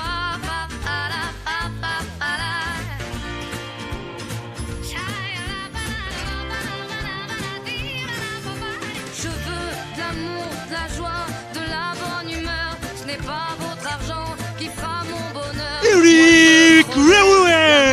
Alkışlarla sahneye davet ediyoruz. Allons ensemble découvrir ma liberté. Oubliez donc tous vos clichés. Bienvenue dans ma réalité.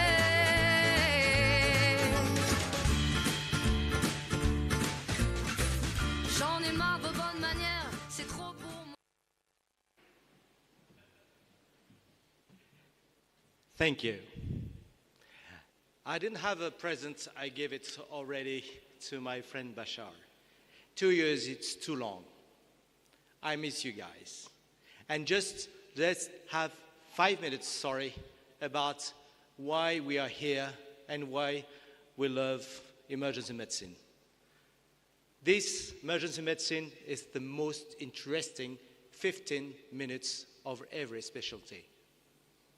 Who has the best story to give? We do. We are the good friends when we have dinners to speak about that. We give lots of funny stories about that. We are always on the front line, always. We are in terrorist attack, in overwave, in COVID. We do have always our EMS system, emergency department, physician and nurse. We are always here. That's why we have to be proud of. The thing is, we never sleep. Never. We always there. And then we are the best doctors of the hospital because we let them surgeon sleep. We are good. We are good emergency physician if the surgeon can sleep. That's why. That's our job. And our family knows that. We made mistakes, but we learn from our mistakes and we exchange of our mistakes. And this Congress, we exchange of that. I made mistakes. I just give you my mistakes. You made a lot of things we have to exchange together. That's a lot of things we have together and to learn from you, from the others. Yeah, sorry Barbara, Portugal had Ronaldo, Brazil had Neymar. Argentina had Messi. You had a team. Not anymore. We have a team now, a soccer team. I know that Bashar loves football. You have an excellent team. But you in Turkey, you are the first in the world from emergency department. No one has more than 1,000 to 2,000 patients per day. No countries has got. You have it. So that's the thing. I'm very proud to be here and to learn a lot of you and your experience. One of the things is emergency medicine, that's it. Normally, our part of life, home, work, community, and self. That's normally that we have to do. It's not always like that. Our job is bigger and bigger. It takes more and more for us. And we are far from home, far from our family, far from our friends. It's dangerous. And all of the colleagues from all over the world speak about the burnout system. The thing is, we know that maybe our life will have to change in another way. This way, you have to keep on ourselves. Work is very important. We have to take care of a home, of your community. And this Congress is the famous example of why friends are here, why we are here, and we are together. So thank you to you to make this Congress so funny, to have so lot of exchange together. So I enjoy you to come to the next Congress. And as you know, we are here in Turkey. And what's the name of the hotel here? Titanic. I hope we won't sink together. But I would just say thank you to Bashar.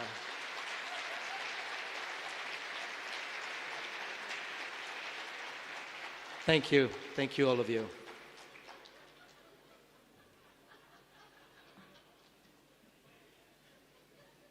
Thank you, Eric Raviu, for your opening remarks.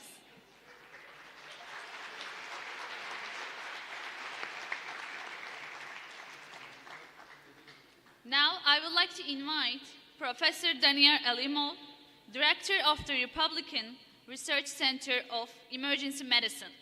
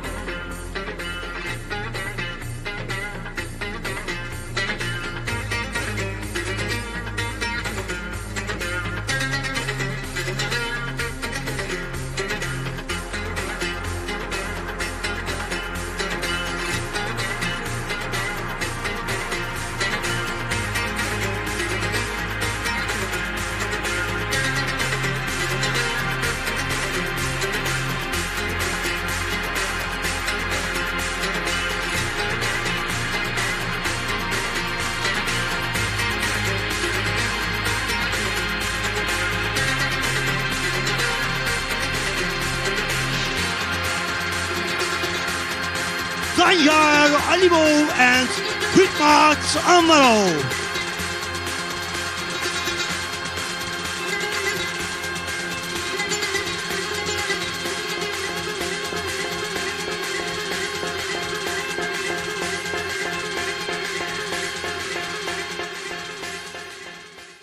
Herkese merhaba. Thank you very much. It's a really great honor for us to stay here again and again. We wish to come here, and we came here again. Professor Bashar Jander, sorry for disturbing, but I would like to ask you to come and join us here on this stage, please, too.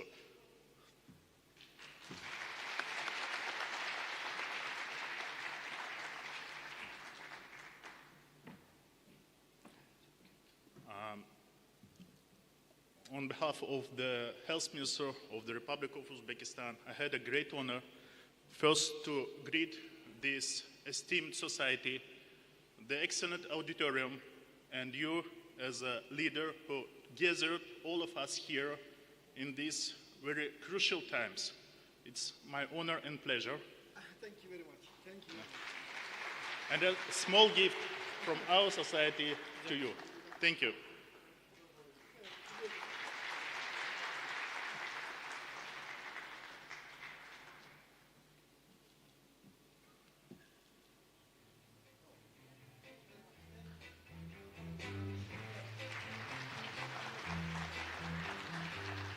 Thank you, Daniel Elimov, for your opening remarks. Now, I would like to invite Professor Luis Garcia Castrillo Riesco, past president of the USEP.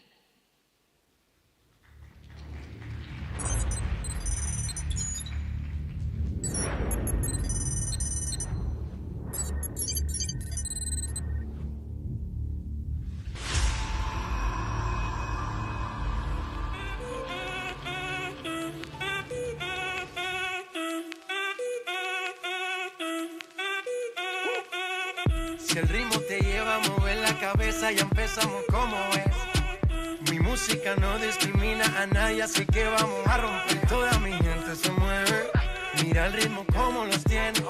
Hago música que entretiene. El mundo nos quiere, me quiere a mí. Toda mi gente se mueve, mira el ritmo como los tiene. Hago música que entretiene. Mi música los tiene fuerte bailando y se baila así.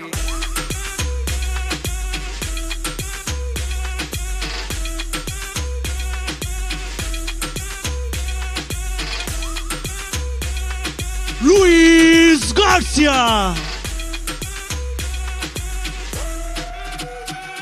Estamos rompiendo la discoteca, la fiesta no para, apenas comienza. C'est comme si. Thank you, thank you, thank you. I say this 3 times. I should have said 5 because this is the 5th time I am joining you, and I am really honor and pleasure. But in this occasion, for me, this situation is more emotional. After 2 years of very bad moments that you know better than me, to see old friends, to see that things seem to be improving worldwide, and to have the expectation that in the future we are going to have more meetings like this is something that touches my heart. And I have the best wishes for this meeting, and I suppose that in the future this is going the normal situation, not the past.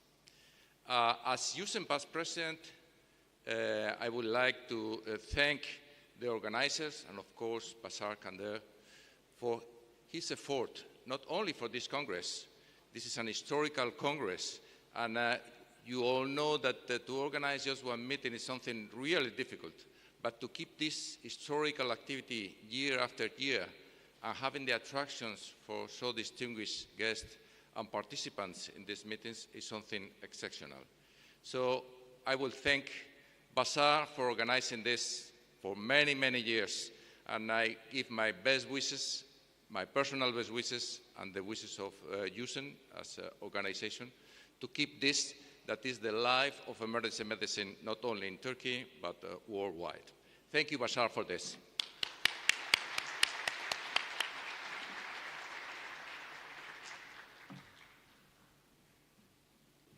Thank you, Luis Garcia, for your opening remarks. Now I would like to invite Jesus Daniel Lopez Tapia, President-elect of the Latin American Federation of Emergency Medicine.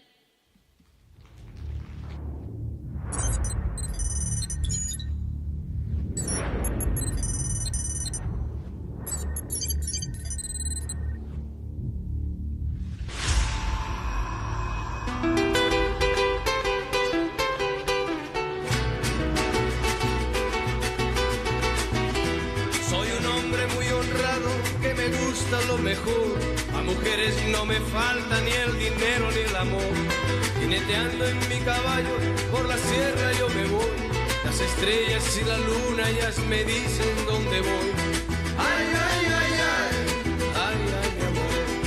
Ay, mi morena de mi corazón.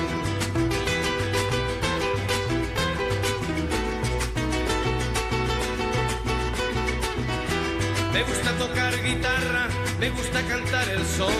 Mariachi me acompaña cuando canto mi canción. Me gusta tomar mis copas. Daniel Lopez Tapia. Tequila blanco con su sal le da sabor. Ay, ay, ay, ay, ay, ay, mi amor. Ay, mi morena de mi corazón.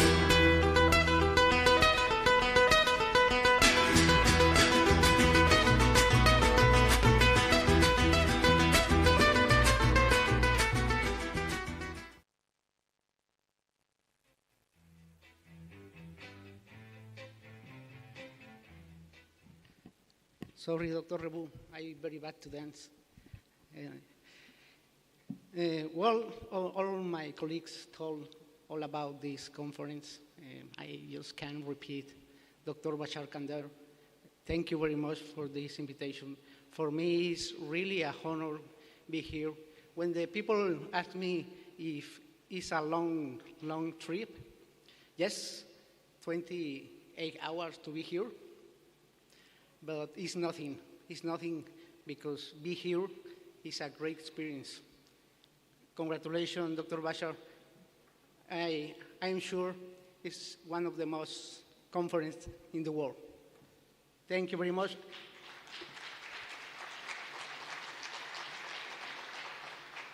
And congratulations, all of you, because we were the front line, the 2 years. We lose many people, but we are here again. Congratulations, all emergency physicians in the world. Dr. Bashar, I don't have a gift, but my gift is all the heart of the emergency physician from Mexico for you. Thank you very much.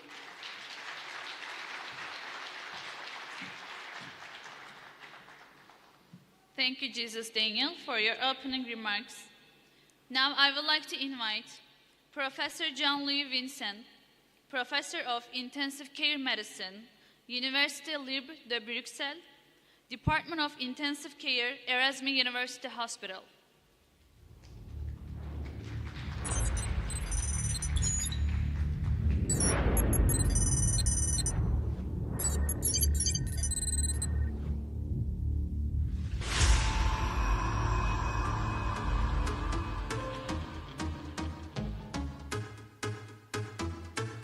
Alors,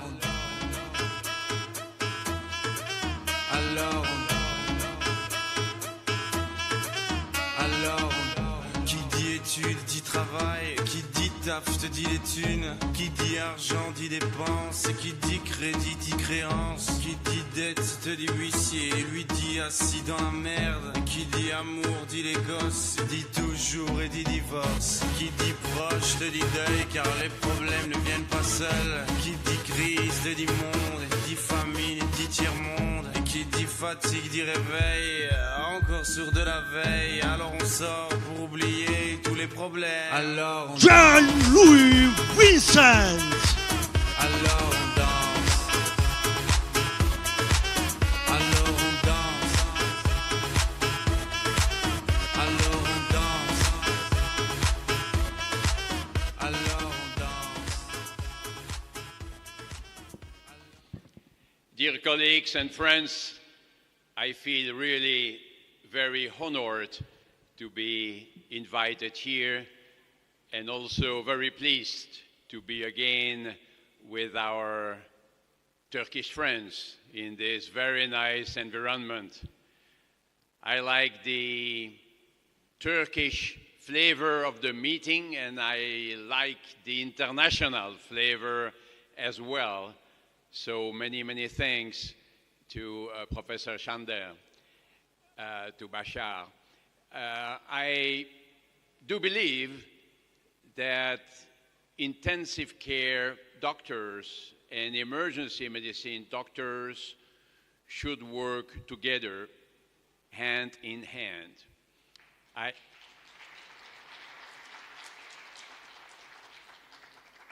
I have been professor of intensive care medicine for many years, and this included teaching of emergency medicine at least in the most severe aspects, the aspects that concern the critically ill patient, cardiac arrest, polytrauma, and septic shock, and other real emergencies.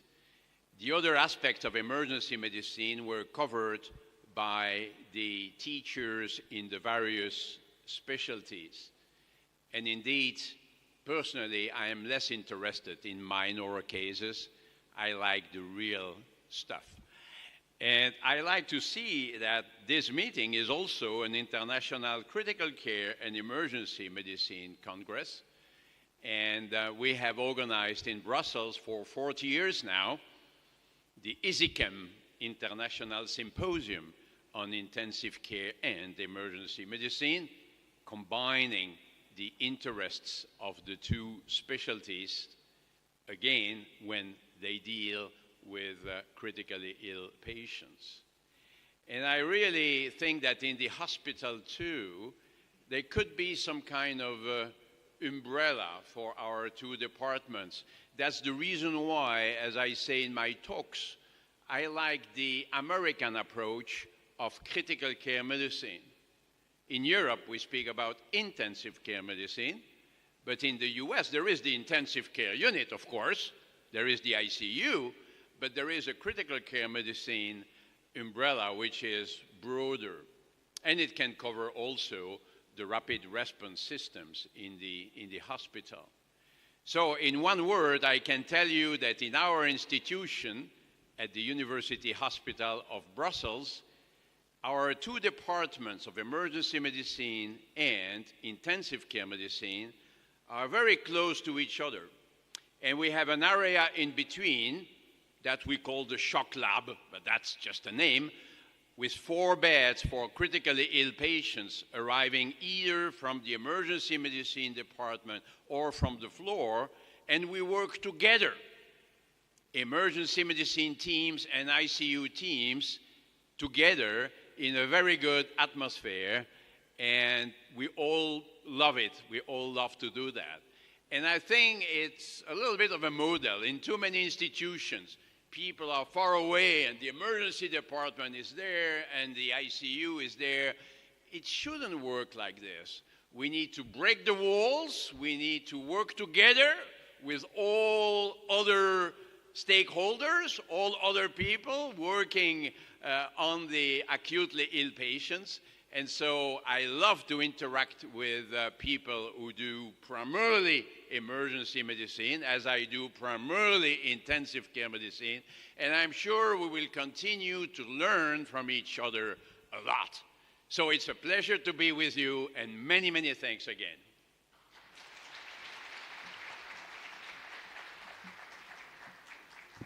Thank you, Vincent, for your opening remarks. Now, I would like to invite the mentor and the constructor of the emergency medicine training in Turkey and the president of the EPAT, Professor Başar Candar.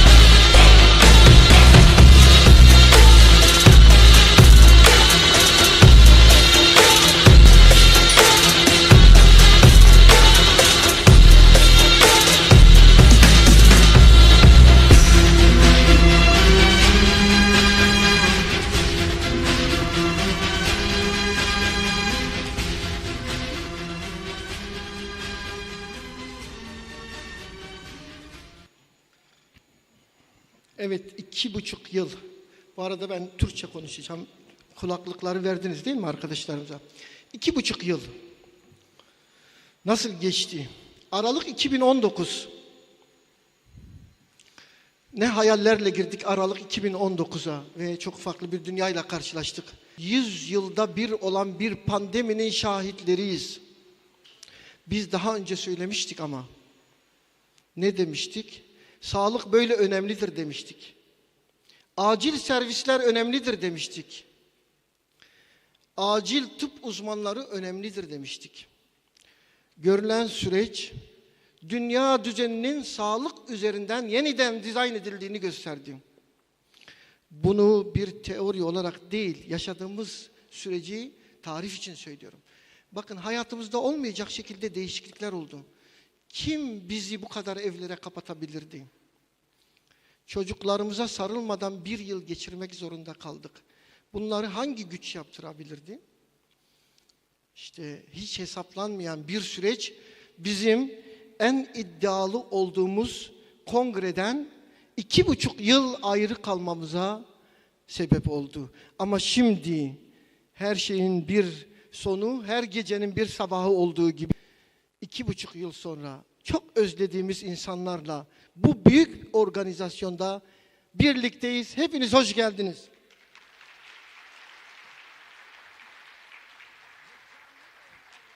Mükemmel. Görüyorsunuz. Anlatmaya gerek yok. Konuşmuyorum. Görüyorsunuz. Anlatmam. Kesin.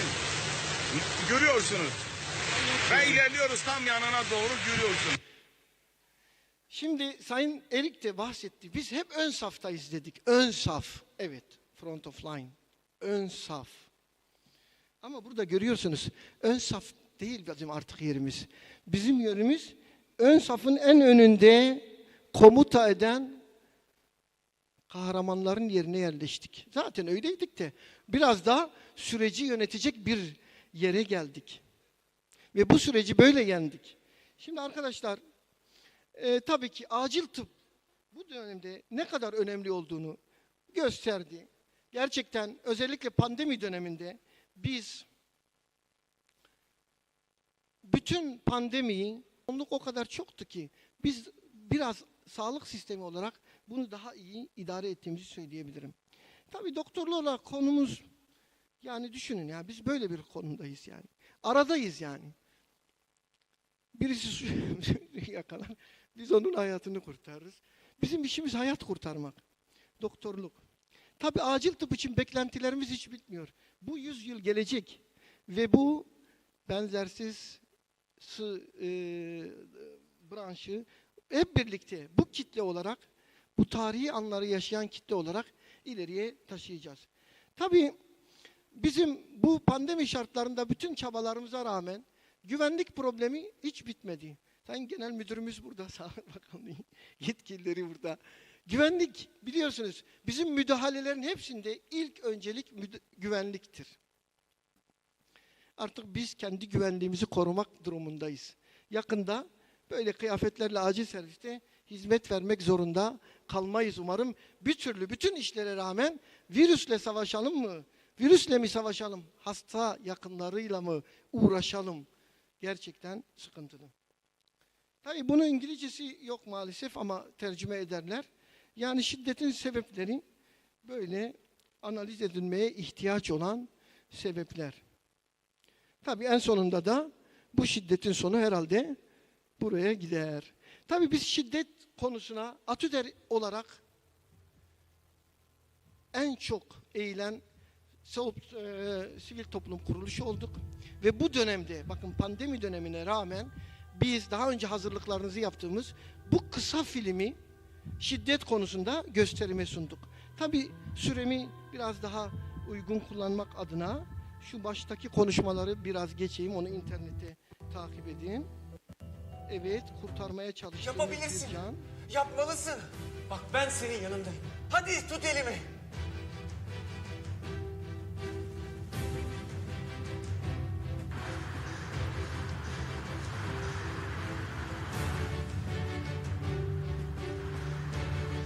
Hadi kardeşim hadi.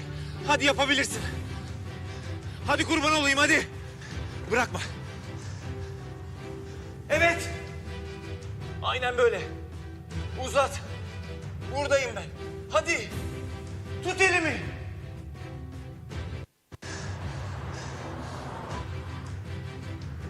Nabız geldi. Hadi çabuk çabuk çabuk. Ne oluyor şimdi? Elimi bırakmazsan ben seni buradan çıkaracağım.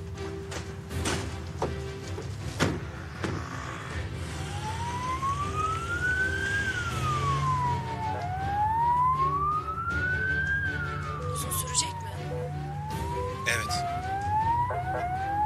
Olsun. Ben bırakmam elini yolda. Alo hocam.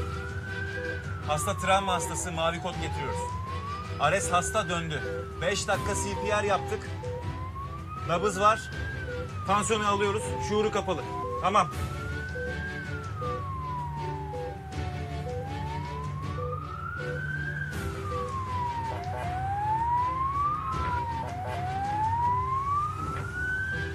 Acilin önünde kalabalık olacak.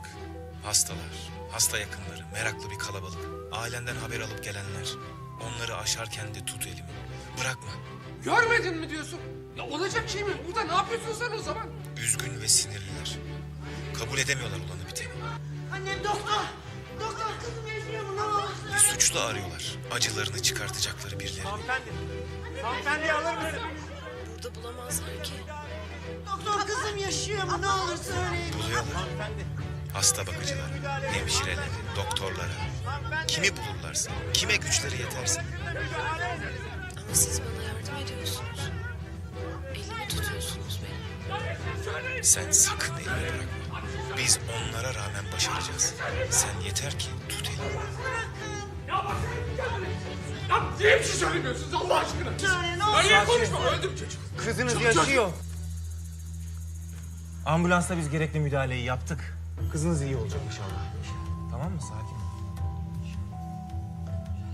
Çok teşekkürler doktor bey. Başarılı bir müdahale yapmışsınız. Sayenizde hastayı hayatta tutabileceğiz. Sağ ol. Merak etmeyin. Kızınız daha iyi olacak. Acil tıp uzmanları gerekli müdahaleleri başarıyla gerçekleştireceklerdir. Bize güvenin, umutlu olun. Ama en önemlisi sakin olun. Bizim yanımızda bizimle birlikte yer almanız gerekiyor. Eyvallah, sağ ol doktor. Sağ ol.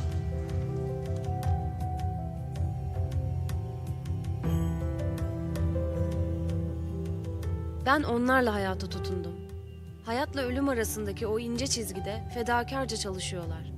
Sağlık ordusunun isimsiz kahramanları onlar. Acil tıp uzmanları ve çalışanları. Beni siz hayata bağladınız. Kendim ve sevdiklerim adına hepinize minnettarım. Ben şanslıydım. Ama sizin anneniz, babanız, eşiniz, çoluğunuz, çocuğunuz, akrabanız, arkadaşınız bu kadar şanslı olmayabilir. Ne olursunuz unutmayın. Size rağmen olmaz. Ama sizinle iyi olur.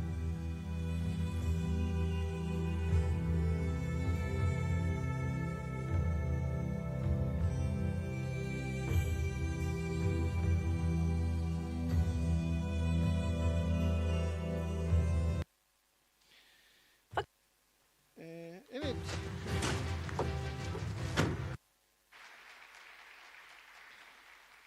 Şimdi baktım ki film çevirmek kolaymış. Aradan beni sıkıştırdılar. Senaryoyu da yazıyoruz. İkinci bölümde artık düşündüm ya bu hastalar genelde kendini kurtaranlara böyle aşık falan olabiliyorlar diye. Böyle kolaymış bu film çevirmek yani. Emre bunu nasıl götürüyoruz? Fakat öncesinde sağlıkta şiddet meselesine bir göz Görmekle atalım. kalmadık. ATÜDER yani Acil Tıp Uzmanları Derneği son günlerde sıkça tartışma konusu olan sağlıkta şiddet meselesine dikkat çekmek için sosyal medyada bir etkinlik CNN'de düzenledi haber ve etkinliğe olarak bunu- tüm hekimler davet edildik, görelim. Bunu verdik. Yine hızlı geçeceğim. Bu daha da ilginç. Yani güzel bir haber. Türkiye bu filmi konuşuyor. Evet.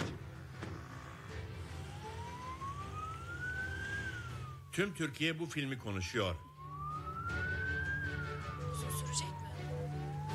Evet.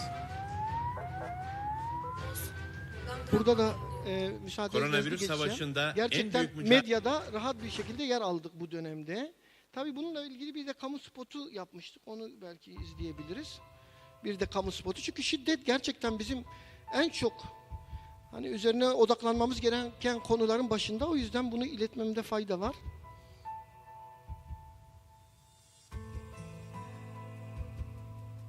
Acil tıp uzmanlarına ve sağlık çalışanlarına yöneltilen şiddet, hastalara, hasta yakınlarına, topluma ve tüm insanlığa yöneltilen şiddettir.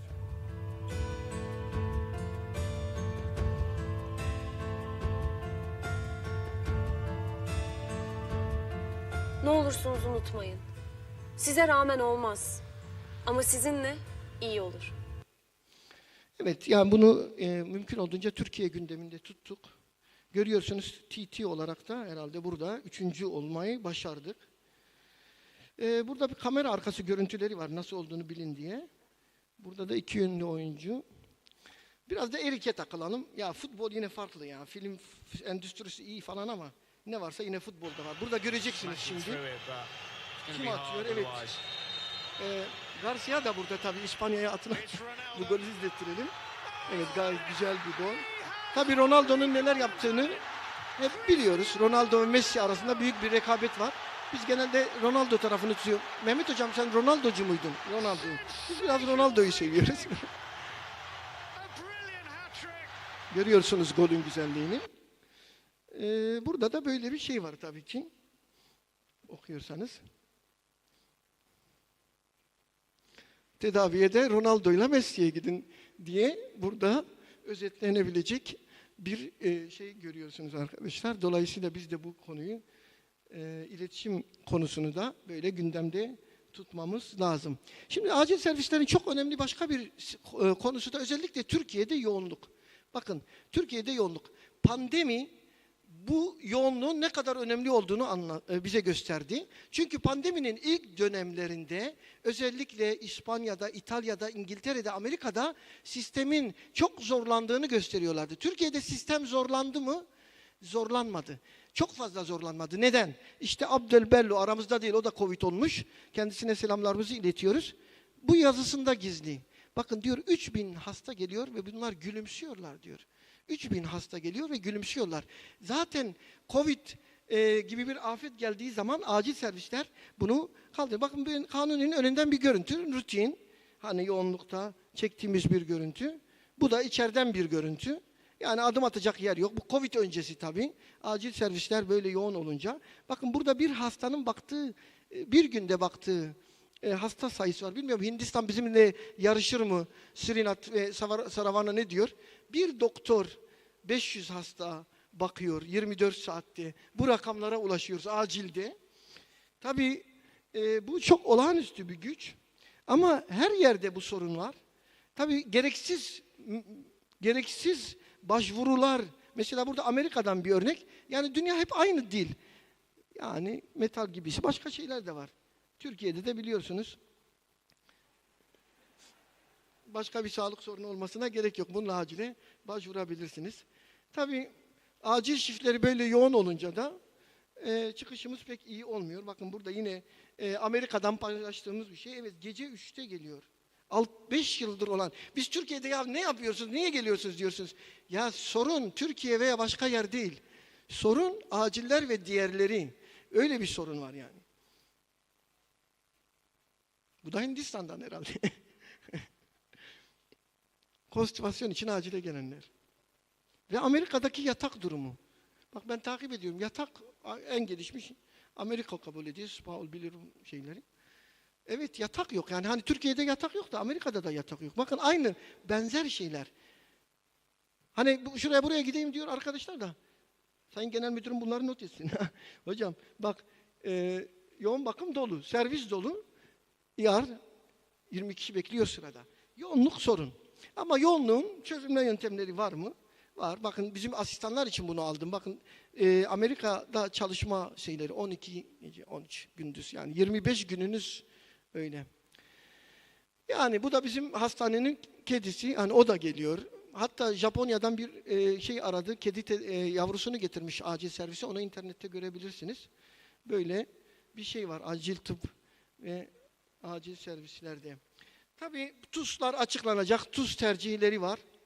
Şimdi bu oftalmolojist, radyolojist, dermatolojist bunların off day yani tatil günü. Bu da acilcilerin tatil günü. Genel olarak böyle bir yapıyla karşı karşıya kalırız. Tabii böyle olunca J'aime qu'on me haïsse. Si tu laissais un peu ton âme mousquetaire, la fortune et la gloire. Que faudrait-il faire? Chercher un protecteur puissant? Prendre un patron? Et comme un lierre obscur qui circonvient un tronc et s'en fait un tuteur en lui laissant l'écorce, grimper par ruse au lieu de s'élever par force? Non, merci. Dédier, comme tous ils le font, des vers aux financiers, se changer en bouffon dans l'espoir vil de voir aux lèvres d'un ministre naître un sourire enfin qui ne soit pas sinistre? Non, merci. Déjeuner chaque jour d'un crapaud, avoir un ventre usé par la marche, une peau qui plus vite à l'endroit des genoux devient sale, exécuter des tours de souplesse dorsale? Non, merci. De trouver du talent comme Mazette, être terrorisé par de vagues casettes et se dire sans cesse « Oh, pourvu que je sois dans les petits papiers du Mercure, François !» Non, merci. Calculer, avoir peur, être blême, aimer mieux faire une visite qu'un poème, rédiger des placés, se faire présenter. Non, merci. Non, merci. Non, merci.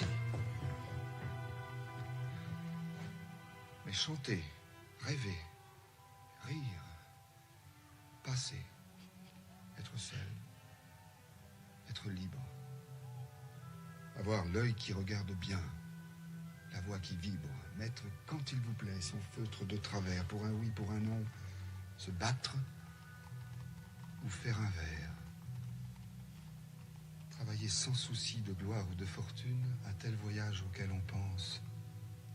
Dans la lune, triomphant par hasard, en garder le mérite, bref, dédaignant d'être le lierre parasite, lors même qu'on n'est pas le chêne ou le tilleul. Ne pas monter bien haut, peut-être, mais tout seul. Fais tout haut l'orgueilleux et la mère. Mais tout bas, dis-moi tout simplement qu'elle ne t'aime pas. İşte burada ben konuşuyorum yani, evet. Öyle geçelim. Evet.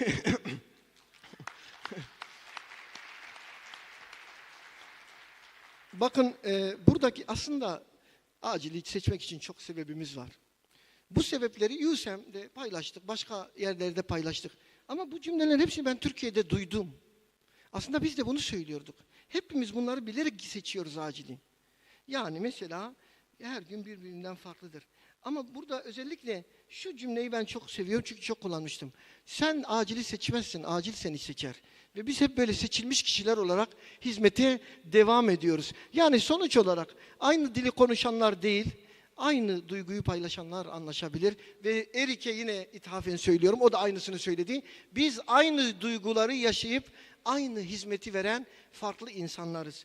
Burada da bir araya bunun için birlikte geldik. Tabii bunu göstermek çok doğru değil. Bunun muhtemelen şeyi çok güçlü değildir. Kanıt düzeyi. Ama böyle bir çalışma olduğu söyleniyor.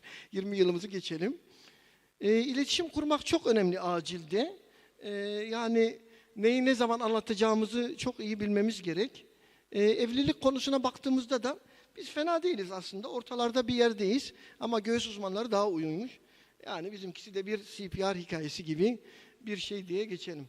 Tabii aynı şeyleri her yerde yaşıyoruz. Yani konsültasyon, görmeyeyim, hastayı göreyim mi, görmeyeyim mi?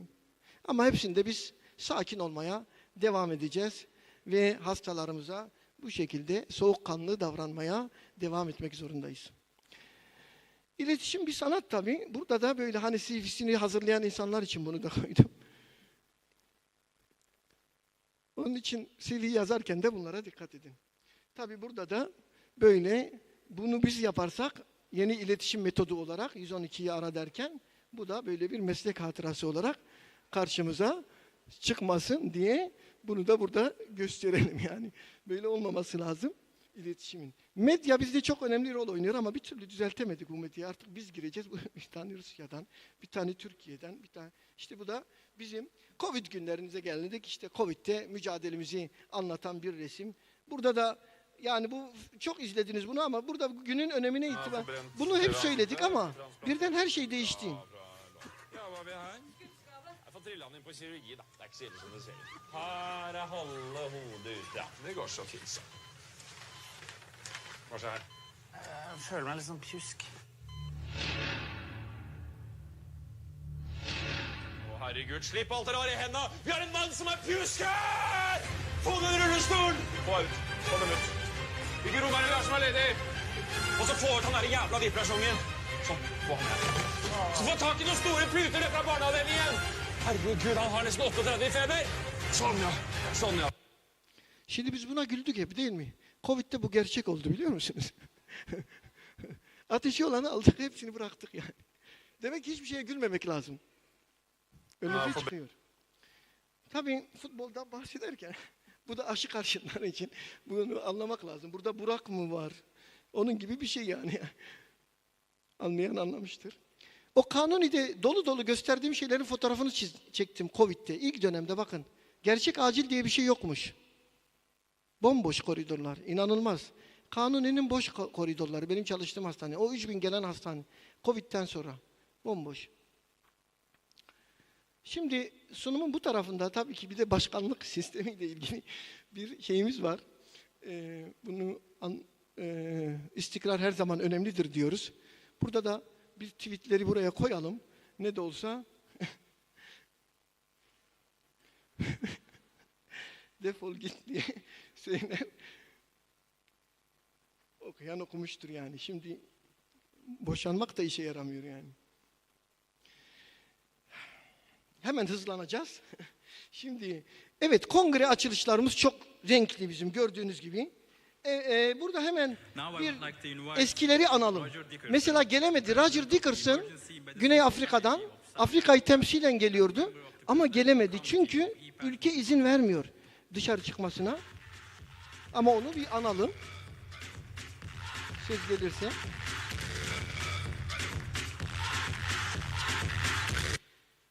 Evet Roger Dickerson.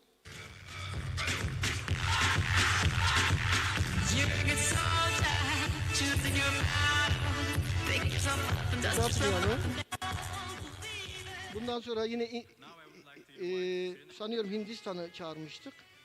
Hatırlayalım. Ses alalım.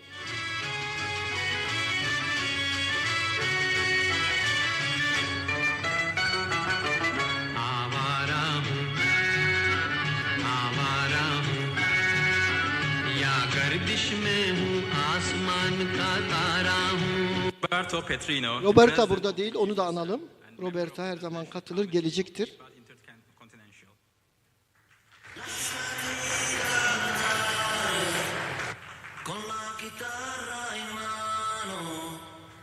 Lasciatemi cantare, sono un italiano. Now I would like to invite. Geçelim. Şimdi Avare'yi gösterdik de bizim de Avare varmış. Onu da bir görün biraz.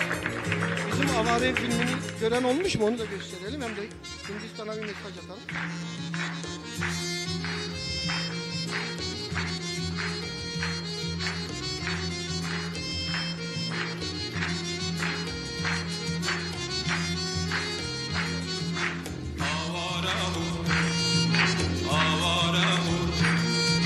Ya kardeş ya bahtımız ne kara hu, avara hu. Elimde olsa avare gezer miyim yar, avare gezer miyim yar, avare gezer miyim. Bu da Türkçe versiyonu. Evet. Şimdi Roger Dickerson'ı andık törenden. Hemen Roger Dickerson üşenmemiş, mesajını yollamış. Onu dinleyelim. From the southern tip of the African continent. I'm greatly saddened that I'm not able to join my friends and colleagues in person in Antalya this year and participate in this fantastic conference. Unfortunately, visitors from South Africa are not permitted entry to Turkey under the current COVID-19 regulations. I have been fortunate to participate in previous years, and I know the quality of the presentations will be excellent and the organization of the conference exceptional, and of course, the warm hospitality of the Turkish people unparalleled. So on behalf of the Emergency Medicine Society of South Africa, I wish you everything of the best for the conference, and I look forward to joining you in person in years to come. And to Professor Bashar Kanda, our friend and colleague Eric Review has in the past described you as the Godfather and a character from the Game of Thrones. I would like to suggest an African spin this year. You are Mufasa, the ultimate king of the lions. The very mention of the name makes us shiver with anticipation. Thank you. Best wishes for the conference, and I look forward to joining you in the future. Bye-bye. Roger. Thank you, Roger. Burada da 2019 ama bunu hemen geçmem lazım çünkü vaktimiz yok ama Çin'den bahsedelim. Biliyorsunuz bütün ülkeleri toplamaya çalışıyoruz. Bütün kıtalardan ama bu takılması olmazdı zaten biliyoruz. Takılmamız gerekiyordu. Ne yapacağız Emre? Hemen devreye girebilir misin? Hı? Tamam. Evet, bu arada ben hemen şunu söyleyeyim. Arkadaşlar çok uzatmayacağız, rahat olun. Birazdan bitireceğiz. Sonlara doğru yaklaşıyorum. Öyle terk etmeyin salonu falan. Biliyorsunuz dronlar İHA'larda çok geliştik. Biz de dronlarla takip ediyoruz şu anda. Dışarı çıkınca hemen drone yakalıyor. Onun için tabii bu işin şakası. Biz aranızda olmaktan çok mutluyuz. Pandemi dönemi biz biraz da kontrollü yaptık bu işleri. Özellikle burada fırsat bulmuşken onu da söyleyeyim lütfen. Pandemi kurallarına uyarak kongreyi geçirelim. Ben 2,5 yılda hiç sarılmadığım kişiye bugün sarıldım yani. Kişilere yani o kadar sayıya. Akşama Covid olursa yani çok kötü. Biraz daha mesafeli duralım. Maskelerimizi koruyalım derslerde falan. Çok kişiye sarıldık yani. Herkes özledi, sarılmak istiyor. Ama o da mesafeleri korumamız gerekiyor. Efendim? Bu arada bir haber var, onu da paylaşayım. Şu anda Twitter'da nasıl? Evet, 1'e gidiyoruz. Kaçıncı sıra? 5'teyiz, ilerleyeceğiz. Şu hemen şeyi al, boş ver. Çin'in mesajına gidelim. Yoksa biz oraya bir daha takılırsak işin içinden çıkamayız. Yukarı al. Ben mi alacağım? Evet, hemen yukarı gelelim. Gelin bitiriyoruz hemen. Fazla uzatmayacağız. Daha nasıl uzar ki? Evet, devam et.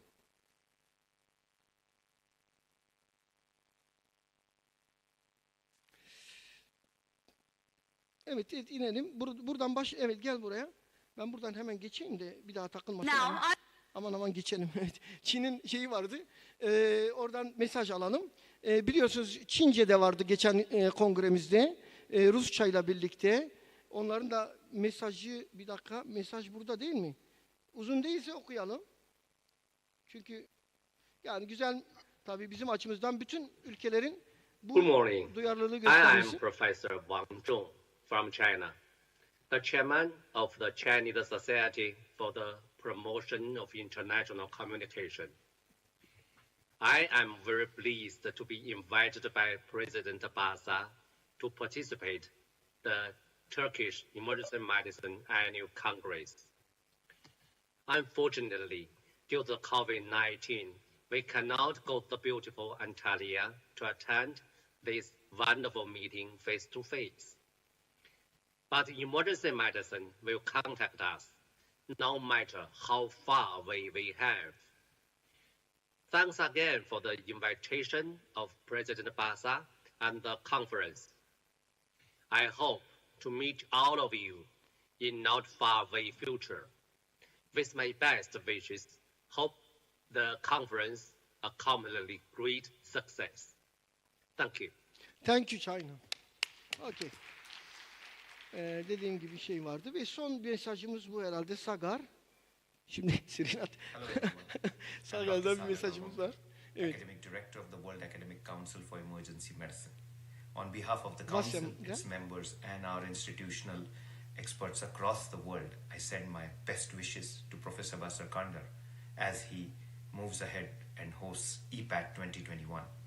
We would have loved to be there in person, but as you know, travel restrictions have restricted us completely. We hope to be there with him next year, but I also look forward to reviewing all the scientific content which was exercised during this great meeting. I hope you all have a great time with this academic feast, which the whole world looks forward to. I hope to be with you all next year, and my best wishes to everyone. Thank you. Evet. Bununla ilgili bir de müjde verelim. 2023'te VASEM Türkiye'de planlanıyor. Daha doğrusu aldık. VASEM'i Türkiye'de yapacağız. 100. yılınızda yapalım dediler. Allah, nereden biliyorsunuz 100. yılımızı diye sordum. EPAT aracılığıyla biliyorlarmış. Evet, fiziki kongremiz. Bu videoyu göstereyim arkadaşlar. Bir geçen şeyi hatırlayalım ki bu yıl için bir şey olsun. Daha videoda göstermem fazla. Evet. Geçen kongremiz, evet.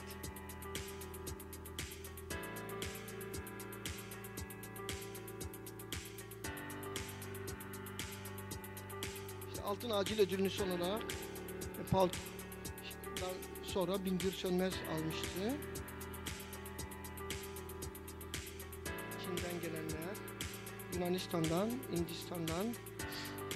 Tabii satranç turnuvalarımız, yarışmalarımız, gala gecemiz.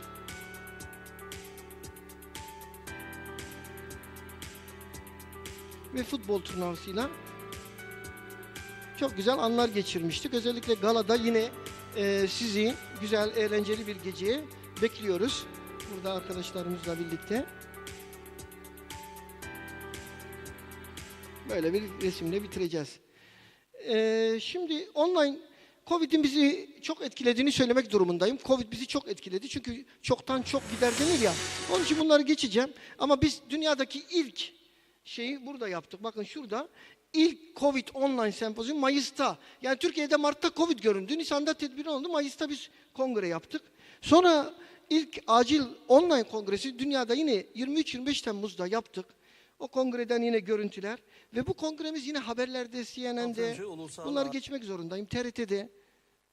TRT'yi geçsek şöyle dur, TRT'yi bir verelim. Koronavirüs salgınıyla mücadele sürecinin de değerlendirildiği 16. Ulusal Acil Tıp Kongresi başladı. Bu yıl online olarak gerçekleştirilen kongreye pek çok ülkeden alanında uzman akademisyenler katılıyor. Bir kongremizin daha arifesindeyiz. 6 kıtadan 250'yi aşkın konuşmacı. Yani bu kongremiz Türkiye'de büyük haber oluyor. Onu da geçelim. Bunlar da teşekkürler Paul'dan, Abdülbeli'den, Avdi'den, Sagar'dan. Bunlar hep bize yapılan gerçekten teşekkür konuşmaları çok bizim için değerli. Biz EPAT olarak biliyorsunuz uluslararası çalışıyoruz. Onunla hemen devam edelim. İstanbul, Katar, Kitahani burada sonra olacak inşallah diye umuyoruz ama olmasa da temas kuracağız. İstanbul, Katar, Amman, Mısır, ondan sonra Sonos School'da yaptığımız çalışmalar ve 6 Nisan. Burada da Mehmet Gül hocamıza atfen Yahya Kemal Günayda'ya da olabilir. Paradan 6 sürü atabilir. Tarihte aslında bu da bizim 6 Nisan aktivasyonumuz. 6 aktivasyonu aynı günde 6 aktivasyon yapmıştık.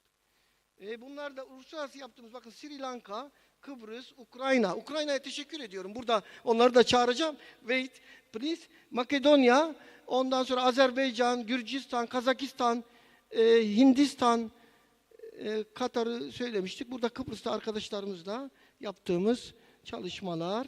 Evet, kurs yani 15 başlıkta kurs veriyoruz arkadaşlar. Bunları söyleyeyim ama ATLS için ayrı bir teşekkür yapacağım şimdi. Çünkü ATLS'yi 1,5-2 yıl uğraşarak Behçet Hoca, Mehmet Hoca ikisinin çalışmalarıyla bunu ülkemize kazandırdık. Arka arkaya 4-5 tane yaptık. Bu yüzden Behçet Hoca'yı da Mehmet Hoca'yı da burada alkışlıyorum.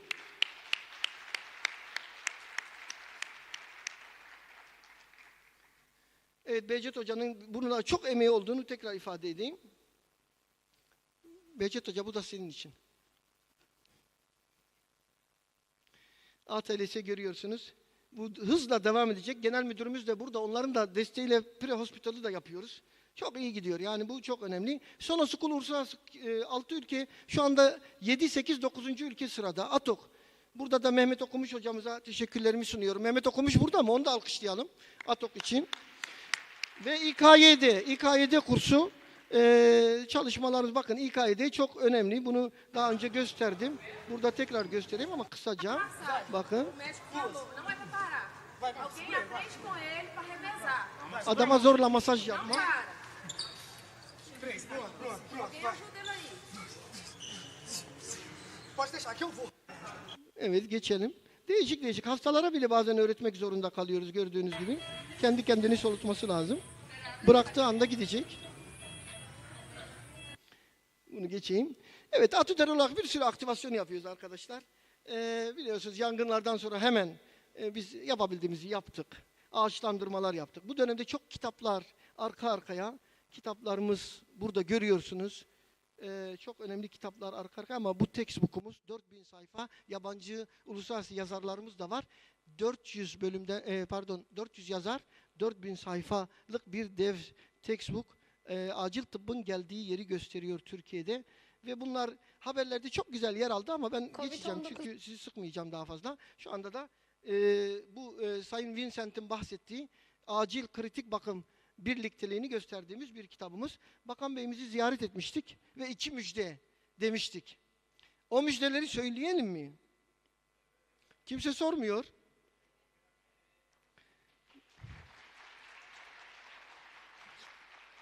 Şimdi söylüyoruz o zaman. Birincisi az önce bahsettiğimiz aslında çok kişinin de tahmin ettiği yan dal. Yan dallar için bizim yanımızda Sayın Bakanımız sadece yoğun bakım değil, bunun dışında spor hekimliğinden tutun birkaç yan dalı inceledi. Ama yoğun bakım için derhal talimat verdi, çağırdı.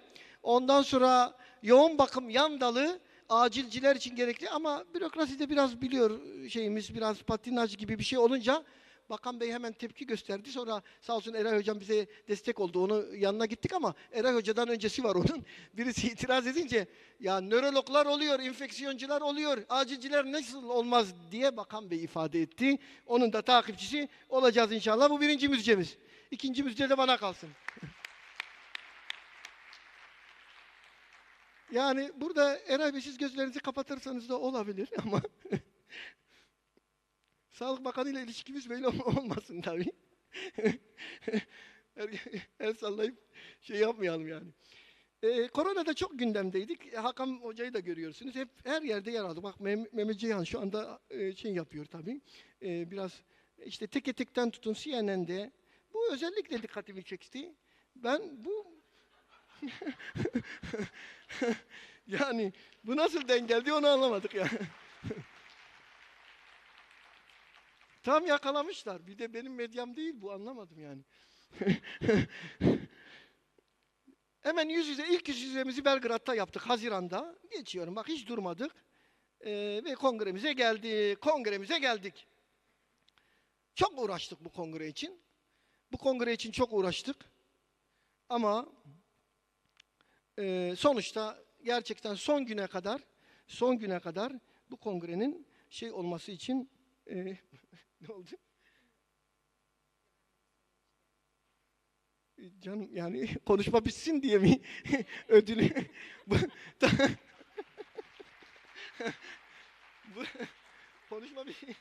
konuşmayı bitirmek için. Peki tamam. Tamer Karadağlı'nın hareketini burada destekleyelim. Ya teşekkürler ama biraz hemen bitireceğim. Sabaha kadar buradayım bugün. Sabaha kadar burada. Onun için hiç heveslenmeyin. Sabaha kadar buradayız bir daha. Sabaha kadar buradayım bugün. Ödüller bizim için çok önemli. Ödül alıyoruz. Çok teşekkür ediyorum. Gerçekten çok güzel ödüller. İşte Özbekistan'da Hikmet'e ve ekibine çok teşekkür ediyorum. Danyal'e. Ve Ürdün'de, Katar'da bakın bunlar hep Sağlık Bakanı. Yani burada Hindistan'da, Suudi Arabistan'da, tabii meclis başkanımızla, bu da Romanya'nın İçişleri Bakanı olması lazım. Çok şey yaptık, ödüller aldık.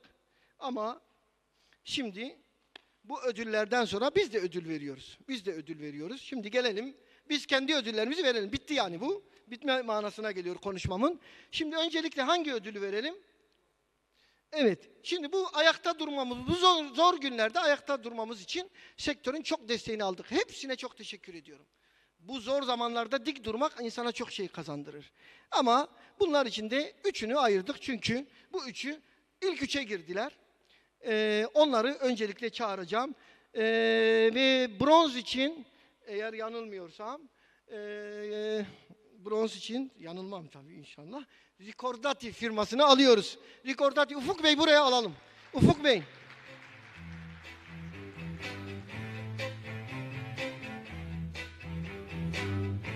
Ha, varmış.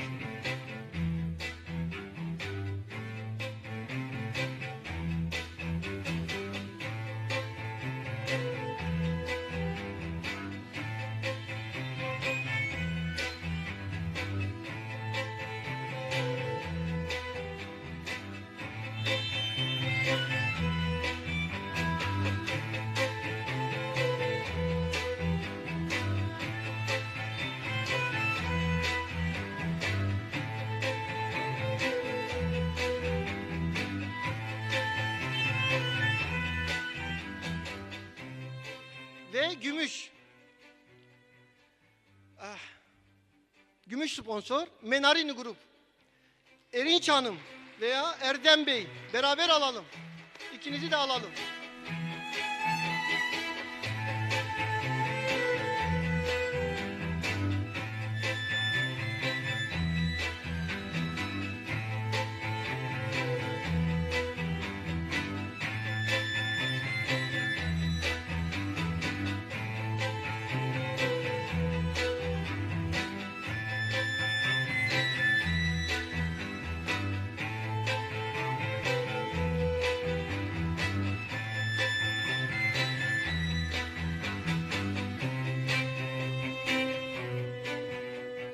Şimdi geldi sıra altın sponsora en fazla destek verdiği için Biofarma firmasını buraya davet ediyorum. Firma olarak İlke Hanım ve ekip olarak geliyorsunuz. Çok teşekkürler.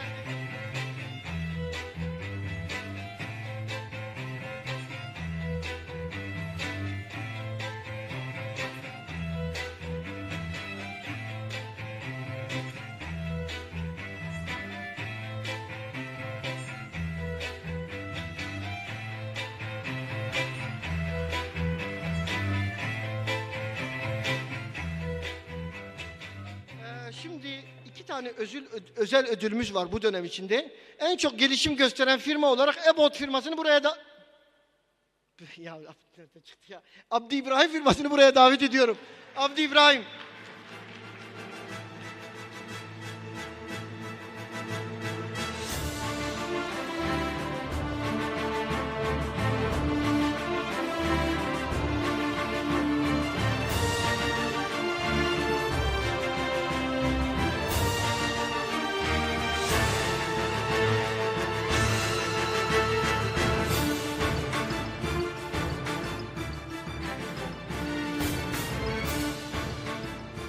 Şimdi yine bir özel ödülümüz var. O da gerçekten bu dönemde acil tıbba çok hizmet verdi. 2 büyük projeyle katkı sağladı ve özel ödülümüzü Farmaktif firmasına bu aktif destek hareketi ve kitap desteklerinden dolayı Sinem Hanım ve Alparslan Bey buraya davet ediyoruz.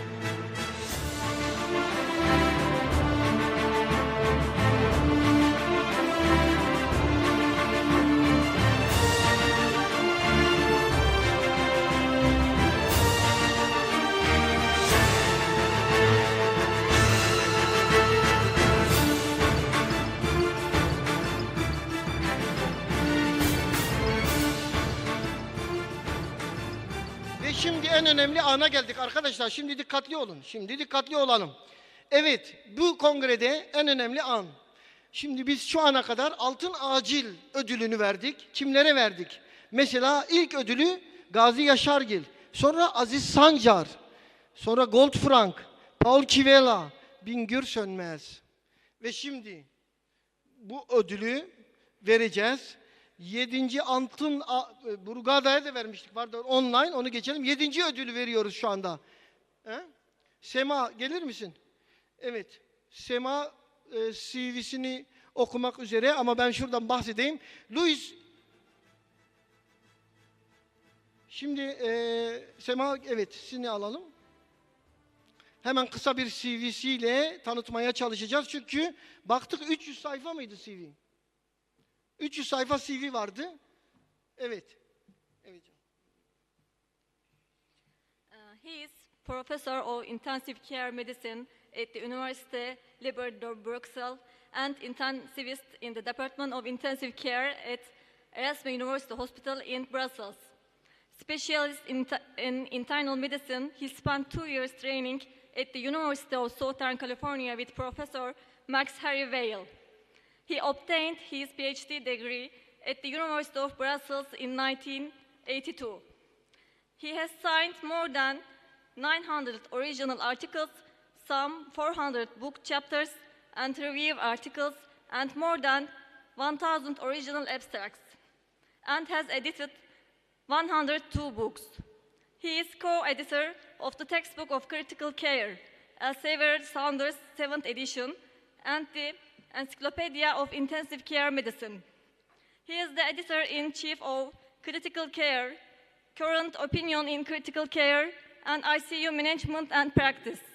He is member of the editorial boards of about 30 journals. For 40 years, he has organized an international symposium on intensive care and emergency medicine, which is held every March in Brussels.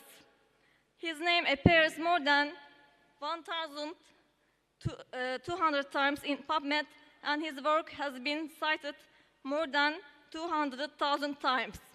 Yes, this year. Evet, bu yıl bu ödül kime gidiyor? Profesör Doktor Jean-Louis Vincent. Zeynep Hocam, sizi de alalım.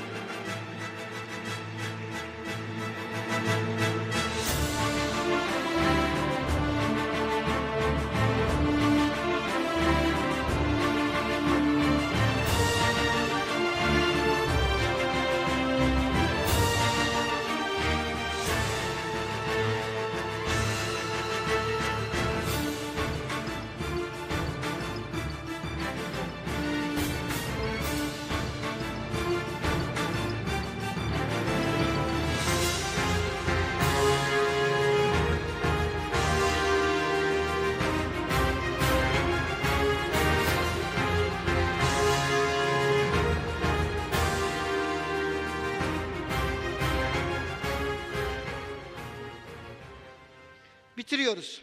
Mayıs'ta buradayız. Kongre bitiminden sonra Mayıs'ta tekrar bir arada olacağız. Ve şimdi 2 tane şeyimiz kaldı. Bir, Ukrayna'dan çok değerli bir misafirimiz var. Hemen onu alacağız. Sonra da genel müdürümüzü çağıracağım. Biraz daha sabredin arkadaşlar. Biliyorum çok uzun bir tören oldu. Ama bunu alalım. Evet, Ukrayna'dan temsilcilerimiz Oleg'le Antonin. Buyurun. Welcome.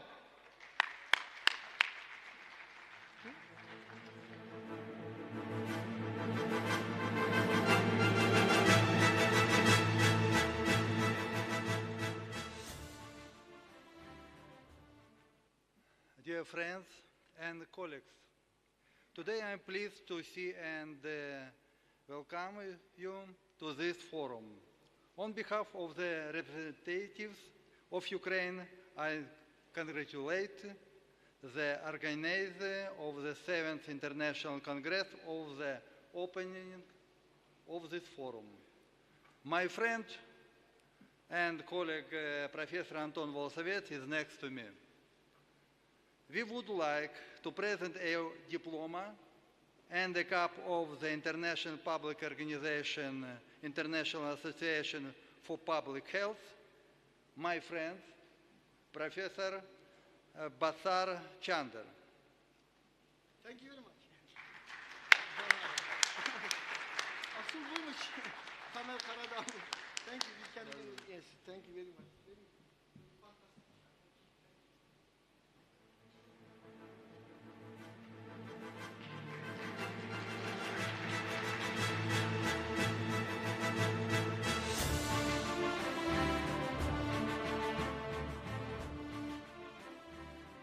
I am sure that our Congress will be held at a high level. Success to all of us. Thank you very much. Nice to meet you in Turkey. Welcome again. Thank you.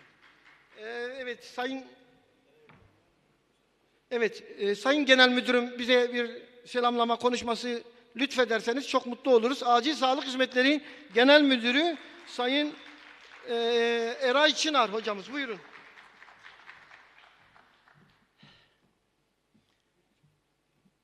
Öncelikle kıymetli başkanım, kıymetli hocam, Başar hocam, sizleri, Acil Tıp Uzmanları Derneği Yönetim Kurulu üyeleri, kıymetli hocalarımızı, yine yurt dışından buraya gelerek bu kongreye büyük katkı sunacak kıymetli hocalarım ve aynı zamanda ülkemizden gelen bu Ümit Ordusu'nu yetiştiren, sağlık sistemine katan kıymetli hocalarım ve siz değerli acil tıp uzmanı ve asistanı meslektaşlarım, hepinizi saygıyla selamlıyorum. Konuşma esnasında bir Ümit Ordusu kelimesi kullandım. Yani gerçekten öyle. Çünkü bizler hekimiz, ben de göğüs cerrahisi uzmanıyım. Çoğu zaman evet hasta tedavi ediyoruz ama siz hem kriz yönetiyorsunuz, hem hasta tedavi ediyorsunuz. Üstüne üstelik bir de çoğu zaman titreyen cümlelerle kurulan soru cümlelerinin, bir tedirgin bakışın, bir stresli duygunun, o stresli bekleyişin çoğu zaman ümidi oluyorsunuz. O yüzden yaptığınız iş gerçekten çok kıymetli. O yüzden bir kez daha vermiş olduğunuz hizmetlerden dolayı teşekkür ediyorum. Bir göğüs cerrahisi uzmanı olarak bu kongre ortamına, alanına geldiğim andan itibaren o kadar çok selamlaştığım, tokalaştığım meslektaşım oldu ki, gerçi benim için biraz geç artık bu yaştan sonra uzmanlığa girip tekrar acil tıp uzmanı olmak. Ama gerçekten aynı ortamda sizlerle çalışmak, çünkü acilde çok sık beraber çalışıyoruz. Bu kıymetli organizasyonunuza davet edilmiş olmak, bu konuşma şansının verilmiş olması beni çok mutlu etti. Bir daha tekrardan hem kıymetli hocama hem sizlere teşekkür ediyorum. Saygıyla selamlıyorum. İnşallah güzel bir kongre geçirmenizi temenni ediyorum. Yani gerçekten konuşma böyle olur ya. 5 dakika olsa işte böyle biter yani. Şimdi arkadaşlar son olarak bir şey kaldı. Artık bu en son. Mustafa Keşaplı hocamızla çok büyük bir projeye imza attık. 250 proje içinde 39. olmuş değil mi Mustafa hocam? SEFMI projesi. Haftaya daha doğrusu onlar kongreden nefes almadan İspanya'ya gidecekler. Mustafa hocayı buraya davet ediyorum. SEFMI projesi için. Tabii Nuri Bozdemir hocamızı da katkılarından dolayı alkışlıyorum. Nuri hocam.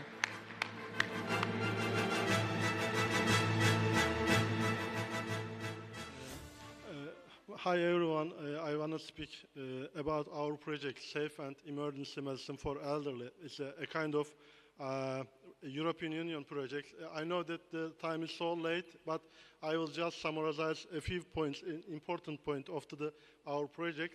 As the Dr. Bashar is mentioned, our project was elected around of 230 project is inside of the 30 of them. So we are so proud of this project.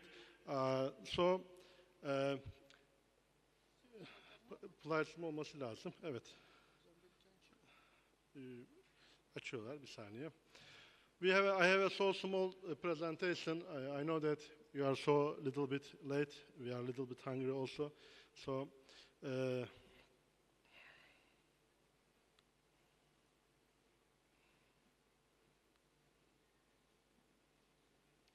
this is let me introduce a little bit with my words. So this is the first geriatric emergency department in Turkey. We attend an Erasmus project summarization. So we started our project two years date. So it's maybe we are in the middle of the date. So we will provide to geriatric emergency department in Turkey first time. So this is so proud of us. So we have after this congress we will go to Spain for the trainees, approximately 18%. So we will attend to trainees in Barcelona, and also we have 5 partners. One of them is my hospital, is the Antalya Training and Research Hospital, the coordination association, and also one of them, the other one is Antalya Health Prevention Directory, also for pre-hospital section, especially. So, third one is Dean Brașov University from Romania. So fourth one is IPAT. So IPAT is our partner also. We have 5 organizations also. So our budget around of 140,000 euro around after we have a grant awarded. So also it will be the first. We have 8 outputs for the project. We have to prepare to the booklet for the training for geriatric EM medicine, and we had some application for polypharmacy. We checked all the patients' medicines with interaction each other. So we have at least medical article, at least 2 of them, and then we had trainees, especially nurses, our colleagues, our personnel in our hospital, with also pre-hospital section. We have 10 beds in our hospital with a separated area. We are planning with these physical areas. So this is my summarization. I think that this presentation is not available, I think. So this is my words. Also, I would like to thank all of my team, all of our colleagues with we are working together. Also, Mr. Başar Cender, Dr. Başar Cender, his support is so valuable for us. Thank you very much for all of our team, also for him. Thank you very much. Harikaydı. Çok teşekkürler. Gayet güzeldi. Evet arkadaşlar, tabii ki böyle olumsuz şartlarda bak son dakikaya kadar bak ne gerçek acize durdunuz burada. Çok teşekkür ediyorum. Ama bu kongreyi bu hale getirinceye kadar organizasyon komitesi çok çalıştı. Hepsini alkışlayalım.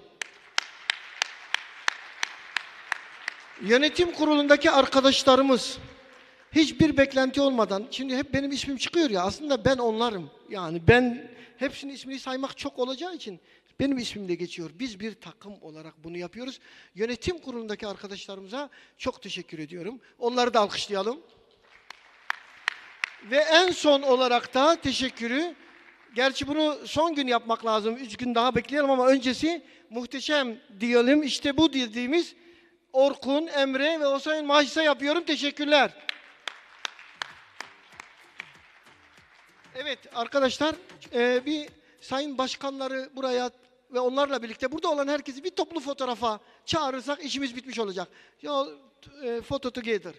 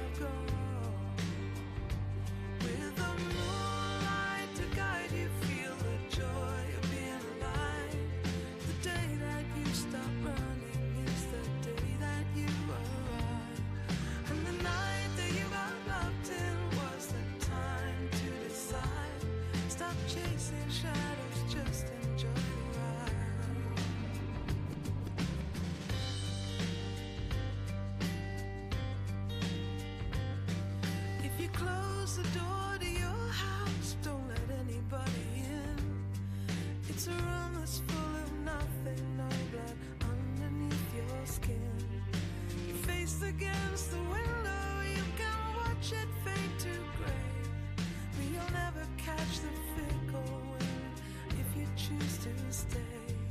But oh, the road is long, the stones that you are walking on have gone. With the moonlight to guide you, feel the joy of being alive. The day that you stop running,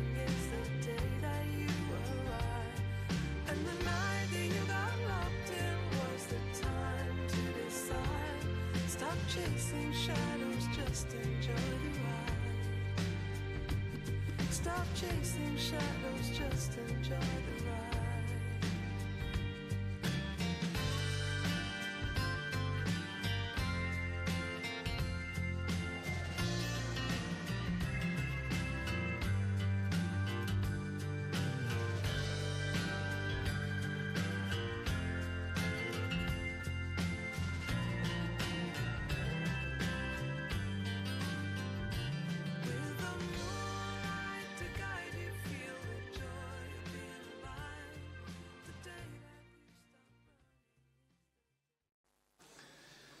Aha Paul.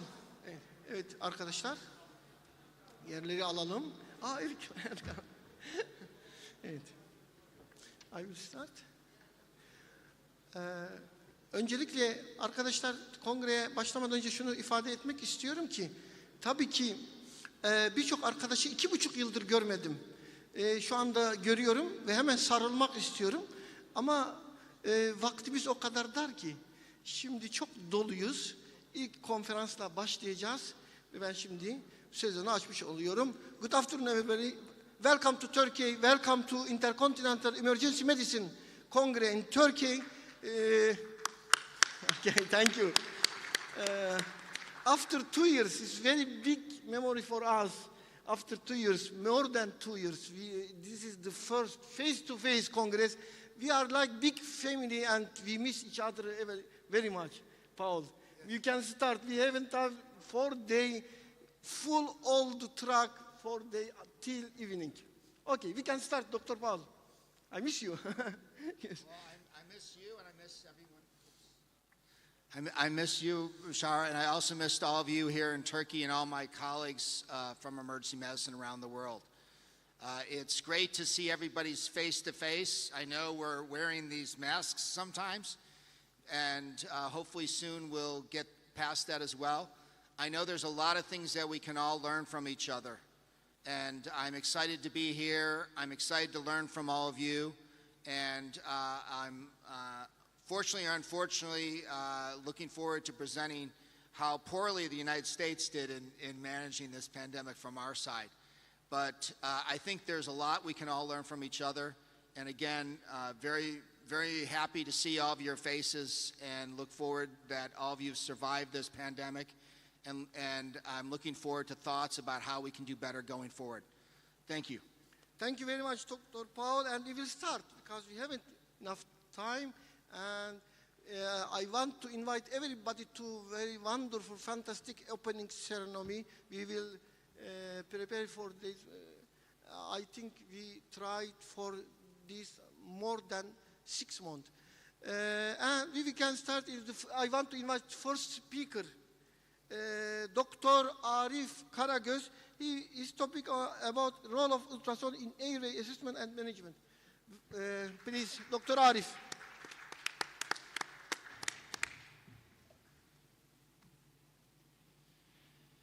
My presidents, my colleagues, it's very beautiful to see you after 2 years in here. I am Dr. Arif Karagöz from İzmir Çiğli Training Hospital, Emergency Department, and I will talk about point-of-care ultrasound for airway management in Emergency Department. First of all, I have nothing to declare, no conflict of interests. I will talk about basic anatomy of upper airway and pros and cons of ultrasound for airway management, talk about indications, technique, and basic bedside ultrasound applications for airway management. As you all know, airway starts with mouth and nose, and then continues with larynx. And larynx is the most important part of airway for emergent airway procedures, as you know. And we try to see this area with bedside ultrasound to do better interventions. And larynx is made of a bone, some cartilages, and some ligaments between them. Bone is hyoid bone, and there are thyroid cartilage, cricoid cartilage, and tracheal rings, and there are also ligaments and some muscles between them. And why we should use ultrasound? What is pros and cons? First of all, ultrasound doesn't harm our patient. It doesn't consist any ionizing radiation or any contrast material, etc. It's repeatable, it's quick and easy to perform and perfect to use at bedside. And it's also easy to learn. But we want to use ultrasound, so we have to have an ultrasound device in our emergency department. And it's also operator dependent.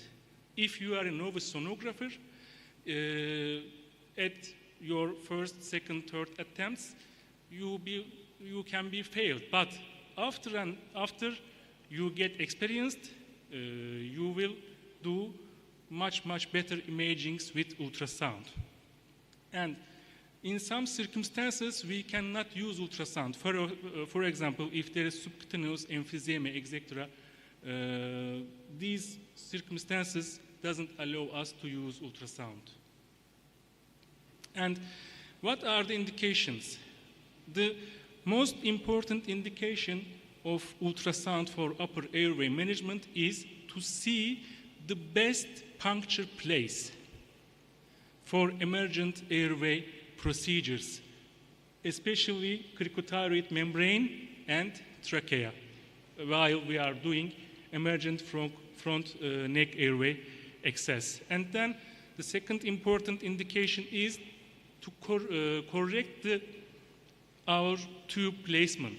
If we have done a correct endotracheal intubation or we have done a false esophageal intubation. And it's very easy to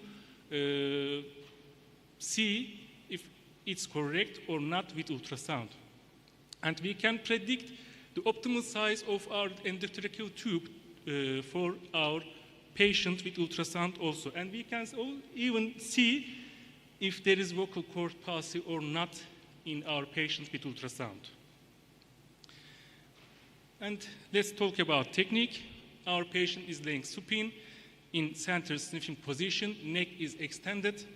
We will use high frequency linear transducer and we will use depth approximately 3 to 4 centimeters. And we will do imaging in two manners, first vertical and then horizontal manner.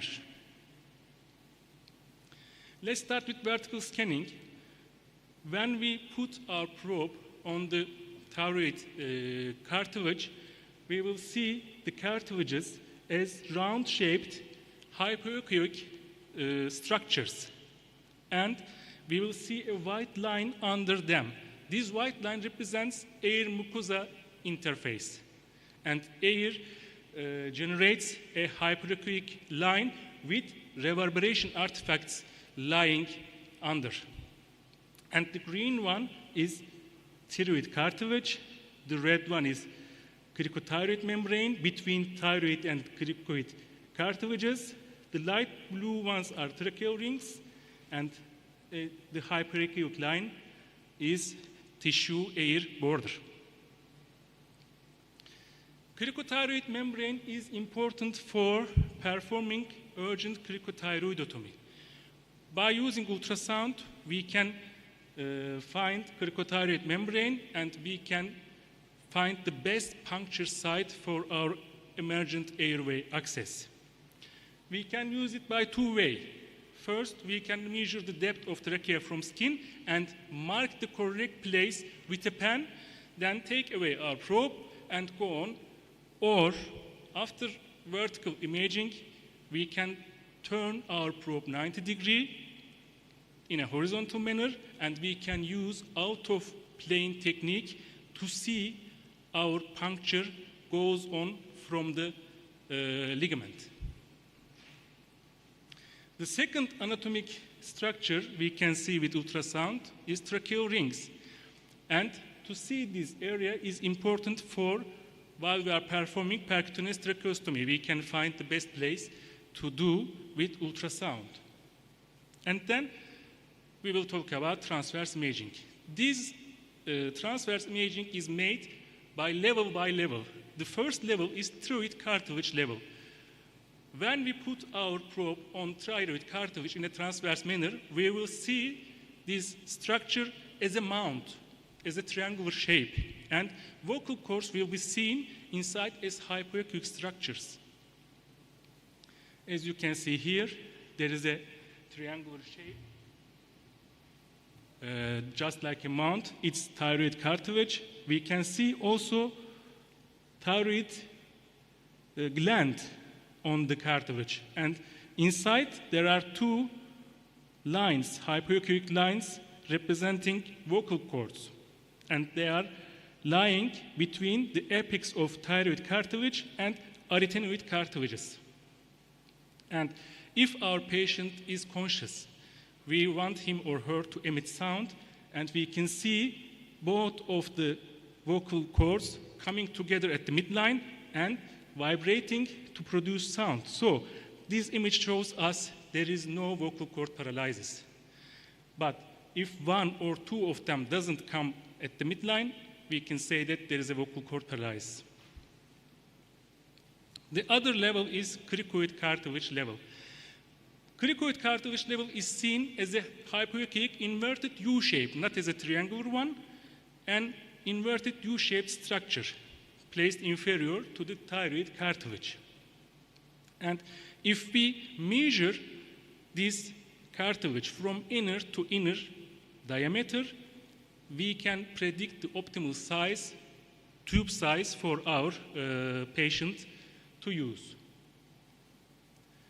And the most common indication of airway ultrasound in emergency department is correction of endotracheal tube placement. It's simple and fast method for correcting the placement of our tube. It's sensitive and specific. Expert sonographers reach more than 95% correctivity, but novice sonographers have also more than 90% sensitivity and 95% specificity. There are two methods to use ultrasound for this indication. First, direct method. Put your probe to cricoid cartilage level in a transverse manner and look. And the second is indirect method. Indirect method is to see the lung movements by lung ultrasound. And direct method does not require ventilations. It's an important advantage because we can avoid our patient to have gastric insufflation or delay in diagnosis, etc. As I said before, direct method is direct imaging of cricoid cartilage level from anterior neck. And we will look a second round-shaped air-filled tubular structure other than trachea or larynx. If we see a second structure, it means that there is esophageal intubation. You can see at the right side. If you see only one tubular structure with a hyperechoic line, this means this is correct endotracheal intubation. And you can even see esophagus lying posterolaterally at the left side from the trachea sometimes.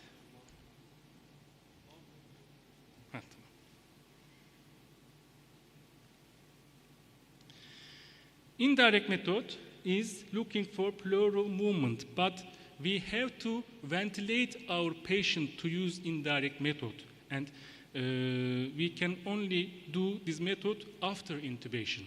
But in direct method, we can do direct method while we are intubating our patient, and we can see the tube passing through larynx or passing through esophagus. And it's very advantageous. If we see both lungs having correct pleural movement, we can say that our tube is in correct place and in correct depth. But if we see only one side, this image, and the other side, this image, there can be mainstem intubation. But we have to know that our patient doesn't have pneumothorax. So direct method is much more advantageous from indirect method. As a summary, ultrasound is safe, repeatable, easy to perform, and easy to learn technique for urgent airway procedures, and there is a growing evidence. There are lots of papers in this area. Thank you so much.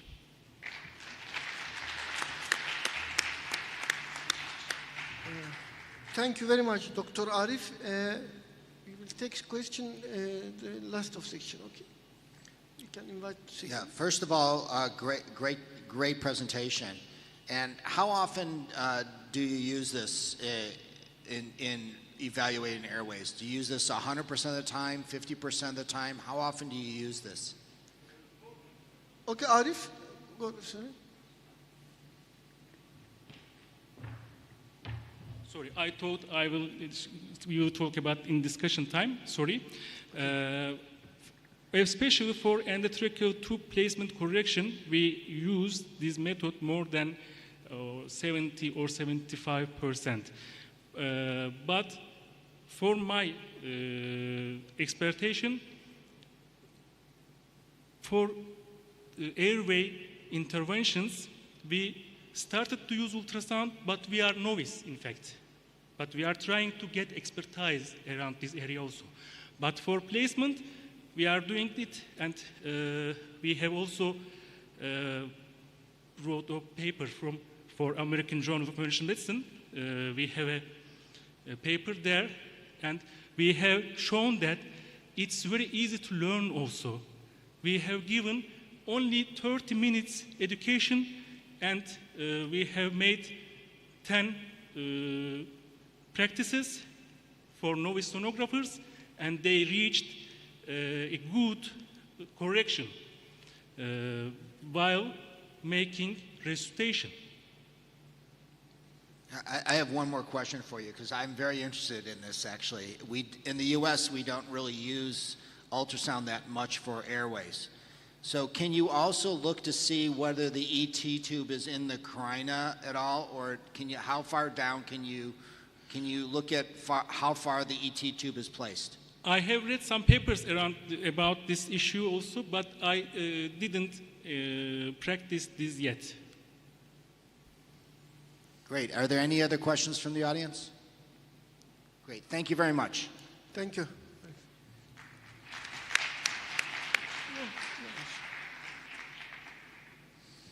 Our next speaker is Dr. Savana Kumar, who's going to talk about the importance of proper positioning for airway management. Dr. Kumar.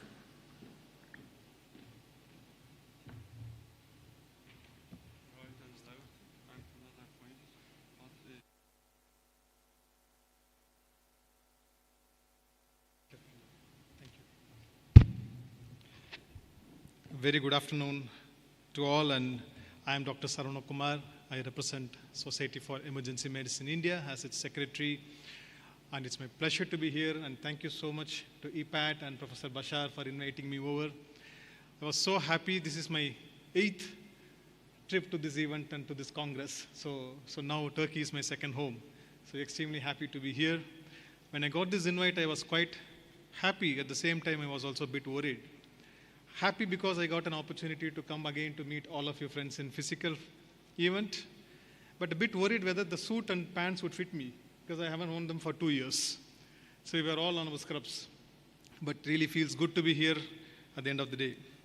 My talk here today is on importance of proper positioning of airway, and this is going to be a very basic talk, because sometimes we do tend to forget basics when it comes to airway.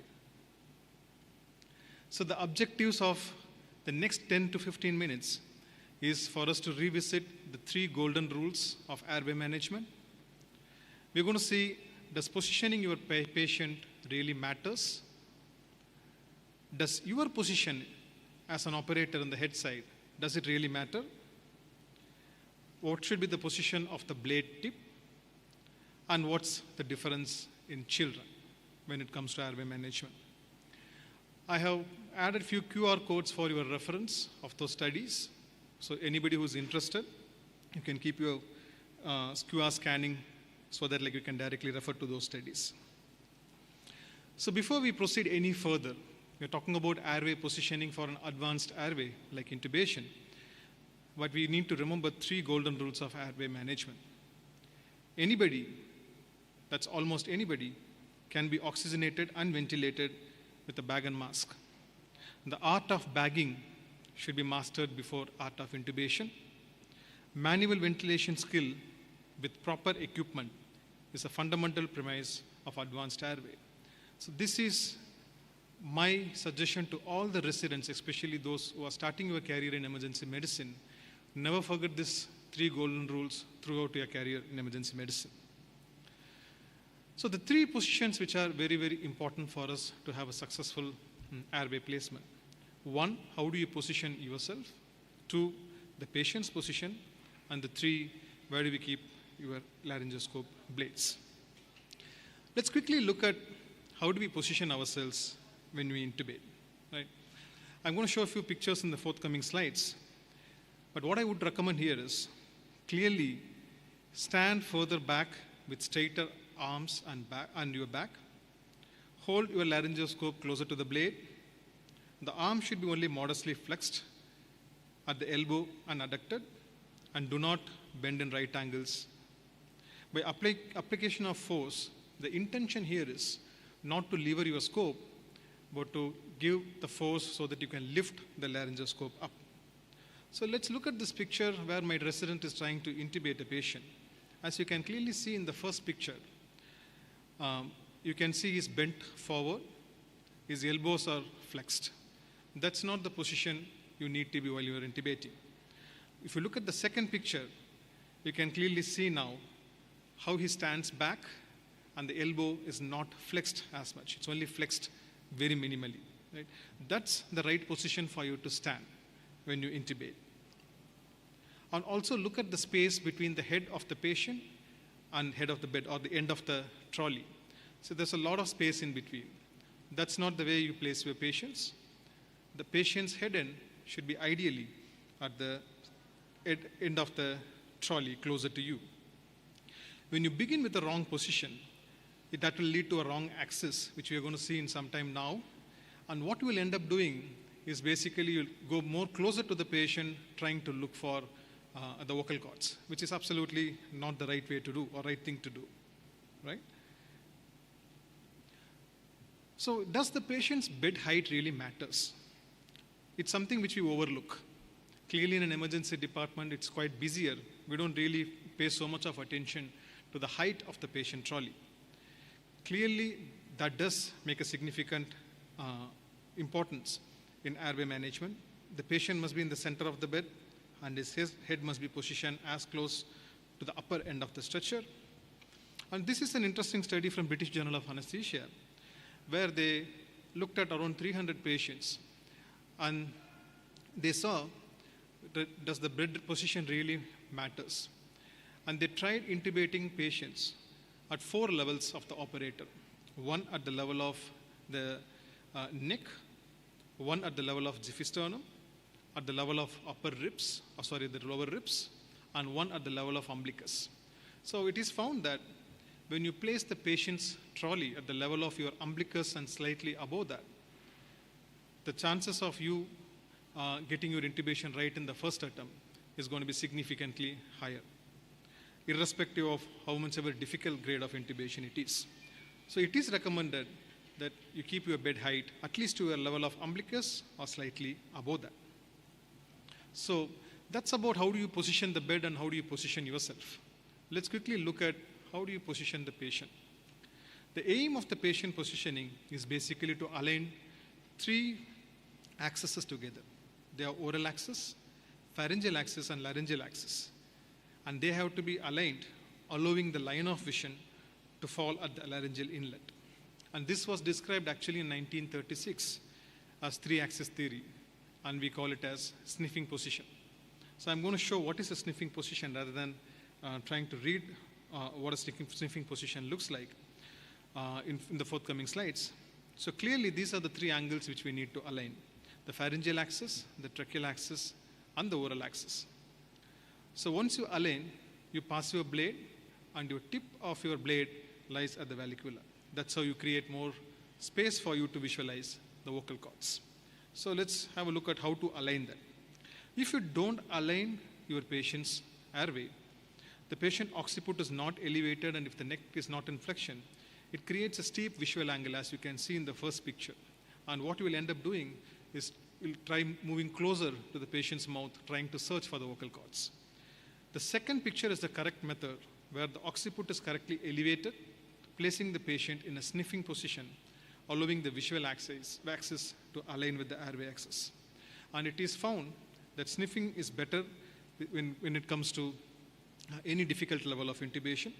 So sniffing position has highest first pass success rate.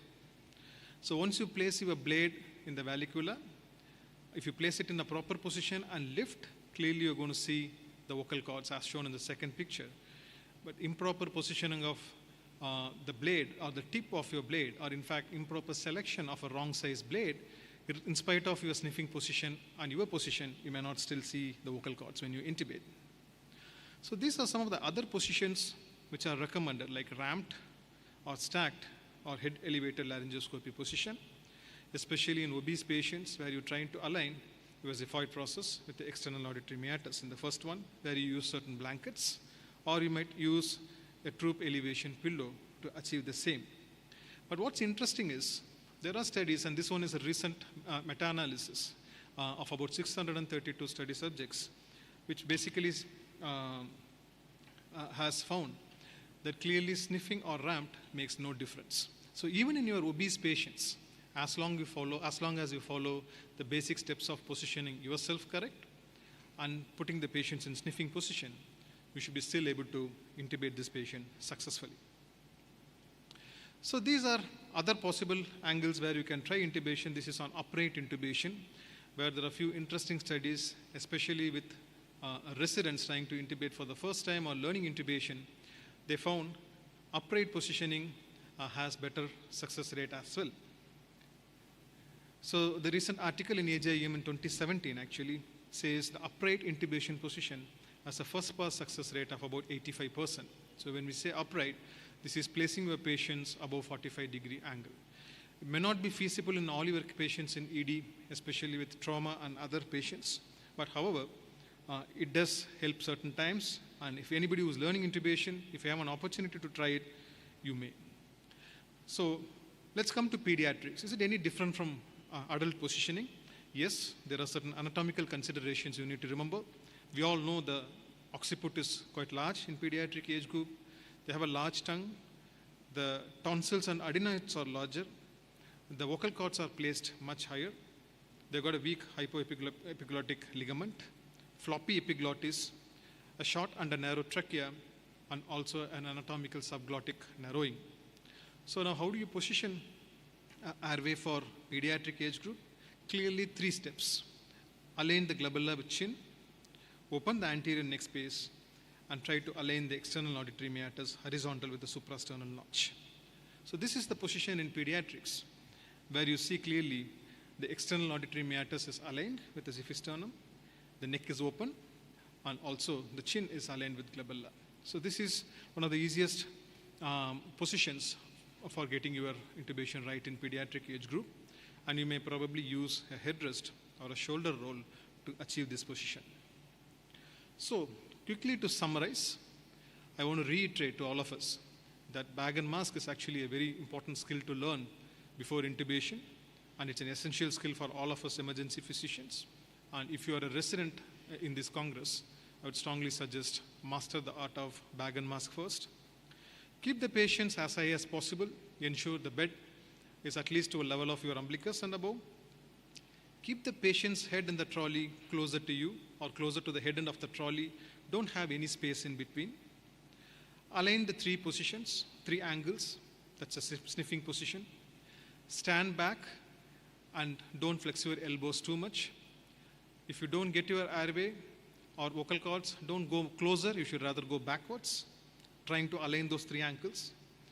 You can try ramp or stack position in obese patients and ensure that the tip of the blade is also in the right position, where in adults it's in the vallecula, whereas in pediatric age group, you will actually include epiglottis as well when you are trying to do a scopy to see the vocal cords.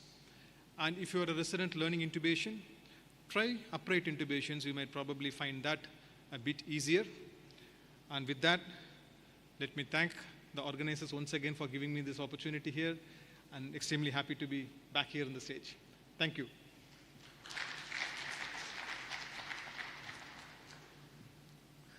Thank you very much, Dr. Saraman. This is very important.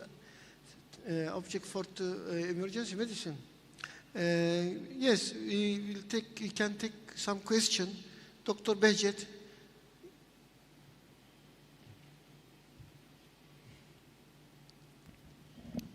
Thank you very much, Dr. Kupar, for a nice presentation. My question is about the position. You mentioned about the importance of the position while we are doing the intubation, especially the position of the provider, the position of the patient, and also the position of the requirements. That's really very nice. That is, I'm satisfied with it. I think you read many papers while you were preparing for this presentation. Just my question is about the corona corruption. In the beginning of the corona, it was mentioned many times everywhere and put a barrier between the provider and the patient while you need to intubate the patients. Well, do you think it was a right way, or do you think we did it wrong, very harm the patient? This is my question. Secondly, you said this is your 9th time being in Turkey. Thank you very much. Always welcome. But unfortunately, for becoming a Turkish citizenship, you need come one more time again. Welcome. Thank you, Professor Behçet. I'll answer the second one first, and yeah, hopefully I'll get it next year. And with regards to your first question, I think it's a very important question because at the beginning of Corona, we all tried using those intubation shields and the hood and various fancy-looking transparent equipments, and that did complicate the process a little bit. We also tried that, and clearly many a times it was a bit difficulty to maneuver using the small space which you have got there. But again, as time passed by, we also got a lot of study and research which said using those boxes is clearly not going to be helpful in preventing the spread of COVID. So rather, a full PPE for the operator is a much better option. So that's what most of us moved towards. And we in fact stopped using any intubation boxes or hoods for any of our COVID patients, perhaps in the first wave itself. So during the second wave, we didn't use any such hood. And clearly, we didn't see any incidence of raised COVID cases among the emergency doctors, especially because of getting exposure to the airway procedures. I hope I could answer your question. Yes, thank you very much. Maybe one more question or comment. Okay. We can announce. I want to invite the list. The last speaker, Göksu Afacan Öztürk. Please. Göksu Afacan.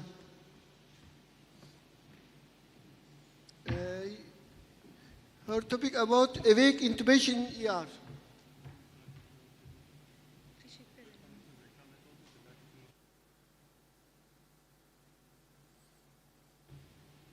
Hello everyone, my name is Göksu and I'm from Istanbul. I try to summarize your awake intubation in ER. Awake intubation is a placing endotracheal tube in trachea while the patient continues to breathe. The principal advantage over rapid sequence intubation is that you not take away the patient's respiration or airway reflex, which makes the process safer in many circumstances. The disadvantage is that the patient's personality, movements, as the patient's airway reflex must be managed, and it may take time. And even when done well, the review won't be yet as good as in paralyzed patient. Instrumenting the back of the throat may cause gagging to possibly vomiting. Throat is quiet and unlikely to lead to clinically significant aspirations.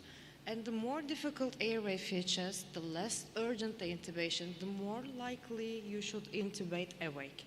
Patients who are at high risk to vomit are not good candidates for an awake technique. In general, awake intubation should be preferred in airway does not need to be immediately secured. Significant risk for a difficult airway, low risk of vomiting, compliant patient, and endotracheal intubation via the nasal or oral route is feasible. Performance of endotracheal intubation can be viewed as several interconnected steps. These include assessment of the airway, physiological preparation of the patient, pharmacological preparation of the airway, and the preparation of equipment and personnel. We are working in the emergency department, and the physiological preparation of the patient is the important one for the preparation. Just because the patient is not compliable to this procedure, you cannot intubate him or her in the awake manner. The procedure of endotracheal intubation itself divided into essential monitoring, pre-oxygenation, and general local anesthesia, as you already know all of this. And the majority of endotracheal intubations are performed in elective manner. Huge amount may be done in the emergency departments. If I can ask you something, this one is the take-home message. Awake tracheal intubation must be considered in the presence of predictors of difficult airway management.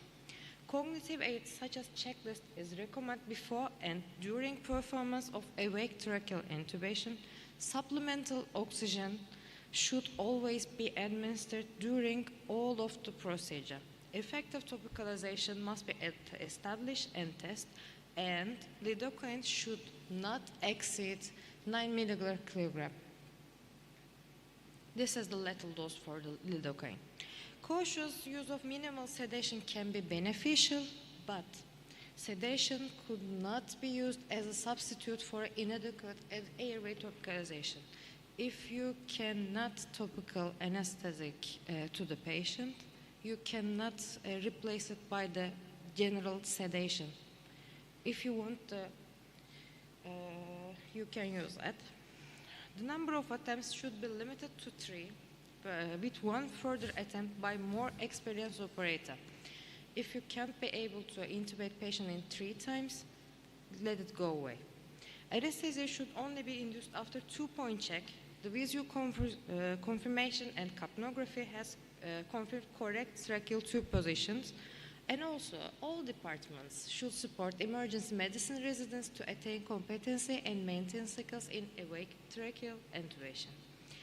They only really talk about awake intubation for anatomically difficult airways, but I actually think that the physiological difficult airway will be more common indication in emergency medicine routine.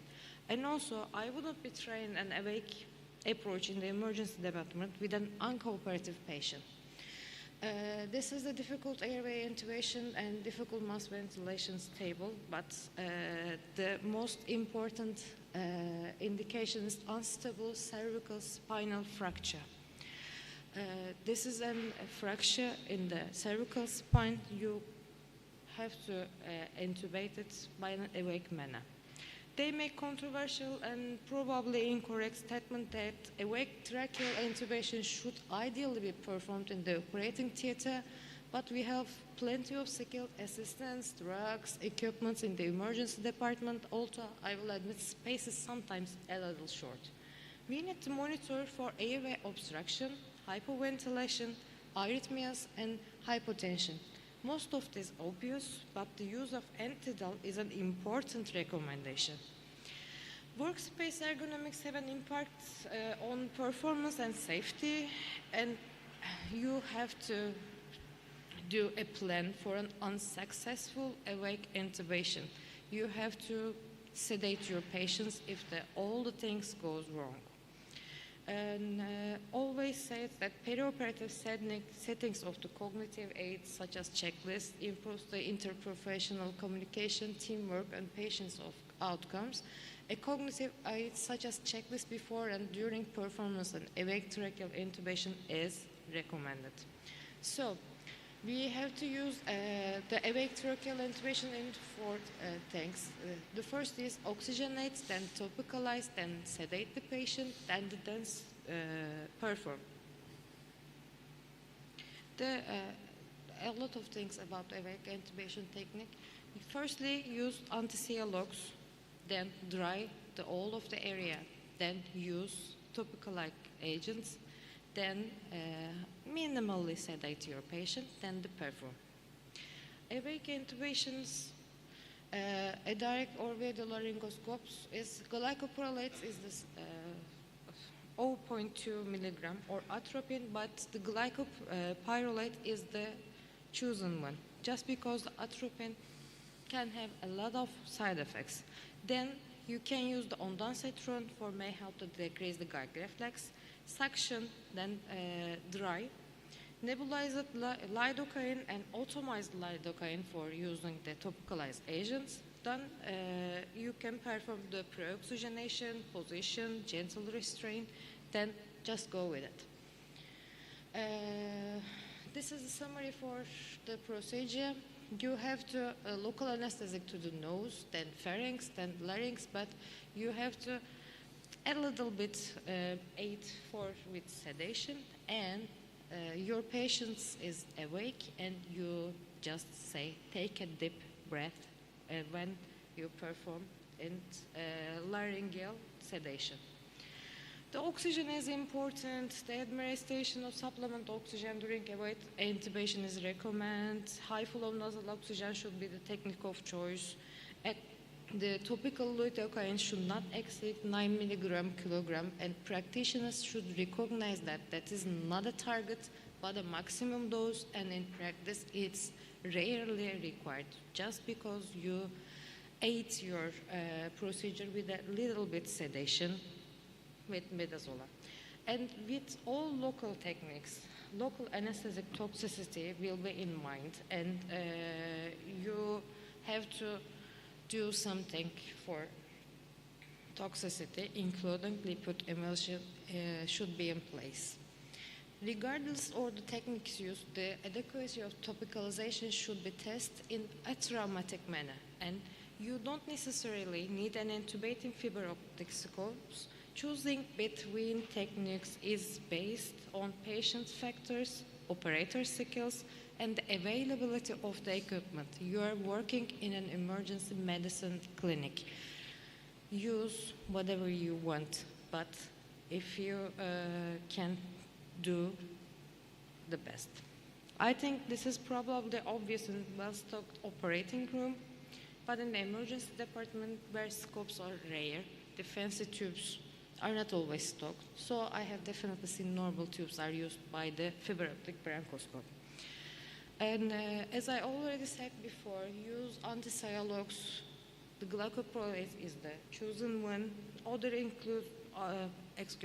options include atropine and hyoscine. And oxygen is the vital. Acupuncture and acupressure are using for the dental procedures for gag reflex, but no evidence exists to support the use of acupuncture or acupressure for the awake intubation. This is the points for acupuncture and acupressure, but no evidence for this gag reflex. Sedation might improve the patient's tolerance and cooperation. They define minimal sedation as a drug-induced state during which the patient responds normally to verbal commands, fills the airway, spontaneous ventilation, and cardiovascular functions are unaffected. But if you do sedation for more, then direct intubation will be in mind. The risk of over-sedation and sequela, and they actually say keep an anesthetist in your mind, but we are the emergency medicine specialist. We can do wherever you want. And also, this is the important one, you can use a lot of sedative agents, but if you start with one agent and if you handle its complication, stick with one agent. And also, you can use midazolam and remifentanil, then pofol, then dexmedetomidine. And dexmedetomidine is the shining star, I think, but there is a lack of well-designed randomized control trials demonstrating any clear benefit over the other agents. And we also use the tube conformation as a two-point check. First, get a waveform and enter the carbon dioxide. Second, and the most important one, see the direct intubation via the vocal cords. Anesthesia should be induced only when the two-point check has confirmed the correct tracheal tube placement. Then, complications and failure. It's life. It's always been a complication. You can afford this likely attempt at intubation. You get 3 attempts, then stop. You can have a 4th attempt only if it's done by a more experienced operator, just like the direct intubation. If you are not successful, immediate actions should include a call for help, ensuring 100% oxygen is applied, and stopping the sedative drugs. Operators should stop and think to determine the subsequent airway management while also priming for the emergency front of neck access. If the airway management is essential, the preferred option for the securing airway is the awake front of neck access with either cracothyroidotomy or tracheostomy. The most appropriate skilled clinician available should be performed this front of neck approach. And when you have some complications in the oxygenate phase, you could easily clear obstruction, reduce or reverse sedation, increase the oxygen, change the mode of oxygen delivery.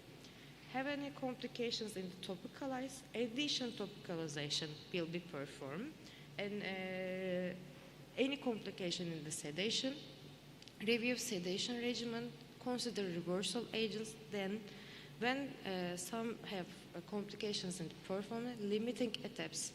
As I said before, just try 3 times, then stop. Then call for help. And there is a lot of educational skills in training this awake intubation, and mannequins and simulators have revolutionized anesthetic training over recent years, and their importance cannot be underestimated. It's also a vital skill in the management of the unexpected difficult intubation. First, you have to train your residents in the mannequin, then Acil fiber optic intubation with predicted normal anatomy, then train them by the awake fiber optic intubation with predicted normal anatomy, then awake fiber optic intubation with predicted abnormal anatomy. The didactic teaching method of fiber optic intubation on mannequins has recently been evaluated by the senior author, combining audio-visual analysis, then feedback with software that enables the quantitative assessment. Then successful performance of awake intubation has been shown to be independent of seniority but related to experience. Therefore, regular training is essential. Thanks for your listening.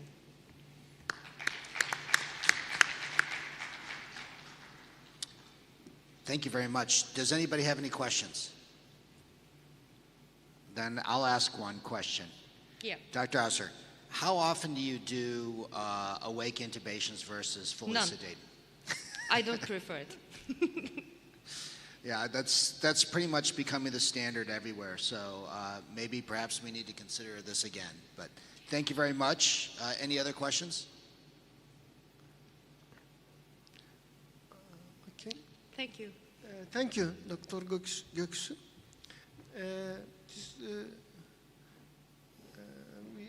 We can close the section, but I want to say anything because this intubation is very important for all emergency residents. And I want to advise that please be sure, please be sure, please be sure, because if you aren't sure for the intubation, right intubation, correct intubation, it's very bad. It's very bad. It's very worse for the patient. Yes. Okay. Thank you very much. This is the first section, the face-to-face congress, and we will meet after 15 minutes. The first satellite symposium. We have break 15 minutes. Okay. Thank you.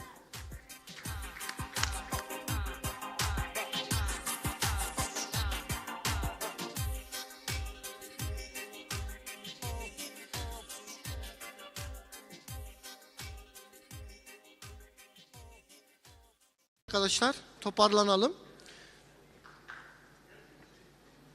Tamam mıyız? Dışarı haber gitti mi?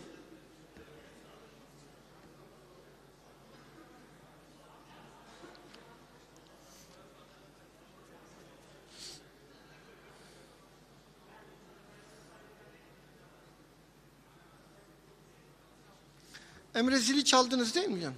Dronları hareket ettir. Dronları hareket ettir bakalım kim var.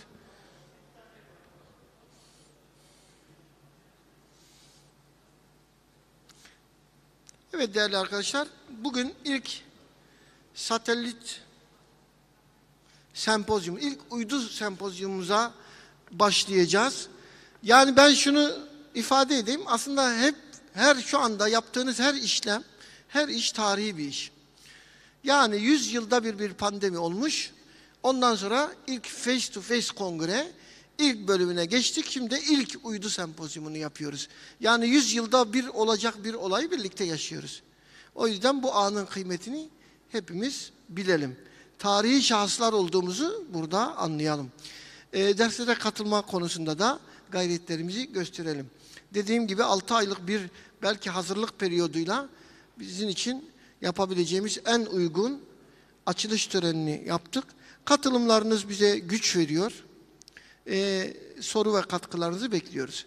Şimdi arkadaşlar bugünkü ilk satelit uydu sempozyumumuzda bizim acil açısından çok önemli bir konuyu tartışacağız. Biraz da interaktif bir konu bu.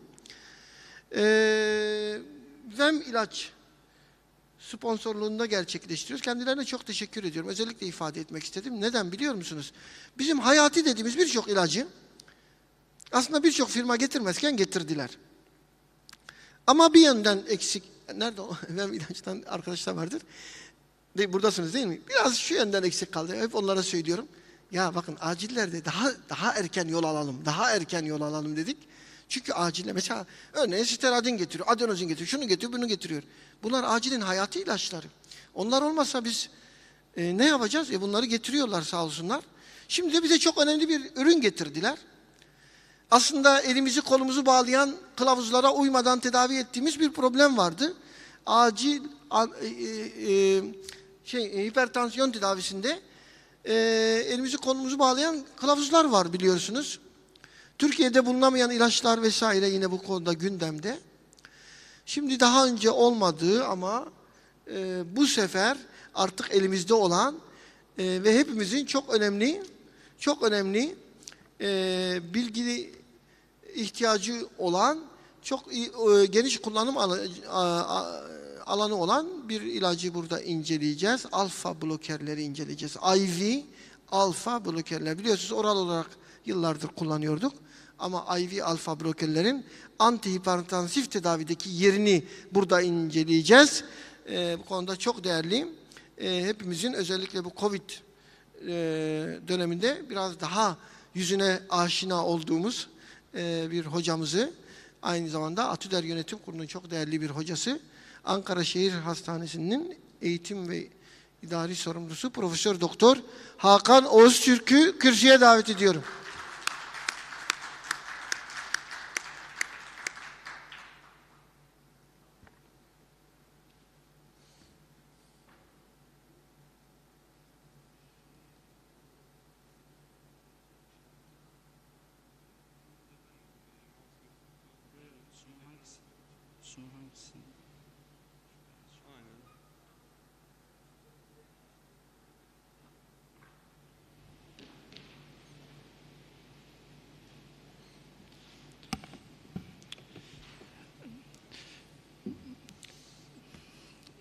Uzun Covid döneminin bu bizleri bir şekilde kısıtlayıcı yaşam tarzına itmesi neticesinde bazı değerlerimizin farkındalığının oluştuğu bir süreçten geçiyoruz.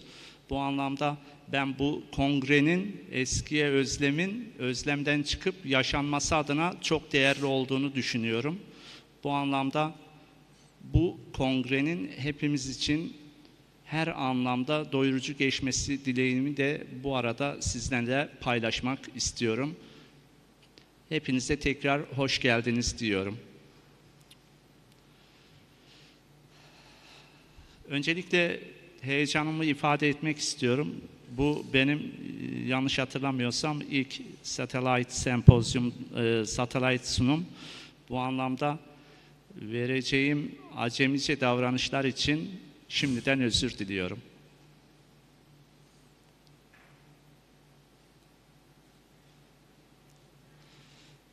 Sunum aktivasyonu.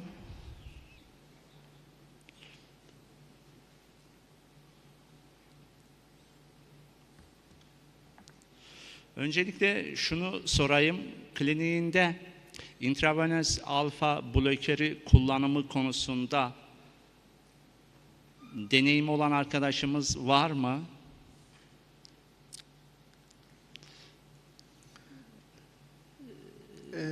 Türkiye'den Fransa'da kullanıyorsunuz siz. Evet. Yani Türkiye'de de kullanıyoruz hocam. Biraz cevap Tuğba, sizin deneyiminiz yok mu? Ya benim gözlerde acaba biraz sıkıntı var galiba. Arka taraflarda el kalktığını göremedim.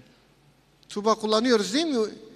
Nasıl bir tecrübemiz oluyor değil mi bizim hastanede de? Başka hastanelerde de biliyoruz Sayın Hakan Hocam. Sizin hastanede de tecrübelerimiz olduğunu düşünüyorum. Onu da herhalde paylaşırız sunum boyunca. Sunumu mu bekliyoruz acaba bu arada? Tamam. Hocam biz bu ilaçta o zaman ben size interaktif başlayayım mı? Biraz ilerleyelim. Tabii ki hocam, yani vakiti... Şöyle, yani alfa bloker ihtiyacı bizim için önemli miydi diye sorduğumuzda, mesela bu salonda arkadaşlarımız da bu konuda çok yorum yapabilirler tabii ki. Mesela biz beta bloker hep kullandık acil hipertansiyonda. Alfa bloker ihtiyacını düşünen bir arkadaşlarımız var mı? Yani siz veya Hakan Hocam şöyle, ya bir alfa bloker gelseydi de kullansak diye önceden bir şey olmuş muydu hiç? Veya acil hipertansiyonda ya elimizde bu yok, bunu düşüremedik dediğimiz vaka oldu mu? Evet. Ben Hakan Hoca'ya yöneltmiştim ama buyurun, evet sizden alalım. Buyurun, Evet. önerilerinizi ve bilginizi bizimle. Buyurun.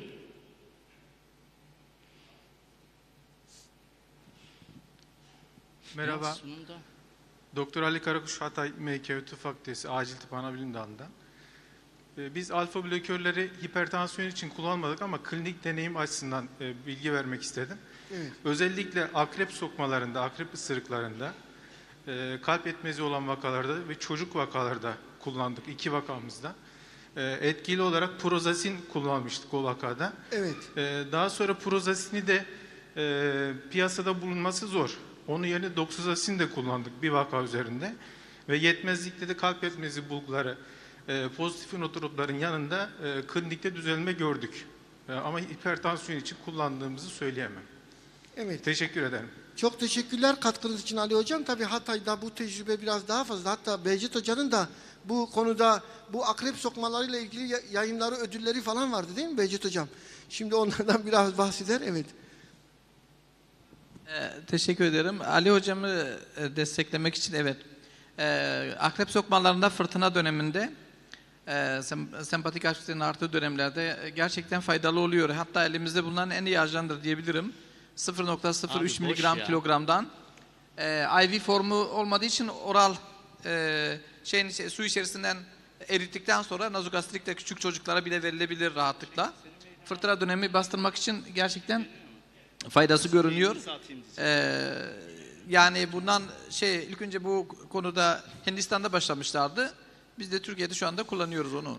Şimdi arkadaşlar tabii ki tansiyon tedavisi bizim açımızdan çok kritik bir tedavi. Bazen mesela hiçbir şekilde düşüremediğimiz tansiyon grubu oldu. Biliyorsunuz üçlü, dörtlü, özellikle kronik böbrek hastalarında bu konuda sıkıntılarımız oluyor. Tansiyon düşüremediğiniz vaka gruplarında bazen ilaçlar yetersiz kalıyor. Bir başka konu da burada özellikle mesela hipertansif emergency dediğimiz, yani stroke'la birlikte tansiyon veya akciğer ödemiyle birlikte tansiyon olduğu durumlarda biraz daha tansiyon belirleyici oluyor. Tedavisi hasta seyrinde belirleyici oluyor. Tabii bütün bunları tartışacağız. Vaktimiz de var. Hakan Hocam bu konularda açıklamaları yapsın.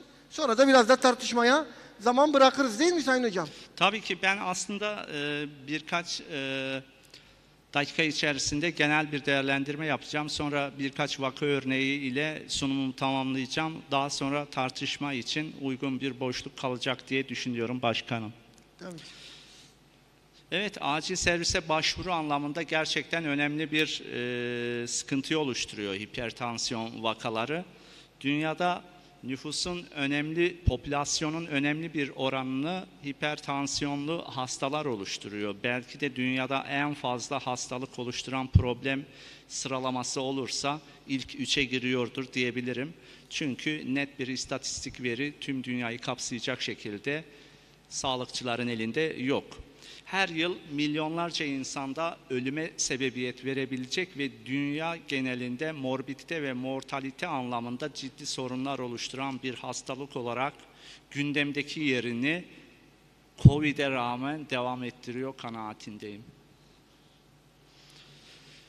En son sınıflamalardan bir tanesi bu. JNC 8'de biz hem prehipertansiyonu hem de evre 1-2 şeklindeki değerlendirmeyi görmekteyiz. Bu anlamda bizim çok basit bu tanımlamayı zihnimizde yer tutturarak acil servise başvuran hastanın anemnezini netleştirdikten sonraki süreçte evrelemeyi rahatlıkla yapabileceğimizi düşünüyorum. Burada dikkat edilmesi gereken diastolik kan basıncı ve sistolik kan basıncı arasındaki regülatif değişikliklere bizim değer vermemiz gerekiyor. Hasta geldi. Tabii ki biz bu hastanın hipertansiyon kliniğiyle ilgili değerlendirmeyi yaparken alt gruplar oluşturmamız gerekiyor ki bizim tanı ve tedavi anlamında daha spesifik nokta atışları yapabilelim. Bu anlamda bizim anamnezi çok önemli bir şekilde irdelememiz ve detaylandırmamız gerekiyor. Kan basıncı seviyelerinin daha önceden hasta veya yakınları tarafından değerlendirilip değerlendirmemini araştırmamız gerekiyor. Süreye, kullandığı ilaçlara veya kan basıncı ile etkileşimde, kullandığı ilaçlarla etkileşimde bulunabilecek diğer başka ilaçlar var mı yok mu? Onları da bu sorgulama aşamasında netleştirmemiz gerekiyor. Risk faktörleri oldukça fazla. Maalesef tansiyon yüksekliği ile ilgili o kadar geniş spektrumlu komorbid durumlar söz konusu ki bunlardan birkaçını ben sadece burada sizlere sunmak istedim ama en önemlileri arasında siz de biliyorsunuz ki arkadaşlar nörolojik problemler, sigara kullanımı, alkol kullanımı ve böbrek problemleri ile diyetsel alışkanlıklarımızdaki sıkıntıları özetleyebiliriz. Hasta geldiği zaman fiziksel bakısında klasik değerlendirmeleri net bir şekilde yapmamız gerekiyor. Kalp hızı ve ritminden, EKG değerlendirmelerinden önceki aşamada jugüler venöz dolgunluktan hem dinleme hem palpasyondaki pozitif verileri netleştirmemiz gerekiyor. Bunun dışında bize katkı sağlayacak en önemli unsurlardan bir tanesi de laboratuvar parametrelerinin sonuçları. Hem kan testleri hem idrar testleri hem de bir acilcinin kendi kimlik kartındaki bilgiler gibi EKG'nin tüm değişikliklerini bilmesi sonrasında yorum yapabilmesini gerektiren örnekleri bizim çekmemiz gerekiyor. Benim şahsi kanaatim bir acil tıpçı, bir kardiyolog kadar EKG yorumlama konusunda mahir olmalı. Bu anlamda da bir içsel reklam yapayım. Atüder bu konuda da acil tıpçıların yanında düzenli olarak EKG kursları oluyor. Yakın bir zaman aralığında Ahmet Hocam değil mi? Ankara'da bir kursunuz olacak. Bu anlamda bu kurstan da faydalanmanız temennisiyle sunuma devam ediyorum. İdrar tahlilleri bir diğer önemli belirteç olacaktır bizim için.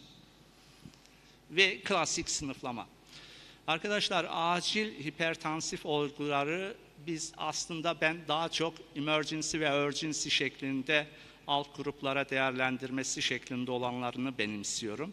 Bunun dışında komplike olmayan yani non-emergency ve urgency olan komplikasyonu olmayan hipertansiyon şeklinde ve geçici hipertansiyon dediğimiz yine alt gruplarının olduğunu sınıflandırmada biliyoruz.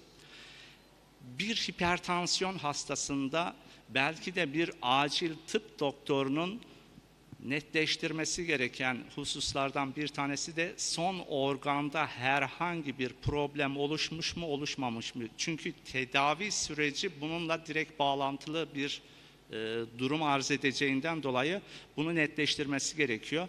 Kalp, böbrek, beyin, buna gözü de ekleyebilirsiniz veya nörolojik açıdan başka sıkıntıların olup olmadığını da ekleyebilirsiniz. Yine periferik sıkıntılar da bu grupta değerlendirilebilir ama 3 ana organ bu anlamda hasar oluşturma açısından araştırılmayı gerektiriyor. Hipertansif aciller eğer son organ, hedef son organ hasarı ile birlikte kan basıncının yüksek olduğu bir durum söz konusu ise işte biz bu durumu hipertansif acil olarak tanımlıyoruz. Daha önceden normotansif olunabilen hipertansiyonu olan hastalarda da gelişebiliyor. Burada şunu vurgulamak istiyorum. Eğer bir kişide hipertansiyon varsa bu hipertansiyonun sayısal, rakamsal yüksekliğiyle end organ hasarı arasında da doğru bir orantı yok. Yani yükseklikle hasar arasında doğru bir orantı olmadığını da özellikle vurgulamak istiyorum. Tansiyonun az bir miktar rakamsal yüksekliği kesinlikle bir acil tıp doktorunda rehavete sebebiyet vermemeli. Sıklıkla hastaların kan basıncı sistolik 180 mm civa veya diastolik 120 mm civa üzerinde bulunsa da tanı için az önce söylediğim sebepten dolayı reel bir tanımlama yapmak çok da doğru değil kanaatindeyim. Evet, neticede diastolik kan basıncının 120 mm civanın üzerine çıkması da hipertansif kriz için belirteç arkadaşlar. Amaç az önce de söylediğim gibi son organda hasarı önlemek, yani bu hipertansif krizlerde acil tıpçının amacı son organlarda hasarı önlemek veya önleyebilecek bir süreç içerisinde hasta karşısına çıkmamışsa oluşabilecek olan hasarı sınırlayabilmek temel amaç olmalı. Tabii ki biz acil servislerde hipertansiyonları takip ediyoruz ama netice itibariyle ben şahsi kanaatim acil servislerde uzun süreli takip gerekiyorsa acil servisin de yoğun bakım konforunda hastaya hizmet vermesi gerekiyor. Bunu başarılı bir şekilde ülkemizde devam ettiren birçok klinik var. Kendi hastanemizdeki acil tıp kliniği de bu örnekler arasında sizlere söyleyebilirim. Tabii ki siz eğer bir yoğun bakım kalitesinde hizmet veriyorsanız oradaki o end organ hasarını sınırlamak istediğiniz olan hastanın tedavisini de intravenöz şekilde dizayn etmeniz gerekiyor. Reel ve rasyonel olan da bu sevgili arkadaşlar. Oral ajanların intravenöz verilen ajanlara göre kan basıncı üzerine olan etkisi netice itibariyle herkesin bildiği bir realitedir. Bu yavaş bir süreç olarak fayda gösterecektir. O anlamda biz oral ajanları bu süreçte ilk anda aklımıza getirmiyoruz. Ya birçok problem, end organ hasarı organlarını söylemiştik. Birçok problem oluşturuyor hipertansif durumlarda. O anlamda belki de biz spesifik bazı vakaları da vereceğim, zamana karşı yarışıyoruz. Oldukça geniş spektrum var arkadaşlar. Hipertansiyon tedavisinde belki bu salonda kullanan arkadaşlar da vardır. Yani 100 tane hipertansiyon tedavisi gören kişiyi siz bir araya getirseniz inan ki aynı ilaç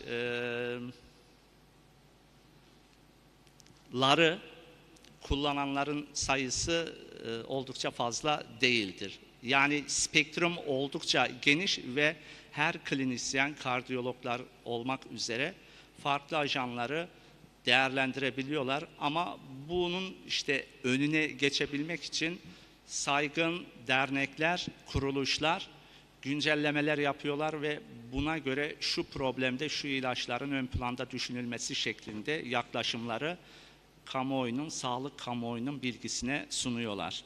Evet, burada da farklı ilaçları görüyorsunuz. Peki yani bu kadar geniş spektruma ve farklı kategorilerde farklı etkileşimleri olan ilaçlardan biz nasıl bir süzme yaparak uygun olanını seçeceğiz? Yani ideal bir antihipertansif için biz hangi kriterleri göz önüne alacağız? Kalp tepkisini veya kalp atış hızını değiştirmeden sistemik damarsal direnci azaltarak kan basıncını düşürmeli. İdeal bir antihipertansif arıyor isek bu ilaç bu özelliğe sahip olmalı. Beyne, kalbe ve böbreklere kan akışını düşürmeden sistemik vasküler direnci azaltmalı. Kardiyovasküler kontrol mekanizmalarının korunabilmesi için barorefleks mekanizmalarını etkilememeli. Düşük yan etki profiline sahip olmalı. İnme ve koroner rahatsızlıklar gibi kardiyovasküler hastalıklar riskini azaltarak hem morbidite hem de mortaliteyi azaltmalı ve refleks taşikardi yapmamalı. Biz hekimler genelde bir ilaç vermeden önce olası yan etkilerinin ilk planda akla getirilmesiyle bir şekilde kullanacağımız ilaçta zihinsel kendi background'umuza karşı bir sınırlama yapıyoruz. Bence bu sunumdaki ideal antihipertansif özelliklerini bilmemiz başka yaklaşımların da önüne geçerek daha rahat karar verebilme açısından bizlere fayda sağlayacaktır diye düşünüyorum. Yaşam tarzı önerileriyle birlikte ki bunun içerisinde beslenme alışkanlıklarının değiştirilmesi, sağlıklı beslenme, sigaranın bırakılması, düzenli fiziksel aktivite ve kilo verme ve bu Covid döneminde maalesef tabii ki bunlardan kaçını rahatlıkla yapabiliyoruz? Soru işareti. Ve bu riskli durumlarda kardiyovasküler hastalık, kronik böbrek yetmezliği, diyabet veya son organ hasarı olanlarda acil ilaç tedavisi başlanması gerekiyor. Bunlardan bir tanesi de arkadaşlar urapidil, alfa bloker. Esas olarak bu ilacın özelliği postsinaptik alfa 1 adrenerjik reseptörleri antagonize ederek 5-hidroksitriptamin A1 reseptörlerini uyararak çalışma mekanizması gösteriyor. Böylece az önce dedik ya ideal bir antihipertansif refleks taşikardi yapmamalı. Böylece refleks taşikardi olmaksızın kan basıncında orta derecede düşüş ile vazodilatasyon sağlayan ikili etki gösteren bir mekanizma ile bizlere tansiyon düşürülmesinde yardımcı oluyor bu ajan.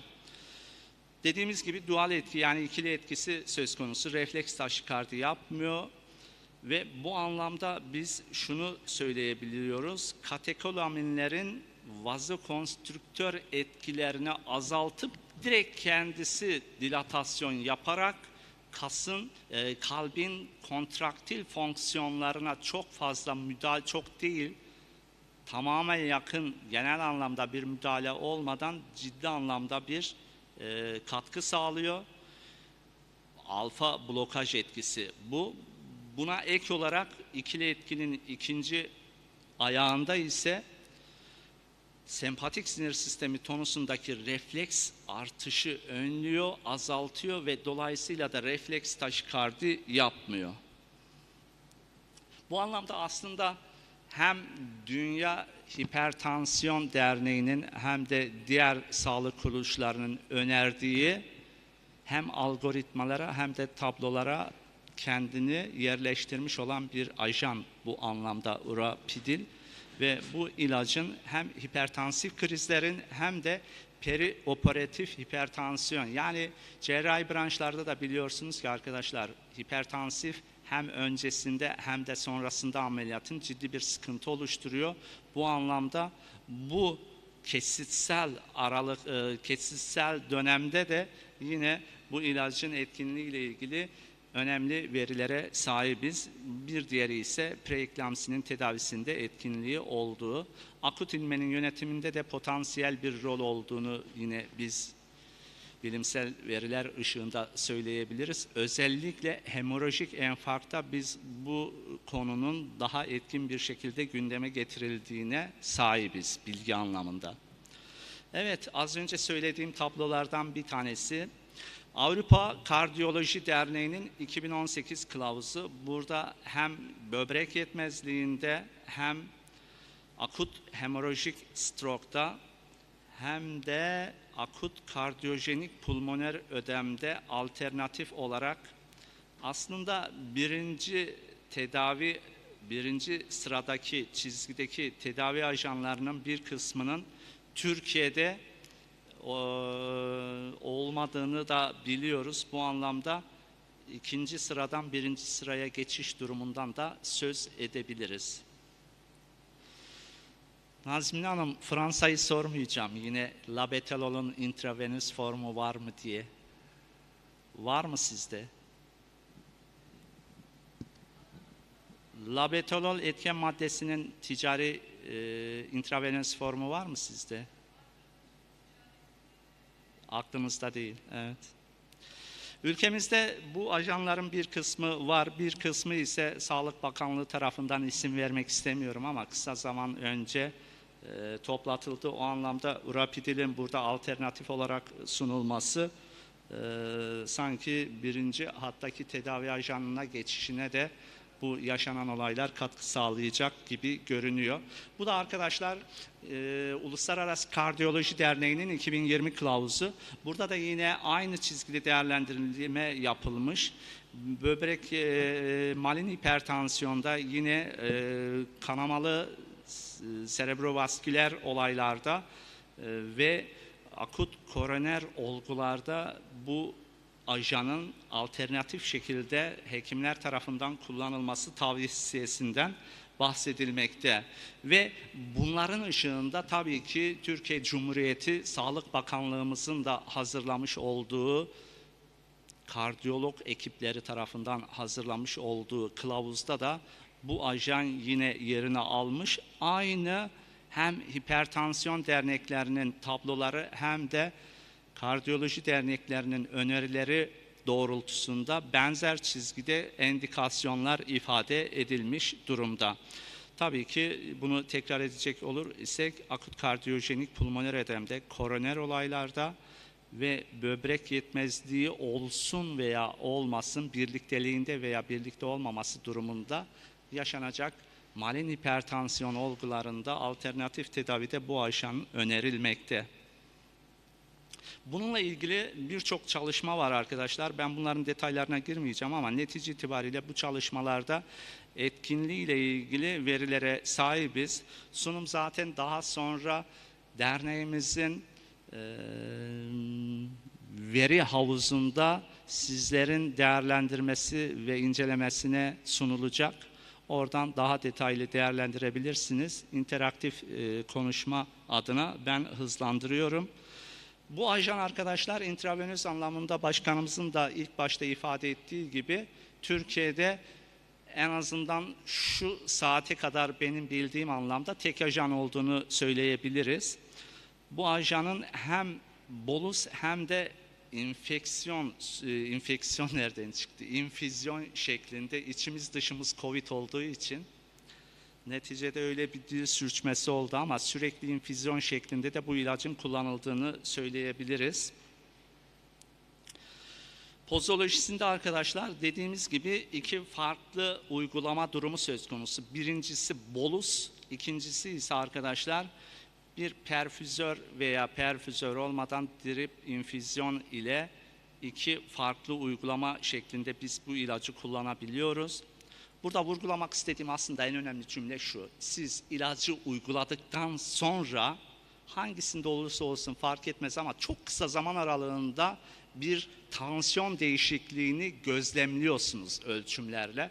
İşte bu zaman aralığını ben kendi gözlemlerimde 5 dakikadan daha az da gördüm ama genel olarak enjeksiyondan sonraki 5 dakika içerisinde kan basıncında azalma olması bekleniyor diyor. Gerçekten realite anlamında da biz bu rakamsal değişiklikleri görüyoruz. Tabii ki tedaviye verdiği yanıtın regülasyonlu kontrolü ile gerektiğinde siz bu ajanı tekrarlayabiliyorsunuz. Eğer siz etkin doz aralığına yakın bir sürece eğer sahipseniz infüzyon tedavisine geçiş anlamında da süreci devam ettirebiliyorsunuz. Tabii ki bunların rakamsal karşılıklarını detaylı bir şekilde prospektüsten görebiliyoruz. Bu ajanın iki farklı formu var arkadaşlar. 10 mililitrede 50 miligram veya 5 mililitrede 25 miligramlık infüzyon ve bolus formları var. Ve doz planı. Siz intravenöz bir enjeksiyon yani çok kısa bir zaman aralığında damar içerisine direkt ilacın uygulanmasını yapabiliyorsunuz. Ve bu yapıldıktan sonra ajanın uygulanmasından sonra 2 dakika sonra arkadaşlar bir kontrol yaptığınız zaman eğer kan basıncında istediğiniz düzeyde bir düşüklüğü size ilaç sağlamışsa infüzyon tedavisine geçebiliyorsunuz. Ama regülasyonda biraz daha devam edilmesi gerektiği kanaati sizin zihninizde hasıl olmuşsa ikinci bir veya üçüncü bir uygulama tekrarlarını yapabiliyorsunuz. Ama sonraki infüzyon sürecini de yine ihmal etmemek gerekiyor. Burada bir örnek var arkadaşlar. Ben olgularda da yine bu tablo eşliğinde sunumlar yapacağım.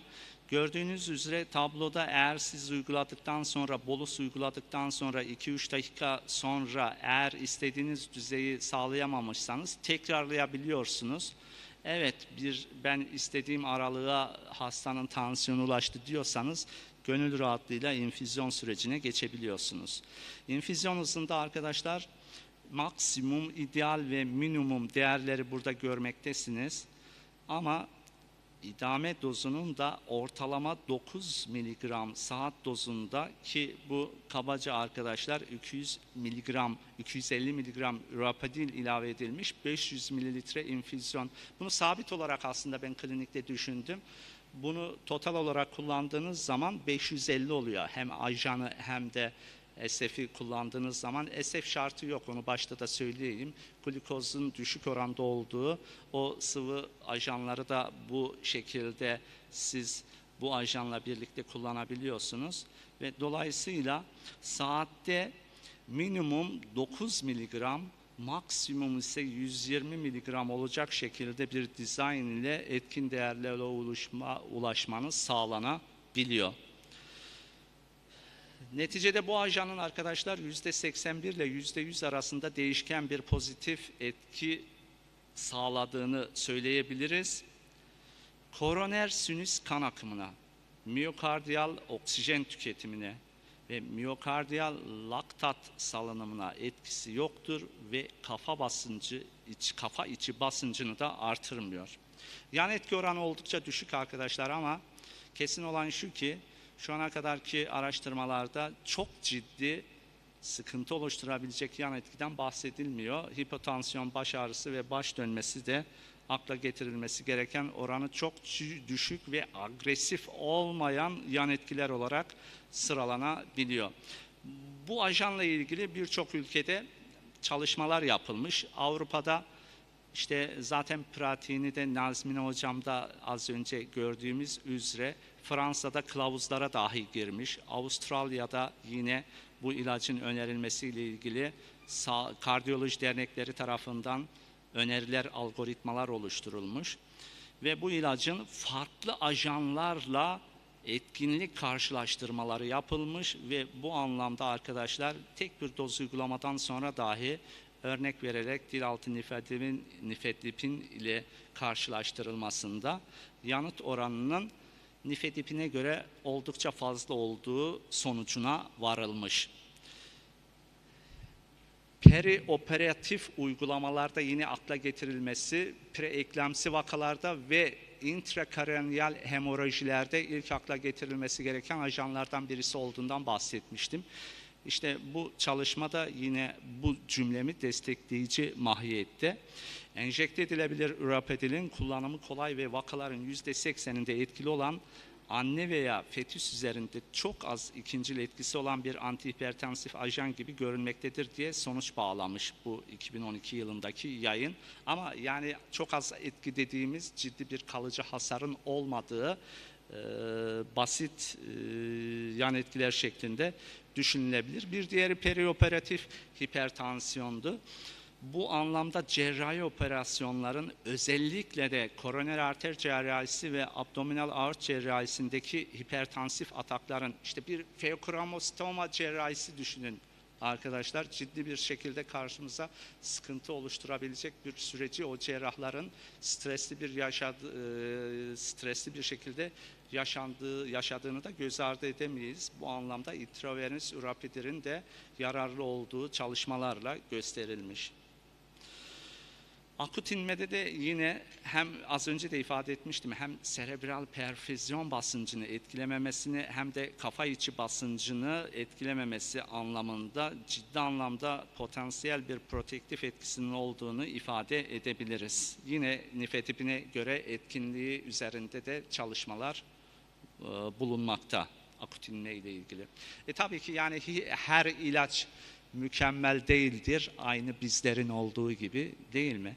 Netice itibariyle burada da dikkat etmemiz gereken bazı hususlar var. Emzirme döneminde kullanılmaması gerekiyor.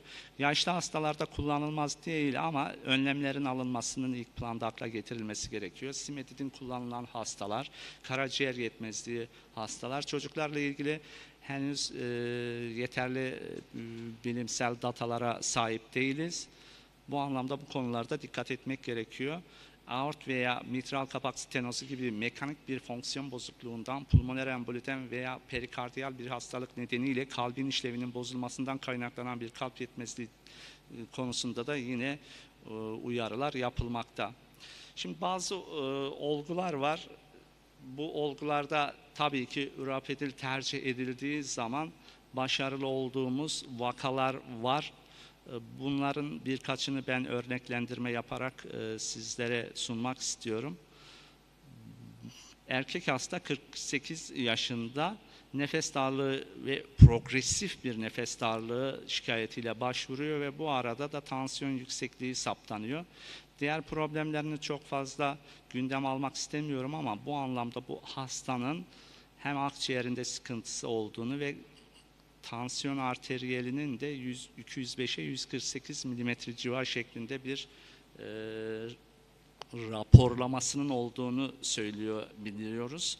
Elektrokardiyografisinde atrial fibrilasyonu olan, EKOS'ta yapılmış olan bu hastada ajanal olarak ürapedilin kullanılması sonrası 3. aşamada infüzyon aşamasına geçmeden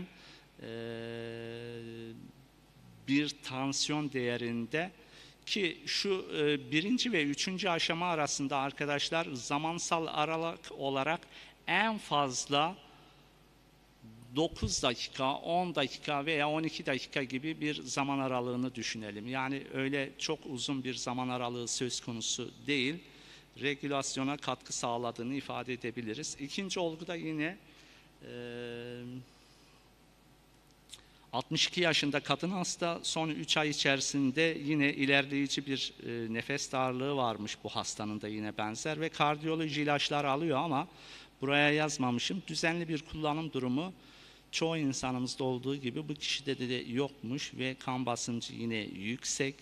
EKG'de sağ dal bloğu izleniyor ve bu anlamda bu ilacı tercih ettiğimiz zaman arkadaşlar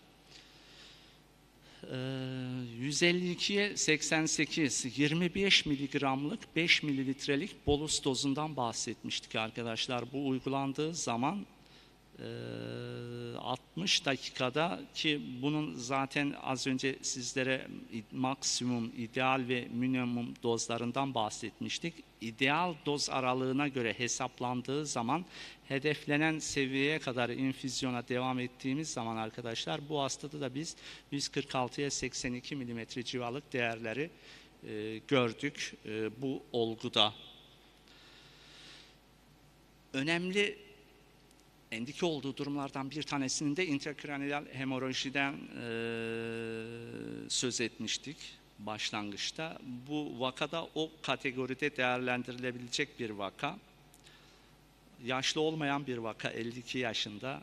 Bu hipertansif hastanın acil servisteki görüntülemesinde intrakraniyal hemorajı sonrası o kısa süre içerisindeki hani hep başkanımız diyor ya, yaşam ile ölüm arasındaki o ince çizgide hızlı karar alma ve bunu uygulama yetisine sahip olan bir kişi acil tıp uzmanı olmalıdır. Ben de aynı düşüncedeyim. İşte o kısa zaman aralığında siz ivedi bir şekilde bu yüksek durumdan end organlarda da oluşan hasarları daha da fazla artırmama adına müdahil olmak durumundasınız. İşte ürapedinle biz de bu aşamada çok fazla, özellikle sistolik kan basıncını da düşürmememiz gerektiğini bilerekten süreci infüzyonla regüle edip daha sonraki aşamaya teslim etmiş olduk. Farklı bir hasta daha, aslında çok geniş spektrumları olan hastalar var ama bu kısa zaman aralığında bu sunumu hazırladım. O anlamda eksiklikler için tekrar özür diliyorum ama bu hastanın da yine end organ hasarı açısından değerlendirilmesi yapılmıştı. Biyokimyasında da çok böyle ciddi anlamda bir sıkıntı olmadığını hatırlıyorum. Risk faktörü sigara, zaten kullandığı ilaçları olan ve uzun süreli yıllardır tansiyon olan bu hastada muhtemelen yine düzensiz kullanmaydı. Yüksek bir tansiyon arteriyel ölçüm, manometrik ölçümle ideal şartlar sağlandıktan sonra yüksek olduğu saptanınca bu hastada hem bolus hem de infüzyon anlamındaki süreç kurallara riayet edilerek sağlandı. Altta zaten yine o kullanım aralığı ile ilgili algoritmik verileri tablo verilerini görüyoruz. Bu anlamda biz bu hastanın infüzyonunda, genelde ben acil serviste çok fazla böyle üçlü rakamlardaki değerlendirmeler olmadı ama ikili rakamlardaki değerlendirmeleri bizzat takip ettim ve bu anlamda genel itibariyle infüzyonda diğer kliniklerdeki deneyimlerin ne olduğunu bilmiyorum ama kendi adıma genelde infüzyonda minimum doz aralığını tercih ettim ve bu anlamda da çok ciddi çok ciddi demeyelim de bir sıkıntı yaşamadığımızı da net olarak ifade edebilirim. Arkadaşlar, ürapedilin birçok ilaçla, zaten nifedipin örneğini de vermiştim. Karşılaştırması ile ilgili yayınlardan bir tanesi de nitrogliserin. Çok fazla detayına girmeyeceğim ama kalp yetmezliği olan yaşlı hastalardaki yapılmış olan bu randomize çoklu merkezli, muhtemelen evet Çin'de yapılmış. Bu çoklu kontrollü çalışmada da, çoklu merkezli kontrollü çalışmada da yine karşılaştırma yapılarak ürapedilin kardiyak yükünün daha iyi azaltabiliyorcu ve EF artışını teşvik edebildiğini ve sonuç itibariyle konjestif kalp yetmezliği verdiğini ifade etmişlerdir bu çalışmada. Akut sol kalp yetmezliği olan yaşlı hastalar için de güvenli ve etkili bir vazodilatör olarak sonuç bölümünde açıklama yapıyorlar. Böbrek problemi olan, ki gerçekten o yaş grupları böbrek açısından da sıkıntı oluşturuyor ve metabolik problemler olan bu kişilerde ek fayda da sağlayabilir şeklinde bu durumu diyabet için de söyleyebiliriz. Çünkü onunla ilgili çalışmalar da var arkadaşlar. Diyabet hastalarında hem lipid profiline hem de insülin regülasyonu ve glisemik düz regülasyon anlamında katkı sağladığına dair de yayınlar bulunmakta ama onu burada sunmadım. Yine arkadaşlar etkinliği ile ilgili başka bir çalışma Yeni Zelanda'da yapılmış ve bu etkinlik anlamında gözlem, birkaç saatlik gözlem yapıldığı zaman bu hastalarda tekrar kan basıncının infüzyondan sonraki süreçte yükselme durumunun ciddi anlamda bizi rahatsız etmediği sonucuna da varılmış. Bir olgu daha arkadaşlar, bu hastada yine komorbid problemlerin olduğu, düzensiz tansiyon arteriyele sahip olan bir kadın hasta. Oldukça genç denilebilecek, 42 yaşında acil servise başvuruyor.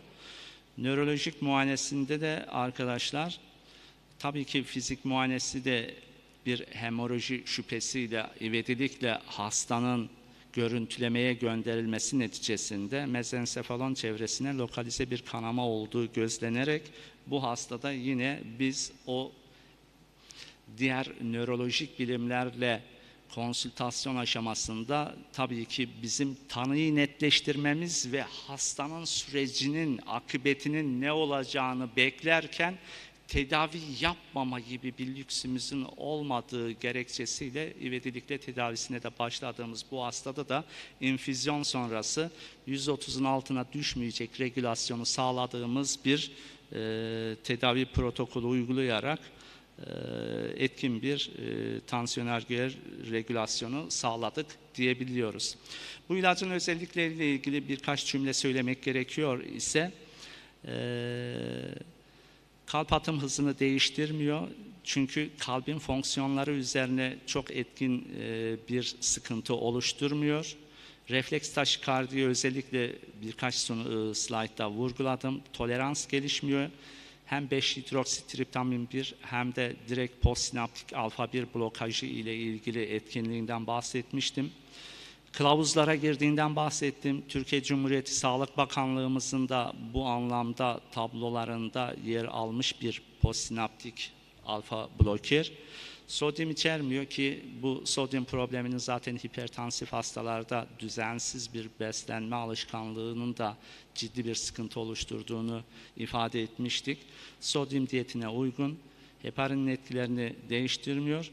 Az önce de söyledim, ikili etki mekanizması iki farklı şekilde sağlanıyor. Birincisi bolus intravenöz, diğeri ise driplioya perfüzatör ile infüzyon şeklindeki bir uygulama avantajından bahsetmiştim.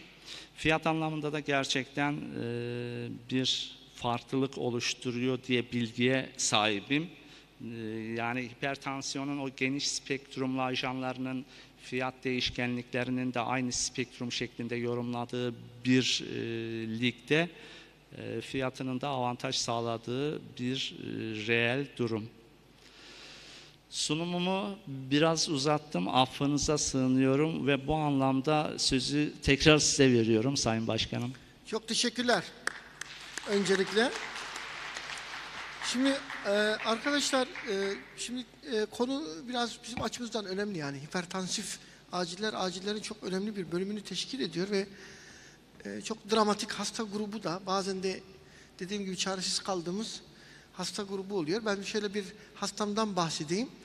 Bu hasta grubu çok önemli. Özellikle orta yaş, yani orta yaş diyeceğimiz 40-50 diyelim. Ona orta demiyorlar. Şimdi genç diye söylüyoruz ama o gruplarda baş ağrısı çok ciddi bir patolojidir.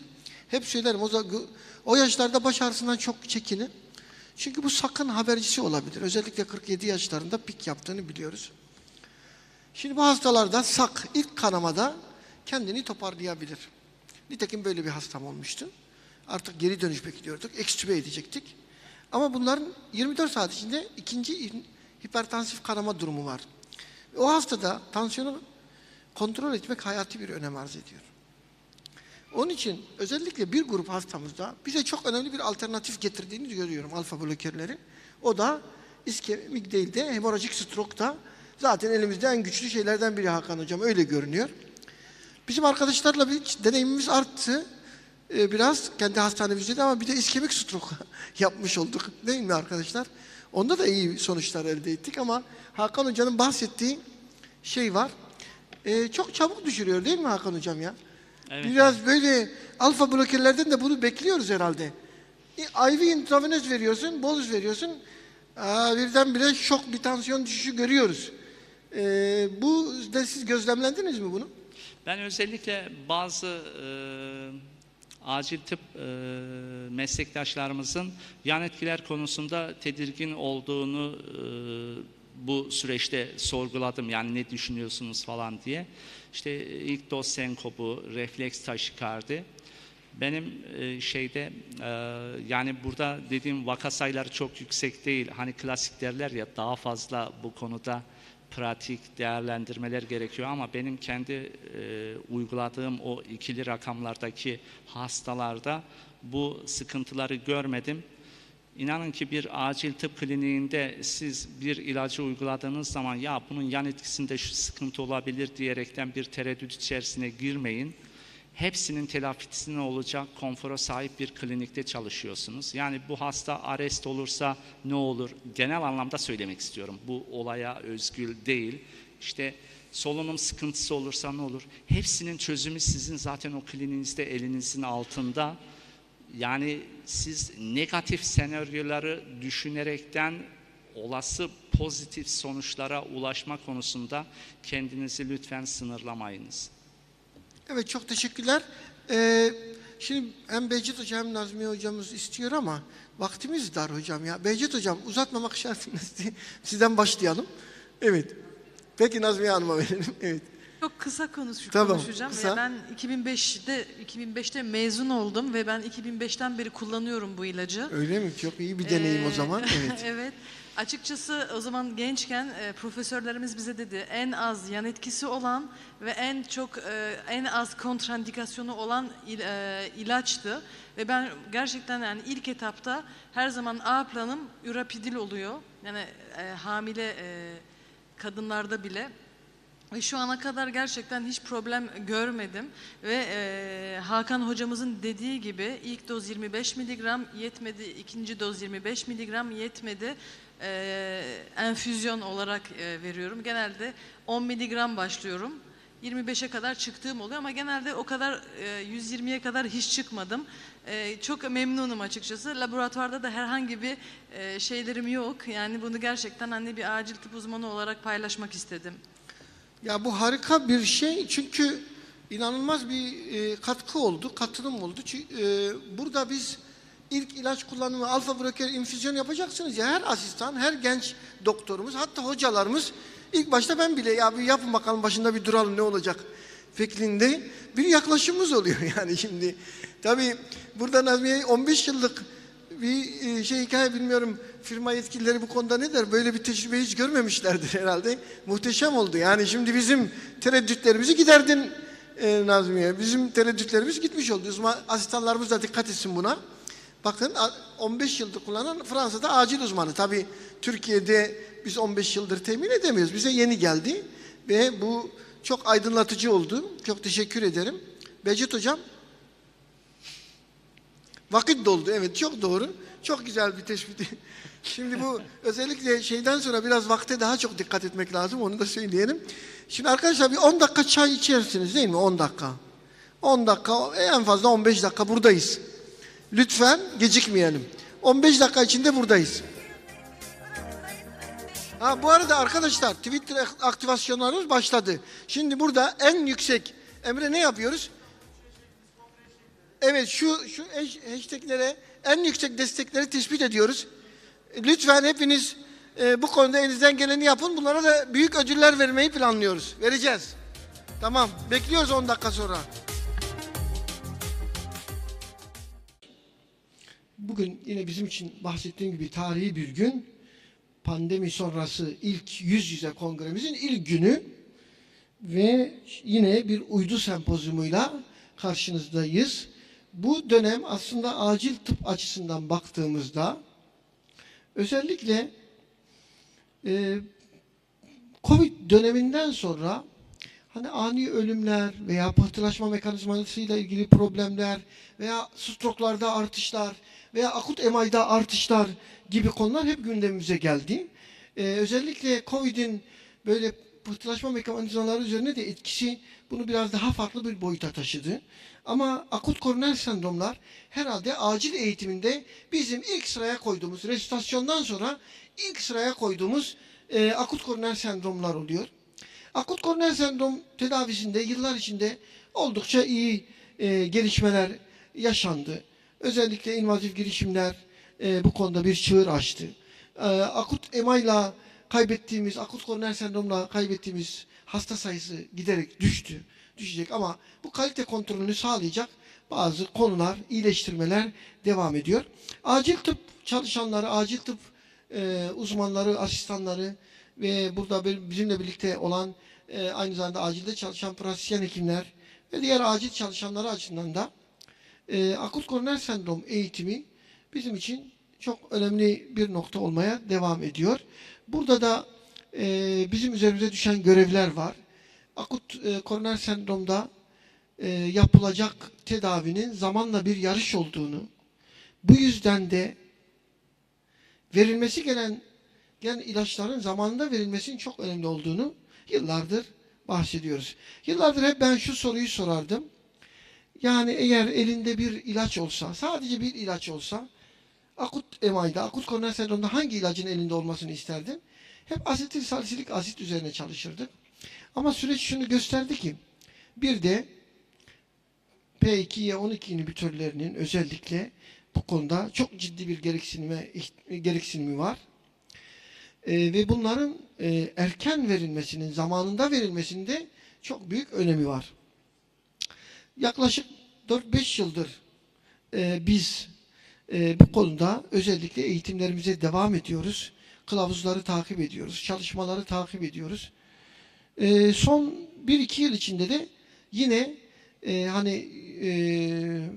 yüz yüze yaptığımız kongrelerden sonraki süreçte kılavuzda çok önemli değişiklikler oldu. Bizi çok ilgilendiren değişiklikler.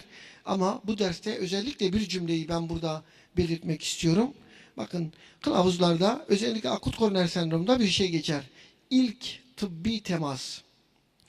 Bu ilk tıbbi temasın kimin tarafından yapıldığını acil hekimleri olarak çok iyi biliyoruz. Bu yüzden o ilk tıbbi temasta biz üzerimize düşeni acil çalışanları olarak yapmak zorundayız. Tedavide inisiyatif almak zorundayız. Bu konuda özellikle multidisipliner yaklaşımlar sağlayarak kardiyoloji camiasıyla birlikte acil tıp camiası, sektör temsilcileri ne yapmaya çalışıyoruz? Doğru tedavi oranlarımızı yükseltmeye çalışıyoruz. Eksik tedavilerimizi arttırmaya çalışıyoruz.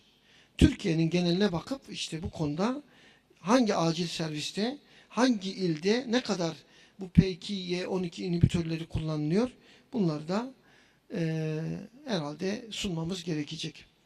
Burada çok değerli yabancı konuklarımız var. Onlar da muhtemelen dinliyorlar kulaklıkla. Hindistan'dan, Özbekistan'dan, dünyanın çeşitli ülkelerinden onlar da takip ediyorlar. Onların da katkıları bizim için değerli olacaktır. Bu konuda çok değerli bir hocamızı ben davet edeceğim. Profesör Doktor Adnan Abacı, Gazi Üniversitesi Tıp Fakültesi Kardiyoloji Anabilim Dalı'ndan değerli hocamız bizi bu konuda aydınlatacak. Hocam buyurun.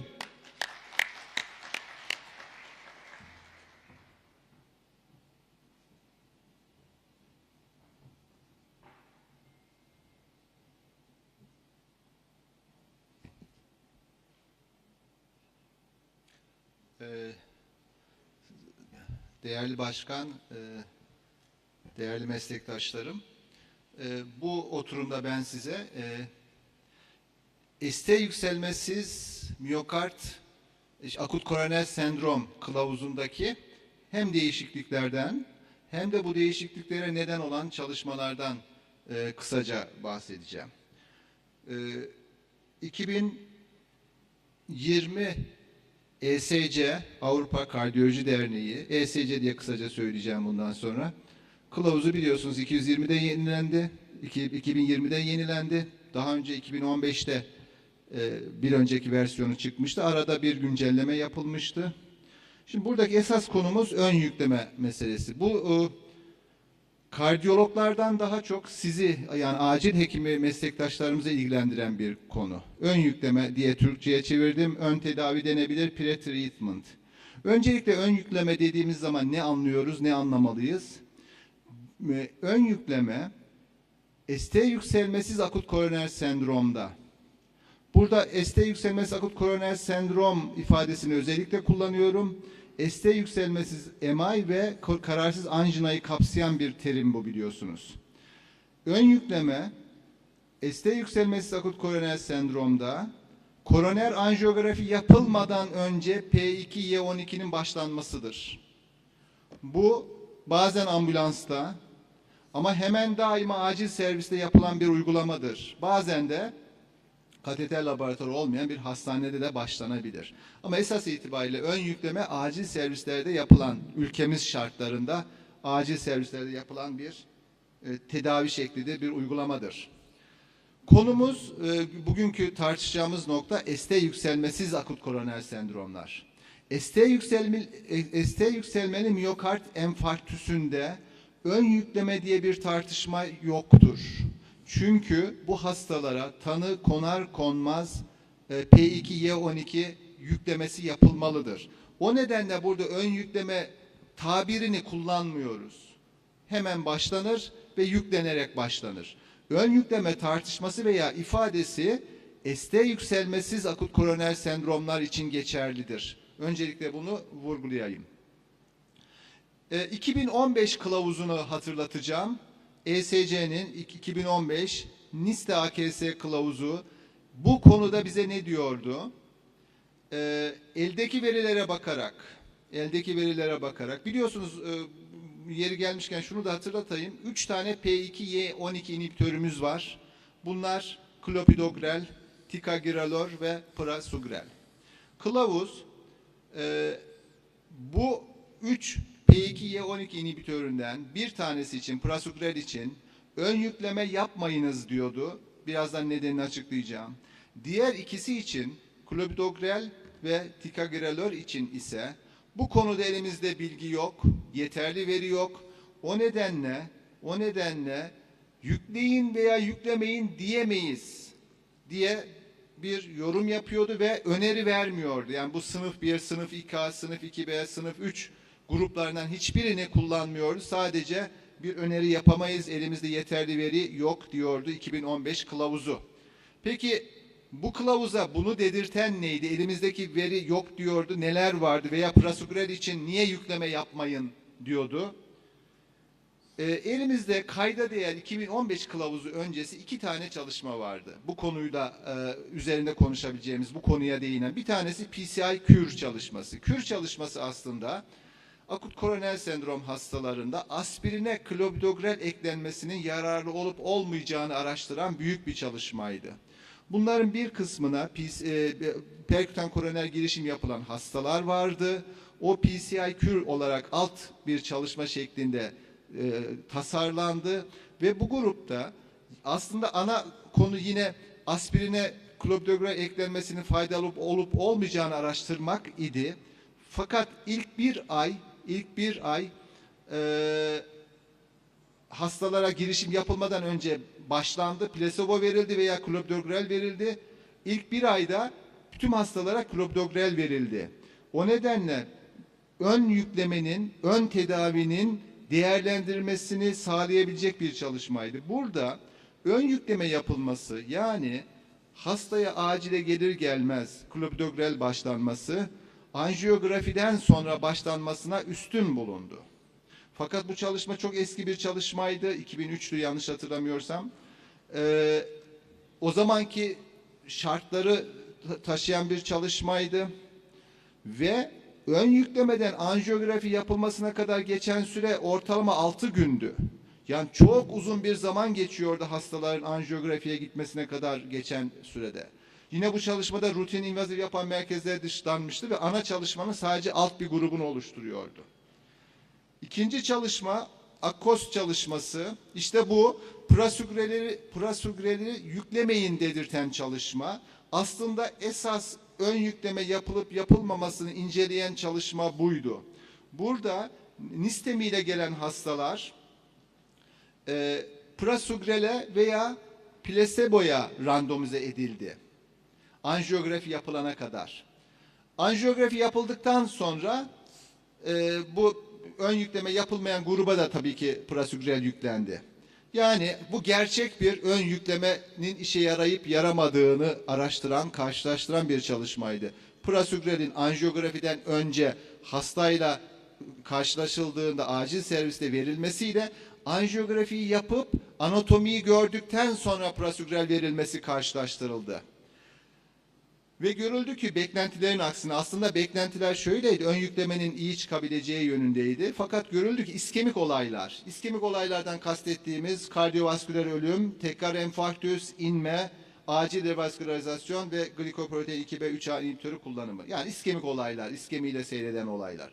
Bunlar arasında bir fark olmadığı görüldü. Yani beklentimizin aksine ön yükleme yaptığımızda bu klinik olaylar, bu iskemik olaylarda bir azalma görülmüyor. Buna karşın kanama, tabii ki antitrombosit veya antikoagülan tedavinin kötü bir tarafı kanama, biliyorsunuz her zaman için önem verdiğimiz bir nokta. Kanamalarda artış olduğu görüldü, majör kanama. Arkadaşlar biz kardiyoloji olarak kanamalara uzun yıllar gereken değeri vermedik. Ama son yıllarda, son 5-10 yılda şunu fark ettik ki kanamaya bağlı ölümler, enfarktüse bağlı ölümler kadar önemli.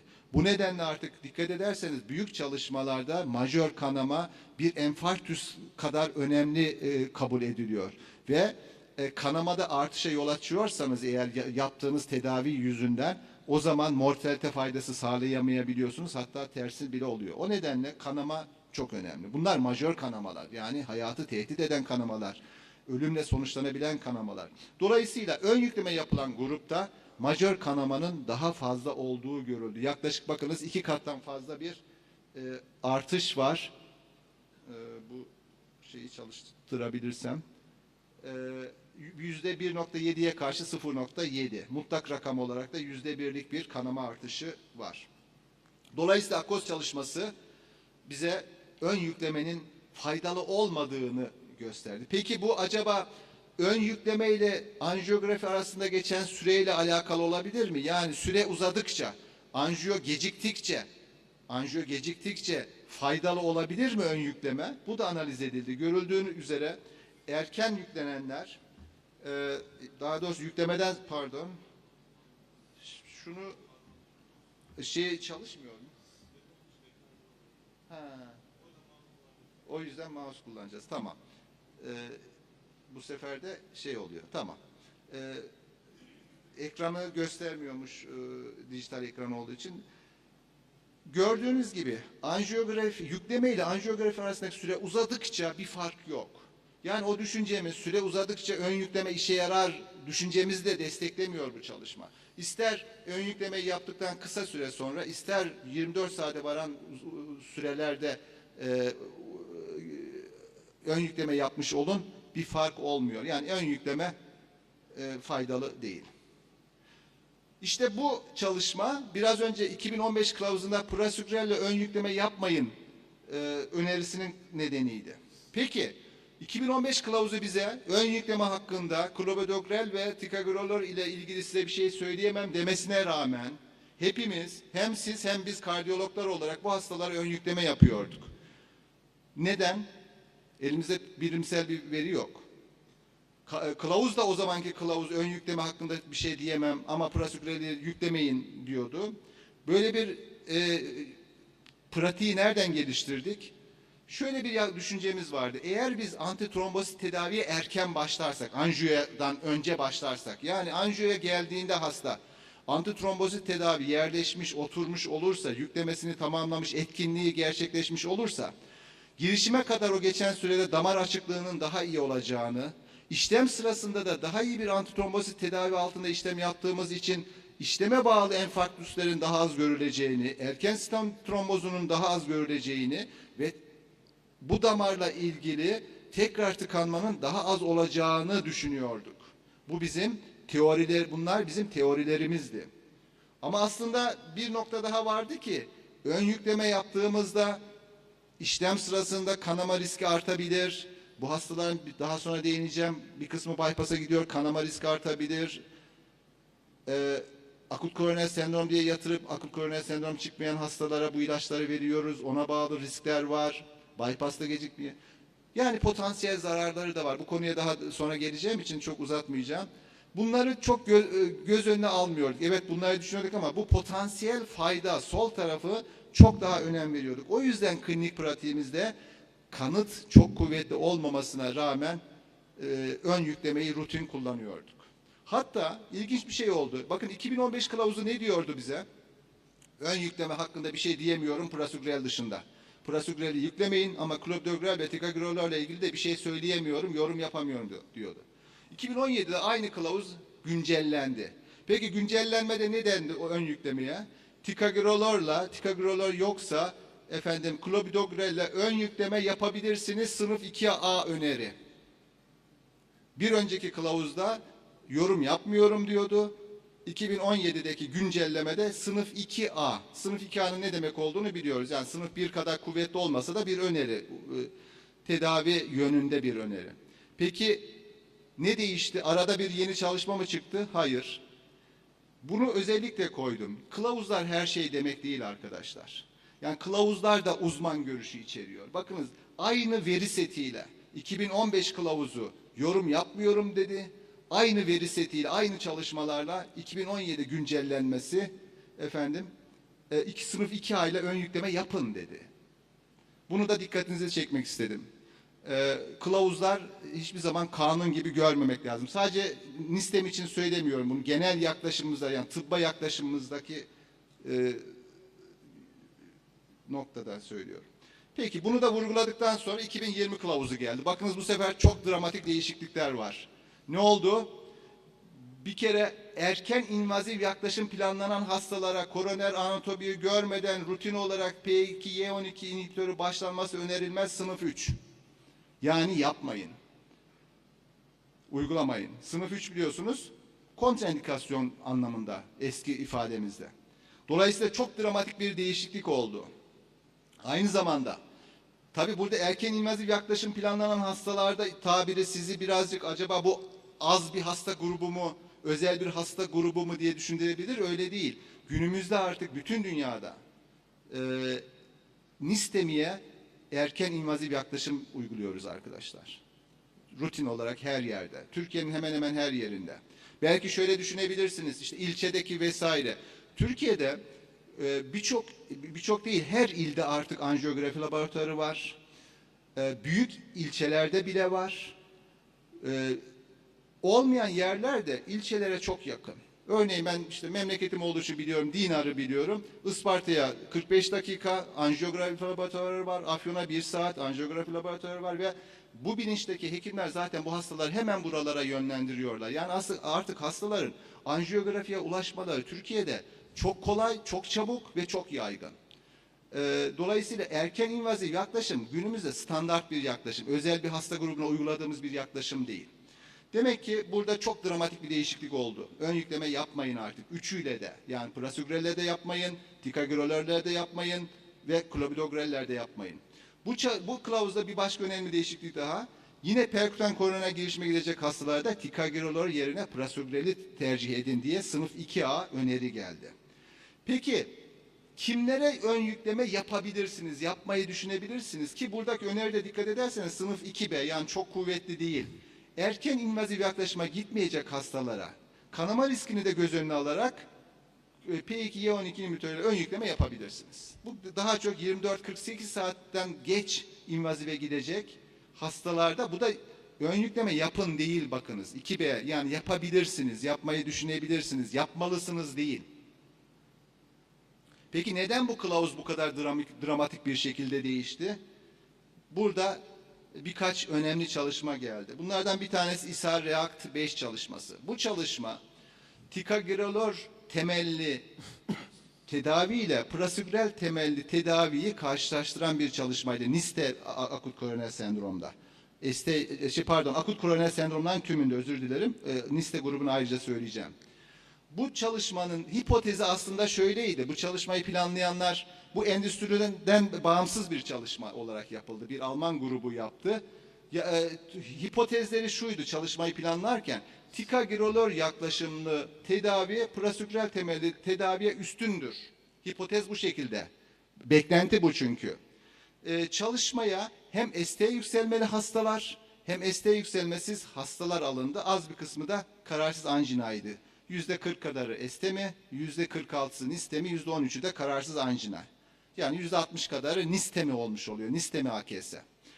Primer sonlanımı çalışmanın ölüm, MI veya inme toplamında meydana gelen klinik olaylar idi. Hastalar ticagrelor veya prasugrel'e randomize edildi. Ticagrelor'a randomize edilen hastalar hemen yükleme yapıldı. Çünkü kılavuz ne diyor? Ticagrelor'u yükleyin. Değil mi? Önceki yorum yok diyordu ama 2017 update'i yükleyin ve klinik pratikte de biz bunu bu şekilde uyguluyorduk zaten. Klinik pratiğe uygun bir çalışma yapıldı. Madem biz bunu tikagörleri işlem öncesi yüklüyoruz, görür görmez acilde yüklüyoruz, o zaman o yaklaşımı prasükreleri de anjiyo yaptıktan sonra yüklüyoruz. Anatomiyi gördükten sonra yüklüyoruz. O iki yaklaşımı randomize edildi hastalar.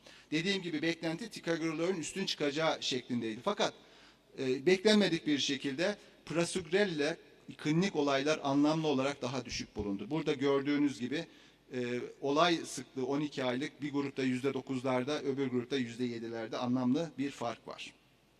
Peki kanama, acaba iskemik olayları daha fazla azaltıyorsa kanama da o grupta, o ilaçta daha fazla olur mu? Hayır, böyle bir şey de görülmedi.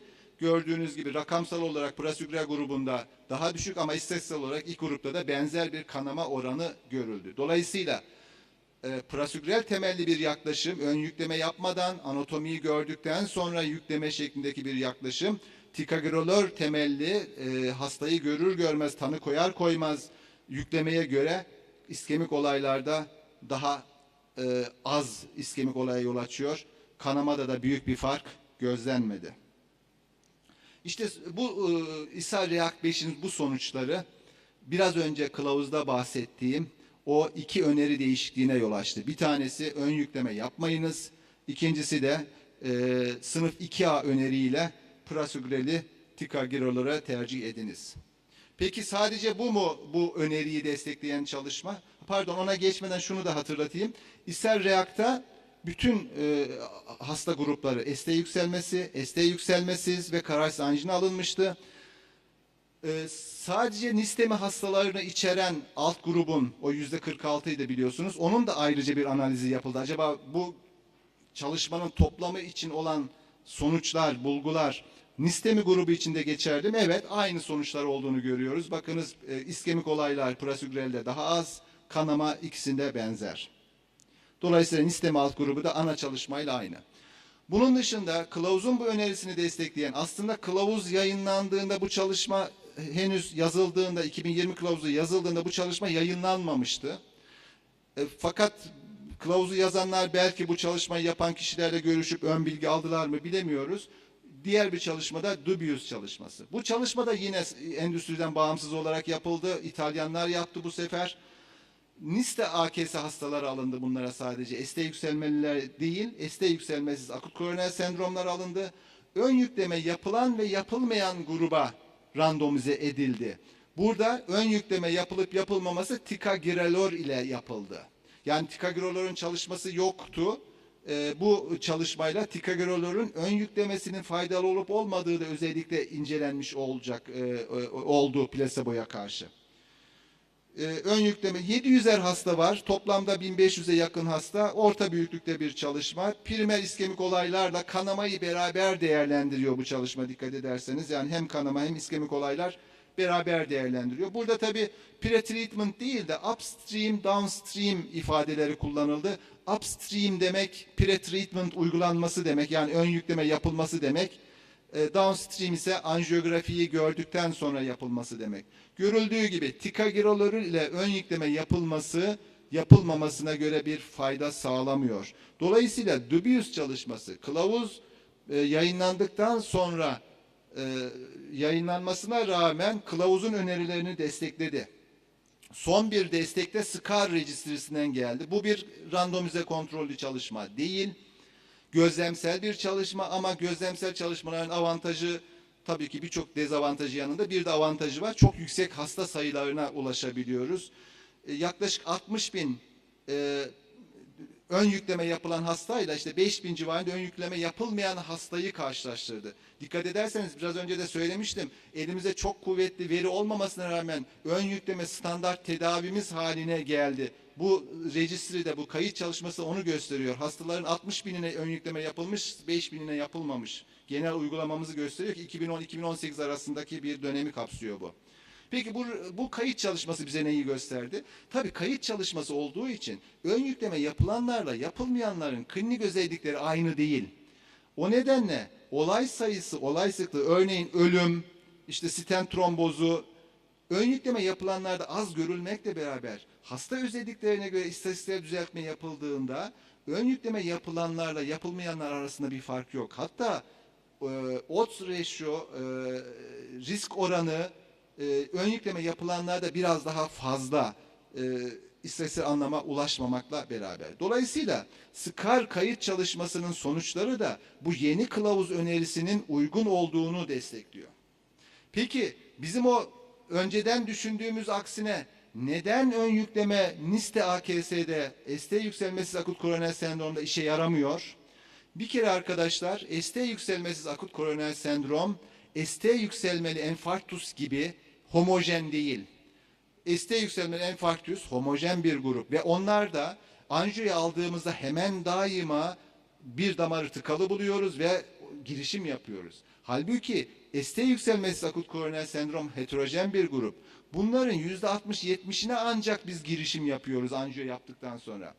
%15 kadarına tıbbi tedavi uyguluyoruz. Yani darlık buluyoruz, darlıklar görüyoruz ama girişim yapacak bir damar bulamıyoruz veya uygun bulmuyoruz ya da darlık miktarını uygun bulmuyoruz. Dolayısıyla %15'ine tıbbi tedavi uyguluyoruz.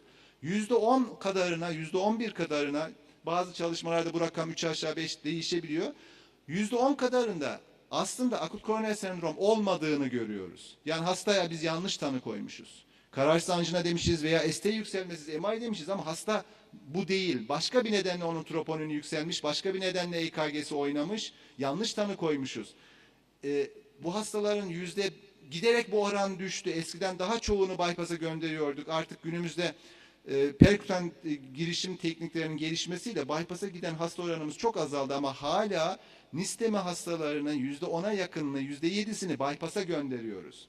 Şimdi bu durumda ne yapmış oluyoruz biz ön yükleme yaptığımızda? %30 hastada aslında o anda güçlü bir veya ikinci bir antiplatelete ihtiyacımız yok.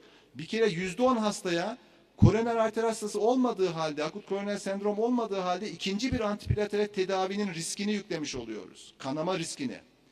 Artı bypass'a gidecek hastalarda bypass sırasındaki kanamayı artırıyoruz. Bir kere cerrahların en büyük korkusu bizden P2, Y12 almakta olan bir hastayla ameliyat yapmalarını istememizdir. Bunu hiç istemezler. Çünkü kanama riski çok belirgin olarak artar. Ya da bundan kaçınmak için bypass'ı geciktirirler. 4 gün, 5 gün bekleyelim bu ilacın etkisi geçsin diye derler. O zaman da bu sefer hastayı acil bypass gereken hastada kanama riskinden kaçacağım derken iskemik olay riskine sokmuş oluyoruz. Dolayısıyla bu heterojen bir grup. Aslında bu slide başta da göstermiştim ama altına tablo ekledim gördüğünüz gibi. Neden bizim o önceki mantığımızın işlemediğini çok iyi gösteriyor. Biz ne demiştik? Potansiyel faydaları var. Slide'ın sol tarafı.